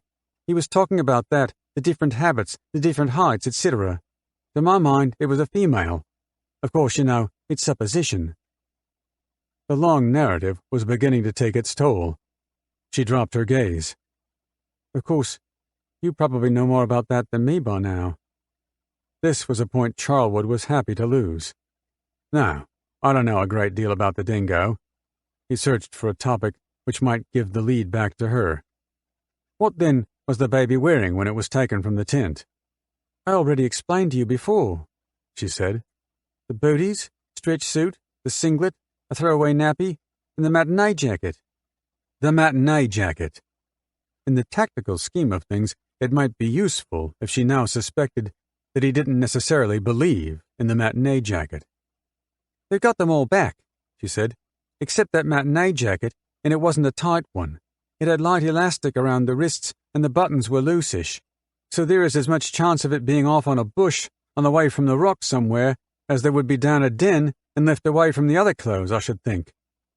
This was delivered in assertive tones. She sat forward on the chair, quarrelsome, expecting a direct challenge right now. She could wait. They took a break. Lindy Chamberlain asked for the washroom. When she came back into the office, Charlwood was chatting with Sergeant Morris, and she caught the word inquest. "When will the inquest be?" she asked. "The coroner hasn't fixed a date yet," said Charlwood. Sergeant Morris leaned forward on his chair. His gaze was serious. He asked her, "You know what the finding will be?" Judging by the moistness of her lashes, she had freshened her face in the washroom. Her hair was combed. But whatever these swift renovations had done for her vitality in the mirror there, it was not enough to help her venture an answer now. "So," Charlwood said, looking through his notes, "on the Sunday night?" Michael said by his watch, when it happened, it was about 8:30. "So the searching went on into the night. At midnight the ranger came back and said, 'I fear that there's not much chance of finding her.' What went on from there?" "Was it the ranger or the police? I don't think we saw the ranger again that night at all." The police came back 2 or 3 times. We didn't see the ranger until the following morning.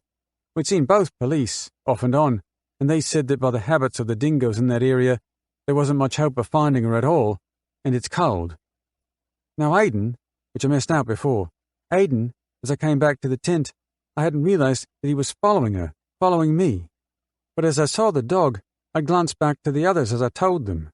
They looked up, and I said that a dingo was in the tent, and I glanced back and noticed Aidan was 4 foot, 6 foot behind me, following me back. Where he went then, I don't know. He wasn't near the tent. He must have been coming, but he didn't get into the tent when I was there. The memory she wanted was lost. She entered the present tense, searching. Regan is still there. It was as if she must visit the scene in the dimension of its own time to retrieve the fugitive event and carry it back with her into this room's brighter light. Regan is still there, and I knew Aidan was there, and he came running out from around the car. He must have been near the tent, or looked in the tent. I don't know. As I came back, these people were starting to come everywhere, and he arrived, to me, just before the lady who asked if I was sending for the police.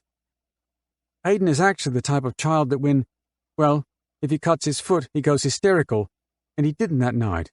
In fact, it amazed me. Shock, I suppose. He came running out, and he screamed at me, and he said, "Mummy, don't let the dingo eat our baby." He put into words what my mind wouldn't accept. There's no doubt in my mind that he was quite aware of what had happened and what was going on. I explained to him then that I wanted him to stay back. I didn't know whether to stay with him or go and look for her or what. And the Western Australian lady said to me, "Don't worry about him. I'll look after him. If you want to go out with your husband and look, you can." And we went looking, and Aidan was still standing around there, but I was cold, and he had taken his parka off to go to bed already, and I said to him, "I want you to go and get into bed."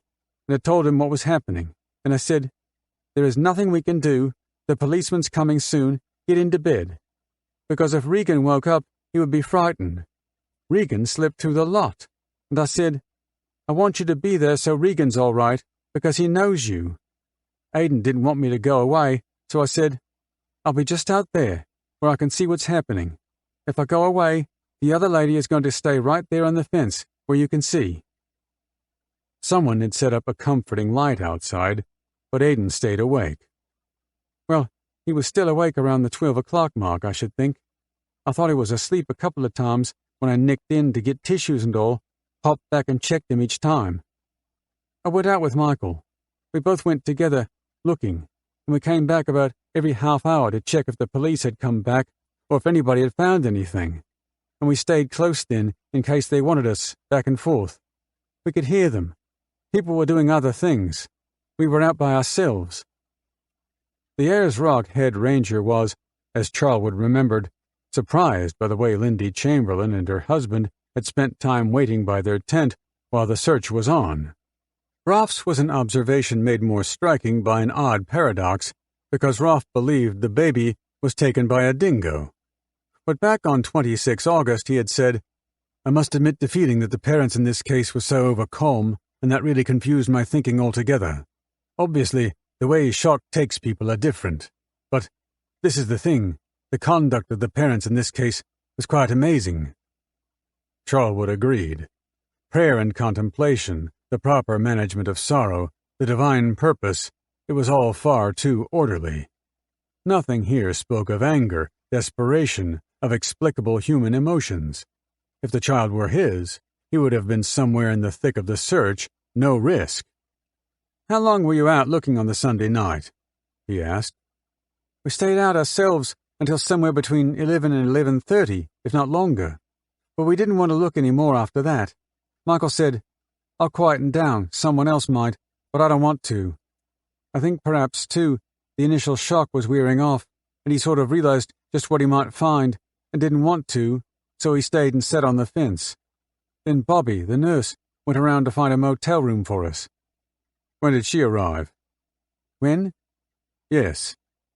"Could have been anything between 9 and 10 o'clock. That's a wild guess. She stayed with us for a while, and then she went away." "Where had she gone?" "She went somewhere to the motel, I think. Then she came back, and she said she had a place for us, and the policeman was coming over to pick up our stuff. I think it was quite a while, somewhere between 12 and 12:30 we packed up. We decided to pack the lot. I went with the policeman and took some things in the back of his car, and the rest we just threw in the back of our car. I took the kids in their sleeping bags, and Michael grabbed the last few things and came in our car.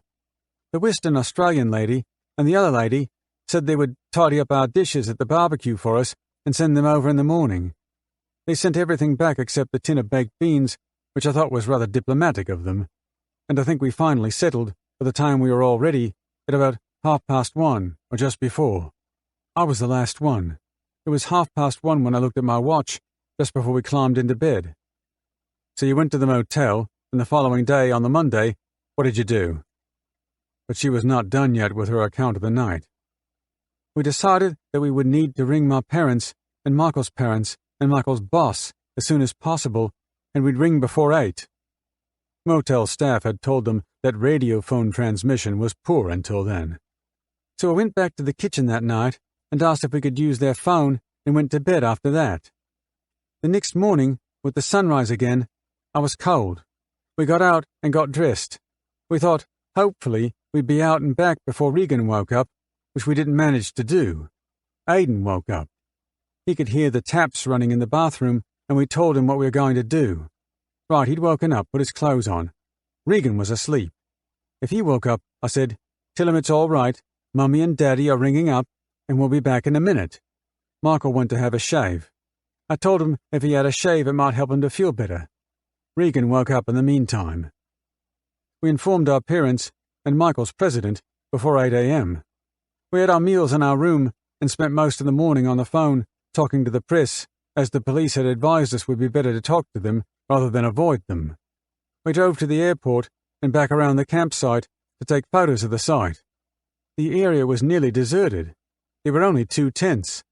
A number of the bus tours were also gone. We spent the afternoon around the motel and spent quite a bit of time talking to an Ansett employee who had been out searching all night and who had done a number of safaris with Harry Butler.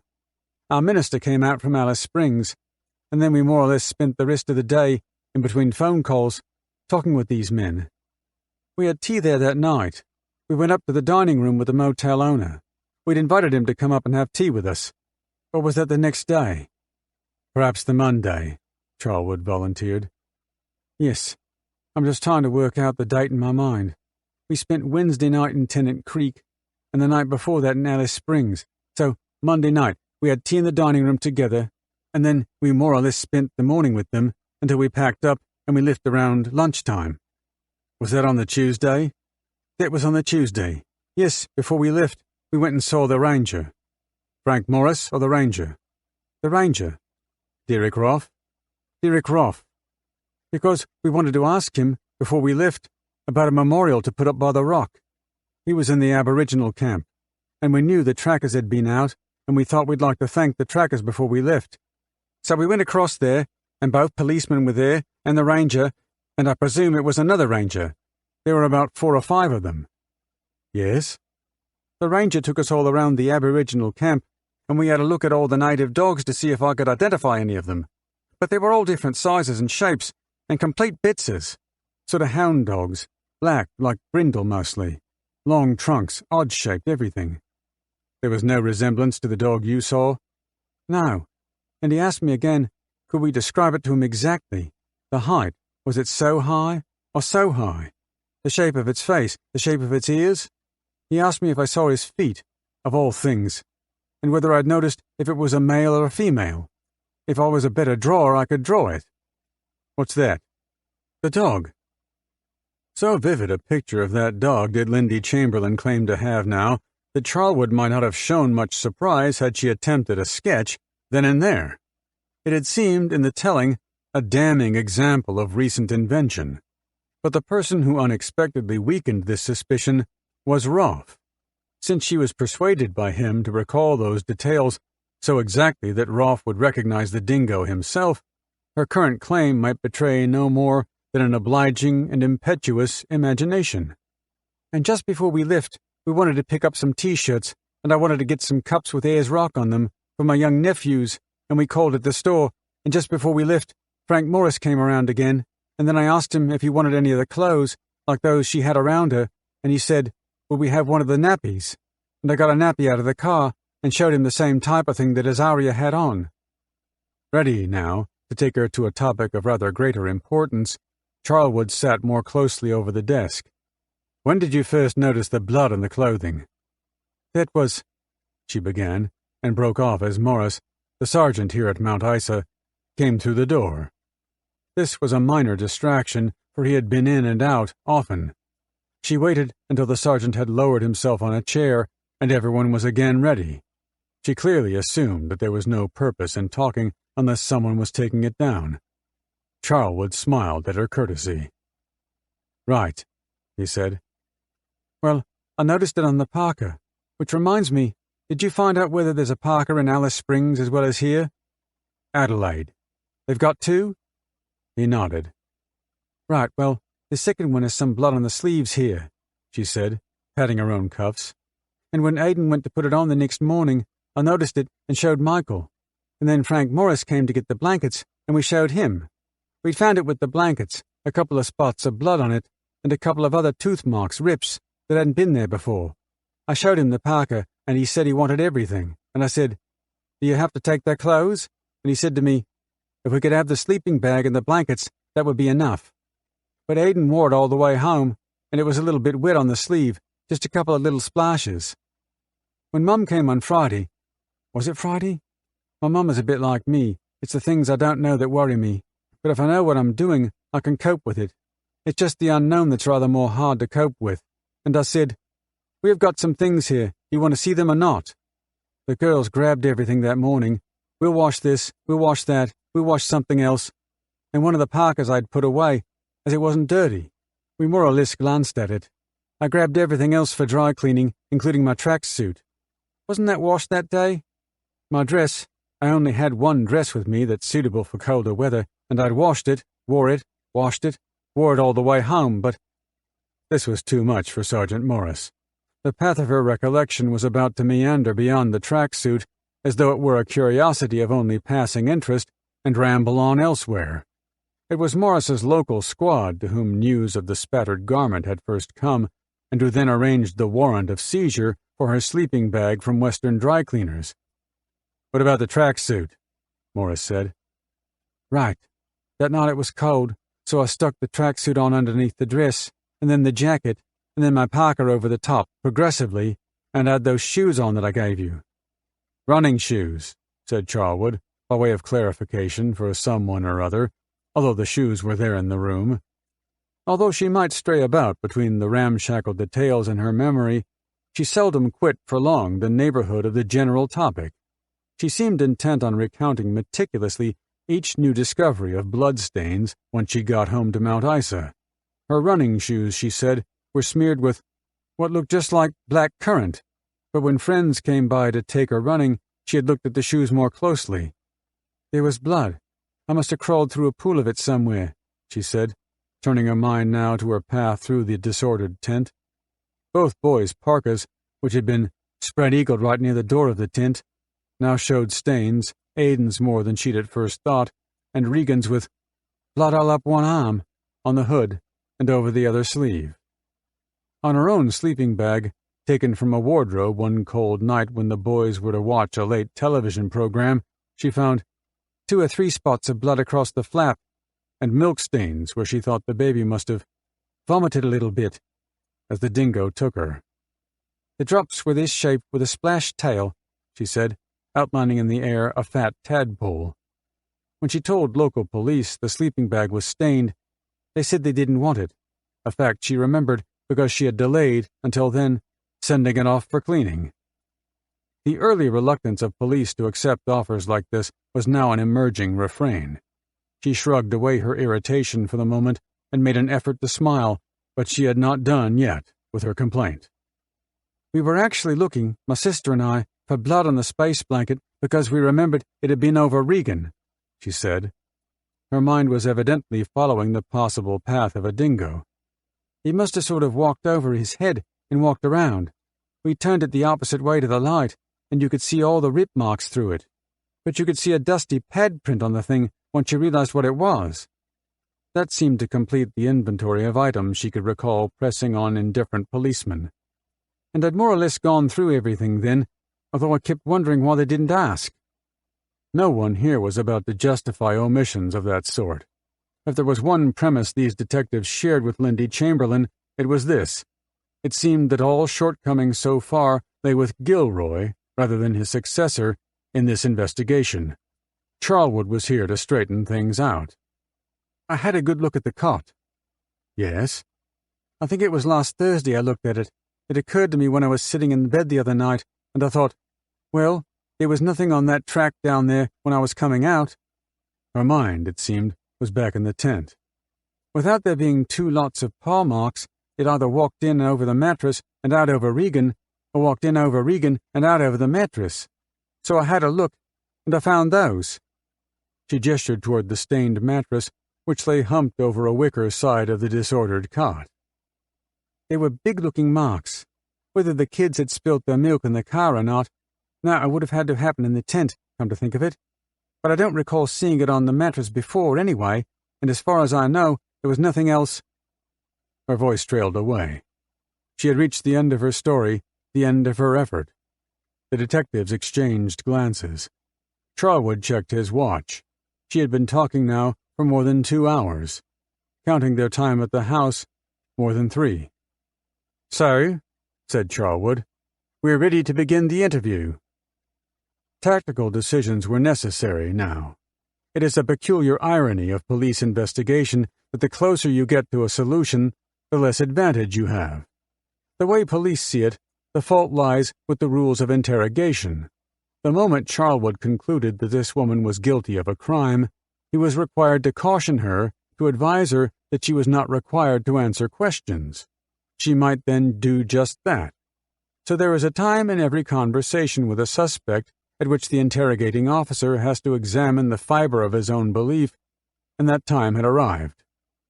Sergeant Morris aligned the pages in his typewriter. What are your Christian names? Alice Lynn. She spelled Lynn for him.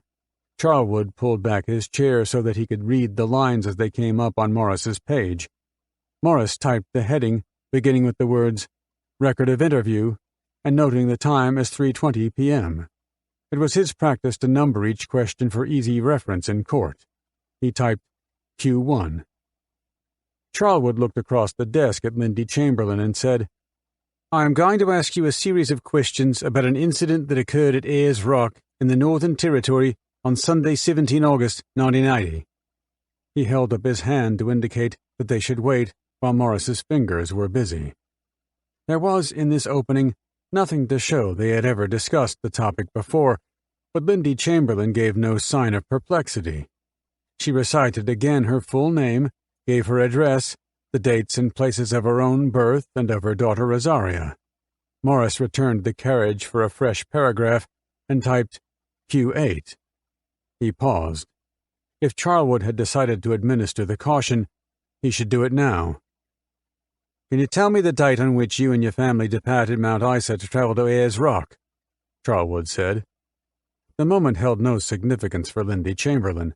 She asked for a calendar. It was in Charlwood's ready hand. By 5:30, they had progressed through 71 recorded questions and answers, but slowed by the detective's pursuit of detail, were not yet beyond that point in the narrative at which the family was preparing dinner at the barbecue.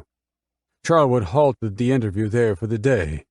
They began again at 10:15 next morning. This session produced Lindy Chamberlain's first clear departure from her earlier story. Describing the emaciated dingo she saw scavenging mice by the campfire, she said, Aiden asked me if the dingo would take our baby. I told him no. Mummy wouldn't let him. She was safe with us. They wouldn't come close. I'll go in our tent. This seemed like a decoration, fancy and over-imaginative, made of a more transparent fabric than truth. It was after midday before Sergeant Morris's laborious typewriter had captured, to Charlwood's satisfaction, enough detail of the plundered tent, of the long and hopeless night, and the return of the depleted family to Mount Isa. These were now anniversaries Lindy Chamberlain had commemorated for them 3 times in the last 2 days, but Charlwood yet had no reliable clue to suggest to him just when the infant's body may have been hidden or the clothing laid out in the gully far away. Was it the policeman or the ranger who inspected your tent at Ayers Rock? The policeman, she recalled. What time did the nurse arrive at the campsite?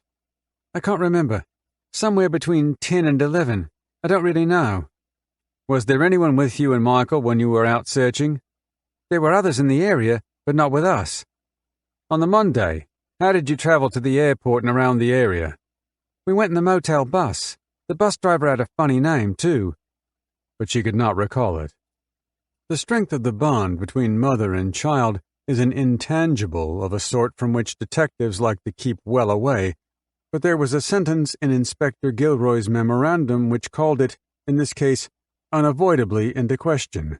It ran, "It is reported that she appeared not to have cared for the baby and at one stage did not feed it for more than 8 hours." Charlwood asked, "Had you been breastfeeding the baby since birth?" "No, I actually started when she was about 2 weeks old. I fed her one day, stopped, and started again." She shrugged. "I was still comp-feeding her a little bit with the bottle," she added, as if the information might be of some practical, if abstruse, importance. Charlwood took from his folder a copy of a magazine. He laid it on the desk in front of her. The cover page showed the snap Michael had taken while she dandled her baby on a low reach of the rock. She had spoken of it earlier. "The photograph which appears on the front of the latest edition of Woman's Day shows the baby's hair as being blonde," he said. "Is that a true representation of the hair color at the time the photo was taken?" "Are you sure it shows the hair is blonde? Doesn't it look slightly ginger?" She studied it a while. Azaria's artless feet touched the slope.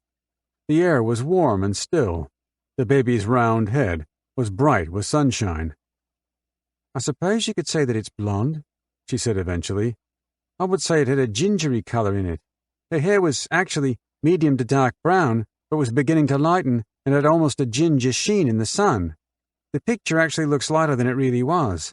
The base of the hair at the back was quite dark still." She put the photo back on the desk, face up. Charlwood left it where it lay. "Did either you or your husband, or either of the two boys, suffer any injury while you were at Ayers Rock?" "Only a few prickles in the feet. Regan had a chafed bottom from sliding down the rock on it, but it hadn't bled." "Do you, or have you had, any pets in your household?" "We've had 3 Siamese cats. The last one was stolen here in Mount Isa when the baby was 2 weeks old. We also had a Collie Labrador cross when we were in Tasmania and a small terrier pup when we were in Bowen, which we returned because it was vicious and bit. Aidan was terrified of it." Charlwood stood and walked to a corner of the room where lay a heap of paper and plastic bags, camping gear, clothing. He piled it closer to the desk. "Do you recognize this sleeping bag?" Charlwood held it up. "Yes, it's mine. From the dry cleaners, isn't it?" she said. "It is inside out. Can I look at the blood Michael reckons is on it?" She reached over the desk. "He made enough fuss about it." The fuss was not justified, it seemed. Nothing remained of the stain. "Can you tell me if you recognize this parka?" "That one is Aidan's parka because it's got 3 badges on the sleeves." She hadn't shown any sign of discomfort so far, but they knew she was smart enough to guess the sequence was building up to something. "Can you tell me if you recognize this piece of clothing?" The item he laid on the desk was a singlet, small and limp, bloodied at the straps. "Yes," she said. "That's the singlet Azaria was wearing." Next to it, he spread the suit. "Can you tell me if you can recognize that piece of clothing?" She picked it up and slowly turned it over. Brown smears at the neck and the cuffs were as powdery as flaking rust. Craters cut in the weave were plainly the recent excavations of laboratory implements. The collar flopped. Not so long ago, it must have been stiff and scabby. "Yes," she said. No one else spoke. Something more was required of her. She added, "That is the jumpsuit Azaria was wearing." "Can you tell me if you can recognize this disposable nappy?" She made no effort to reach over. The precise and burdensome formalities of identification were now beyond her. "Yes, that's it," she said quietly. "Is that the nappy that Azaria was wearing on the night she disappeared, on the night of 17 August 1980? "Yes." She averted her face. Morris stopped typing. For Charlwood, this was no time to let up. "Would you have a look at these babies' booties?" he said, "and tell me if you recognize those?" "Yes. Azaria was wearing them too." "Is there a comment you would like to make in relation to the clothing?" "None that I can think of." Responding then to the lengthening silence, she said, "I did notice that the handpieces were still turned over. Would you like to have another look at it?" She accepted the garment with dull hands. It hung like a rag. Selecting a cuff, she straightened it slowly, avoiding the blood. "That cuff there was turned over," she said, spreading it flat on the desktop. "And that cuff now, is that how it was?" "Yes." But her gaze and her hands were together somewhere in her lap. Drops fell, unnoticeable until they blotched her skirt, large and irregular, like the first few spots of tepid rain. She searched for a tissue. The ragged one she came up with from her sleeve would have to do. "Basically the same as it was," she said. Morris pushed back his chair. "We'll wait a while," he said. "There's no hurry." There was good reason to hurry. Michael Chamberlain was due to arrive here around 4 o'clock, only an hour off now. Charlwood wanted every piece of information from Lindy Chamberlain squared away before he started on Michael. Whatever she said in this interview, Charlwood could use in the interrogation of her husband. It was time now to show her just how untenable her story was. He cleared the desk of the clothes and camping gear and set out his files. The reports made an impressive pile. Certain forensic tests had been carried out on the clothing, and one of those tests was to determine the presence of dingo or dog saliva. The results of those tests were negative. That is, there is no dingo or dog saliva present. This sounded wordy and stilted, but it was the sort of language courts of law seemed to prefer. "Have you any comment you would care to make?" "None that I can think of," she said. "It just makes me wonder how." "Would you have expected saliva to be present?" "He would have to use his mouth, I should think." If this was her opportunity to use the absent matinee jacket as an excuse, she missed it. "I would have expected to have some on it. I presume dingoes have saliva." Further forensic tests have been carried out in respect to the holes present in the clothing. The results of these tests indicate that the holes were not made by either a dingo's or a dog's teeth. Is there any comment you would care to make? Her comment was not one he expected. "Do your tests show what made them?" she asked. "No, not conclusively, at this stage." "Are you trying to say that somebody murdered her?" It was the detective's job, rather than the suspect's, to ask the questions in this forum, but she was angry now. The tissue was rolled into a ball inside her fist, and it was clear they wouldn't get far unless he gave some ground. "I'm just putting to you the facts I have," he said. "I'm looking for answers." "Would saliva wash out in the rain?" "I don't know. There was no rain at Ayers Rock at the time of this incident." She didn't accept this for a second. "Inspector Gilroy told us that it had rained on the clothes," she said. And there was another thing. "What about the space blanket?" "It's still being tested at the moment." "I find it most incredible," she said, "that the forensic tests were leaked to the press. You," she said, irritated by the recollection, "didn't know the results when I spoke to you." Sergeant Morris was typing all this on the record. Charlwood said, "At the time I spoke to you, I didn't know the results?" "What you've told me, that's exactly what the press told me," she said, peevish. The entire subject was best left alone. "I have here a report from the forensic biologist which I received here Monday afternoon last. Would you care to read that report?" She certainly would. It was from Dr. Andrew Scott of the Forensic Sciences Center in Adelaide, a summary of his blood analyses. Some passages she seemed to skip through as if they were not of much moment. A paragraph describing the identification of bloodstains, which Charlwood had scraped from rocks inside the Cave of Fertility, took more attention. She read it twice. When she handed the report back, Charlwood held it up with his finger on that paragraph. "Can you explain this one to me?" he asked. "So," she said, as though not too sure of the point he was making. "There is blood on that rock with the same blood grouping as me." "A little more than just the same group as you." "Identical group?" "Not identical," he conceded, "but coming from 14% of the population." "Oh?" Charlwood required a response more generous than surprise. "Is there any comment you would care to make in relation to that report?" While Sergeant Morris caught up with the typing, she thought it over. "The findings almost seem incredible to me," she said. "I am to consider that it was done by something other than a dingo. That brings in such a range of coincidences with split-second timing that it seems impossible." She shook her head. "Reading about the blood group on Ayers Rock, the same as mine, almost sounds like a well-planned, well-thought-out, fantastic plan to sit me up." This was better. An answer like that, in the experience of every investigator, leaves the suspect with nowhere to go. Maybe she was getting to that point now. "If that is the case," he said, "do you know who would want to do such a thing?" "I've no idea."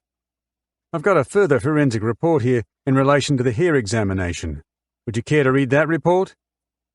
The hairs of which he was talking were those Harry Harding had found on the blankets at the Institute of Medical and Veterinary Science. Lindy Chamberlain did not take long to read his summary. Harding believed the hairs were those of a cat rather than a dingo, although he could not be sure. "Yes," she said, rather more engaged by this report than she was by Scott's. "Obviously the space blanket, with all the cuts down the end, is going to be very interesting when it's done. The pad marks on the blanket were very distinctive." Then she added, challenging his gaze directly, "And a number of people saw them before it was given to the police." "Who were the people who saw the pad marks?" "I think we all examined it. My mother, who drew my attention to it, my sister-in-law, and myself. My husband, father, and brother all saw it. Also my mother-in-law." "Is there anything that you haven't told us in relation to this incident?" Omnibus questions like this are formalities of police practice and generally signal the end of interrogation. She could volunteer nothing of importance, and Charlwood did not press her. He checked his notes. "Yesterday, you supplied me with a pair of Rockettes running shoes that you said, when you returned from Ayers Rock, had blood on them. Can you tell me how the blood got on the shoes?" This was an easy matter. They had been over the same ground before. She could answer faster than Morris could type. "The parkas were right inside the door. I think there must have been a pool of blood on them when I crawled in the tent, because the blood was up on the top side. I thought it was black currant next day. When I got them out, several days after I returned home, I realized there were two different colored stains on them, and it looked like half blood and half black currant." "I've received information that the navy blue and green tracksuit submitted recently to the dry cleaners had blood spots on the legs. Can you give an account as to how the blood spots may have got there?" "I think I put them on after it happened. I presume it would have come off my shoes or the parkas when I crawled in the tent the second time." Something about these slacks was irritating her. "Does Michael have to know there is blood on them at this stage? He has a tendency to burn everything that has blood on." This was delivered as though in parentheses, and she turned back to the mainstream of the answer. "I got the slacks out of the tent to put them on, because I was wearing the coat, but I didn't put the slacks on until after, about 9 o'clock or so. Until after it happened, anyway." "Do you know what happened to Azaria?" "From the information you are giving me, I'm beginning to wonder if I know anything, but I feel certain with my own mind that it was a dingo." One other task remained. "How do you want me to do this?" she asked. "Exactly as Azaria was wrapped," he said. "I want to have it photographed." Detective Scott lifted the bassinet to the desktop. Charlwood handed her the doll and bedding. The doll was plump-cheeked and had black hair at the crown. A high forehead and lowered eyes gave an impression of drowsy surprise. The legs were endearingly bandy. She wrapped it in a doubled blanket and lay the bundle full length in the cot, slipping the pillow under the head. The small fingers rested obediently over the temples. Another snug layer took from view all but a suggestion of dark, downy hair. Tightly, the remaining rugs were tucked in, side to side, impermeable to the cold breath of night, warm and safe. "There," she said, turning her back on them all, walking away to become a silhouette at the dizzy window pane. 4. Michael Chamberlain was sitting in an anteroom. He had been waiting nearly half an hour. The detectives had not contrived this. It was simply that questioning the wife had taken longer than planned. When Sergeant Morris took Lindy Chamberlain to another office, Charlwood brought Michael into the questioning room. Doolin was at the desk. "You remember Sergeant Doolin?" Charlwood asked. "Of course," said Michael affably. "Now where would you like me to sit?" "Before we start, did you bring your car?" "Yes, I parked it just outside." "Do you mind if I get someone here to take a look at it?" "Not at all." Michael fished in a pocket for his keys. "I've taken all the camping gear out. There's nothing much to see." "It shouldn't take long then," Charlwood said. The keys dispatched with a local constable, they sat around the desk, Doolin behind the typewriter. "I'm going to ask you some questions in relation to a missing child, Azaria Chantal Lauren Chamberlain, who went missing at Ayers Rock on Sunday, 17 August 1980, Charlwood began, sufficiently slowly that Doolin could keep pace. "You do not have to answer any more questions unless you wish to do so, and anything you do say may be taken down and later given in court. Are you fully aware of what I am going to speak of, and your rights?" "Perhaps not as fully as I ought to be." "Briefly, you have the right not to answer any questions if you don't want to." So formal a caution seemed to cause Michael only fleeting surprise. He smiled. "I understand," he said. Charlwood's questions followed much the contours of inquiry he had followed in the interview with the pastor's wife.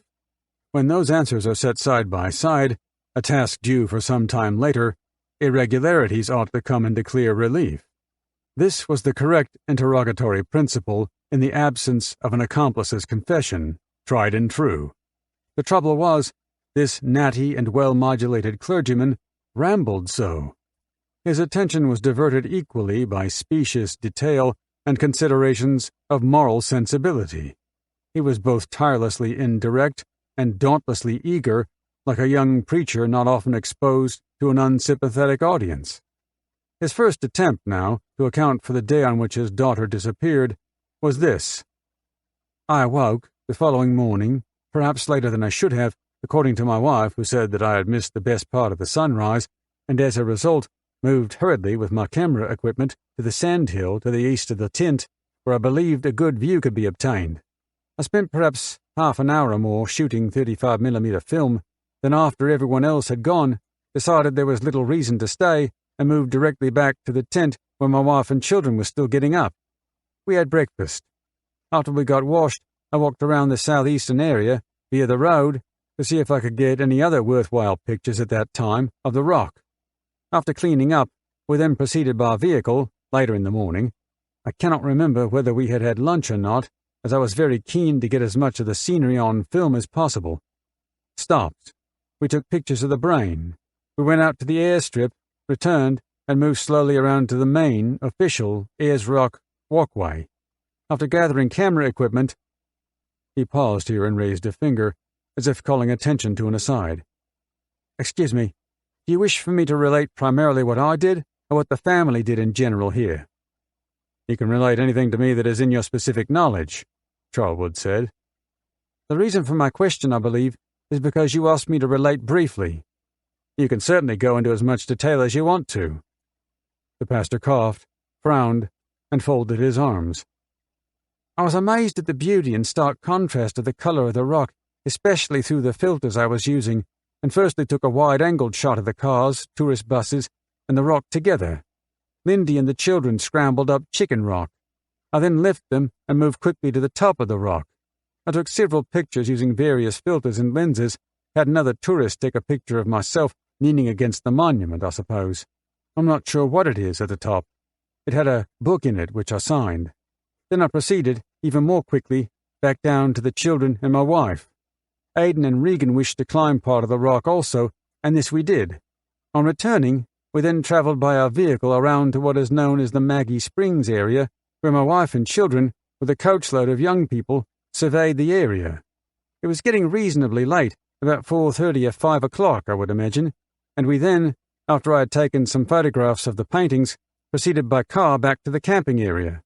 We prepared tea while talking to some people from Tasmania. I cooked, my wife attended to the baby. When we had eaten, it was approaching 8:30 or thereabouts, when the tragedy occurred."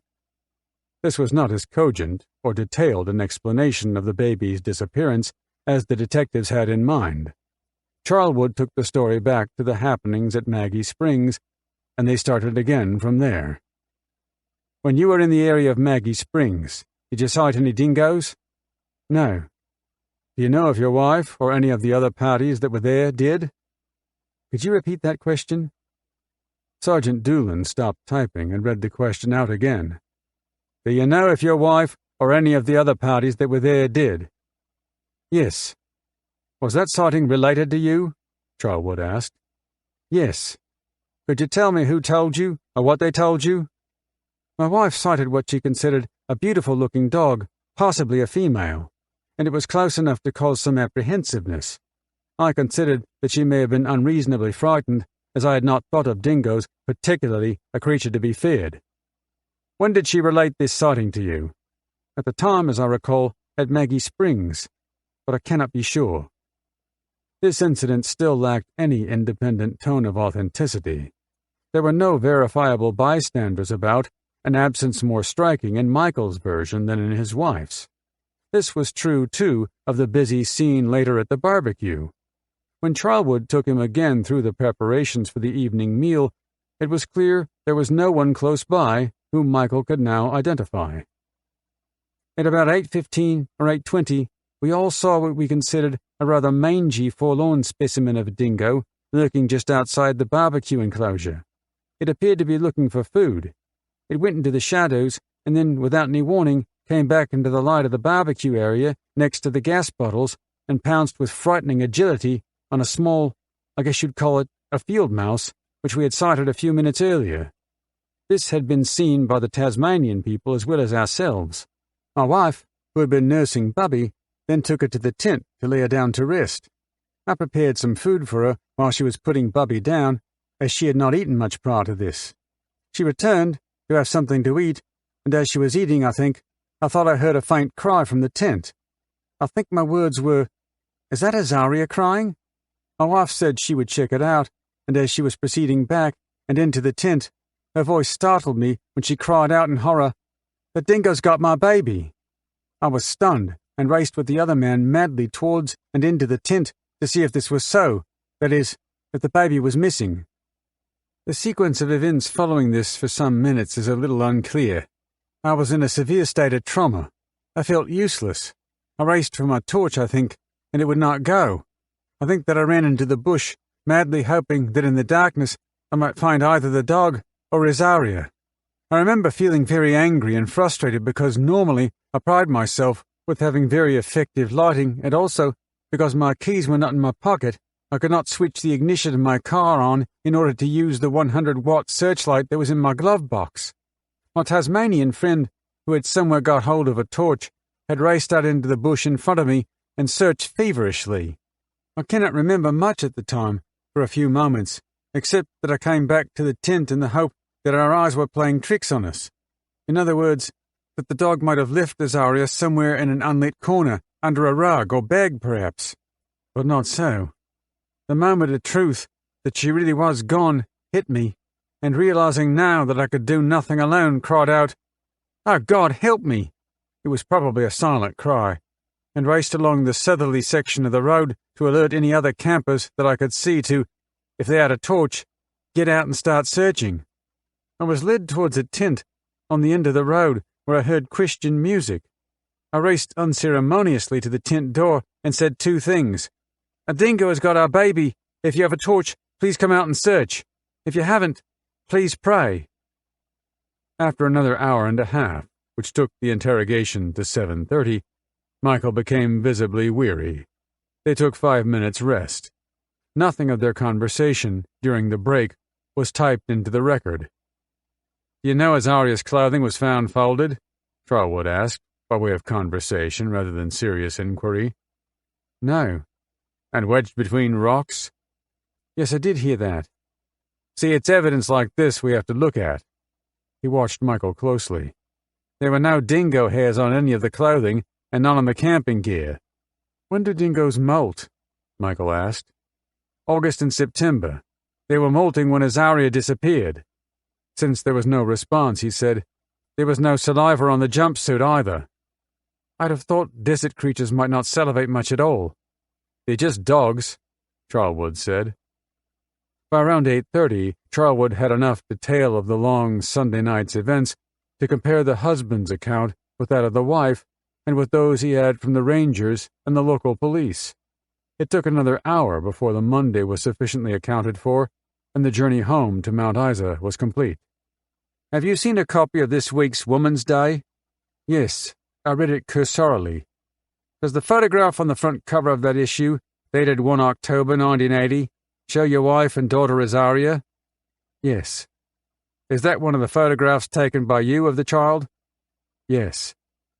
The hair color depicted in the photograph of the child, would you say that it was a true depiction of the color of her hair at the time? Not quite, Michael admitted. In what way does it vary? It was a little darker than that, and did not look as reddish as the picture portrays. His polite fist closed around a small and unnecessary cough, a gesture he often made at the approach of confusion or embarrassment. I might add that I had been experimenting with a fluorescent filter, light pink in color, and at the time of the photograph had forgotten to remove it, as I usually only used it as a contrast with my Polaroid filter to shoot landscape and the rock. Had Azaria undergone a hair color change since her birth? Her hair was fairly dark at birth, and it got fairer as she grew. Whilst at Ayers Rock, did either you, your wife, or either of the boys suffer any injury, that is, physical injury? No, excepting the fact that when I ran down Ayers Rock, my 2 toenails, which were a little long, had dug in, and at the bottom of the rock, after the first time I climbed it, I was forced to cut my nails to relieve the pain and to remove my socks. This seemed to be all the serviceable detail he could come up with. There may have been scratches on our children, but none treated by the nurse. I don't recall. I think Regan may have needed a Band-Aid. I'm not sure. Do you currently have any animals in your household? No. Have you ever had any animals in your household? The last animal that we had was earlier this year. She was an 8-week-old chocolate or seal point Siamese kitten, Michael said, purchased for $20, which for a time lived in our home. When did you last have that? He went missing, as I recall, sometime just prior to Azaria's birth. What about animals prior to that? The last animal before that was a very beautiful-looking Collie-Labrador cross, black in color, he said, smiling, evidently remembering it with some affection. This we had while we were in Tasmania during 1970, 1971, and I think 1972. We bought it at an auction at a church tea and had nursed it and had much joy from it during its adult life. When was the last time you saw Azaria alive? The last time I saw Azaria alive was in Lindy's arms while nursing it, sitting on the bench rail at the barbecue just prior to putting her to sleep. Did anyone else see her at that time? Yes, the 2 people who were mentioned, who we had spoken to from Tasmania and who had shared stoves with us. Then he added, as if to complete the identification with absolute precision, as well as conversing. You know what happened to Azaria? No, Michael said. He pursed his lips and frowned, a demonstration of deep seriousness, a very boyish characteristic. Except on the evidence we have given you, I do not know. Is there anything at all that you want to tell me in relation to the disappearance of your child? No, except for my continuing observation and strong feeling that she was killed by a dingo or wild animal. What other alternatives? God only knows, he said, nodding, an indication that he thought this remark should be taken literally. The booties are dirty, Michael went on, regardless of some evidence which seems contrary to dingo attack. He waved a perplexed hand. To my untrained eye, I still believe she must have been dragged somehow, some way, by an animal. But I only wish we would ever know for sure. When the clothing was found, the booties were still inside the feet of the jumpsuit, Charlwood said. Is there any comment you would care to make about that? No, Michael said. It does seem strange, but then again, It seems that we are dealing with a number of intangibles, but not enough is known perhaps about the wild, and only time will tell the answer." The interview was done. Doolan sat Michael Chamberlain at a corner of the desk and handed him, for page-by-page reading, the typed record. Michael was a meticulous reader, and his examination of these 14 sheets took another half-hour. He signed it and stood up. "Well, I suppose that's it," he said.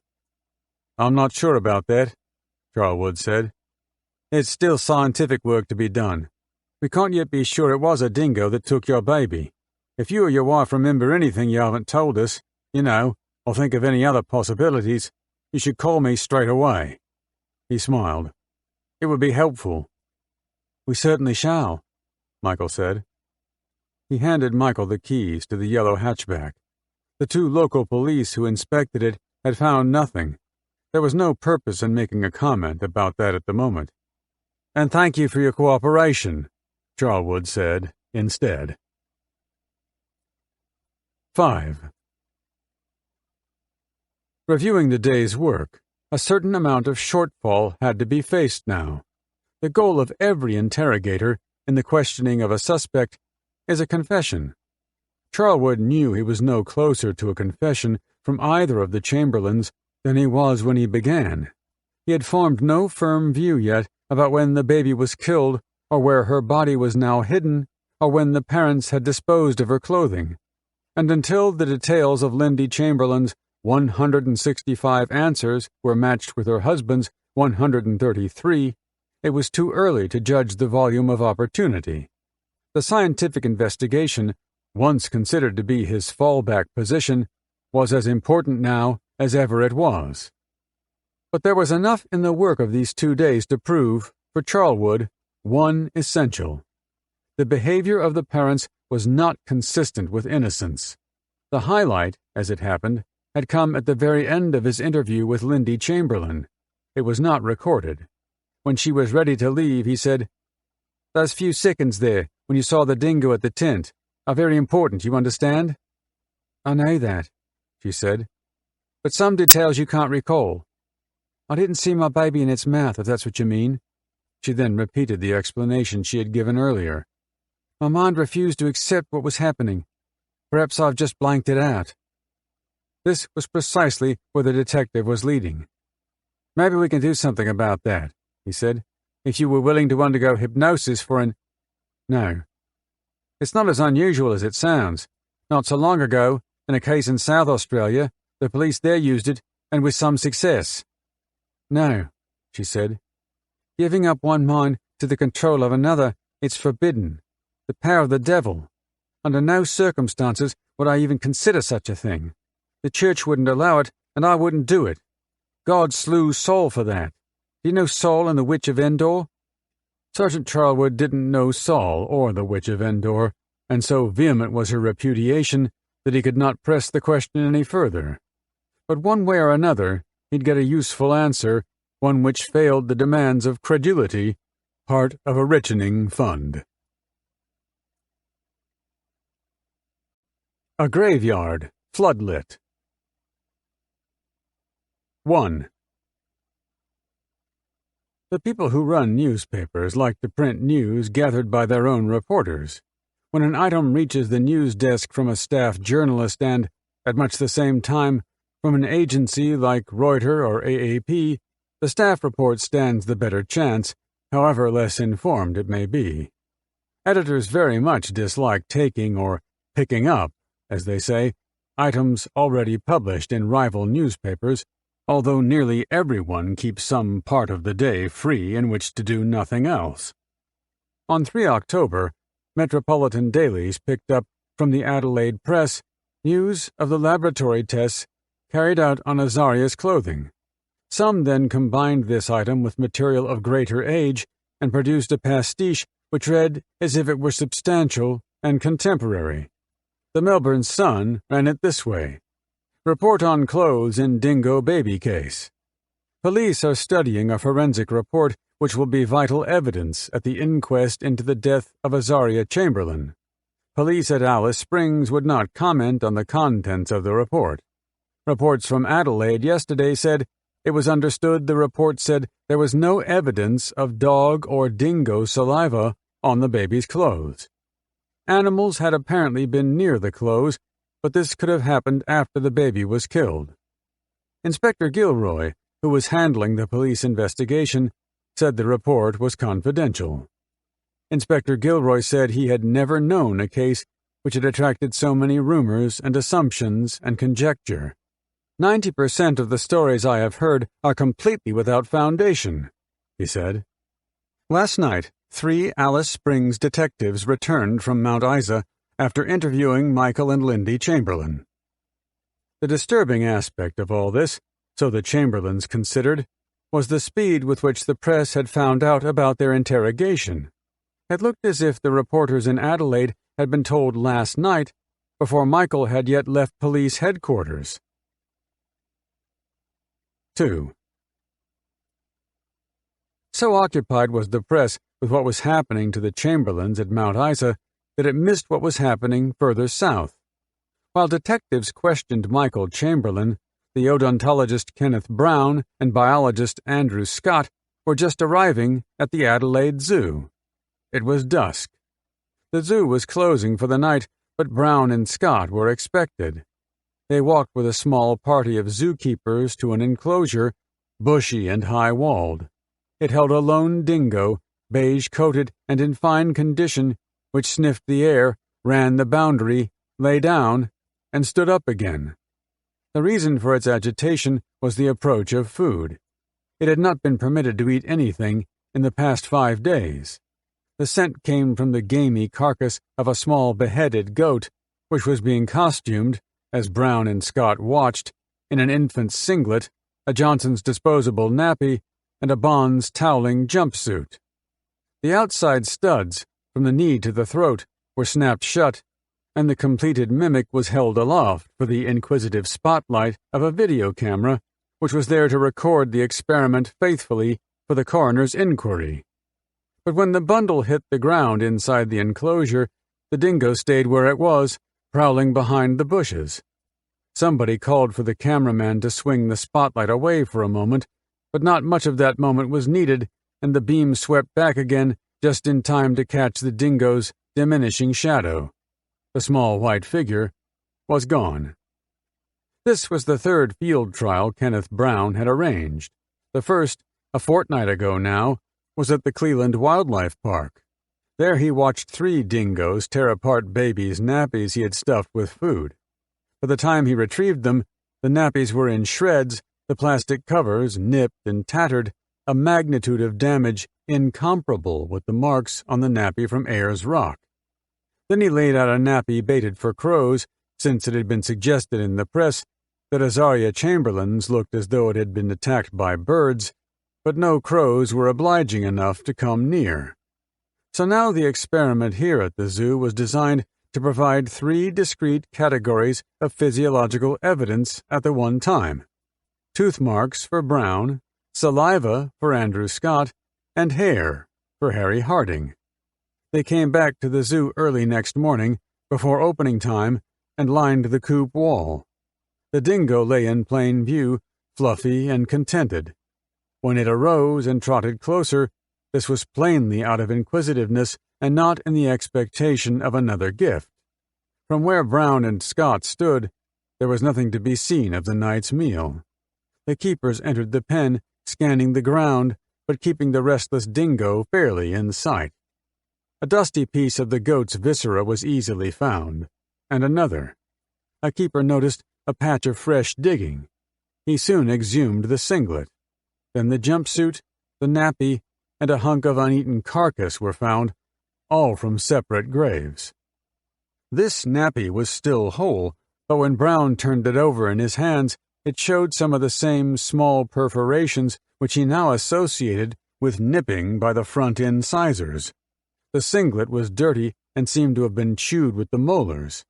The jumpsuit was torn about the legs and body by the sharp canines probably, and chewed about the collar. But the fastenings in the jumpsuit exhibited the most curious feature. Nearly all of them were still done up. This brought to mind the report Constable Morris had made at Ayers Rock.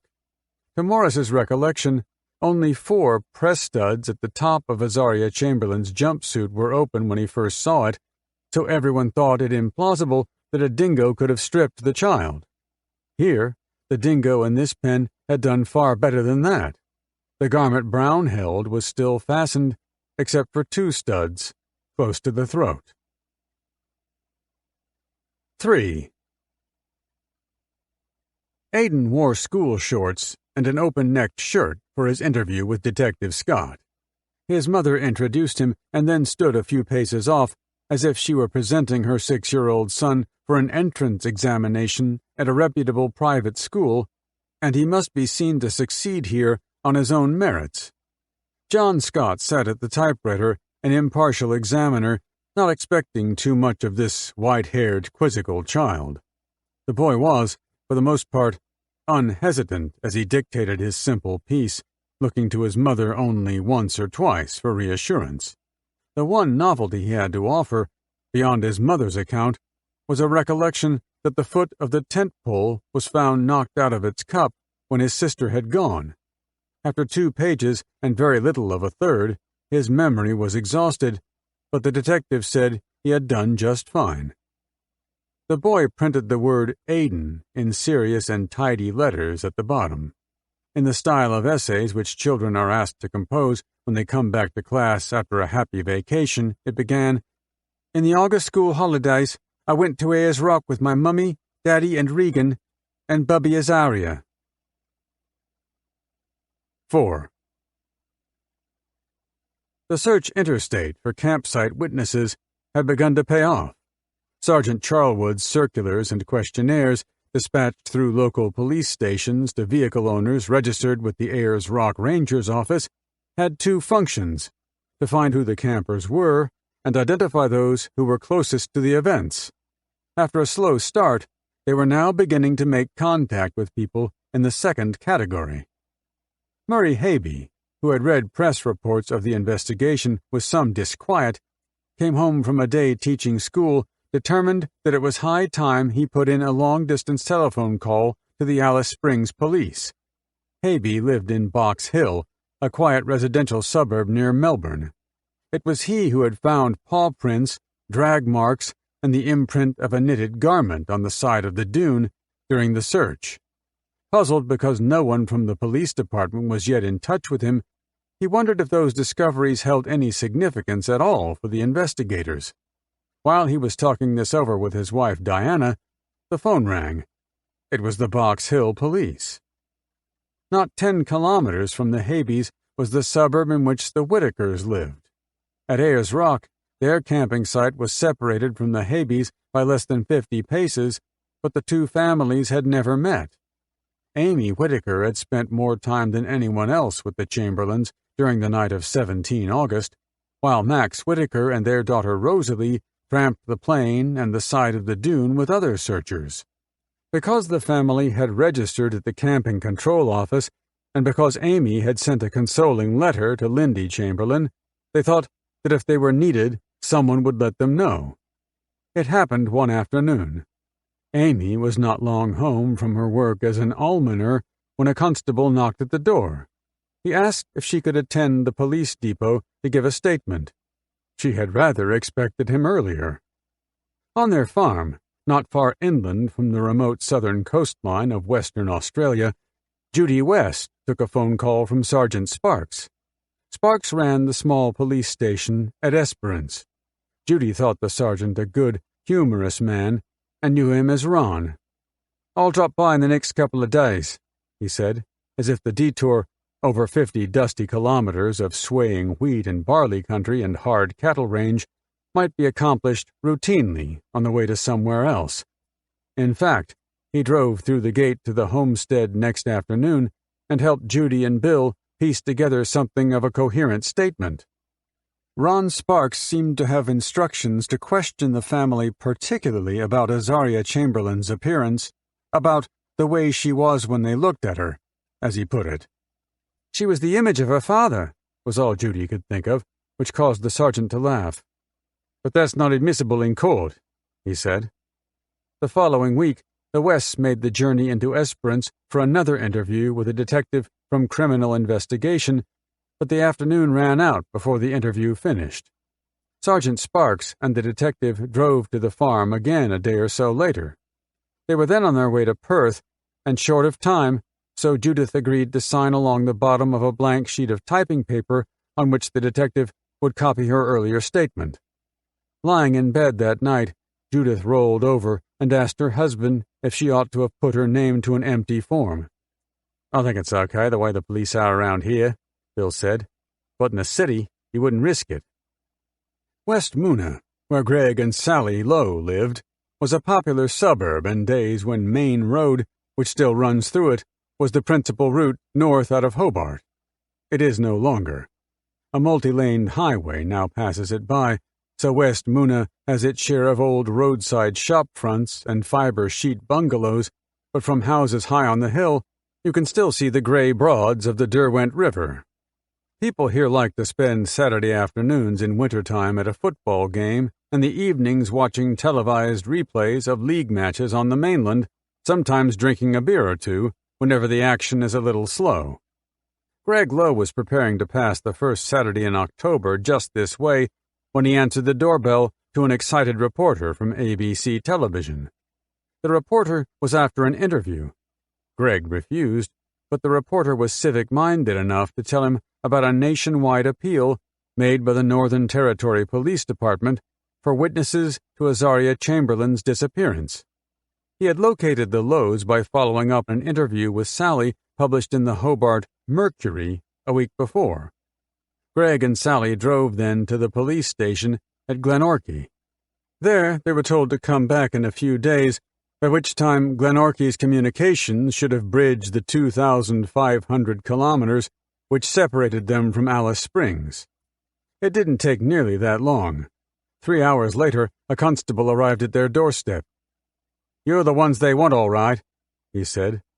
He came back on Monday with a questionnaire. His questions, so Sally thought, were directed more to the blood she saw inside the Chamberlain tent than to anything she witnessed outside it. 5. Someone had thought to alert the media well beforehand, so when the police aircraft came in for touchdown at the western end of the Ayers Rock airstrip, a television crew was there already, filming. The plane rolled to the end of the sandy runway and taxied over. Graham Charlwood, who had himself flown in 2 days earlier, climbed out of the waiting police truck. He wore white coveralls, crisp and unblemished, which made him look more like a Navy flyer than a detective. A cameraman, until then occupied with the dry blue sky and red ochre bluffs familiar to television viewers, swung the lens toward the opening hatch as Charlwood welcomed the emerging Kenneth Brown and the botanists Kushel and Carroll. The commentary to be spoken over this scene began, "Doubts have been expressed about the dingo theory, but police still have not dismissed the possibility that it was a dingo which carried her off." The scientists unloaded luggage uneasily from the cabin in the background. Charlwood faced the camera and said, "We have forensic botanists collecting samples of soil and vegetation. I think we will find something to reinforce what we have at the moment." He waved the camera away. "That's all I can give you right now," he said. The interviewer, who was evidently wondering how to richen this bare offering a little further, asked, "The dingo trail the trackers found was heading in the opposite direction from where the clothing was found. Can you say anything about that?" Charlwood grinned but shook his head. "That's a matter for the coroner." "Can I say that?" "Yes, I guess you can say that." Rex Kushel was anxious to begin the botanical work of the day. They loaded baggage into the back of the police trucks and headed first for the camping grounds. The Chamberlain site was fenced around with rope and stakes. The party, which included the local constable Frank Morris and several other uniformed police, followed the botanists. Kuchel, tanned and good-humored, strode about like an expeditionary leader, staring hard at the soil underfoot, crossing the road to the scrubby plain and onto the dune. He scooped mounds of sand into small plastic bags and coated them according to the locations from which they had come. He rubbed earth between finger and thumb, looking for seeds. He noted the incidence here of the plants of which he had found fragments in Azaria Chamberlain's clothing. The daisies and the saltbush were abundant enough, but the potato weed Boraganaceae and the spear grasses Aristida and Stipa were gone, having died back over the intervening 8 weeks, perhaps. They drove next to the ring road under the southern heights of the rock and pulled off the road to the plain. Little more than 100 meters away, in shadow, lichen stained the ascending cliff. On foot they followed Morris and Charlwood deep into the gully to the cramped space where the clothing had been found.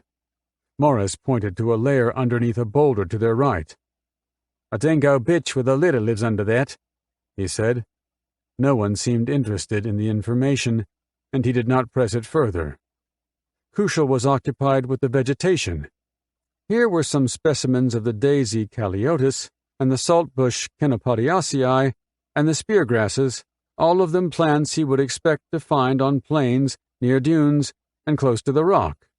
But the nettle Parietaria, the one plant specific to dump gullies like this, was nowhere as abundant as he would have thought, and the examples he could see from here were poor.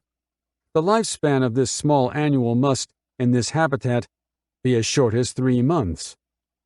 Kushel turned his attention to the earth. He gathered handfuls of the red soil, an arm's length on either side, and fed it into a fattening sample bag. There was something quite striking about the sand now running from his palm. He held it up to better light. The grains were speckled with black.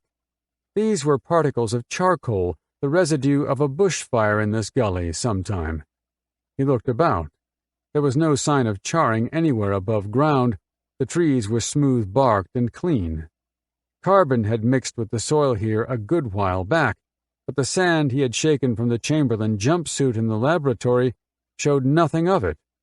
So if the clothing had been buried somewhere, it was not around here. The sun set that evening on rosy clouds high above the plains, and overnight it rained. At daybreak, the rock's alpine cloughs were stiff and glossy. Rain had smoothed the sands, seeded the spinifex with trembling pearls, and shined every green leaf so that the random scrub now seemed part of a thoughtful arrangement of handsome trees and charming shrubs. Delightful though this magic was, it sent the botanist back to Adelaide ahead of time.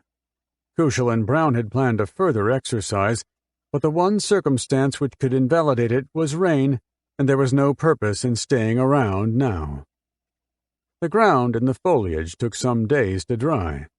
Then Constable Morris drove out to the campsite. It was dark. He had with him a Bond's infant jumpsuit. Carefully he packed inside it, following Kushel's instructions, several tightly rolled towels to simulate the body and limbs of a baby. When he had finished, the arms held out a little more rigidly than might those of an unconscious child, but otherwise he thought it not a bad job. Holding it then by the shoulder, he stooped low enough that the white doll hung stiff and horizontal at about the height of a dingo's head, and set off towards the dune, brushing the figure here and there against grass and bush. The constable's lonely path through the night scrub was made the easier by mobile floodlights carried by the Channel 9 television crew pacing alongside, whose record of the event would go to air just as soon as they could get it back to the studio. 6. Metropolitan dailies were notified of the experiments at the Adelaide Zoo and Cleveland Park, and because rumors were strong that the inquest date would be set any day now, most newsrooms ran the 2 stories together without attributing a source to either of them. An Adelaide reporter managed to get through to the Chamberlain household by telephone and wrote, "Nothing to fear. Parents." The parents of baby Azaria said at the weekend they had nothing to fear from an inquest on their baby. Azaria's mother, Mrs. Lindy Chamberlain, said, "We have nothing to fear from the outcome of the inquest, despite what some people might be saying. Losing Azaria was a tragedy." The baby disappeared from a camp at Ayers Rock on August 17th. Baby clothing believed to be Azaria's was found a week later in a crevice 4 kilometers from the family tent. Doubts have been expressed on whether a dingo took the child. Details of a secret test at the Adelaide Zoo conducted on behalf of Alice Springs Police were made public last week. In the bizarre test, a young goat was dressed in clothing similar to that worn by Azaria and fed to a wild dingo at the zoo. Its reaction, which included eating parts of the goat and leaving the carcass, was filmed to further the coroner's understanding of how wild dingoes handle their prey. Mrs. Chamberlain said she was surprised at the zoo tests. "We are conducting some of our own, too," she said. "We have sought information from experts who have observed dingoes in the wild for many years. Doggers and trappers who know dingoes well tell us Azaria could quite easily have been taken by a killer dog." 7. Aidan and Regan ran into the lounge room at their mother's call and pulled up, suddenly quiet. It was time to close the day with prayer. Everyone knelt. Avis Murchison clasped her devoted hands high. Michael Chamberlain bowed his head along with the others, for this short service would be led by his father-in-law. Cliff Murchison, who steadied himself against the arm of a chair, was getting on in years, although his broad face didn't show as many of them as there were. He knew he might stumble sometimes over the longer passages of worship. He suffered a malady which, as he would often explain to visitors, now constricted the blood supply to his head and impeded the ready flow of words. But he was considered a fine preacher with a preference for simplicity, and no one seemed to mind an occasional pause. "Lord, we give thanks for the joy of daily blessings and for the strength to cope with daily tribulations." "For the strength to cope," repeated his wife, supporting the most affecting words of the prayer in the way Adventists are used to. "Help us to remember that the life you choose for us is not always the life we expect. Whatever you choose for us is best for us, and we will follow your mysterious path, safe in the love of our friend and Saviour, Jesus." "Yes, our friend and Saviour," Avis said. The tone of the pastor's supplication was prompted by something Avis had spoken about earlier. It was Avis's habit to search for bright objects of faith in dark times. God's ways, as she well knew, are mysterious only because he sees things from where he stands that his people cannot.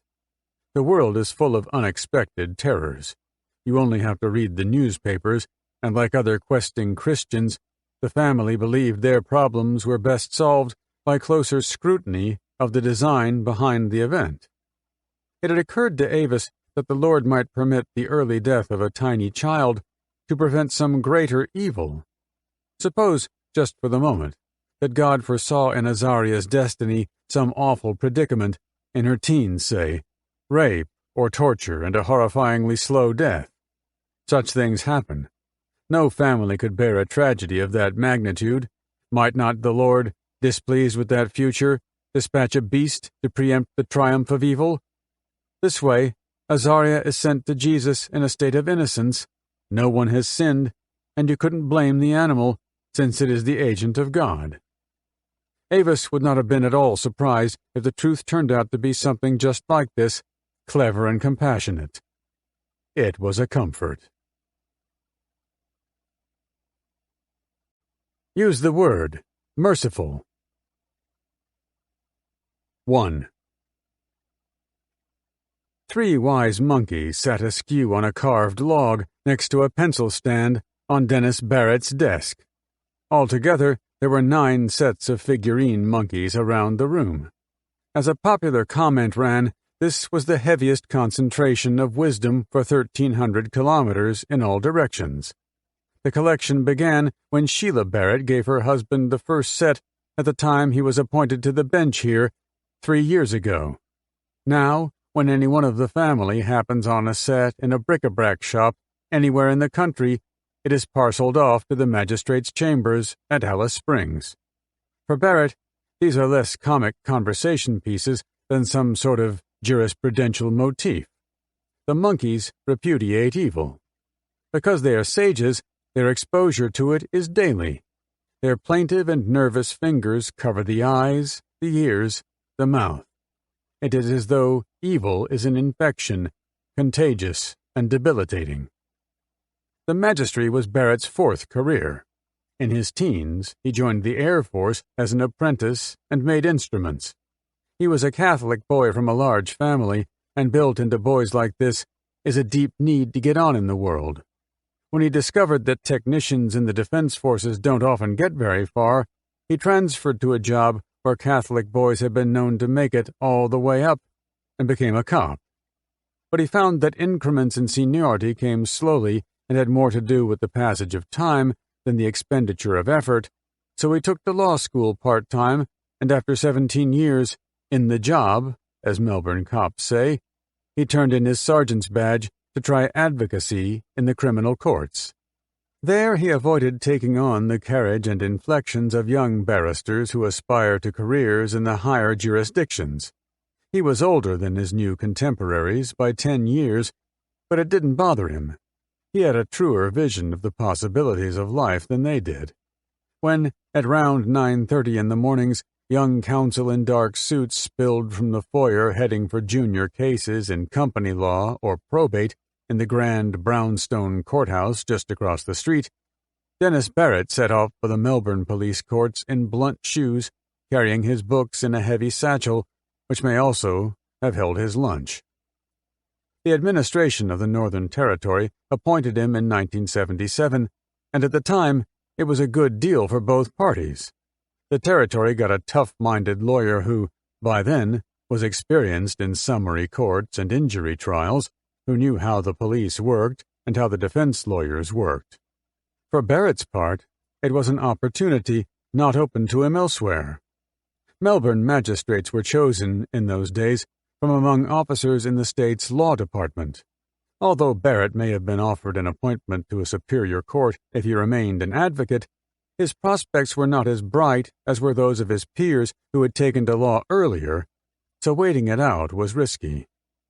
He liked it here in Alice Springs. It was a frontier.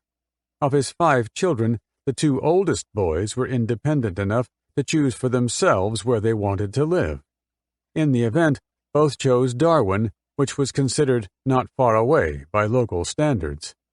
Sheila, who worked as a mothercraft nurse for years before their marriage, set up the household here with offhand efficiency, took up teaching religious instruction at a local school, and went about designing her own business card which read, Sheila Barrett, mother, wife, housemaid, cooking a specialty, discount rate for family. This wording reflected a growing dissatisfaction over the amount of time her husband was able to spend as part of the family. Dennis Barrett was out of town a great deal, traveling hundreds of kilometers every month by light plane to conduct hearings in outback towns and Aboriginal centers at Papunya, Warrabri, and Yuendamu. Sooner or later, a magistrate is judged by the way the court deals with the Aboriginal problem, as much of the white community here calls it, and trouble was not long coming. The phrase, a Stone Age people, made him angry. That the wheel was absent from traditional Aboriginal life seemed to him to have no place in any well-considered argument. As he saw it, the desert people had embraced the wheel when it was time to embrace the wheel. "What's the use of a cart without a horse?" he said. Horses came with the European. So did alcohol, and he spoke disrespectfully of those liquor companies which manufactured bad, oversweet port wine for the sugar-deficient Aboriginal market. After a few months in this jurisdiction, he saw that Aboriginal people typically came before his court on charges to do with alcohol or with motor cars, or both. Most highway deaths and injuries involved one car and an open road. Many thefts involved one car and a flagon of port wine. At the beginning of his term, Barrett's method of calculating fines for simple theft or for brawling accorded with the offender's means of paying it, so those who earned more paid more. He came to believe that this was going about things precisely the wrong way. An Aboriginal who couldn't pay his fine, as Barrett noticed, was often helped out by an older relative, and then both disappeared back to their clan. He spoke to some black elders about that. Thereafter, the fines in Barrett's court became astonishingly tough. A conviction which once had brought a fine of $50 now brought hundreds. This seemed to many whites a step in the right direction, long overdue. But what was happening here had nothing to do with punishment. Barrett and the elders who had advised him were set upon quite a different plan. An aboriginal who got into trouble in town had generally first broken with his family, so Barrett fined him a sum that only the family could pay. A deputation, most often of uncles and aunts, then came to town, cleared up the fine, and took the offender back home to work the loan off. Barrett saw this as a way of using the tribal support system. In criminological terms, the rate of recidivism dropped, as he estimated, to about a tenth that of the white rate. But it was not a universally popular remedy. Aboriginal legal officers thought the fines too harsh. Local whites took little time to conclude that not so many blacks were going to jail. Barrett thought his solutions were working perfectly well. Although his two youngest boys sometimes came home with stories of unkind sallies made at them in school, he believed that his judicial style would win out so long as it was well enough explained. These things always took time. If that was a pragmatic and hearty view of the world, it was because he is himself pragmatic and hearty. He is one of those people whose appearance suits, in some emphatic way, his personal philosophies. Barrett is a big man with a broad, bluff face and burly ears. He was not about to be intimidated by any ill-considered and short-term criticism, although he was once heard to remark at home that the government might consider moving him to Gove. He was making a joke, but it caused Sheila to give him a black look and to light another cigarette from the tip of the last. Gove is a mining town on the northern tip of Arnhem Land. It has a population of 3,000 souls.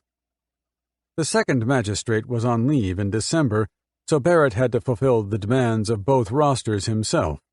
He did this through a system of case listings which seemed, at the one time, both complicated and ad hoc. On busy days, he opened court a half-hour earlier than usual and got through the drunks and vagrants first. No one, not police or lawyers anyway, objected to working a little harder in the cooler part of the day. They were more disgruntled if the list threatened to run late. Traffic offenses and simple criminal charges, the fights and dishonesties, then took up the hours until lunchtime. Preliminary hearings, in which Barrett had to decide if a prosecution case was solid enough to be sent for trial to a higher jurisdiction, and civil summonses, in which citizens claimed redress from one another and sometimes concealed elaborate disputes of honor, were fought through the afternoon. If a local lawyer or a police prosecutor was unhappy about the length of the legal day, the complaint would more likely be dealt with in an off-duty way over an evening drink at the Lawn Bowls Club where Barrett was president than as a formal complaint in the courtroom. A magistrate here is also a coroner, and when Sergeant Charlwood applied to Barrett for a hearing date for the inquest into the death of Azaria Chamberlain, Barrett chose 16 December. He guessed this would allow 5 full days before he should go back to the ordinary business of his court to clear the backlog there before Christmas. The rest of the inquest would fall into early February, the beginning of the new legal year. Just how much evidence would go into February came clear as soon as he looked through the file. A coroner is alone responsible for the way an inquest is run, and the list of witnesses numbered nearly 40 if he chose to call them all. It was all here, the statements of holidaymakers and campers, taken by policemen who were two-finger typists, and stern reports under the letterheads of forensic laboratories. There was a full day's reading in this file before he could decide which testimony ought to be delivered from the witness stand under oath.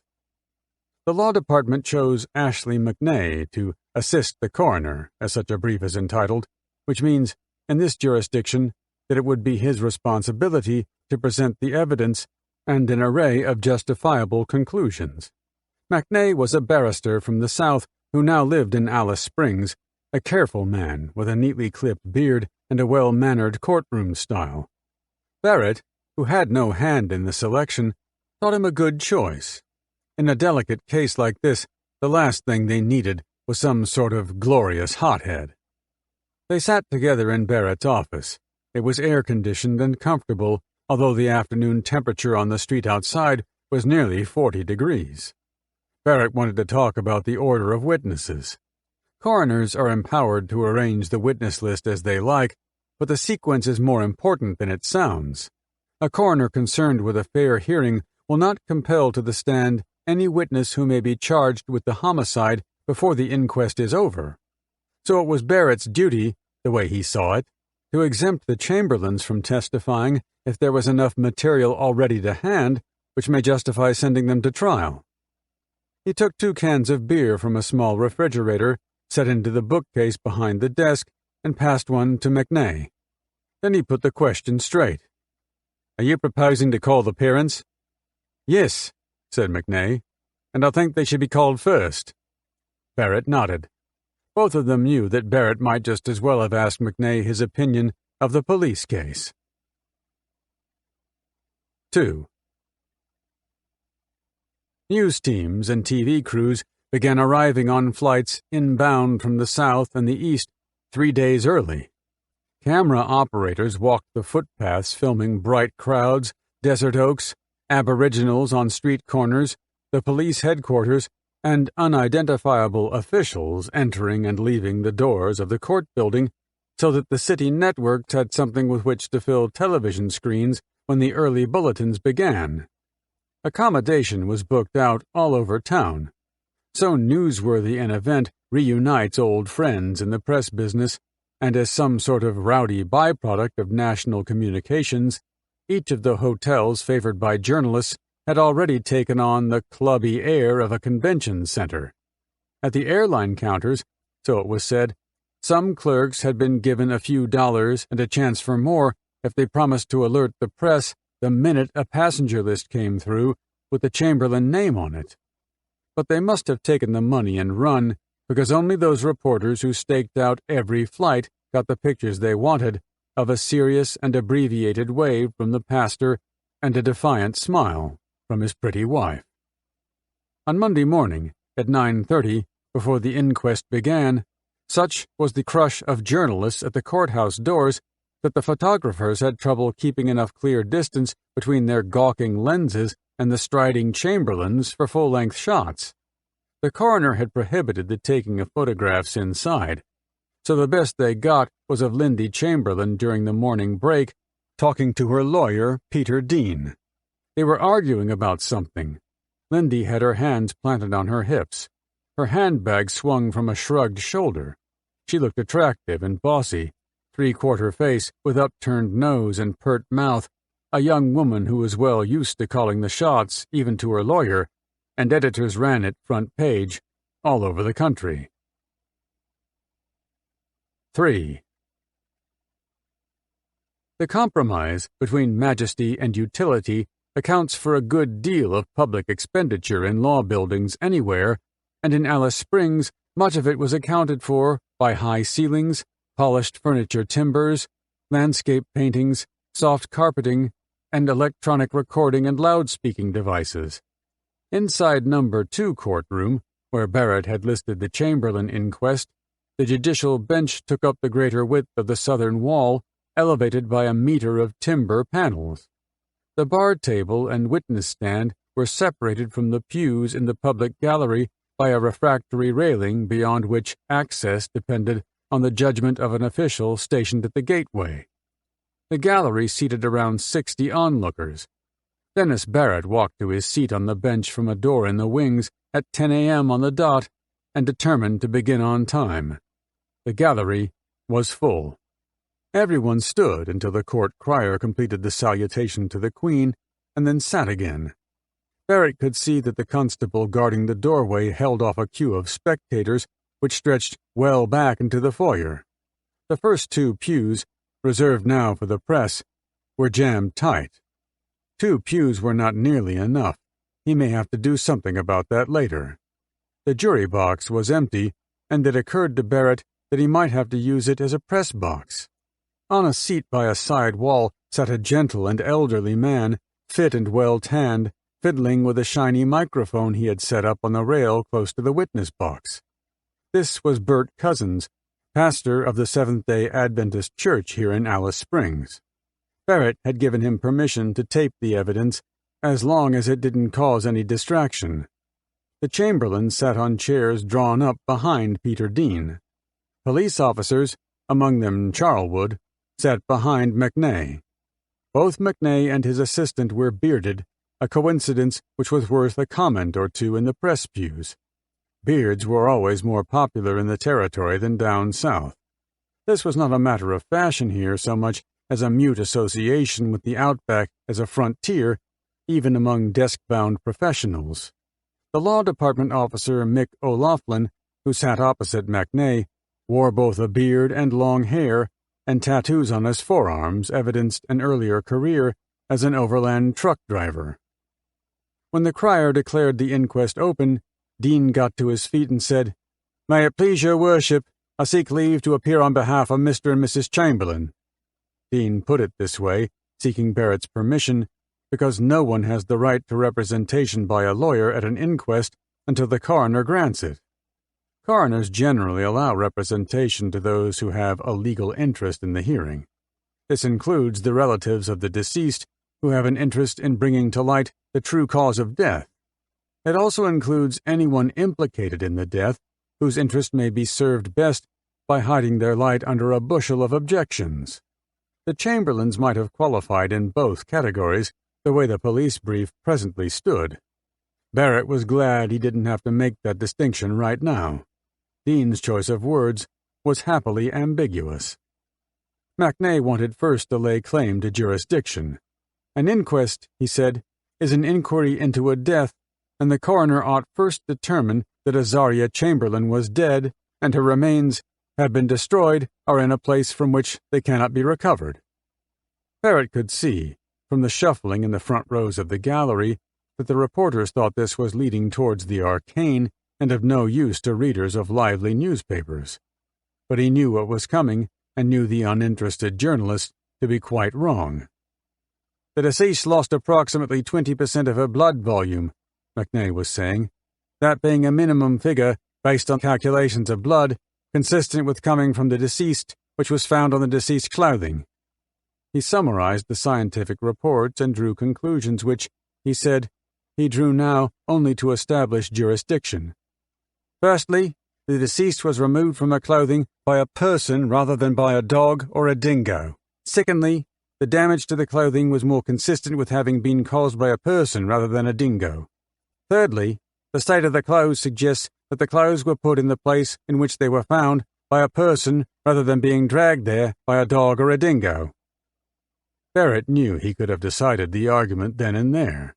He might determine that there were only two alternatives open on the material in the file: death by animal attack and death by homicide. In both cases, the body was now destroyed or irretrievable.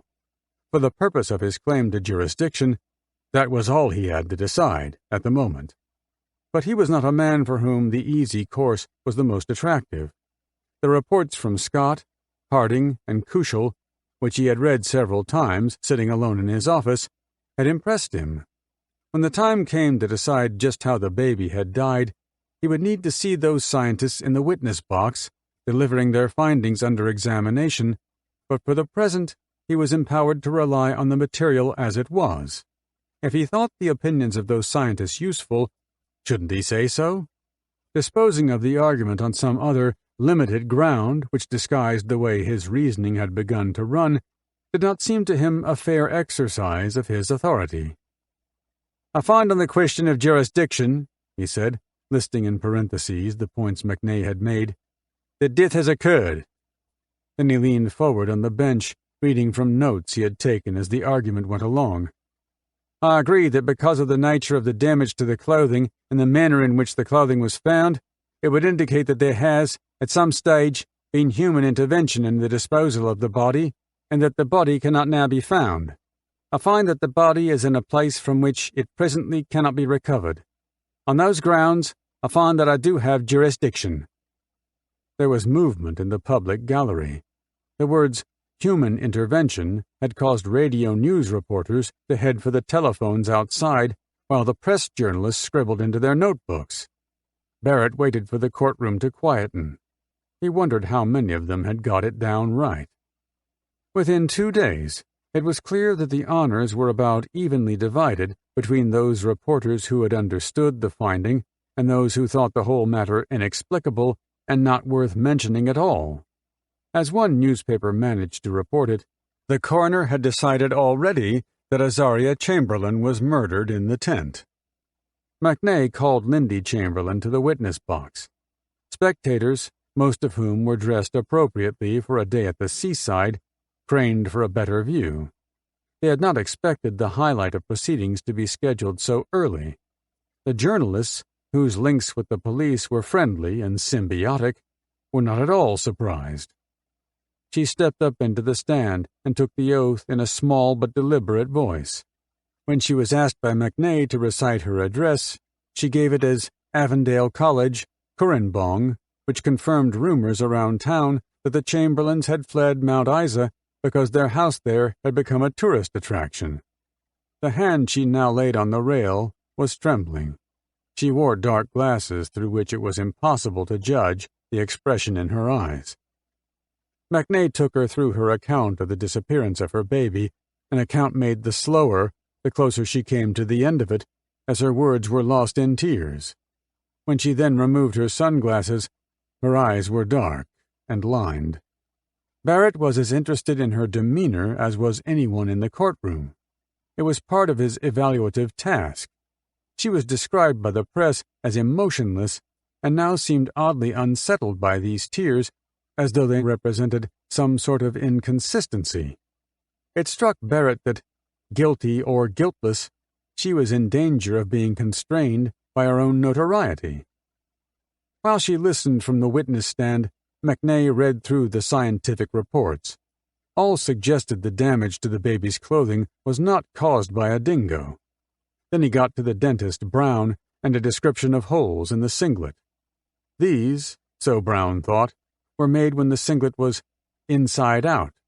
She pulled McNay up right there. "I beg your pardon?" she said. "Inside out," McNay repeated. "Did you say the singlet was inside out?" "Yes, assuming it was," he said. "Well, it wasn't." "You're absolutely certain about that, are you?" "Yes, I'm absolutely certain about that. I never put my children's clothes on inside out." "You have never, on any occasion, put a child's singlet on inside out?" "Yes, I can say that with certainty. It is one thing that extremely annoys me." "You dressed the baby in the ladies' toilet, did you not?" "I don't know that I did dress her in the ladies' toilet. I think I dressed her in the, at least half-dressed her in the barbecue area. From memory, I don't know whether I put any clothes on her at all in there. I carried her out in a towel. She may have had some. She certainly did not have a nappy or jumpsuit or matinee jacket or booties on. Whether I put a singlet on in there or not, I don't know, because there was nowhere to lie her down and I had not taken a change sheet into the toilet. I can remember holding the blankets up around her to keep the wind away from her while I dressed her in the barbecue area, but I could not tell you whether I put some of her clothes on in the toilet or not." "You can remember that you put the singlet on the right way around, but you cannot tell me where you put it on?" "That is correct." "This is what, sometime before 6 o'clock?" McNay asked. "Yes, it would probably have been somewhere between 5 and 5:30. You were in a hurry, were you not?" "When I was bathing the baby? No." "You were in such a hurry," McNay insisted, "that you went straight from the toilet to the car to go and watch the sunset. Is that right?" "That's correct, but that was after I had bathed the boys, not after I had bathed the baby. I did her first, and there was a time lapse in between bathing her and bathing the boys." "So you can remember that, can you? But you cannot remember where you dressed her. Is that your evidence?" "That's correct." "If I suggested to you that this singlet was found inside out, among the clothing when it was located, what would you say about that? That the dingo had turned it inside out?" "I would only be surmising what had happened to it." "What is your supposition about it?" "I don't know that I have one at the moment, and it would be only a supposition. I prefer to deal in facts," she said. This was a clear reference to something she had said earlier when she criticized Brown's report for dealing in the inflated currency of hypothesis. McNay, as best he could, gave her an outline of the experiment Brown conducted at the Adelaide Zoo. "Now," he said, "if it were the case that the clothing located at Ayers Rock did not have any consistent features with those taken from the zoo, would you then accept that the damage to the clothing at Ayers Rock was not caused by a dog or a dingo?" Lindy Chamberlain evidently considered this conclusion critically premature. "I would like to question what differences there are between domesticated dingoes and wild dingoes. If the forensic dentist told you there were no significant differences between wild dingoes, tame dingoes, and dogs, insofar as the present purposes are concerned, have tests been done on wild dingoes?" Dennis Barrett, who was himself interested in the answer to this question, leaned forward. The police brief was, he believed, a little short of evidence about the behavior of dingoes in the wild, and he wondered how MacNay liked being interrogated by a witness. MacNay offered her, instead, another assumption. "If we hypothesize that the forensic dentist knows what he is talking about—" "You are still hypothesizing," she said. "I was just asking, have there been any tests done on wild dingoes?" There was no answer available, a concession MacNay made plain by changing the subject. Barrett took a note to discuss with MacNay the need to call evidence from a zoologist with fieldwork experience, if they could find one. "Well," MacNay said, "is it not the case that you did some sort of thesis on dingoes?" The question caused a rustle of interest in the press pews. The suggestion that Lindy Chamberlain had made a study of dingoes at college, and therefore knew more than she was prepared to admit, had first made its appearance about a fortnight after the baby disappeared. No one seemed to know just where the information had come from, but some city tabloids had printed it anyway. "No, it is not the case," she said, with more than a little scorn. "That is a press invention. It arose out of the Woman's Day article? I wouldn't have any idea." "You did not read the Woman's Day article?" "Yes, but I didn't gather that from it. I thought it came from a newspaper." "Was the Woman's Day article an accurate one?" "No, it was an extremely inaccurate one. In fact, it was the most inaccurate article of reporting perhaps that there has been, or at least that I have read so far." "Were the parts marked in quotation marks accurate?" "No. There were actually only 2 or 3 small paragraphs that were accurate out of the whole article. In actual fact, there are only about 5 reporters who actually write exactly what you say. The rest of them use a little bit of license. I just want to read part of page 12 of that interview, which is contained in quotation marks, apparently quoting you. And firstly, can you tell me whether this is what you told them or not?" "I was cuddling Azaria all the time, kissing her toes." MacNay pronounced the name as if it were spelled Azaria, a mistake he had made throughout. This time, Lindy Chamberlain did not let him get far. She made a face. "Excuse me, would you mind calling my daughter Azaria?" she said, stressing the R sound of the second syllable. "It does annoy me when you call her the wrong name." "I'm sorry," MacNay said, and began the passage again. "I was cuddling Azaria at the time, kissing her toes and thinking what an incredible baby she was. I think Michael said, 'You must put her down sometime, you're spoiling her.'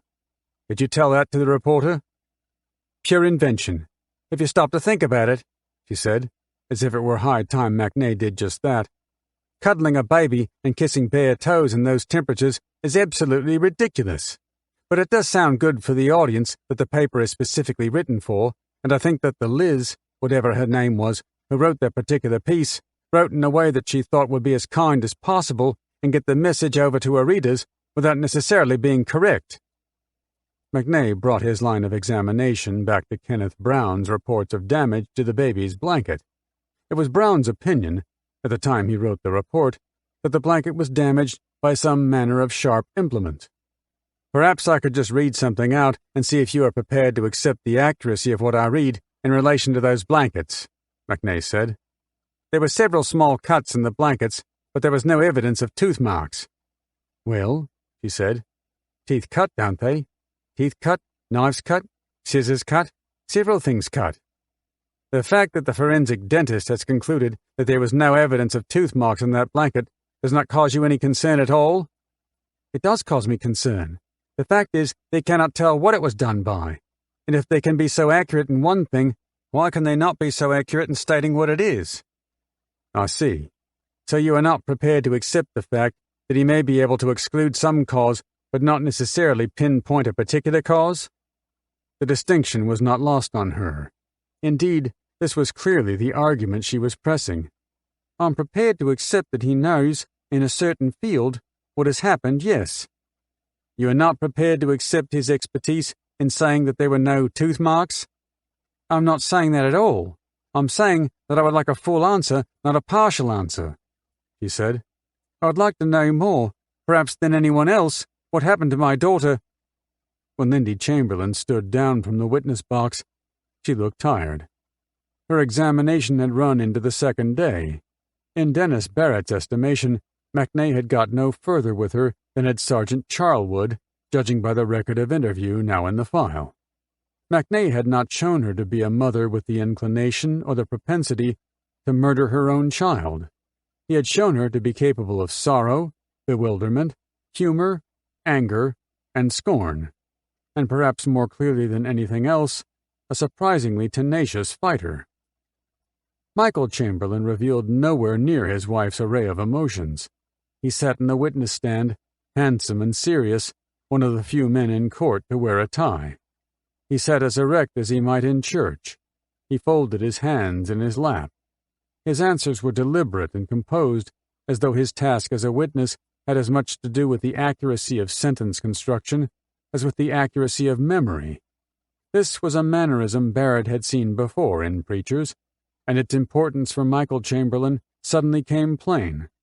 No one here addressed him as pastor. Now, in this public predicament, he reaffirmed with every quiet response his standing as a man of God. He was still in the witness box when the afternoon session began. It was Barrett's practice to remind every witness, after an adjournment, of the continuing mandate of the oath before the evidence resumed. Barrett waited until the courtroom was still. He wanted no distraction from the exercise he had in mind. "Pastor," he said, allowing the title to stand alone for a moment, "you have already been sworn and are still on oath." Michael Chamberlain bowed his head. His hands covered his face. When he removed them, his cheeks were wet. McNay asked him a question, and he did not hear. "I'm sorry, I've had a lapse," he said. "If you would just like to repeat the question for me." The switchboard operator in the courthouse office took an anonymous call. "I'm going to blow that bitch away," the caller said. "You can tell her that for me." He was talking about Lindy Chamberlain. It was not the first message to come through that way, but it was the most unambiguous. The operator rang through to the police room.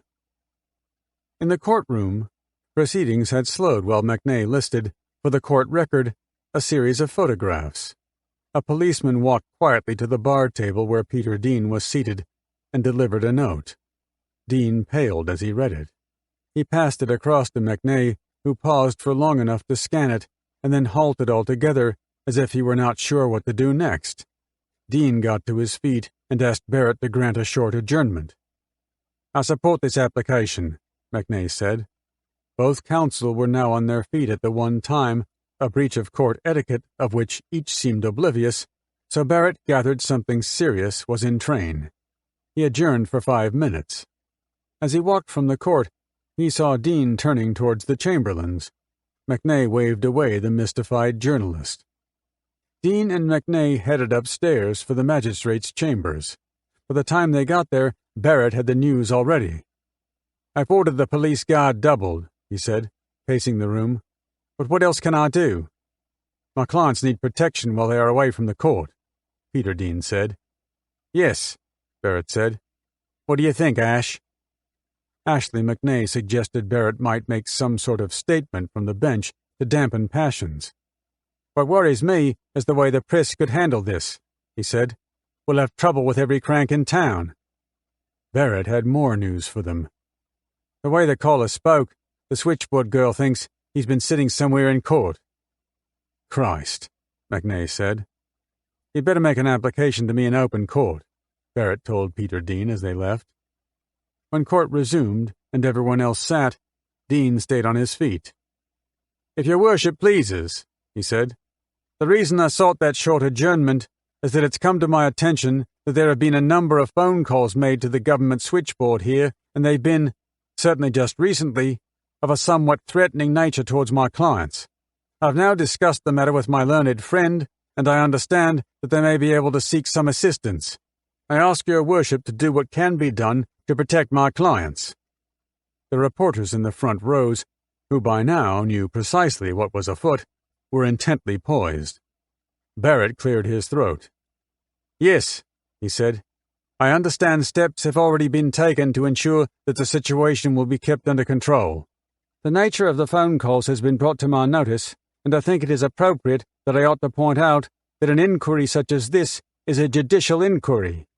The basis of our judiciary in Australia is to inquire impartially into circumstances surrounding whatever particular case we may be engaged in at the time. It is one of the cardinal principles of such an inquiry that the person making the inquiry maintains objectivity through all the evidence." He turned his gaze to Peter Dean and the Chamberlains. "It may seem at times that suspicion or innuendo refer to your clients, Mr. Dean, and of course in other parts of evidence that have been called, and no doubt other parts of evidence that will be called, there will be quite countering and significant pieces of evidence. It is certainly not my role to make any judgment until all that evidence is in at the conclusion of this inquiry. I would certainly ask that the public adopt the same attitude, that they ought not make any such prejudgment of the situation." Barrett then delivered a plea for fairness and compassion and turned his attention to the role of the press. "I ask the public at large to reserve judgment in this case until all evidence is in, and they must also remember that a lot of evidence is given in a court that cannot physically be transferred by the media into the media outlets. It is a physical impossibility. A lot of evidence must, of the very nature of its volume, go unmentioned to the public. So it is very difficult, at any stage, for the public to give a proper judgment.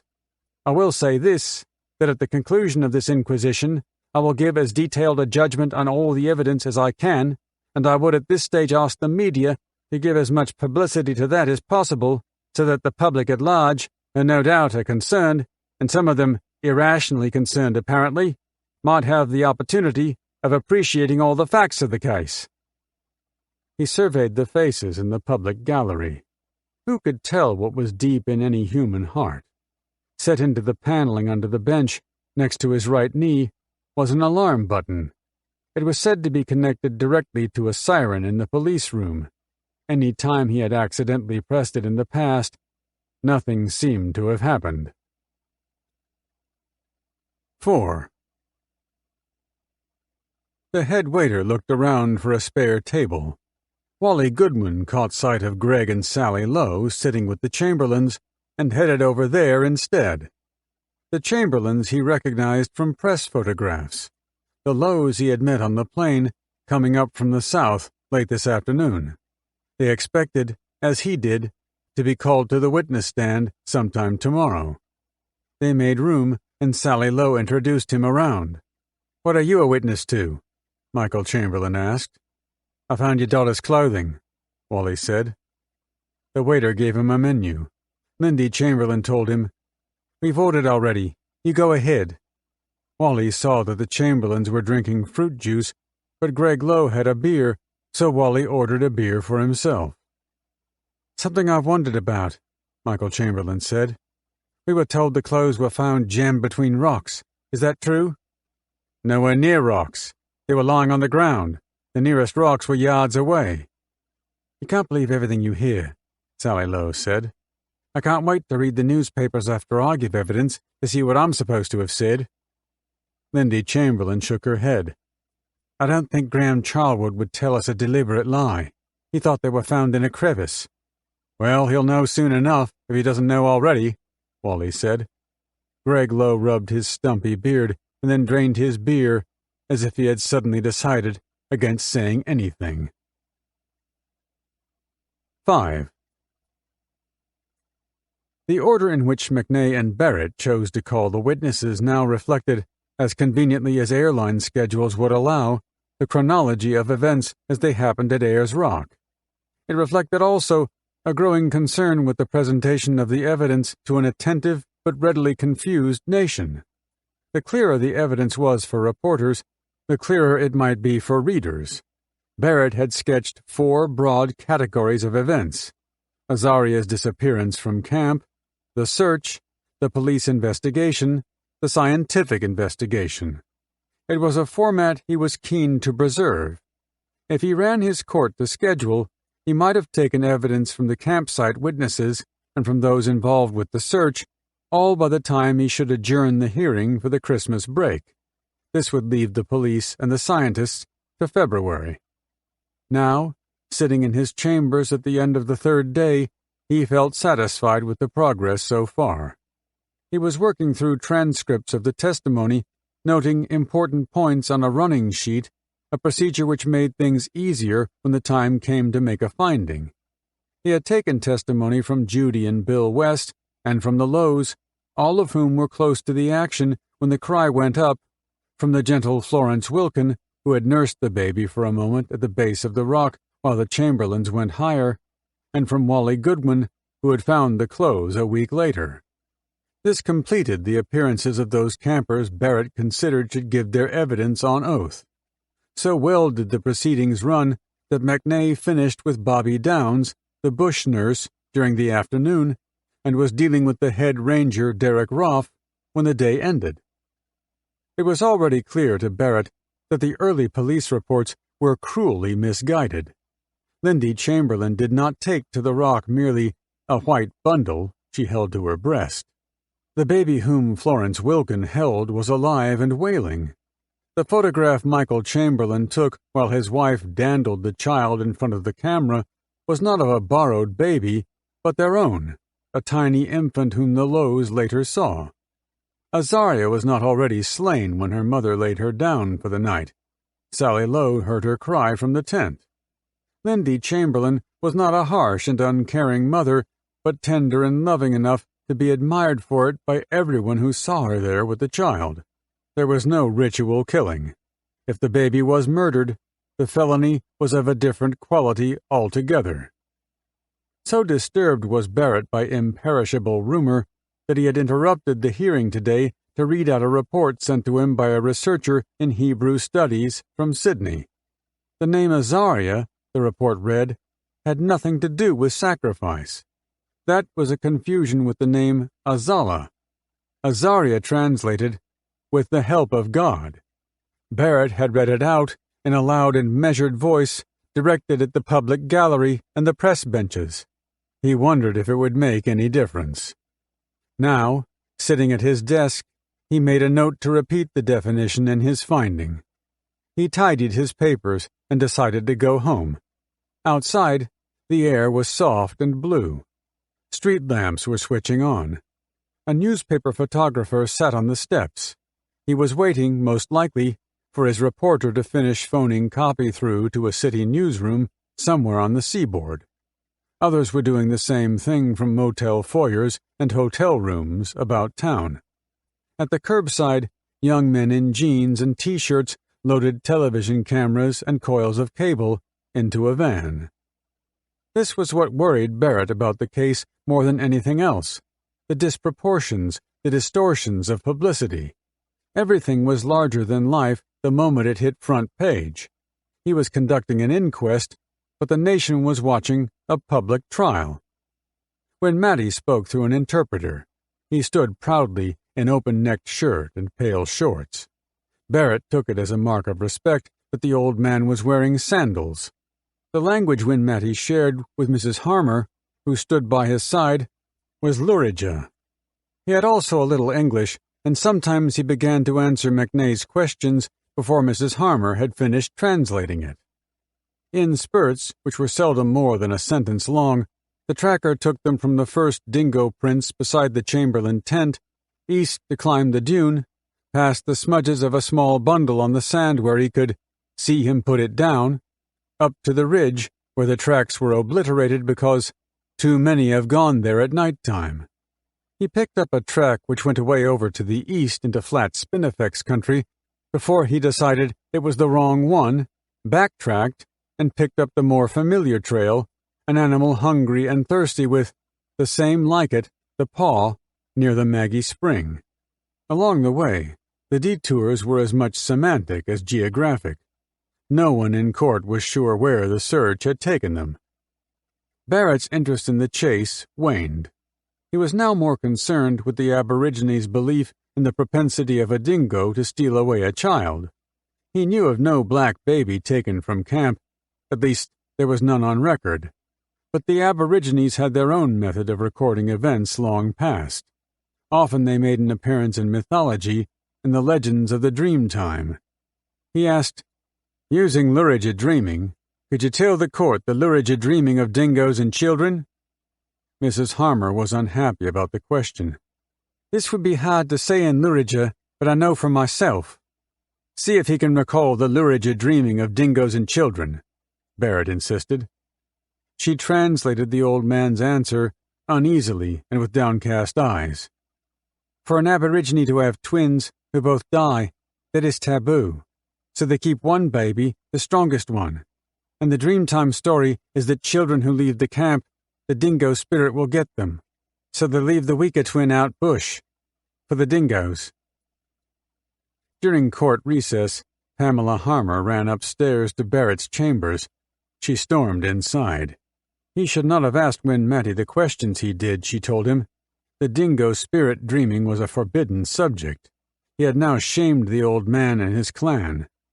Outside the room, court staff could hear her indignation 2 corridors away. Barrett promised an apology and ushered her out. Nevertheless, he could not think how else he might have handled the topic. The way the evidence was shaping, it was the desert people, the rangers, and the Ayers Rock police who believed a dingo was capable of the abduction. The skeptics were people of towns and cities.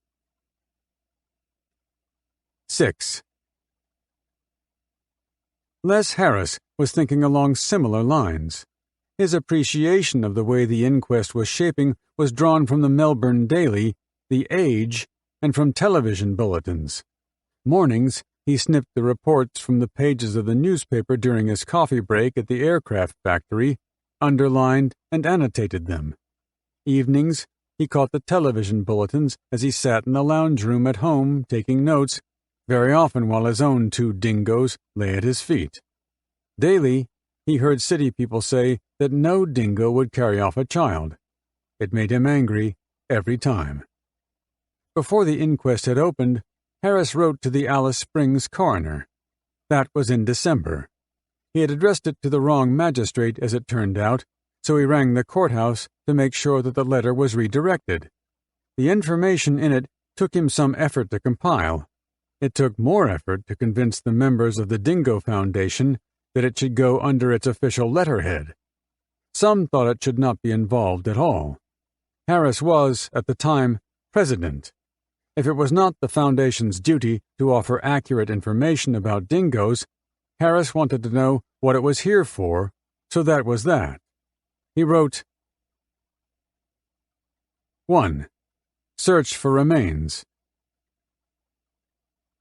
Observations show that a mammal weighing 10 pounds would normally be totally consumed in less than 20 minutes by a solitary dingo eating in the most leisurely fashion.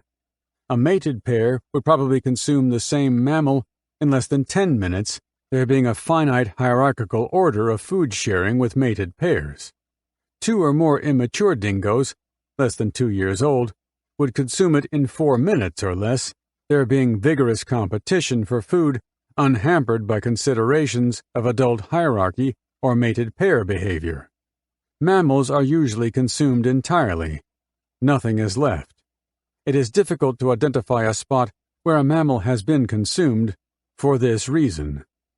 Comment: if the baby was taken by a dingo, it is improbable that any trace would be found more than 30 minutes later.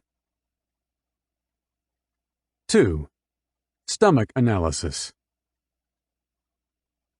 Observations indicate that food is digested and the waste excreted in 10 to 24 hours, depending on the nature of the food and the age of the animal which consumed it. When added to the above notes on consumption time, it can be seen that by about 8 p.m. on the following night, the waste would normally have been excreted, and nothing could be learned by examining stomach contents later than that time, and probably to 12 hours earlier than that time. 3. Speculation on the strength of dingoes.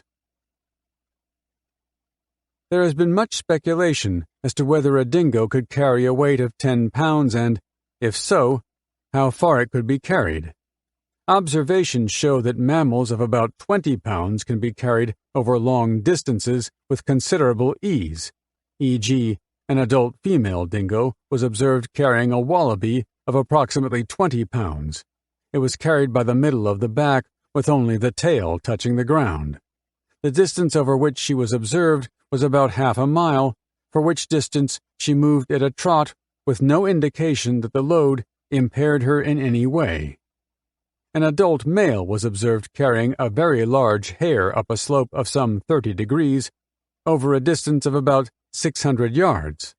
On detecting the presence of the observer, he stopped motionless for some 2 to 2.5 minutes whilst he assessed the situation. During this time, he stood in the characteristic neck-up attitude with the hare in his mouth. The weight of the hare appeared to be of no consequence. After satisfying himself that there was no danger, he moved off up the slope and disappeared into the trees. Comment: a mammal weighing 10 pounds is smaller than the game regularly caught, killed, and carried over various distances. Such a weight would offer no hindrance, and it can be reasonably presumed that it could be carried over a long distance with ease. 4. Condition of the baby's clothing.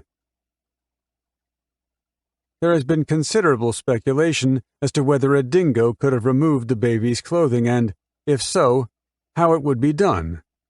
The manipulative ability of dingoes is extremely high, but this ability is very difficult to quantify and can only be done anecdotally. A. I have on 3 occasions left parcels of meat within reach of my tame 6-year-old male dingo. On 2 of these occasions, the parcel was unrolled and the meat extracted from the plastic bag. The paper was torn minimally and only at the point at which the unrolling commenced, and the plastic bag was not torn at all. On the 3rd occasion, the end of the parcel was opened and the meat was extracted. This parcel was wedged in a box along with other parcels, and he performed the extraction in situ. Only the end was opened. B. A tame 3-year-old female has been observed to open a domestic refrigerator, pull out the meat tray, and help herself to the contents. Whilst the refrigerator door did not have a mechanical lock, it nonetheless required a hefty pull in a finite direction to open it. In order to exert the amount of leverage in the required direction, she stood on her hind legs to one side of the door, braced her forefeet on a cupboard, leaned sideways, took the door handle in her teeth, and pulled it open. She then changed position, stood on her hind legs again, and pulled the meat tray out, again in one finite direction. C. During the mating season, I had my 6-year-old male and a 4-year-old female chained to a post. The female was on a chain twice the length of that of the male. Although the female was then post-estrus, the male was still strongly motivated to mate, but the female deliberately stayed beyond his reach. The females are in estrus only once a year, and the males are sexually active for about 6 weeks, spanning the female estrus period. After failing to entice the female within his reach, the male reached forward and took the female's chain in his teeth. He then gave a mighty heave on the chain, taking the female unawares, and tossed her back well within his reach. As she was still scrambling to her feet, he pounced on her and mounted her. I am considerably handicapped in making any significant comment on the state of the baby's clothing, as my only information was a very brief TV news film clip of the clothing laid out on a table shortly after it was found. I therefore cannot draw any conclusions, but point out that I judge the manipulative skills and the cognitive abilities of dingoes to be very high, far higher than dogs, and probably as high as that of a young primate. If the baby was taken by a dingo, the presence of soft, pliable, and probably loose garments would not impede them, and I could well visualize that they were peeled off without difficulty. Macabre as this comment may sound, dingoes are usually fastidious eaters and tend to reject foreign matter from their food. From the brief view that I had of the clothing, the amount of blood around the neck of the garments would be commensurate with the observed tactic of killing small mammals by seizing them by the nape of the neck and giving a very fast and powerful shake. If the baby was carried for some distance with its heart stopped, little bleeding would occur. 5. The zoo experiment. The results of the experiment where a kid goat was dressed in baby's clothing and given to zoo dingoes would be valid for that situation only and could not be reasonably extrapolated as being indicative of the behavior of naturally occurring dingoes. The pressure to compete for food is very much diminished in zoo and sanctuary predatory carnivores simply because very palatable food is delivered to them in abundant quantities every day without fail. Since they have never had to exercise the very demanding hunting skills on a daily basis in order to survive, these skills never develop to more than a minuscule fraction of their wild counterparts. Whilst I have myself, in the course of these notes, made some comparison between the eating habits of wild and tame dingoes, I could not in any conscience draw any conclusions from this particular experiment. It is an unfortunate but inescapable side effect on zoo animals that they are natural animals in physical appearance only. In such an experiment, dingoes, which have lived their entire lives in an area the size of a couple of tennis courts and who have had their food supplied each day, are not going to act in the manner of, or with the determination of, naturally occurring dingoes, which must stalk and kill prey every day of their lives in order simply to stay alive. Comment. The zoo experiment would not reveal any results which could be reliably extrapolated to naturally occurring dingoes. 6. Saliva on clothing. Observations indicate that dingoes are tidy eaters and, in conditions of adequate supply, do not appear to slaver when eating. In the common sociologically stable situation of the mated pair, food is shared on an unhurried basis. The tearing apart and gulping down of a mammal could occur in certain situations, e.g., in times of dire shortage of prey, or when the available food is being consumed by a number of immature dingoes of equal social status. In the latter situation, an overabundance of saliva could be promoted by hunger or competition. Direct observation of wild and captive dingoes in a stable social order show that consumption is unhurried, the lips are well drawn back when the carnassials are used in the shearing mode, slavering appears to be absent, and food is not scattered about. In the cases quoted earlier, where one of my captive dingoes opened meat parcels, there was no sign of the wetting of the paper by saliva. Comment. Saliva would not necessarily be present in discernible quantities on the clothing. Harris dealt a while on the exploits of his own dingoes and concluded, comparisons between dingoes and domestic dogs are not particularly valid, tempting as they might be. The dingo is a natural canid, in fact a wolf, not a dog, which has to practice its hunting skills on a daily basis and at a very high level of efficiency in order to survive. In terms of strength, speed, agility, and reasoning power, they compare more readily with the natural felines, i.e. tigers, leopards, et al. It is easier to underestimate the capabilities of dingoes than to overestimate them. The Ayers Rock dingoes are atypical in one respect of natural behavior. They have had very close contact with tourists for a long time and have been fed directly and indirectly by tourists. They have maintained all of their hunting skills, plus extended their abilities to acquire food from tourists and their campsites, and you are no doubt aware that they often raid tents in their search for food. Humans, their accoutrements, their tents and caravans pose no threat, and pillaging is not uncommon. This has resulted in a very dangerous situation wherein they are not tame and they are not wild. In considering the questions, 1. Could a dingo have taken the baby? 2. Could a dingo or dingoes have removed its clothing? 3. Could a dingo or dingoes have totally consumed the baby? My answers, based on many years of observation of dingoes in their natural habitat and in captivity, would be 1. Yes, with ease. 2. Probably yes. 3. Yes, without any doubt.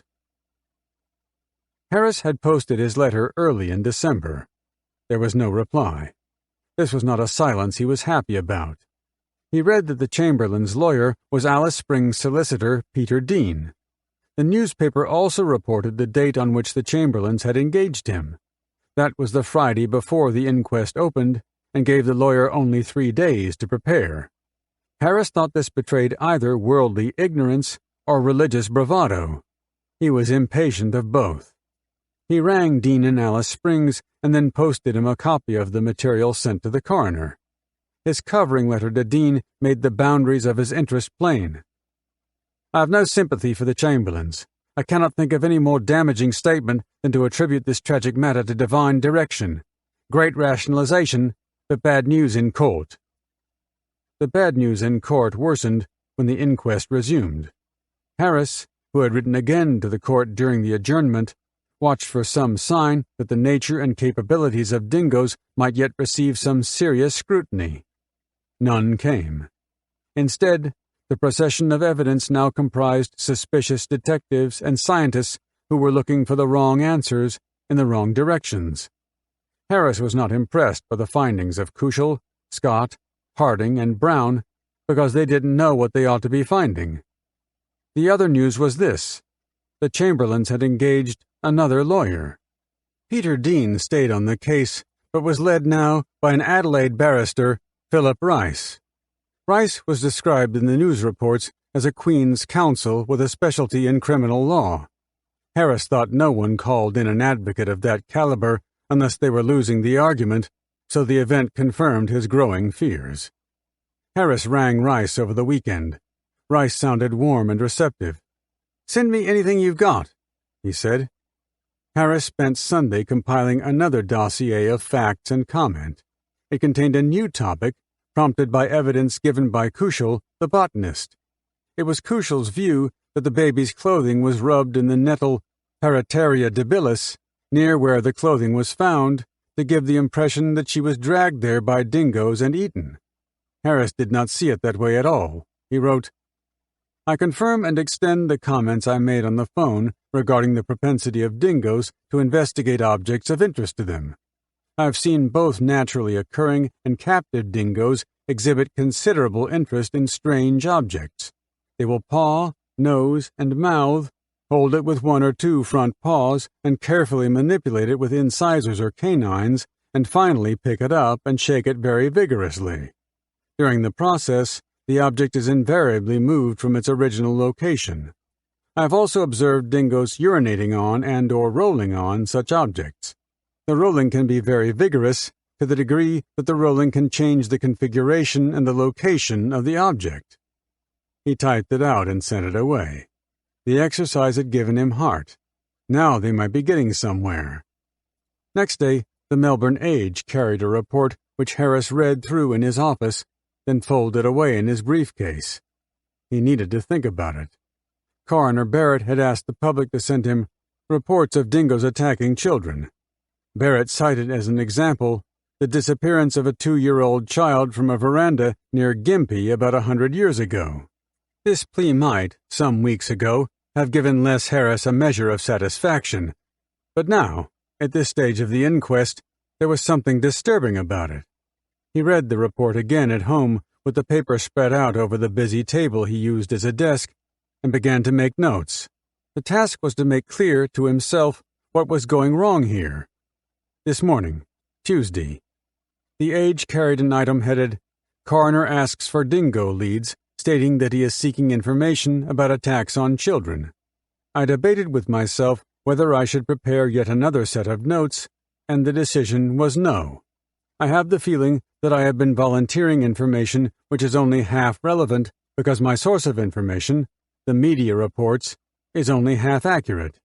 This is likely to be true in the case of these notes also. I will confine myself to stating that A.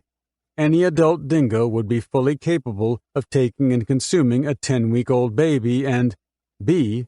The probability that this is what happened at Ayers Rock, and only at Ayers Rock, is extremely high. The justification for the first statement I have already given in previous notes. The justification for the second, although very clear to me, would require many, many pages of reasoning to make it clear to anyone who has not lived with dingoes for long enough to understand their capabilities. It is my belief that the coroner doesn't realize that the dingo is a highly intelligent, fast-thinking, fast-acting, strong and capable carnivore. Because he doesn't know this, he hasn't taken any evidence on the subject. Because he hasn't taken any evidence on it, he doesn't know anything about it. Classic Catch-22 situation. And the information I have volunteered hasn't broken the Catch-22 circle. Now the coroner is calling for narrow, specific, even minuscule information, but still without having tried to establish the basic facts from which such information must be evaluated. I think I have come to the end of what I can do. I give up. 7. In the courthouse mailbag, Dennis Barrett got 27 accounts of dingo predations on adults and children, 4 opinions that dingoes are incapable of such behavior, a story about the abduction of a baby from a farmhouse by a disgruntled pig, and a finely wrought scenario for murder concluding with Lindy Chamberlain feeding to a punctual dingo the remnants of her daughter, which were then disguised as table scraps from the evening meal. A sincere search for information was only part of the reason Barrett made his appeal. The gesture was as important. He wanted to throw open the public mind somehow, at least until all the evidence was done. Again, a demonstration of his own open-mindedness was the best ploy he could think of. Events the Friday before made it all the more urgent. That day, the manager of the motel in which the Chamberlains were staying asked that they leave. No one argued with his reason. A caller to the motel switchboard had threatened to blow the place apart with a bomb. The chances that it was a hoax were high, for the date was Friday the 13th, but the police moved the Chamberlains away and kept their destination secret. 8. From the moment he stepped into the witness box, Dr. Newsome was chary about questions he considered undisciplined. MacNay, who was then taking Newsome through the preamble necessary to prove him an expert ethologist, asked if he had studied wolves and coyotes in America. Yes. Wolves and coyotes do bear some relationship at least to the Australian dingo. They all belong to the same genus, Newsome said abruptly. Canis. So do domestic dogs, which was the point Newsome was making, so MacNay left it at that and went back to Newsome's long list of qualifications. The length of that list was the reason Barrett had chosen Newsome to testify, rather than his colleague Lawrence Corbett or Les Harris. Barrett's interest was especially prompted by Newsome's 10 years as leader of a field team of zoologists studying dingoes through Central Australia and Victoria. Newsome, confident and expansive, looked like a young man well used to some esteem wherever he was, inside university halls or on a sports field. Other scientists at the Wildlife Research Division in Canberra, where Newsome worked, were said to hold the ebullience and gusto of the dingo specialist there in high, if astonished, regard. Now, his disobedient dark curls and irreverent smile gave that gossip a measure of credibility. Recalling the time his team released dingoes to which they had fixed radio transmitters and then tracked the signals over the plains, Newsome said, "We had believed until then that dingoes lived essentially by themselves, that they were loners. We were surprised to find this was not so. Although individuals were mostly found by themselves, in fact, they belonged to groups which met infrequently, but sufficiently so that these groups knew one another and kept their entity." This topic, action in concert, MacNay kept coming back to. "The growl that Mr. and Mrs. West heard," he reminded Newsom. "Could you tell us whether dingoes growl, and, if so, under what circumstances?" "Yes, they do growl. We would expect growling mostly as a warning signal to other dingoes. That would be the most usual circumstance." "So you think that the growl, if it was from a dingo, most likely came from a second dingo?" "Yes," Newsom said. And again later. "I think," McNay said, "you drew some possible significance from the growl which the Wists heard shortly before the alarm was raised, and the fact that there was a dingo seen which was standing still immediately after the alarm was raised. I think you considered, as a hypothesis from that, the possibility of there being two rather than one. I expected from the growl it would be more likely than anything else for that to be an interaction between two dingoes. How the one seen behind the tent and the one seen emerging from the tent might have conducted themselves in that way with the tent between, as it would appear, I don't know. But you considered that there was some significance in the growl, and the fact that a dingo was seen so close to the tent, but standing still and not fleeing. That it was not the animal which came out of the tent was my first response on reading it. They commence molting, or heavy molting in comparison to the other months of the year, around about August-September. That is the peak of it. If a dingo had carried a child in clothing for a minimum of 5 kilometers, would the molting be sufficient, do you think, to transfer a large number of hairs, or any hairs, to the clothing? If the transport was entirely in the mouth, then the molting on the body is not likely to affect it. If dragged, I should think there might be some hairs on it. In relation to saliva, you have told us there is a pint lost a day. That includes urine and feces too, but it is losing a pint of water or fluid. Given the prevailing conditions of a very cold night, and perhaps assuming that a dingo takes the shortest route and takes it in a leisurely fashion, would you have expected that any large amounts of saliva would be transferred to the clothing? I would have expected some saliva. In whatever fashion the child was being carried? More so, of course, Newsom said with a smile, if in the mouth than any other way. McNay wanted to know what the chances were of a dingo having removed the child from the tent, having disposed of the remains in some way, and depositing the clothing somewhere. The question made Newsom frown. It had more to do with the philosophy of experience than scientific probability. He mused, by way of a quiet protest, "Any of those parts has to be a long shot, but there is no way of demonstrating it could not happen. And irrespective of how the clothes were removed, and irrespective of where they were placed, do you consider it consistent with the behavior of crows and eagles, for instance, that you observed in your time in the bush, that they pick up things like clothes and may drop them elsewhere?" Eagles and crows they had talked of earlier. "I can't remember an example immediately offhand," Newsom said, "but it is the sort of thing crows may do." This was too much for Barrett. McNay had finished with the witness, but Barrett broke in before Rice could get to his feet. "Would it be consistent with your understanding of dingoes that, having taken the clothes off, the singlet would be put back inside the jumpsuit and left in a little bundle with a nappy covering an area of no more than 18 inches in a little square? There are clearly things which are very difficult to understand about that," Newsom said. "Do I take it you mean, from what you said to Mr. McNay, that you could not understand a baby taken out of the bassinet in the tent? He put to you 3 propositions in one, and you said that you cannot understand the earlier propositions." "I was tending to put aside the problems of transport of clothes and think about an act of predation. You see, every one of the events, for it to have occurred naturally, seems to me of a very low probability. I am asking you to cast your mind only to the first event, the taking of the child. Disregard the subsequent events," Barrett insisted. "Just that first one.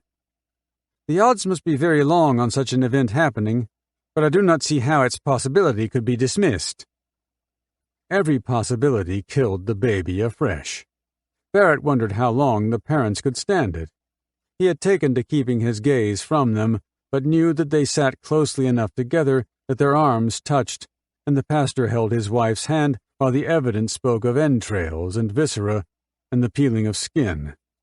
The dead rise again for an inquest. It put Barrett in mind of the coroner's court in Melbourne, a building he thought the gloomiest on earth, where inquests were held upstairs from the autopsy laboratories, and melancholy perfumes drifted the corridors like wraiths. Barrett had seen Philip Rice work before. Rice had been around criminal courts for many years now. His style of advocacy made good use of charm and the authority of age. In his white shirt and pale trousers he might, with the addition of a bow tie or cravat, be taken for someone who liked to spend a day in the members' stand at the racetrack and enjoyed watercolorists of the English school. He ran a hand over his gray hair. He was about to bring Newsom to a topic of some difficulty. You know, do you not, that the digestive juices of a dingo are not unlike the strength of the digestive juices of dogs? I've assumed that to be so. And you know that they are exceedingly strong and capable of digesting bones? Not all bones, Newsom demurred. Parts of them. But postulating for a moment, as much as I don't want to conjure it up as an example, the bones of a 10-week-old baby, of course, would still be in a supple state, relatively speaking, and would be capable of being digested relatively easily by an adult dingo, would they not? Newsom seemed to think this an unnecessarily gory question. He turned away from Rice, behind whom the Chamberlain sat. One is inclined to use the word merciful, he said quietly, and not knowing very much about that. A movement caught Barrett's eye. Michael Chamberlain had lowered his face to his hands. His wife replaced her dark glasses and sat upright. The press had caught it too. Those sitting in the jury box had the better view, though they had to look sidelong, which made them seem somehow aloof and distrustful. Then something occurred to Barrett he had missed until that moment. The press was sitting on the seats of judgment. No point in moving them now, but the unlucky metaphor was, like some sudden unpardonable remark, far too apt. Another part of Newsom's evidence was bound to cause trouble. Newsom thought the Ayers Rock dingoes ought to be shot, and Dr. Corbett, who had worked with him on the research team, thought so too. The problem, as Newsom saw it, was peculiar to dingoes which were neither tame nor wild. The tame obeyed, the wild stayed away. Ayers Rock dingoes did neither, and people were bitten. He could think of one feasible solution: begin a fresh generation of dingoes there, then keep them wild. Those difficulties were present in your mind before this matter, and here MacNay meant this case, ever came to your attention? Newsom agreed, nodding. Barrett's duty as a coroner required him to consider human safety at Ayers Rock, but offhand he couldn't think of a resolution which could make him more unpopular. By 4 o'clock, Barrett knew MacNay was stalling. Dr. Harding was in the box. MacNay's questions about the methodology of hair comparison had taken a half hour. They should have taken 10 minutes. Barrett asked if MacNay wanted to adjourn. Actually, Your Worship, MacNay said, there is a matter my learned friend and I would like to raise with you in chambers. Barrett waited for them in his office. Whatever was wrong now had to do with Harding. His report presented something of an enigma already. On one hand, he had found animal hair on the baby's clothing. On the other, he found nothing but old hairs on the blankets. Something about that did not add up. Barrett checked the refrigerator for iced water and beer, leaned back in his chair, and drew on a cigarette. As he was persuaded by the testimony so far, the campsite witnesses were honest and reliable observers, every one. They supported the Chamberlain account to an extent which must by now have surprised even the investigators. Yet the scientists stood together, an outpost of disbelief. On their testimony, human hands disposed of the clothing. Who might have had reason to do that? The parents, if the police were correct. Otherwise, someone responsible for the safety of campers? Someone whose pet the animal was? In Barrett's experience, blacks came under rapid scrutiny at a time like this. But why did the local whites take care to search under their houses and around the sheds? If the clothing was damaged by scissors rather than a knife, the instrument is handier and more familiar to European fingers than Pitjantjatjara. The laboratory evidence, as it presently stood, set an unpersuasive direction, anomalous to the likelier course of events, but it was not Barrett's job to ignore inconvenient testimony. The task was to find a hypothesis which fitted all the facts equally well. So long as the scientist could demonstrate that a dingo did not dispose of the clothing, Barrett would have to search out a solution which took precise account of that. When Rice and McNay walked in, he asked, "Is there a problem with hiding?" "He wants to change his opinion," McNay said. "When he examined the child's blankets in Adelaide, the only hairs he found were all embedded in the weave, too old to be relevant." "And now?" "Now he finds that the blankets were vacuumed at the forensic unit in Darwin before they were sent to him." "Do we know what was picked up?" "Hairs all right. White and, so far as he can say at the moment, maybe from around the face or the mouth." "Possibly dingo?" "Possibly," McNay said. "Or cat, or dog. Animal, anyway." "Where's the problem?" "Because they were vacuumed off, he can't say if they were of recent origin or not." "They might well have got there the night the baby disappeared," said Rice, by way of underlining the point. It was clear why McNay was annoyed, while Rice had an air of comfortable satisfaction, but Barrett couldn't see any difficulties for the conduct of the hearing. "If that's Harding's opinion now, he can give it in evidence," he said. He rather admired someone who changed an opinion to align with the facts. 9. Barrett's first impulse was to laugh. He stood up from his desk and turned towards the window. "Unprecedented," he said. "I don't know of a case where it's been suggested to a coroner before." Gary Tate had just asked permission to televise, live from the courtroom, the coroner giving his findings. Tate was with Channel 7, the head technician. He was broad-chested and stocky, shirt sleeves rolled to the biceps, with fair curly hair. A muscular cherub Barrett had seen outside the courthouse fussing with cables and monitors. Barrett guessed he doubled as some sort of team leader and carried both jobs with energy to spare.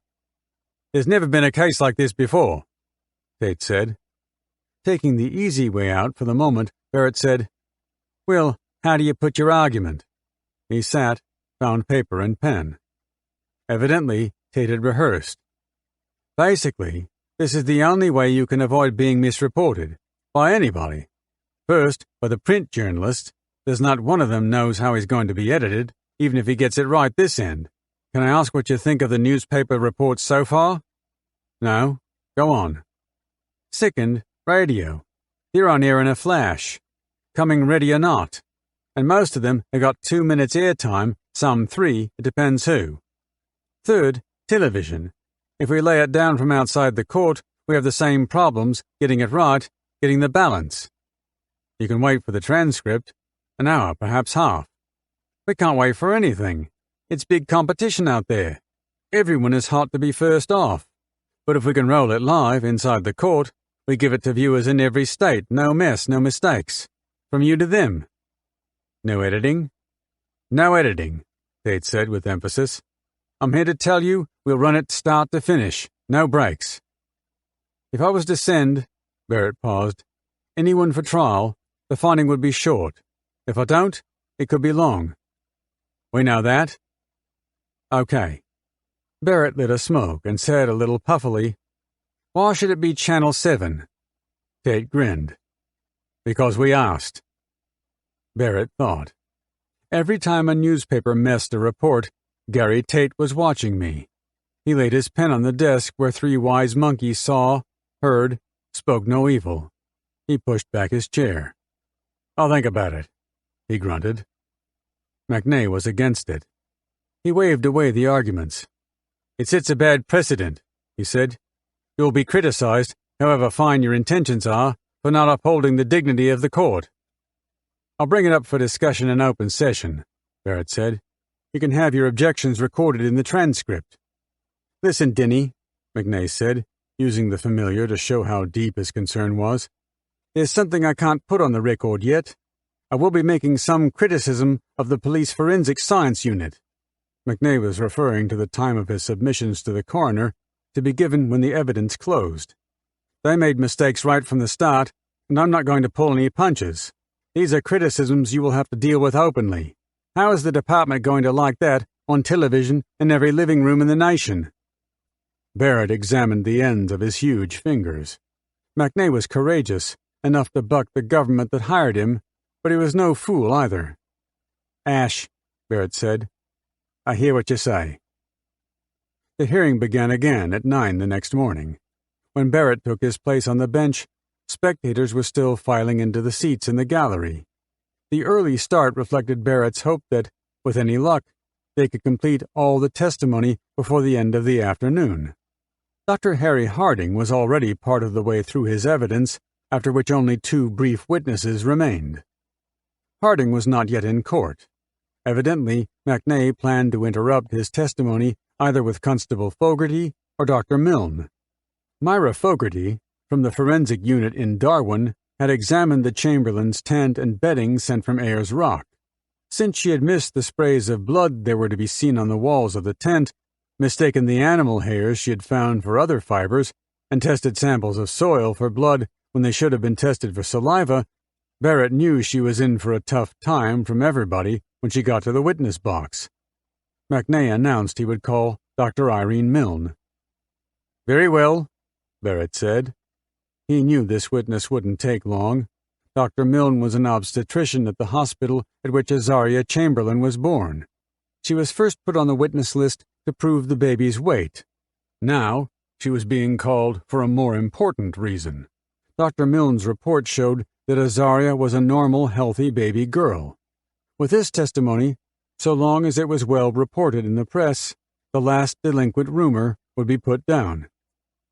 "Before I call the next witness," MacNay said, "I noticed in a local newspaper this morning an article which is unfortunate, in my opinion, to say the least." He shook his head, nonplussed. "The general tenor of it is to give apparent credence to a rumor, and then provide comment to discount the rumor." On the table in front of him lay the morning's copy of The Star. It reported a story circulating the town which attributed the baby's abduction to a Kadaicha man, an aboriginal executioner who vanishes, leaving behind him only the tracks of a wild animal. Barrett read the piece through. He was struck by the similarity the story bore to those going around about the Chamberlains. They seemed to be saying, "Evil happens not because we believe in evil, but because others do." "Someone has a fertile sense of imagination," he said. Thank God it was all nearly over. At a certain point, he thought, you simply lose the capacity to deal with the volume of superstition. For all the good it will do. 1. By 9 o'clock on Friday morning, the courthouse foyer was crowded and noisy. When an orderly opened the door to the courtroom at 9:15, the public gallery filled without appreciably lessening the crush outside. Reporters crammed the press benches and the jury box and jostled for room enough to use their notebooks. A television camera stood on a tripod close to a side wall. The crew seemed to be taking instructions from a voice they heard through their earphones. The camera pointed at the clock on the wall. At 9:25, a uniformed sergeant held his hat aloft by its wide brim to quieten the gallery.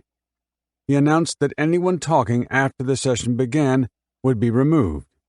In the following lull, an elderly woman on the third bench went into a coughing fit, which she couldn't stifle with a billowing kerchief, and a duty constable helped her away. Ashley MacNay leaned on the bar table, talking in low tones with two detectives.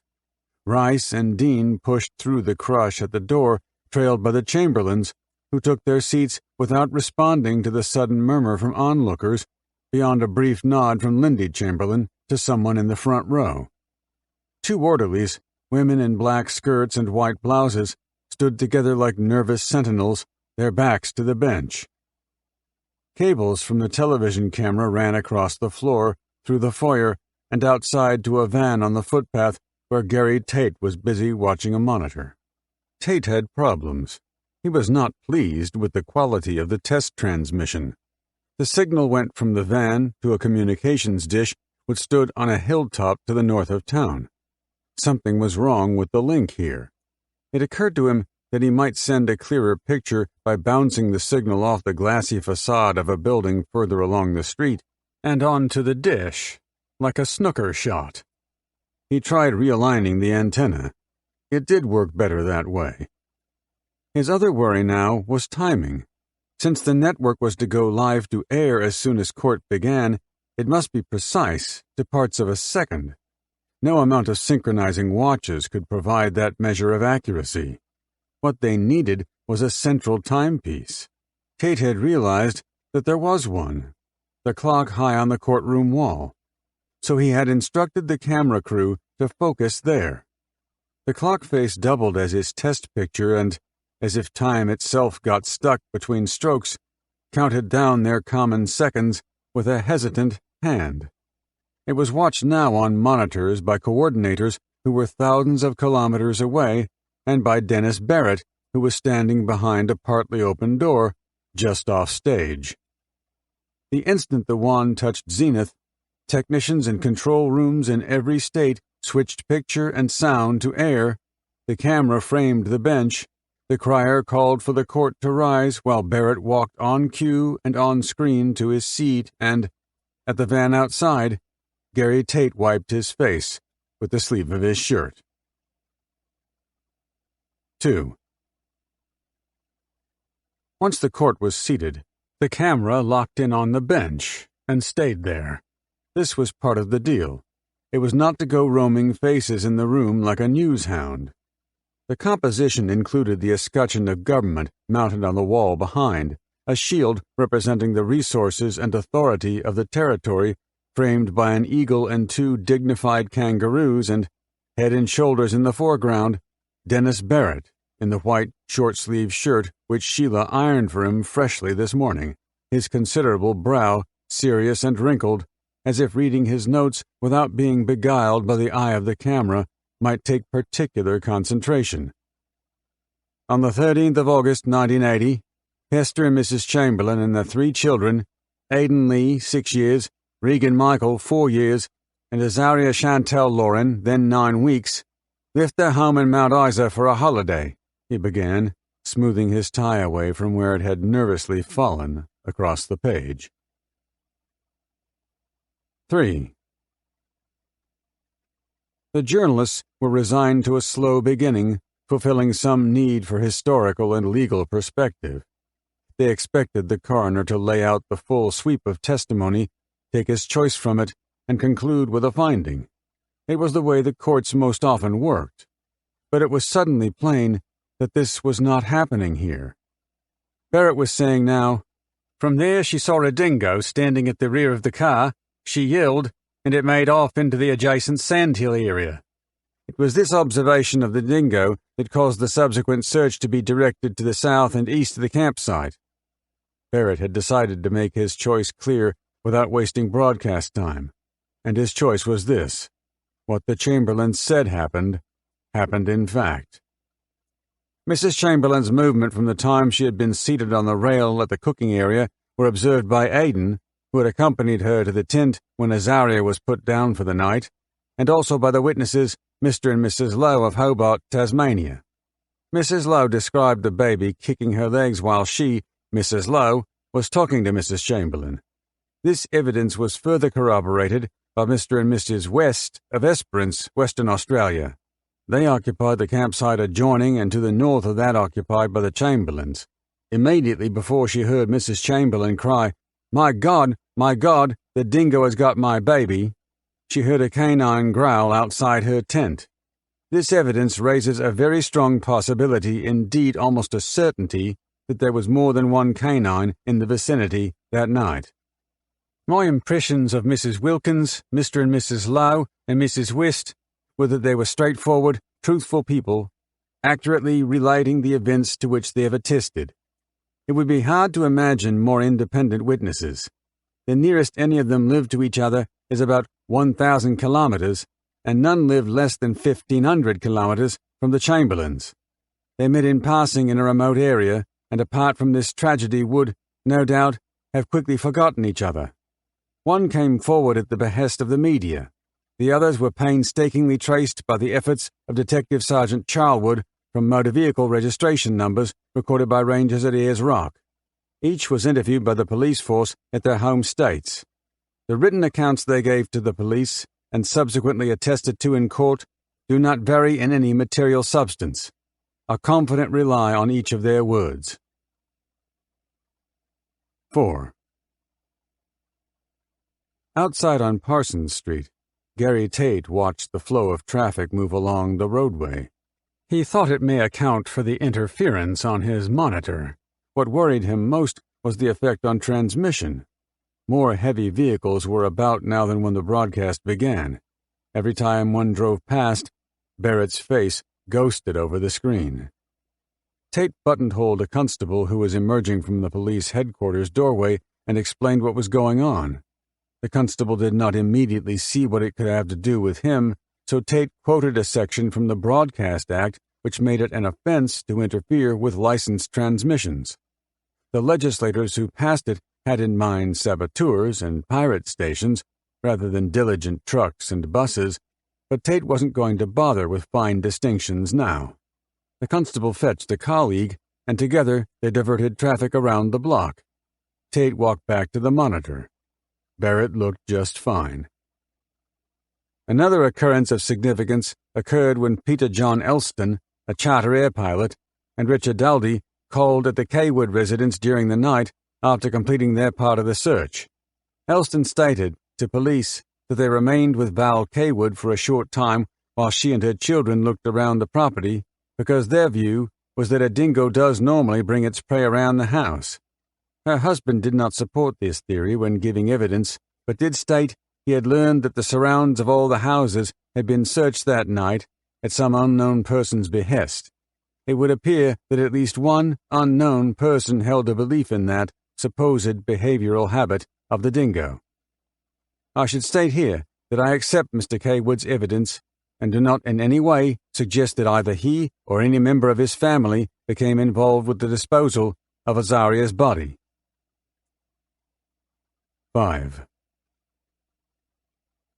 Searching was finally abandoned, and it was not until the following Sunday afternoon that Mr. Goodwin of Dandenong, Victoria, discovered the baby's clothing near the southwest end of the rock. Again, upon the police being advised, commendable efforts were made to preserve the scene of the discovery.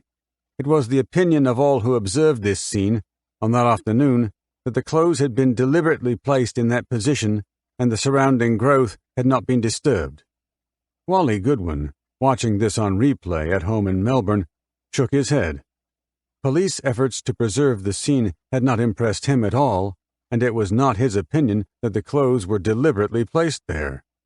He'd have felt a lot better if he had taken a photograph when he had the chance.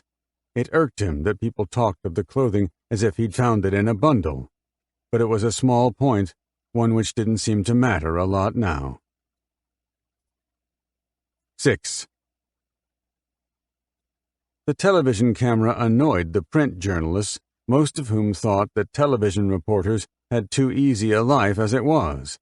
The camera annoyed Malcolm Brown, who was with the Sydney Morning Herald, enough that he was considering making some sort of official protest afterwards. Meantime, his job was to report better than his competitors, television reporters, or anyone else. He held a competitive edge, as he saw it, since the television people couldn't tell chaff from grain. A big, grotesquely shy man, Brown despised the use of court transcripts and relied instead on furious shorthand. As he went along, he marked in his spirax the quotations which best synthesized the path of Barrett's reasoning. It was a sort of good copy he had been waiting for. The fact that damage to the jumpsuit was slight, that no blood or tissue was found inside it, no dog or dingo saliva adhering to it, appeared inconsistent with the controlled experiment conducted at the Adelaide Zoo. In accepting these inconsistencies, it would appear there are two alternatives.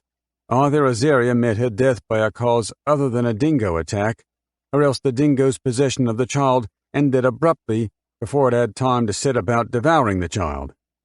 After the December portion of this hearing, and before its resumption last week, Dr. Scott was finally given the tent to examine bloodstaining on its walls. These stains had been observed by several members of the police force on 18 August 1980, the day after the tragedy. These officers were unable to determine whether the stains were on the outside of the thinly woven material constituting the walls of the tent or on the inside.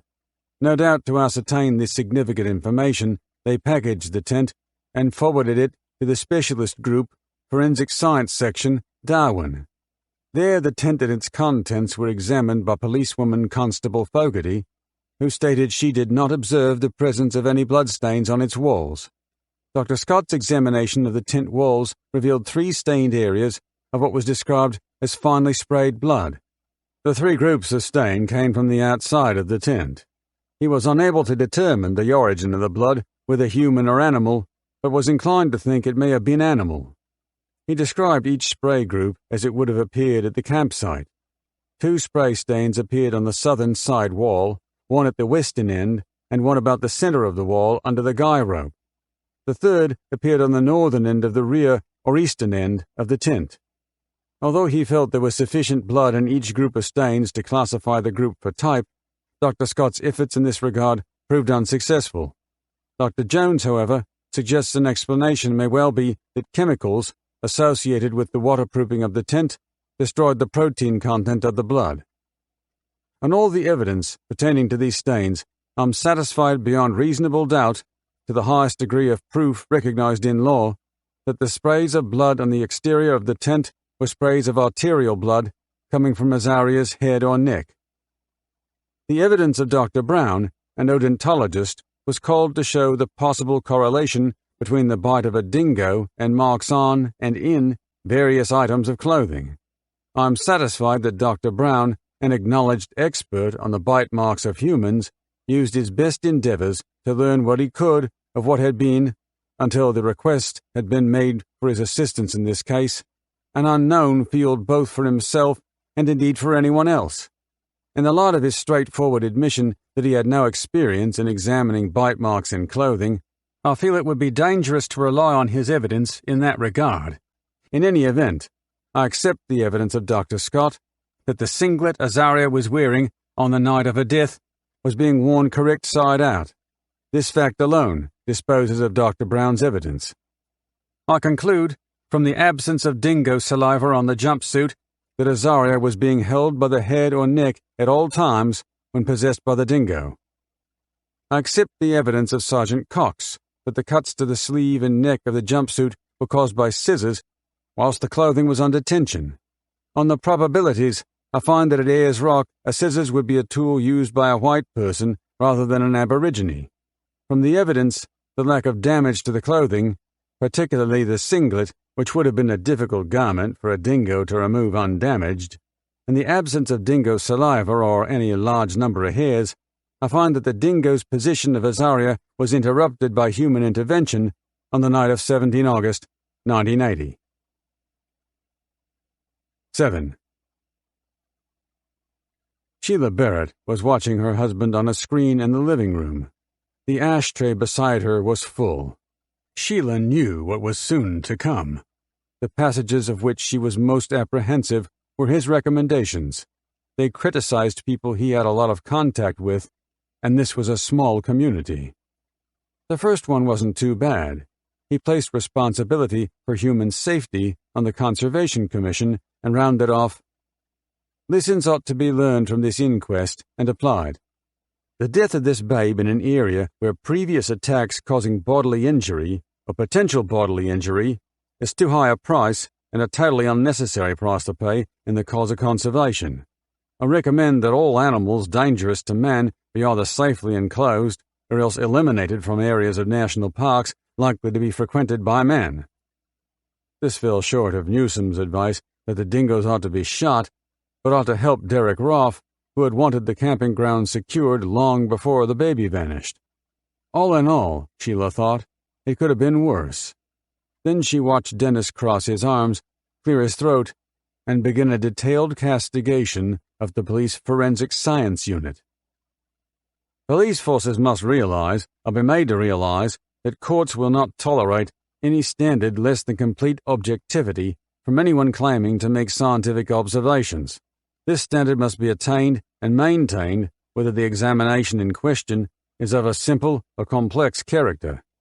Any standard less than the highest attainable, where the rights and interests of suspect and prosecutor alike are protected, negates the credit of such a section and renders the probative value of its conclusions useless.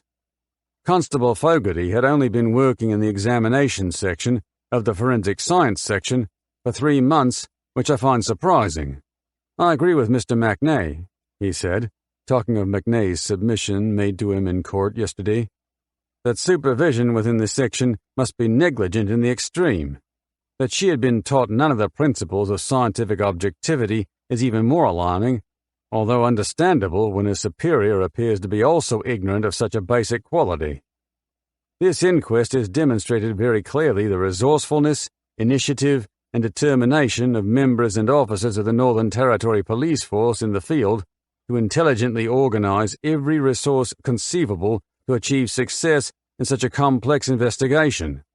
The non-observation or non-reporting of the sprayed bloodstains on the exterior of the tent resulted in this investigation being diverted in the wrong direction, with subsequent loss of police resources and considerable public money, not to mention the added trauma caused to each member of the Chamberlain family.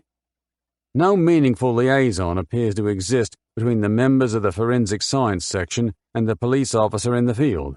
From my observations of this section in this inquiry and other cases in the past, I recommend that consideration be given to it being re-established on a proper, forensic, scientific basis, with operatives prepared to achieve and maintain the highest standards of efficiency. It seemed to Sheila that at times he seemed hell-bent on making himself unpopular. She was married to a man who thought he was here to rectify all the ills of the world. To you, Pastor and Mrs. Chamberlain, and through you to Aidan and Regan, may I extend my deepest sympathy. You have not only suffered the loss of your beloved child in the most tragic circumstances, but you have all been subjected to months of innuendos, suspicion, and probably the most malicious gossip ever witnessed in this country. I have taken the unusual step of permitting these proceedings to be televised today in the hope that, by direct and accurate communication, such innuendos, suspicion, and gossip may cease. 8. I doth find that Azaria Chantal Lauren Chamberlain, a child then of 9 weeks of age and formerly of Mount Isa, Queensland, met her death when attacked by a wild dingo whilst asleep in a family's tent at the top camping area, Ayers Rock, shortly after 8 p.m. on 17 August 1980. I further find that, in attempting to remove this babe from the tent, the dingo would have caused severe crushing to the base of the skull and the neck, and lacerations to the throat and neck. Such injuries would have resulted in swift death. I further find that neither the parents of the child nor either of the remaining children were in any degree whatsoever responsible for this death. I find that the name Azaria does not mean, and never has meant, sacrifice in the wilderness. I find that, after her death, the body of Azaria was taken from the possession of the dingo and disposed of by an unknown method, by a person or persons, name unknown. 9. First out the door were the radio journalists, sprinting for telephones, some heading for the booths in Hartley Street, all of them composing copy on the run. Newspaper reporters with morning deadlines split into 2 groups, those from the east and those from the west. The Westerners might make the late edition and looked for cabs to take back to their hotels, while Easterners cursed the time zone which put them behind. Reporters who had yet some hours' writing time eyed the door to the conference room through which the Chamberlains had disappeared with the lawyers. Malcolm Brown, whose Sydney Morning Herald did not go to bed until midnight, looked about for his colleagues from the same group, but couldn't see them anywhere yet. Brown thought he had the chance of an exclusive interview with the Chamberlains later. He decided meantime to stay around, listening to the comments of the crowd, which was now pushing through the doors to the footpath, slowly, like moviegoers after a show, into the stunning sunshine. Gary Tate wound up his transmission. He felt the strange discontentment of triumph. There was still mopping up to come, interviews and post-mortems, but the real feat was done, and the moment was past. The throng outside the courthouse was reluctant to leave. It was waiting, perhaps, for some sort of epilogue. At the corner, the constable was still diverting traffic. Sweat hatched the back of his tawny shirt. Tate walked across and nodded his thanks. "It's over," he said. "Good," the officer said, waving the traffic through. "Now maybe this town can get back to normal." 10. Peter Dean sent a message to the reporters outside. Pastor and Mrs. Chamberlain will answer questions on the steps of the court once the crowd thinned. This brought the press photographers from a side entrance where some misinformer had suggested they wait, and the television crews changed batteries in their bandoliers like waiting infantrymen. The Chamberlains walked through the doorway, smiling, in an instant surrounded by microphones. It was difficult to make out the questions. Brown hung around the periphery. The sorts of questions voice reporters asked weren't of much use to him. Someone asked a question about bitterness. "People who spread rumors had not understood the facts of the case," Lindy Chamberlain said. "They will have to make peace with their God." "What plans do you have for the future?" "Well, to begin new lives, look after our children and take a holiday. We hope the children can settle down and lead normal lives." "Do you agree that dingoes at Ayers Rock ought to be shot?" This was a trick question, antagonistic, flagrant. The pastor fielded it as if the faces in front of him were the faces of his congregation. "Dingoes remain beautiful creatures in their own habitat, but men's lives are above dingoes' lives." "Perhaps the humans could be fenced in," Lindy said. "If the camping area was safe, things would be completely different." "Michael, why have people been so keen not to accept that a dingo took the baby?" "Perhaps because it's the first in Australia documented." "What has accounted for your strength and stoicism?" "The Lord Jesus Christ is a very dear friend of ours, our Saviour." He gazed around the circle and added, "The peace of God has kept us from being very foolish in our own lives." Slowly, they understood that they and the scandalizing world at large were being judged and found wanting. No one seemed to have the stomach for another question. Michael was not yet ready to let them go. "Gentlemen, we have something here you may like to see." He held aloft a paper cylinder. "This is a picture of Azaria as she really was, the most beautiful baby." It was opening into a portrait, babe in arms, poster size. He unfurled the infant's glossy cheeks, her deep and serious eyes, then the mother's face, proud and indisputably tender. A second or so of incredulity passed before the cameras got going again. Malcolm Brown walked away. He'd had enough of being rebuked. 11.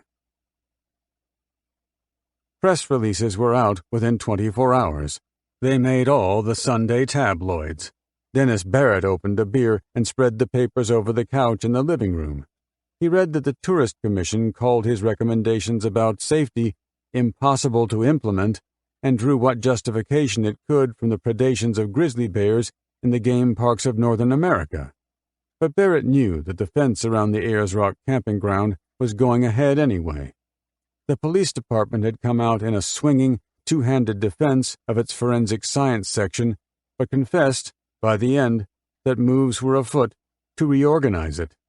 Dr. Kenneth Brown, who was described as having left the court quickly and under a cloud, reasserted his belief in odontology as a practice with much to offer the processes of law, and the Adelaide branch of the Forensic Science Society scheduled a review of the case for the next meeting.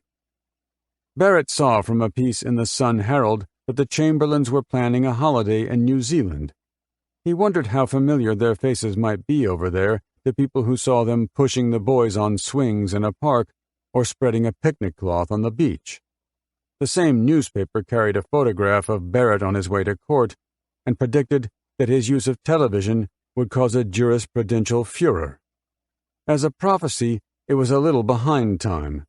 Other newspapers began on Friday to run criticism like this, and, on radio, legal commentators and academics were already coming out strongly against him. If he was to achieve anything by way of day-to-day justice, he supposed, these were the sorts of antagonists he ought to be proud to have. His own motives were unsoiled. He had made his judgment. He had spoken his mind. He had done the just and honorable thing. The Secret Assumptions of Science. Sanctuary. 1. A party of Adventists came by train to Kurinbong in the autumn of 1894. They were looking for somewhere to begin a community of missionaries. Ellen White was with them. She was then 67, long widowed, and in her third year of the Lord's work in New South Wales.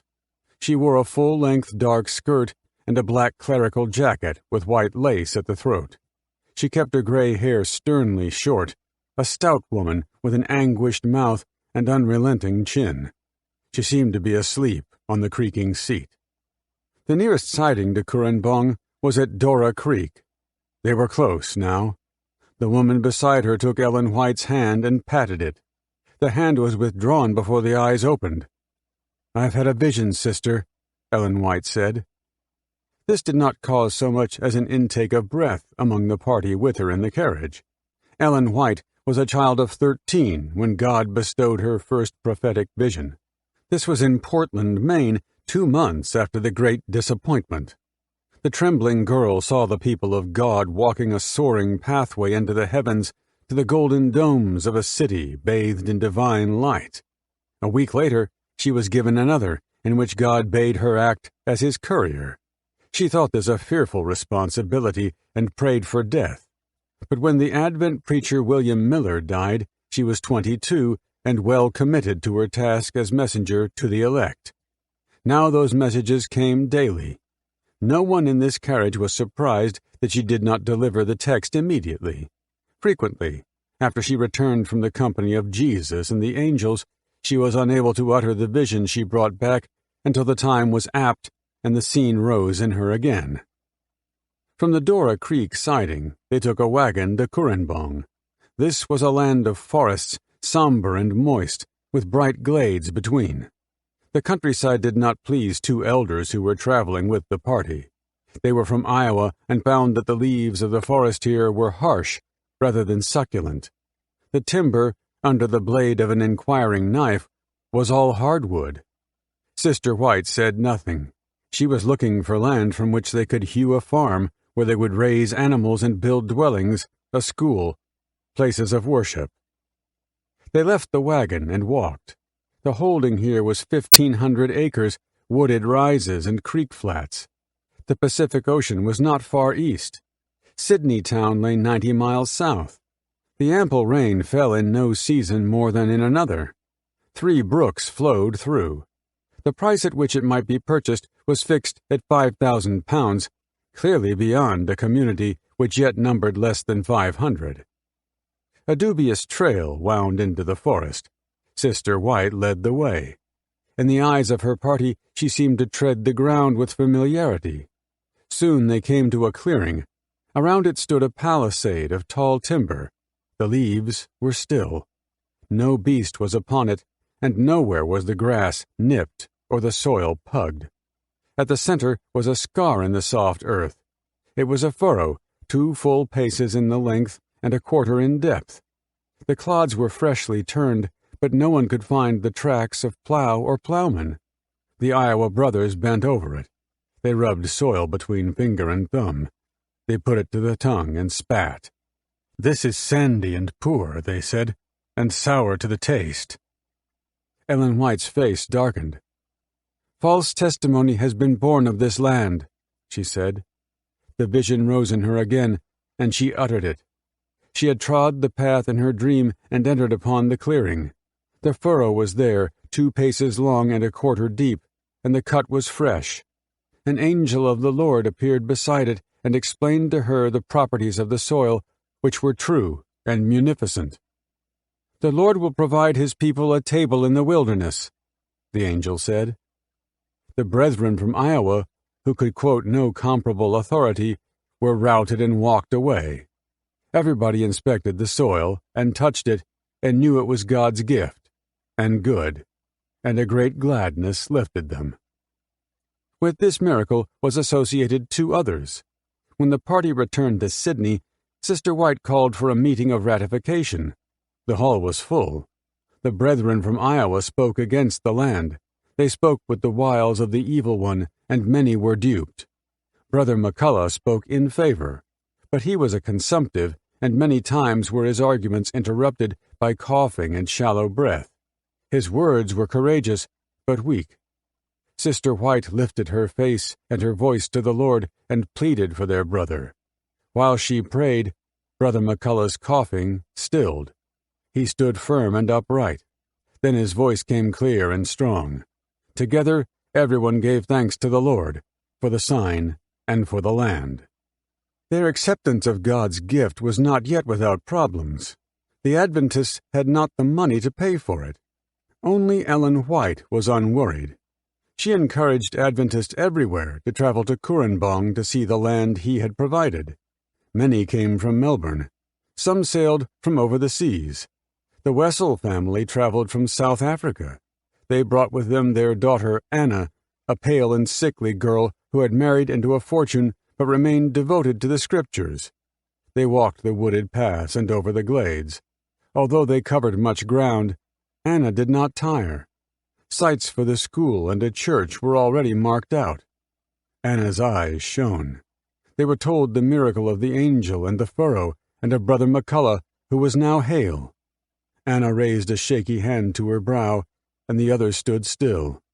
When her eyes opened, she pledged £5,000, moved by the Spirit of God. "Thus does the Lord begin preparing for us his table," Sister White said, and they saw it was true. 2. The angel was quite right about the soil. It grew burdened fruit trees, lusty vegetables, and sweet green pasture. Hardwoods from the forest built lap-strake dwellings, schoolrooms, commons, and a chapel. In early photographs, taken a year apart, it seemed that the forest fell back of its own accord to make more space for orchards, garden beds, and a herd of milking cows with ballooning udders and sappy-mouthed calves. Barns and storehouses appeared, as though fully grown, without the benefit of scaffolding or carpenters. Those years turned like the pages of an old album, beginning in sepia with the smoky timbers and small misty windows of the early dwellings and halls, moving to crisp monochrome with the arrival of white paint on the cladding and black to the eaves, and on to color, mainly ectochrome browns and russets, when the sanitarium health food factory was built and the buildings turned to brick. Along the way, the greater part of the land holding, called the Avondale Estate, separated from the academy called the Avondale School for Christian Workers. From the square mile of the campus most of the forest had gone. The table the Lord had prepared for them was of a size that abolished the wilderness. Ellen White had left in 1900. There was trouble brewing at the Battle Creek College, in the Dime Tabernacle, and the Sanitarium Corporation, where John Kellogg was urging secularism in education. The doctrine of the Lord's withdrawal into sanctuary, heavenly preparations for Advent, and her own standing as God's messenger were all under attack, and her remaining years would be spent fighting evil angels in human form within the church. But there was none at Currambong. The curriculum remained a curriculum for church workers, although the missions for which they were bound were not necessarily places far away. The school dispatched Adventist missionaries into the territories of business, health, farming, manufacturing, education, science, and the arts. The words carved in marble on the portals changed in 1911 to read Australasian Missionary College, and in 1963 to the simple Avondale College, but all students still took lectures in biblical themes, the apocalyptic, prophetic guidance, Christian home and family life, and instruction in the works of Ellen White. They still began and ended the day with prayer. Courtship between students was encouraged, if rigorously platonic, and so was marriage, although students who married during semester were expelled. The guiding elders liked young people to be healthy and happy in Jesus, so the world here seemed filled with energetic and smiling adolescents. Although the incorporeal has not changed much in the time since Ellen White's departure, the facilities kept growing. A photograph taken in the spring of 1969, facing south from somewhere outside the physics building, fits in most of the other science schools on the right, but misses the great residential halls and sports pavilions on the left because of the size of the administration complex and library which the central roadway circles. The old white-painted chapel is out of sight from here, but center, background, stands the sanitarium health food factory, as tall as any cathedral, the grain silos round and strong like the columns of an unfinished temple, but grimy now, as if waiting too long for the lintel to be set. Mid-ground, boys and girls in their late teens and early 20s seem to be carrying books from the library towards the commerce school, diligently keeping to the path rather than treading the grass. The roadway is black and shiny, so it has been raining, but the boys walking in the opposite direction, wearing white and carrying rackets, expect the tennis courts to have drained enough to play. Two unconnected joggers, arrested in springy mid-stride, each keep to the asphalt, an indication that the fields are under water and the grass verges are sodden, as sometimes happens here in springtime. The runner approaching the camera is nobody we know, but the diminishing figure is blonde-haired and athletic. Since the year is 1969, it would do history no harm to replace whoever the snapshot caught with Michael Chamberlain, who ran the grounds daily over the 4 years of his course and was due in a month or so for graduation, and soon after that, for marriage. Often he ran quite long distances. His degree was in arts with theology, and the teachings of Ellen White were clear about the importance of health and religion. Running was a bodily and spiritual discipline. Apart from that, he liked it. He liked Avondale. He had from the start. The college handbook made student life sound a little like compulsory joy, but that was not a criticism he found to be true.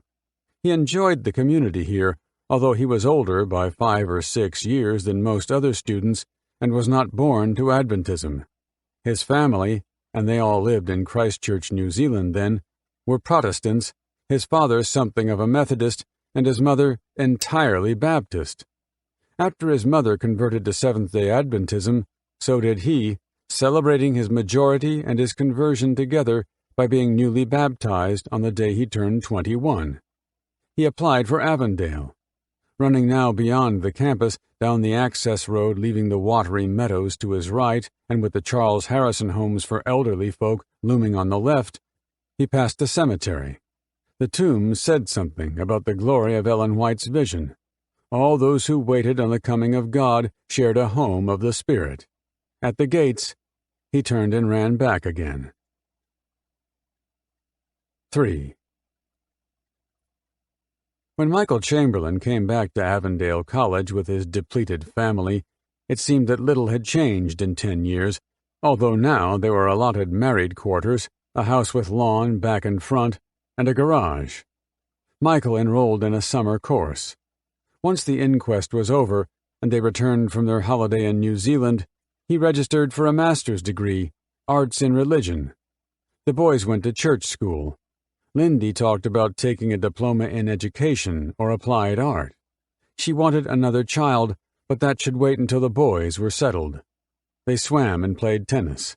Michael ran daily, a little slower now, but well for a man of 38, often with one or other of his old classmates who were now on staff.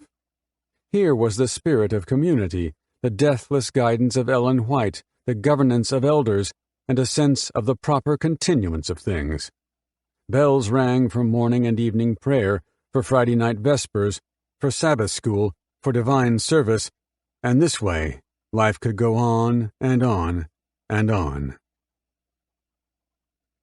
4. From his room at the Adelaide News, Jeff DeLuca put through a call to Paul Everingham's office in Darwin. Everingham was the chief minister, as the head of government is called there, and doubled as the attorney general. DeLuca knew him well.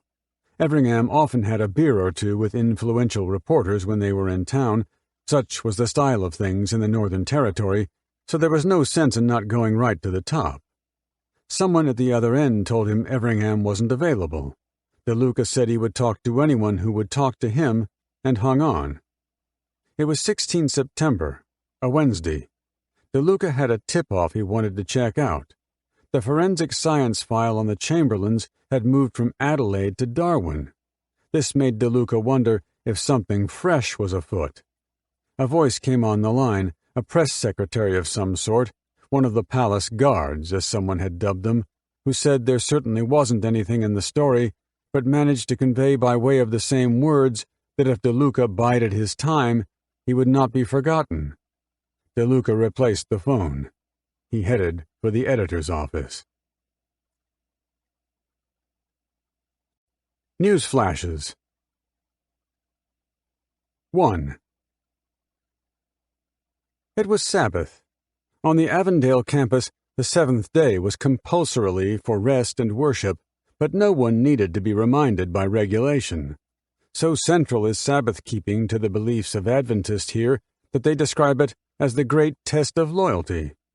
When it came out in the newspapers that the Chamberlains had driven to Ayers Rock on a Saturday, Michael Chamberlain got letters from folk who attributed all his subsequent troubles to Sabbath breaking.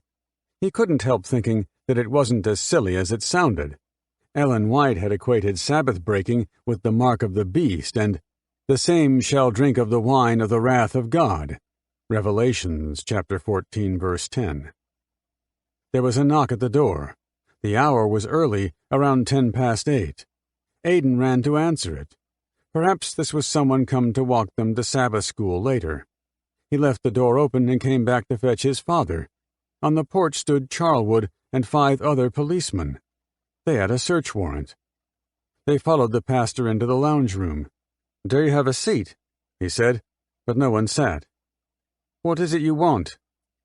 Sergeant Gilligan was from the New South Wales police force. Since this was his jurisdiction, he displayed the warrant. Charlwood said, "Some fresh evidence has come up. The Chief Minister has authorized further investigations, and this is the start of them. We need everything you still have that you took to Ayers Rock." "I'll get Lindy. I've got a prayer meeting of elders shortly, but we'll do what we can."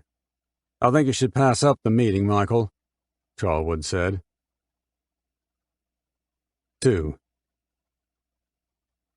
Charlwood's introduction had stretched the truth a little. This was not the start of investigations. Soon after the inquest closed, a new police task force group was formed. Its members chose the name Operation Ochre. On 27 May, they dispatched a parcel air express to Adelaide. It was picked up by the dentist Kenneth Brown. Brown, who was to attend a forensic science conference in Europe, made a stopover in London. On 8 June, he took the parcel, which contained Azaria Chamberlain's clothing, the clothing he had used in the zoo experiments, and the skull of a dingo, to the London Hospital Medical College, where James Cameron was the professor of forensic medicine. With Cameron was a forensic odontologist, Bernard Sims. They examined the clothing and had it photographed under ultraviolet light. When Brown returned with the clothing from London, he had with him a report from Cameron and Sims. The report was sent on to the Northern Territory Police Department. On 27 August, Police Commissioner Macaulay, who had cleared the action so far with the Chief Minister, gave Charlwood authority to proceed.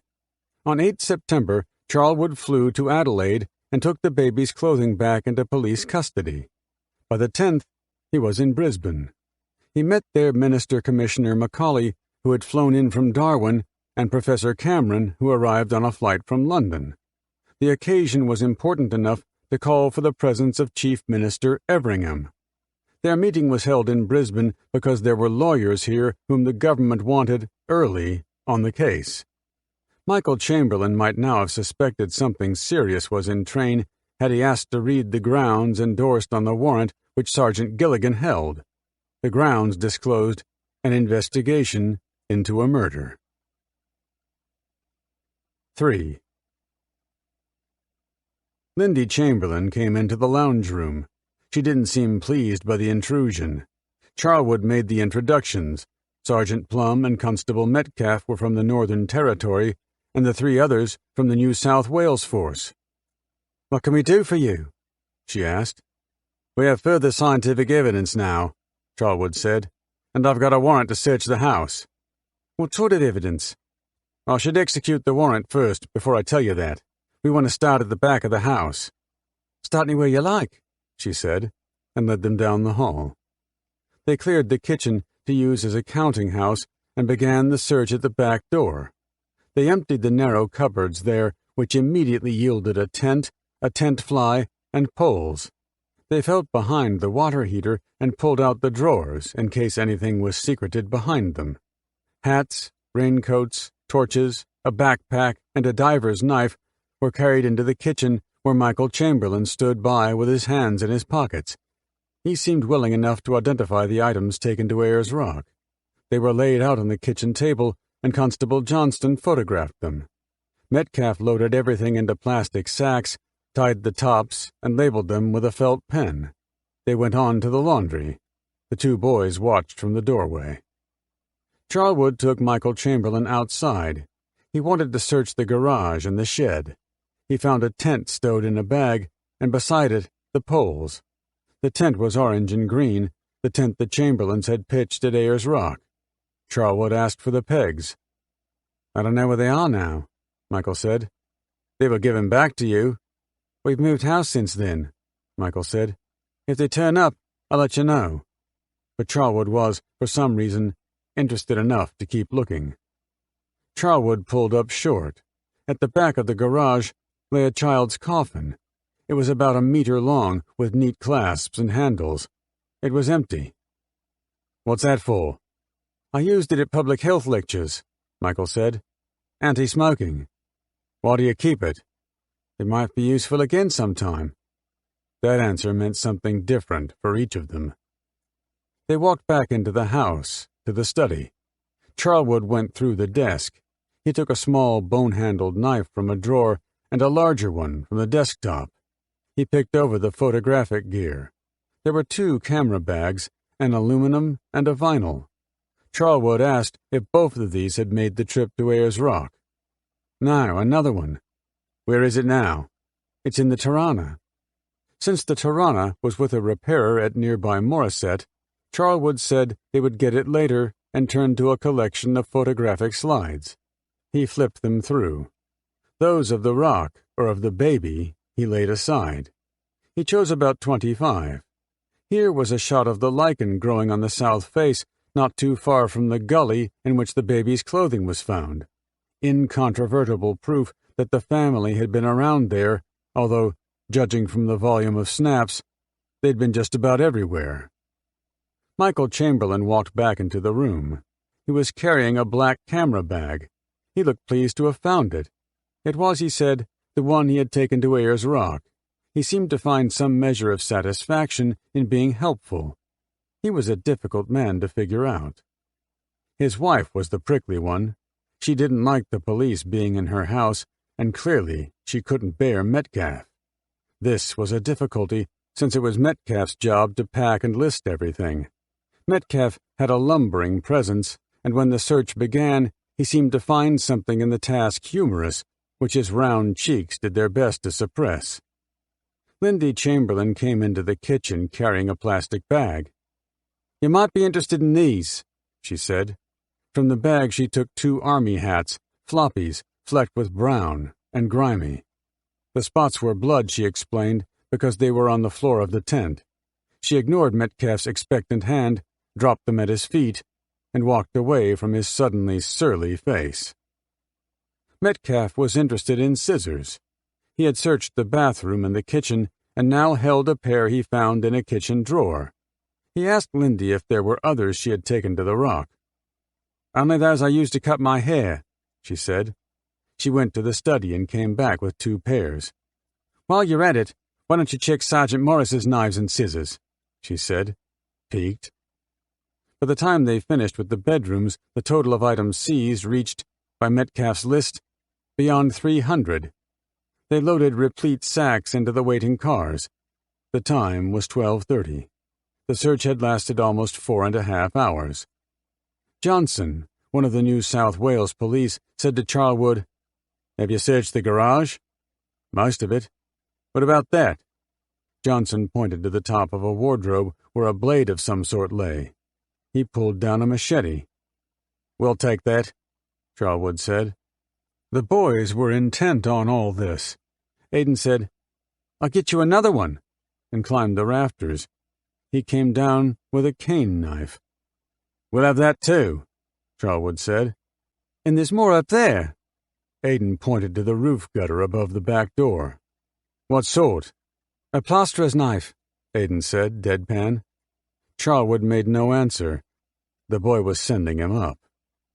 Lindy went off to find a babysitter. Charlwood wanted to take statements from the Chamberlains at the police station at Toronto, but by way of Morisset, where the detectives would make their claim to the yellow Torana. While they waited, Michael took the detectives out into the garden where they sat in the dappled shade of a tree. This part of College Drive was lined with small suburban houses, and from where they sat, the quiet gardens stretched far. High in the still air, from somewhere to the south, came the sound of a small aeroplane. "You'll be glad when this is all over," Plum said. "I hoped it was over by now." Michael rather liked Charlwood and Plum. Both were tidy of mind and well-mannered. They displayed a common sense of sureness about what they were doing and attractively underplayed it. The work demanded of them by the community in which they lived might be familiar and repetitious, but they were not dulled by it. These were things Michael understood. A man walked into the garden from the side of the house and took Michael aside. Michael came back and said, "The college switchboard is jammed with calls from the press. Do you know what's going on?" Plum and Charlwood exchanged glances. It was Charlwood who spoke. "I was going to tell you about that. The chief minister is making a press statement today." He looked at his wristwatch. "I guess he's done it already. What do you think I ought to do? If you don't want to talk, ignore them." "Yes," Michael said, passing a hand over the back of his head. "I think that's best." He went inside to phone the switchboard. He was soon out again. The small sound of an engine in the sky had become a resonant beating of the air. "Is that a helicopter?" Charlwood had seen it already. It was coming in low. "Channel 7, he said. Any hope that it would overshoot was soon gone. The cars in the street gave the house away. The boys held their palms over their ears and grinned. The helicopter banked and circled the roof. The glittering barrel of a telecamera, mounted beside an open hatch, pointed down. "What do you think I should do now?"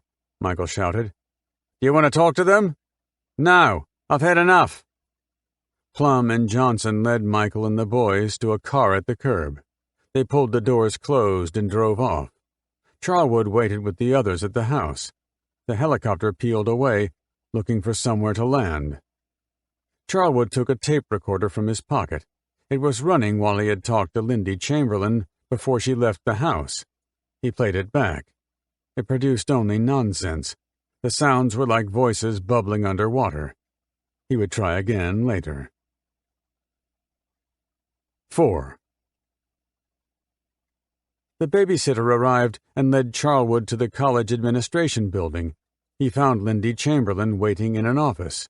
She wouldn't go back to the house while the press was around, but that was only part of the story.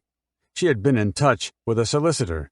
"He's told me not to say anything unless he is with us," she said. An interview with a lawyer present was not an option Charlwood found attractive.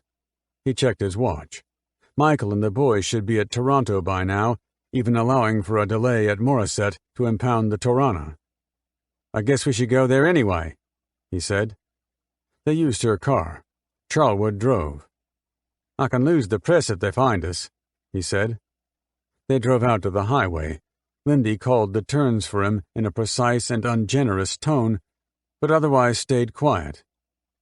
"Look, I know your solicitor told you not to say anything," he said, "but there's one question particularly I'd have asked you if you'd agreed to talk to me."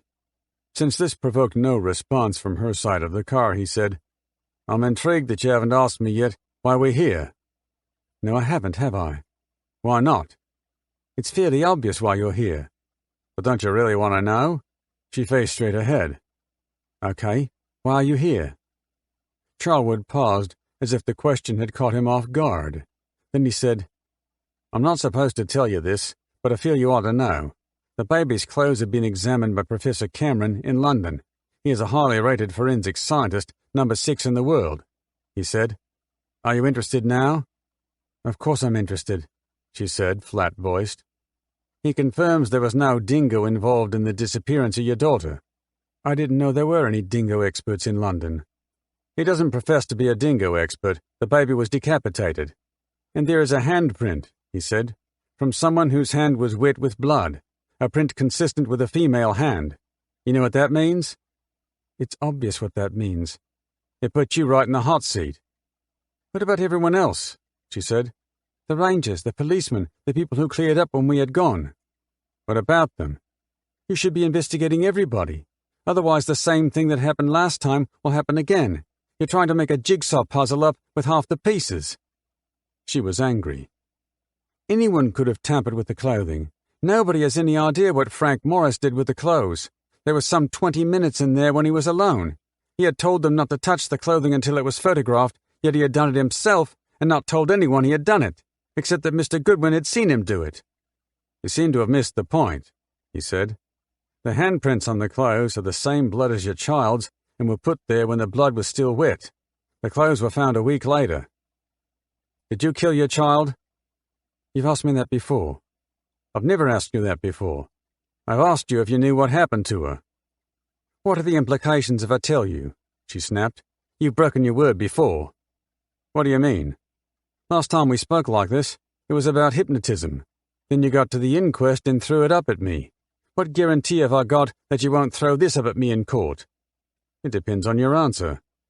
"You don't think if I did, I could have carried out this charade all this time?" "You're selling yourself short." "Oh, come on. You're crediting me with the brains to commit the perfect murder and get away with it." "I mean it. You're an intelligent woman. Don't sell yourself short. Ask my friends. They'll tell you I can't tell lies." "You haven't answered my question." "No, I haven't, have I?" He swung the car into the driveway of the police depot and pulled up. She got out. "No, of course I never killed my child," she said, and slammed the door. 5. Charlwood found an unoccupied room and left her sitting there. It was an opportunity to check his tape recorder. This time there was nothing. It hadn't rolled at all. Plum was talking to Michael in another office. Plum said, "Look, we want to help you as much as we can. If there's anything you want to tell me, feel free." "I can't think of anything." "Just don't assume we're enemies. I'm human," Plum said. "You ought to know there could be a new inquest." "Under Barrett?"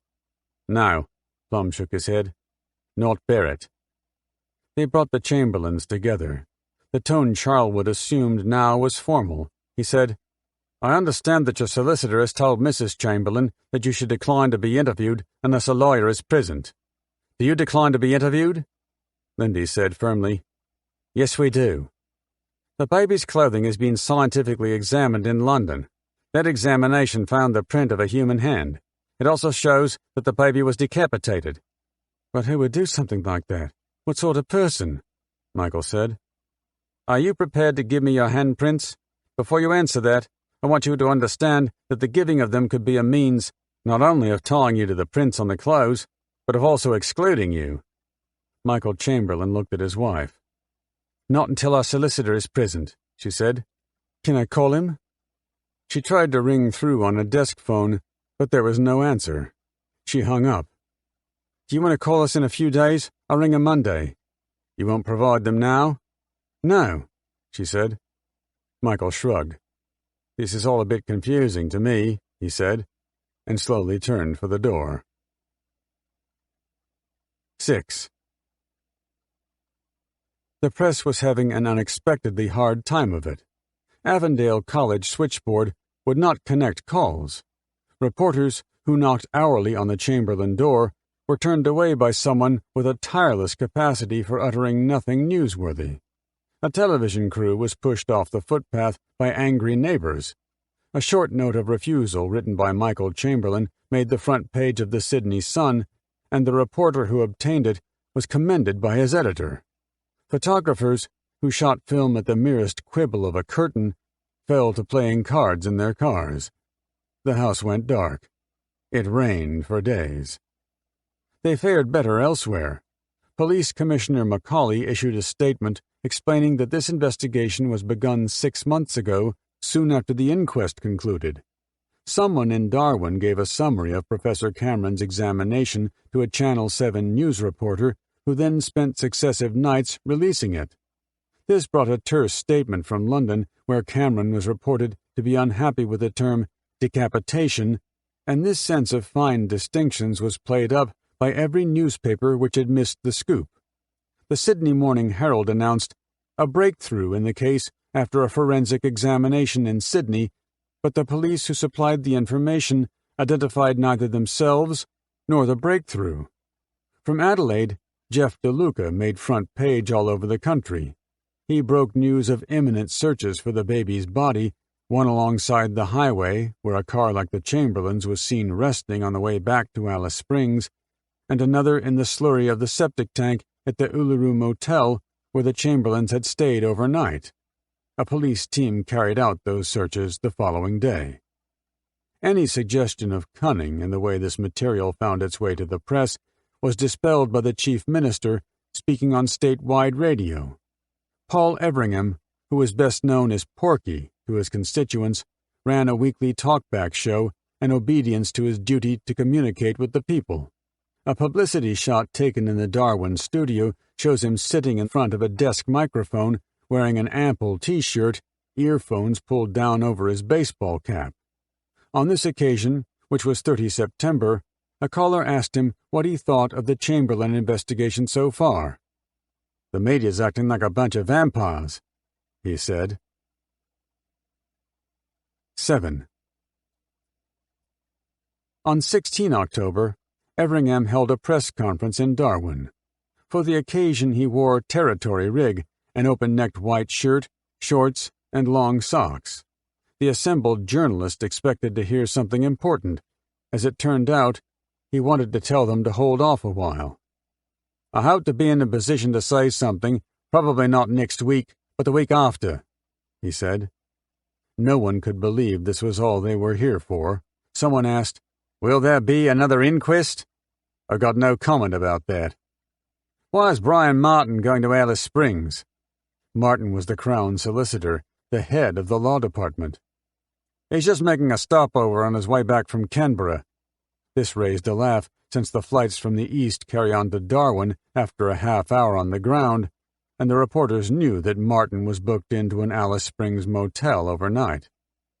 "The Chamberlain car was examined in Sydney and flown to Alice Springs in an Air Force freighter. It's now under police guard. What can you tell us about that?" "I can tell you it's in Alice Springs." "Is it there as an exhibit for a fresh inquest?" "Well," he grinned, "we've got better facilities for examining it elsewhere. You'll have to draw your own conclusions." 8. The conclusions the press drew were fortified by rumor. Police had dismantled the Chamberlain's yellow Torana. They had indisputable evidence of murder. When the Sydney Morning Herald's Malcolm Brown heard it, he rang around, checking it out. The answer was the same everywhere. The car was awash with blood. 9. Radio bulletins reported that Dennis Barrett had been called, unexpectedly, to Darwin.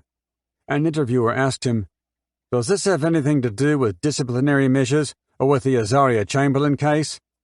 His irritable denial didn't noticeably dampen speculation, although the magistrate's schedule, published for months now, restored him for duties in Darwin from 17 October, and this was the 16th. Barrett was recently in the news for another reason. Yesterday, he gave his finding in an inquest into the deaths of Nafarula and Charlie, local Aborigines who died after drinking, with a riverside party of 14 others who later recovered, from a flagon of sherry which someone had left conveniently close by. The flagon was spiked with strychnine. White townsfolk had favored a finding which might leave open the possibility of accident. Barrett found murder by persons unknown. It was not a popular decision. Sheila drove him to the airport. They parted in the crowd at the gate to the tarmac, and Barrett walked towards the shimmering aeroplane, swinging his briefcase. Sheila caught sight of a news reporter lining them up. "What big story can you make out of this?" she said. Despite the heat, she waited on the rail while the aircraft took off, and she leaned there, tired and frail, until the ascending vapors faded from the sky. 10. So far as the journalists could determine, the most likely next step should involve the quashing of Barrett's finding. They checked the law list daily and spoke to the desk staff in the registry each morning and afternoon. Peter Dean, who confirmed that he was still representing the Chamberlains, said he didn't know anything either. A reporter for the Sydney Sun was given a tip that a Crown application was soon to be made to the Darwin Supreme Court, but the lists disclosed nothing of the sort, and an aide in the Chief Minister's office displayed his surprise so genuinely that the reporter pressed no further. The application was heard on 20 November, a Friday, in a closed session in Chambers by Mr. Justice Toohey. The applicant was Chief Minister Everingham in his capacity as Attorney General. The other party represented was Dennis Barrett, whose main concern was that the Chamberlains should be notified and permitted to take part. Barrett's lawyer lost that argument early and withdrew from the proceedings. Friday afternoon is not an easy time to find journalists who are still on duty, but the Chief Minister's staff gathered as many as it could, happening on a good number in the sunny beer garden of the Darwin Hotel, and distributed among them the court order and a summary of the judge's reasons for making it. The order quashed the first inquest and empowered a second. It disclosed that police had given evidence of persuasive new material, but the documents here were careful to give no indication of what that material might be. It directed responsibility for the next inquest to Chief Magistrate Jerry Galvin.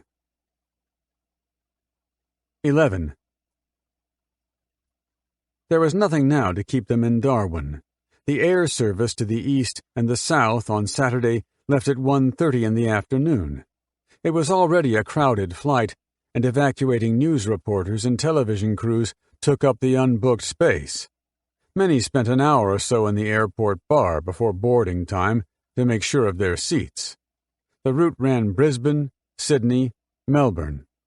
The first leg pushed against the sun and took 4 hours flying time, so when they climbed away from Brisbane, it was into a violet sky above a gathering dusk.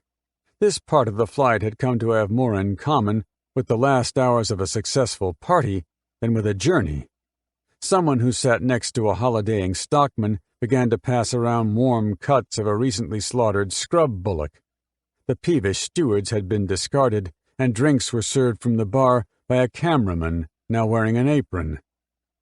In a row near the aft of the aisle sat 2 reporters, sharing whiskey. Both of them had been in the news game a long time, one in dailies, the other in radio. The newspaperman had slack loops under the eyes. The broadcaster was tough and tubby. They were talking about tips they had from friendly policemen and had drunk enough that the bonds of confidentiality were loose.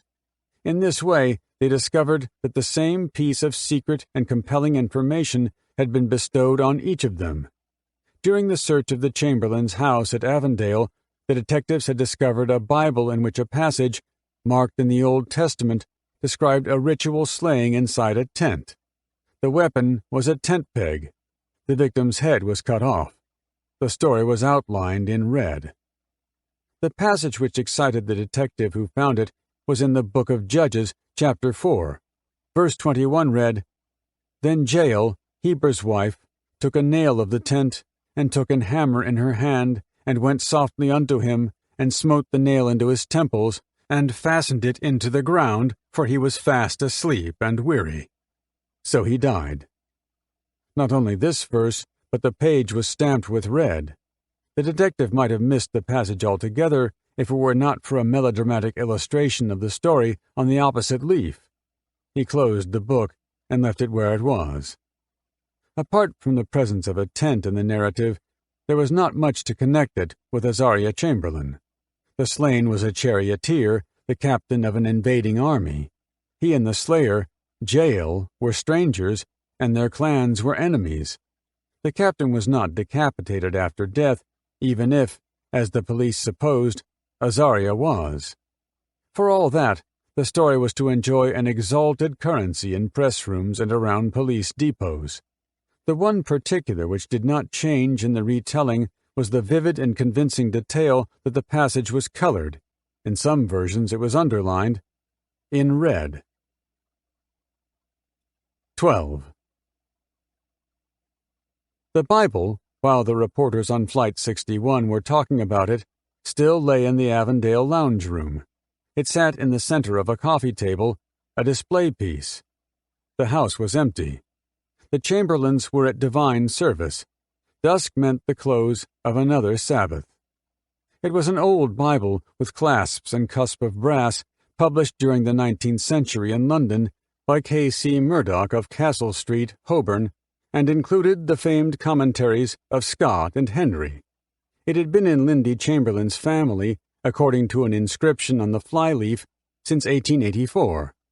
In keeping with the fervor of the times, the stories were generously illustrated, with a process not much different from etching. This is not now a popular technique because it breaks down and transfers color to the opposing leaf. Effigies.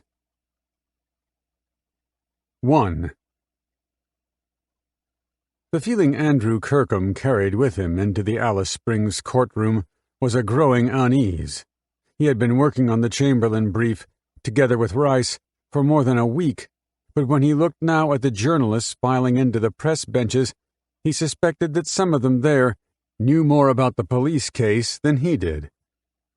The inquest was due to begin at 10, in 15 minutes. So far, the constable guarding the door was letting through only officials and press. Kirkham laid his books on the bar table. He was not unused to nervousness at the start of a new case. 14 years as an advocate had accounted for a great number of criminal cases, and he was jumpy at the beginning of every one. Back in the days of law school at Melbourne, he was renowned on the track for very fast times as a quarter-miler, and now, lean and boyish at 40, he looked as if he could still clear the blocks quickly. A personality of this sort carries keen pangs of its own, and he hoped the mood would pass. Pastor and Mrs. Chamberlain followed Philip Rice into the court. With a gallantry which no younger man could have carried off half so well, Rice ushered them to a pew. They sat with their backs to the press benches. Michael Chamberlain sat erect and silent. Lindy turned to nod at Malcolm Brown, who was close behind. "Will," she said, "here we are again." The seat beside her was taken by someone from the Adventist community here, a slim, proud woman whose hair topped her gray head in a tight bun. A friendly face, and Kirkham couldn't see too many around. The duty constable began directing spectators into the public gallery. Rice and Kirkham pushed out into the crowded foyer. They were looking for Des Sturgis, the barrister from Brisbane, briefed to assist Coroner Galvin. They found Sturgis in a small anteroom which, by the addition of a handwritten note pasted to the door, was converted into a conference room. They wanted an outline from Sturgis of the evidence they had to face. It was a usual enough procedure. Mostly, barristers who were representing some participant in an inquest were given the statements of witnesses beforehand so that it couldn't be said that anybody was taken by surprise. But for some reason, this inquest was being played differently. A fortnight ago, when Coroner Galvin held a short session to announce when the inquest would begin, Rice complained about the secrecy with which the law department was treating its evidence. Galvin said he had no power to interfere, and so far Rice and Kirkham had got nothing. Sturgis knew what they were here for. He shook his head. He was tall, round-shouldered, and spoke with a heavy smoker's croaky voice. "It's out of my hands," he said. "I got my instructions, and I can't help you." Kirkham wondered who those instructions came from in the first place. Des Sturgis was the law department's advisor on this case and, according to newspaper reports, had been calling the shots for 3 months now. Rice said irritably, "You are forcing us to go on blind." Your clients are to be treated as witnesses. That's what they're here for. It's perfectly proper.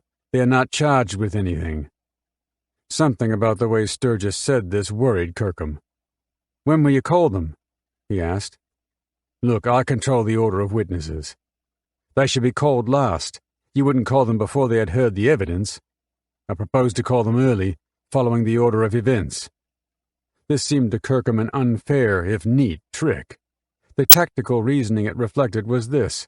The Chamberlains were not charged with a crime, they had none of the rights of an accused, they could be examined in public, and examined before they knew what the evidence against them was. If you want to argue it out, Sturgis said, I'd suggest a closed session. Kirkham checked his watch and made for a telephone. There was some case law he needed sent up from Melbourne. Sturgis couldn't get away with this. Jerry Galvin took his place on the bench, and the session opened. It made a slow start. Sturgis, whose task it was to organize the testimony, began by tendering, item by item, all the evidence from the defunct inquest. It was a process as laborious as moving old furniture from one room to another. Galvin, a slight man of quiet but insistent voice, who kept fingering his neat mustache, allotted a new number to each exhibit like a careful storeman. The public gallery quietly emptied. Kirkham didn't mind the delay at all. The case law he wanted from Melbourne was caught up in a mail strike. Copies were on the way by air freight. He needed the time. 2. The trouble started next day. Sturgis put Sally Lowe in the box. Sally's plaits had gone, and the curls which replaced them trembled. She was nervous because she thought she was in for the sort of questioning she had been through in conference with Des Sturgis yesterday. Sturgis spent that interview asking about her recollection of the baby's cry from the tent. They both knew the importance of it. The police said the baby was already slain. Sturgis had put the competing alternatives to her, that she had heard the cry of her own child, the cry of a bird, one of the dark cries of the night, or finally, a tape recording which Lindy Chamberlain might have activated to provide an alibi. After 2.5 hours, Sturgis gave up. The questioning here turned out nothing like that. Sturgis was putting her through in quick time. He asked that she identify a statement she had made to the police on 19 September, which was, as Kirkham noted, the day of Charlwood's raid at Currambong. Sturgis passed a copy to Rice and sat down. This was the first Rice had seen of it. He stood up and hitched his trousers. The copious folds in those trousers were a delight to the Melbourne cartoonist Arthur Horner, who was sketching him from the back of the court.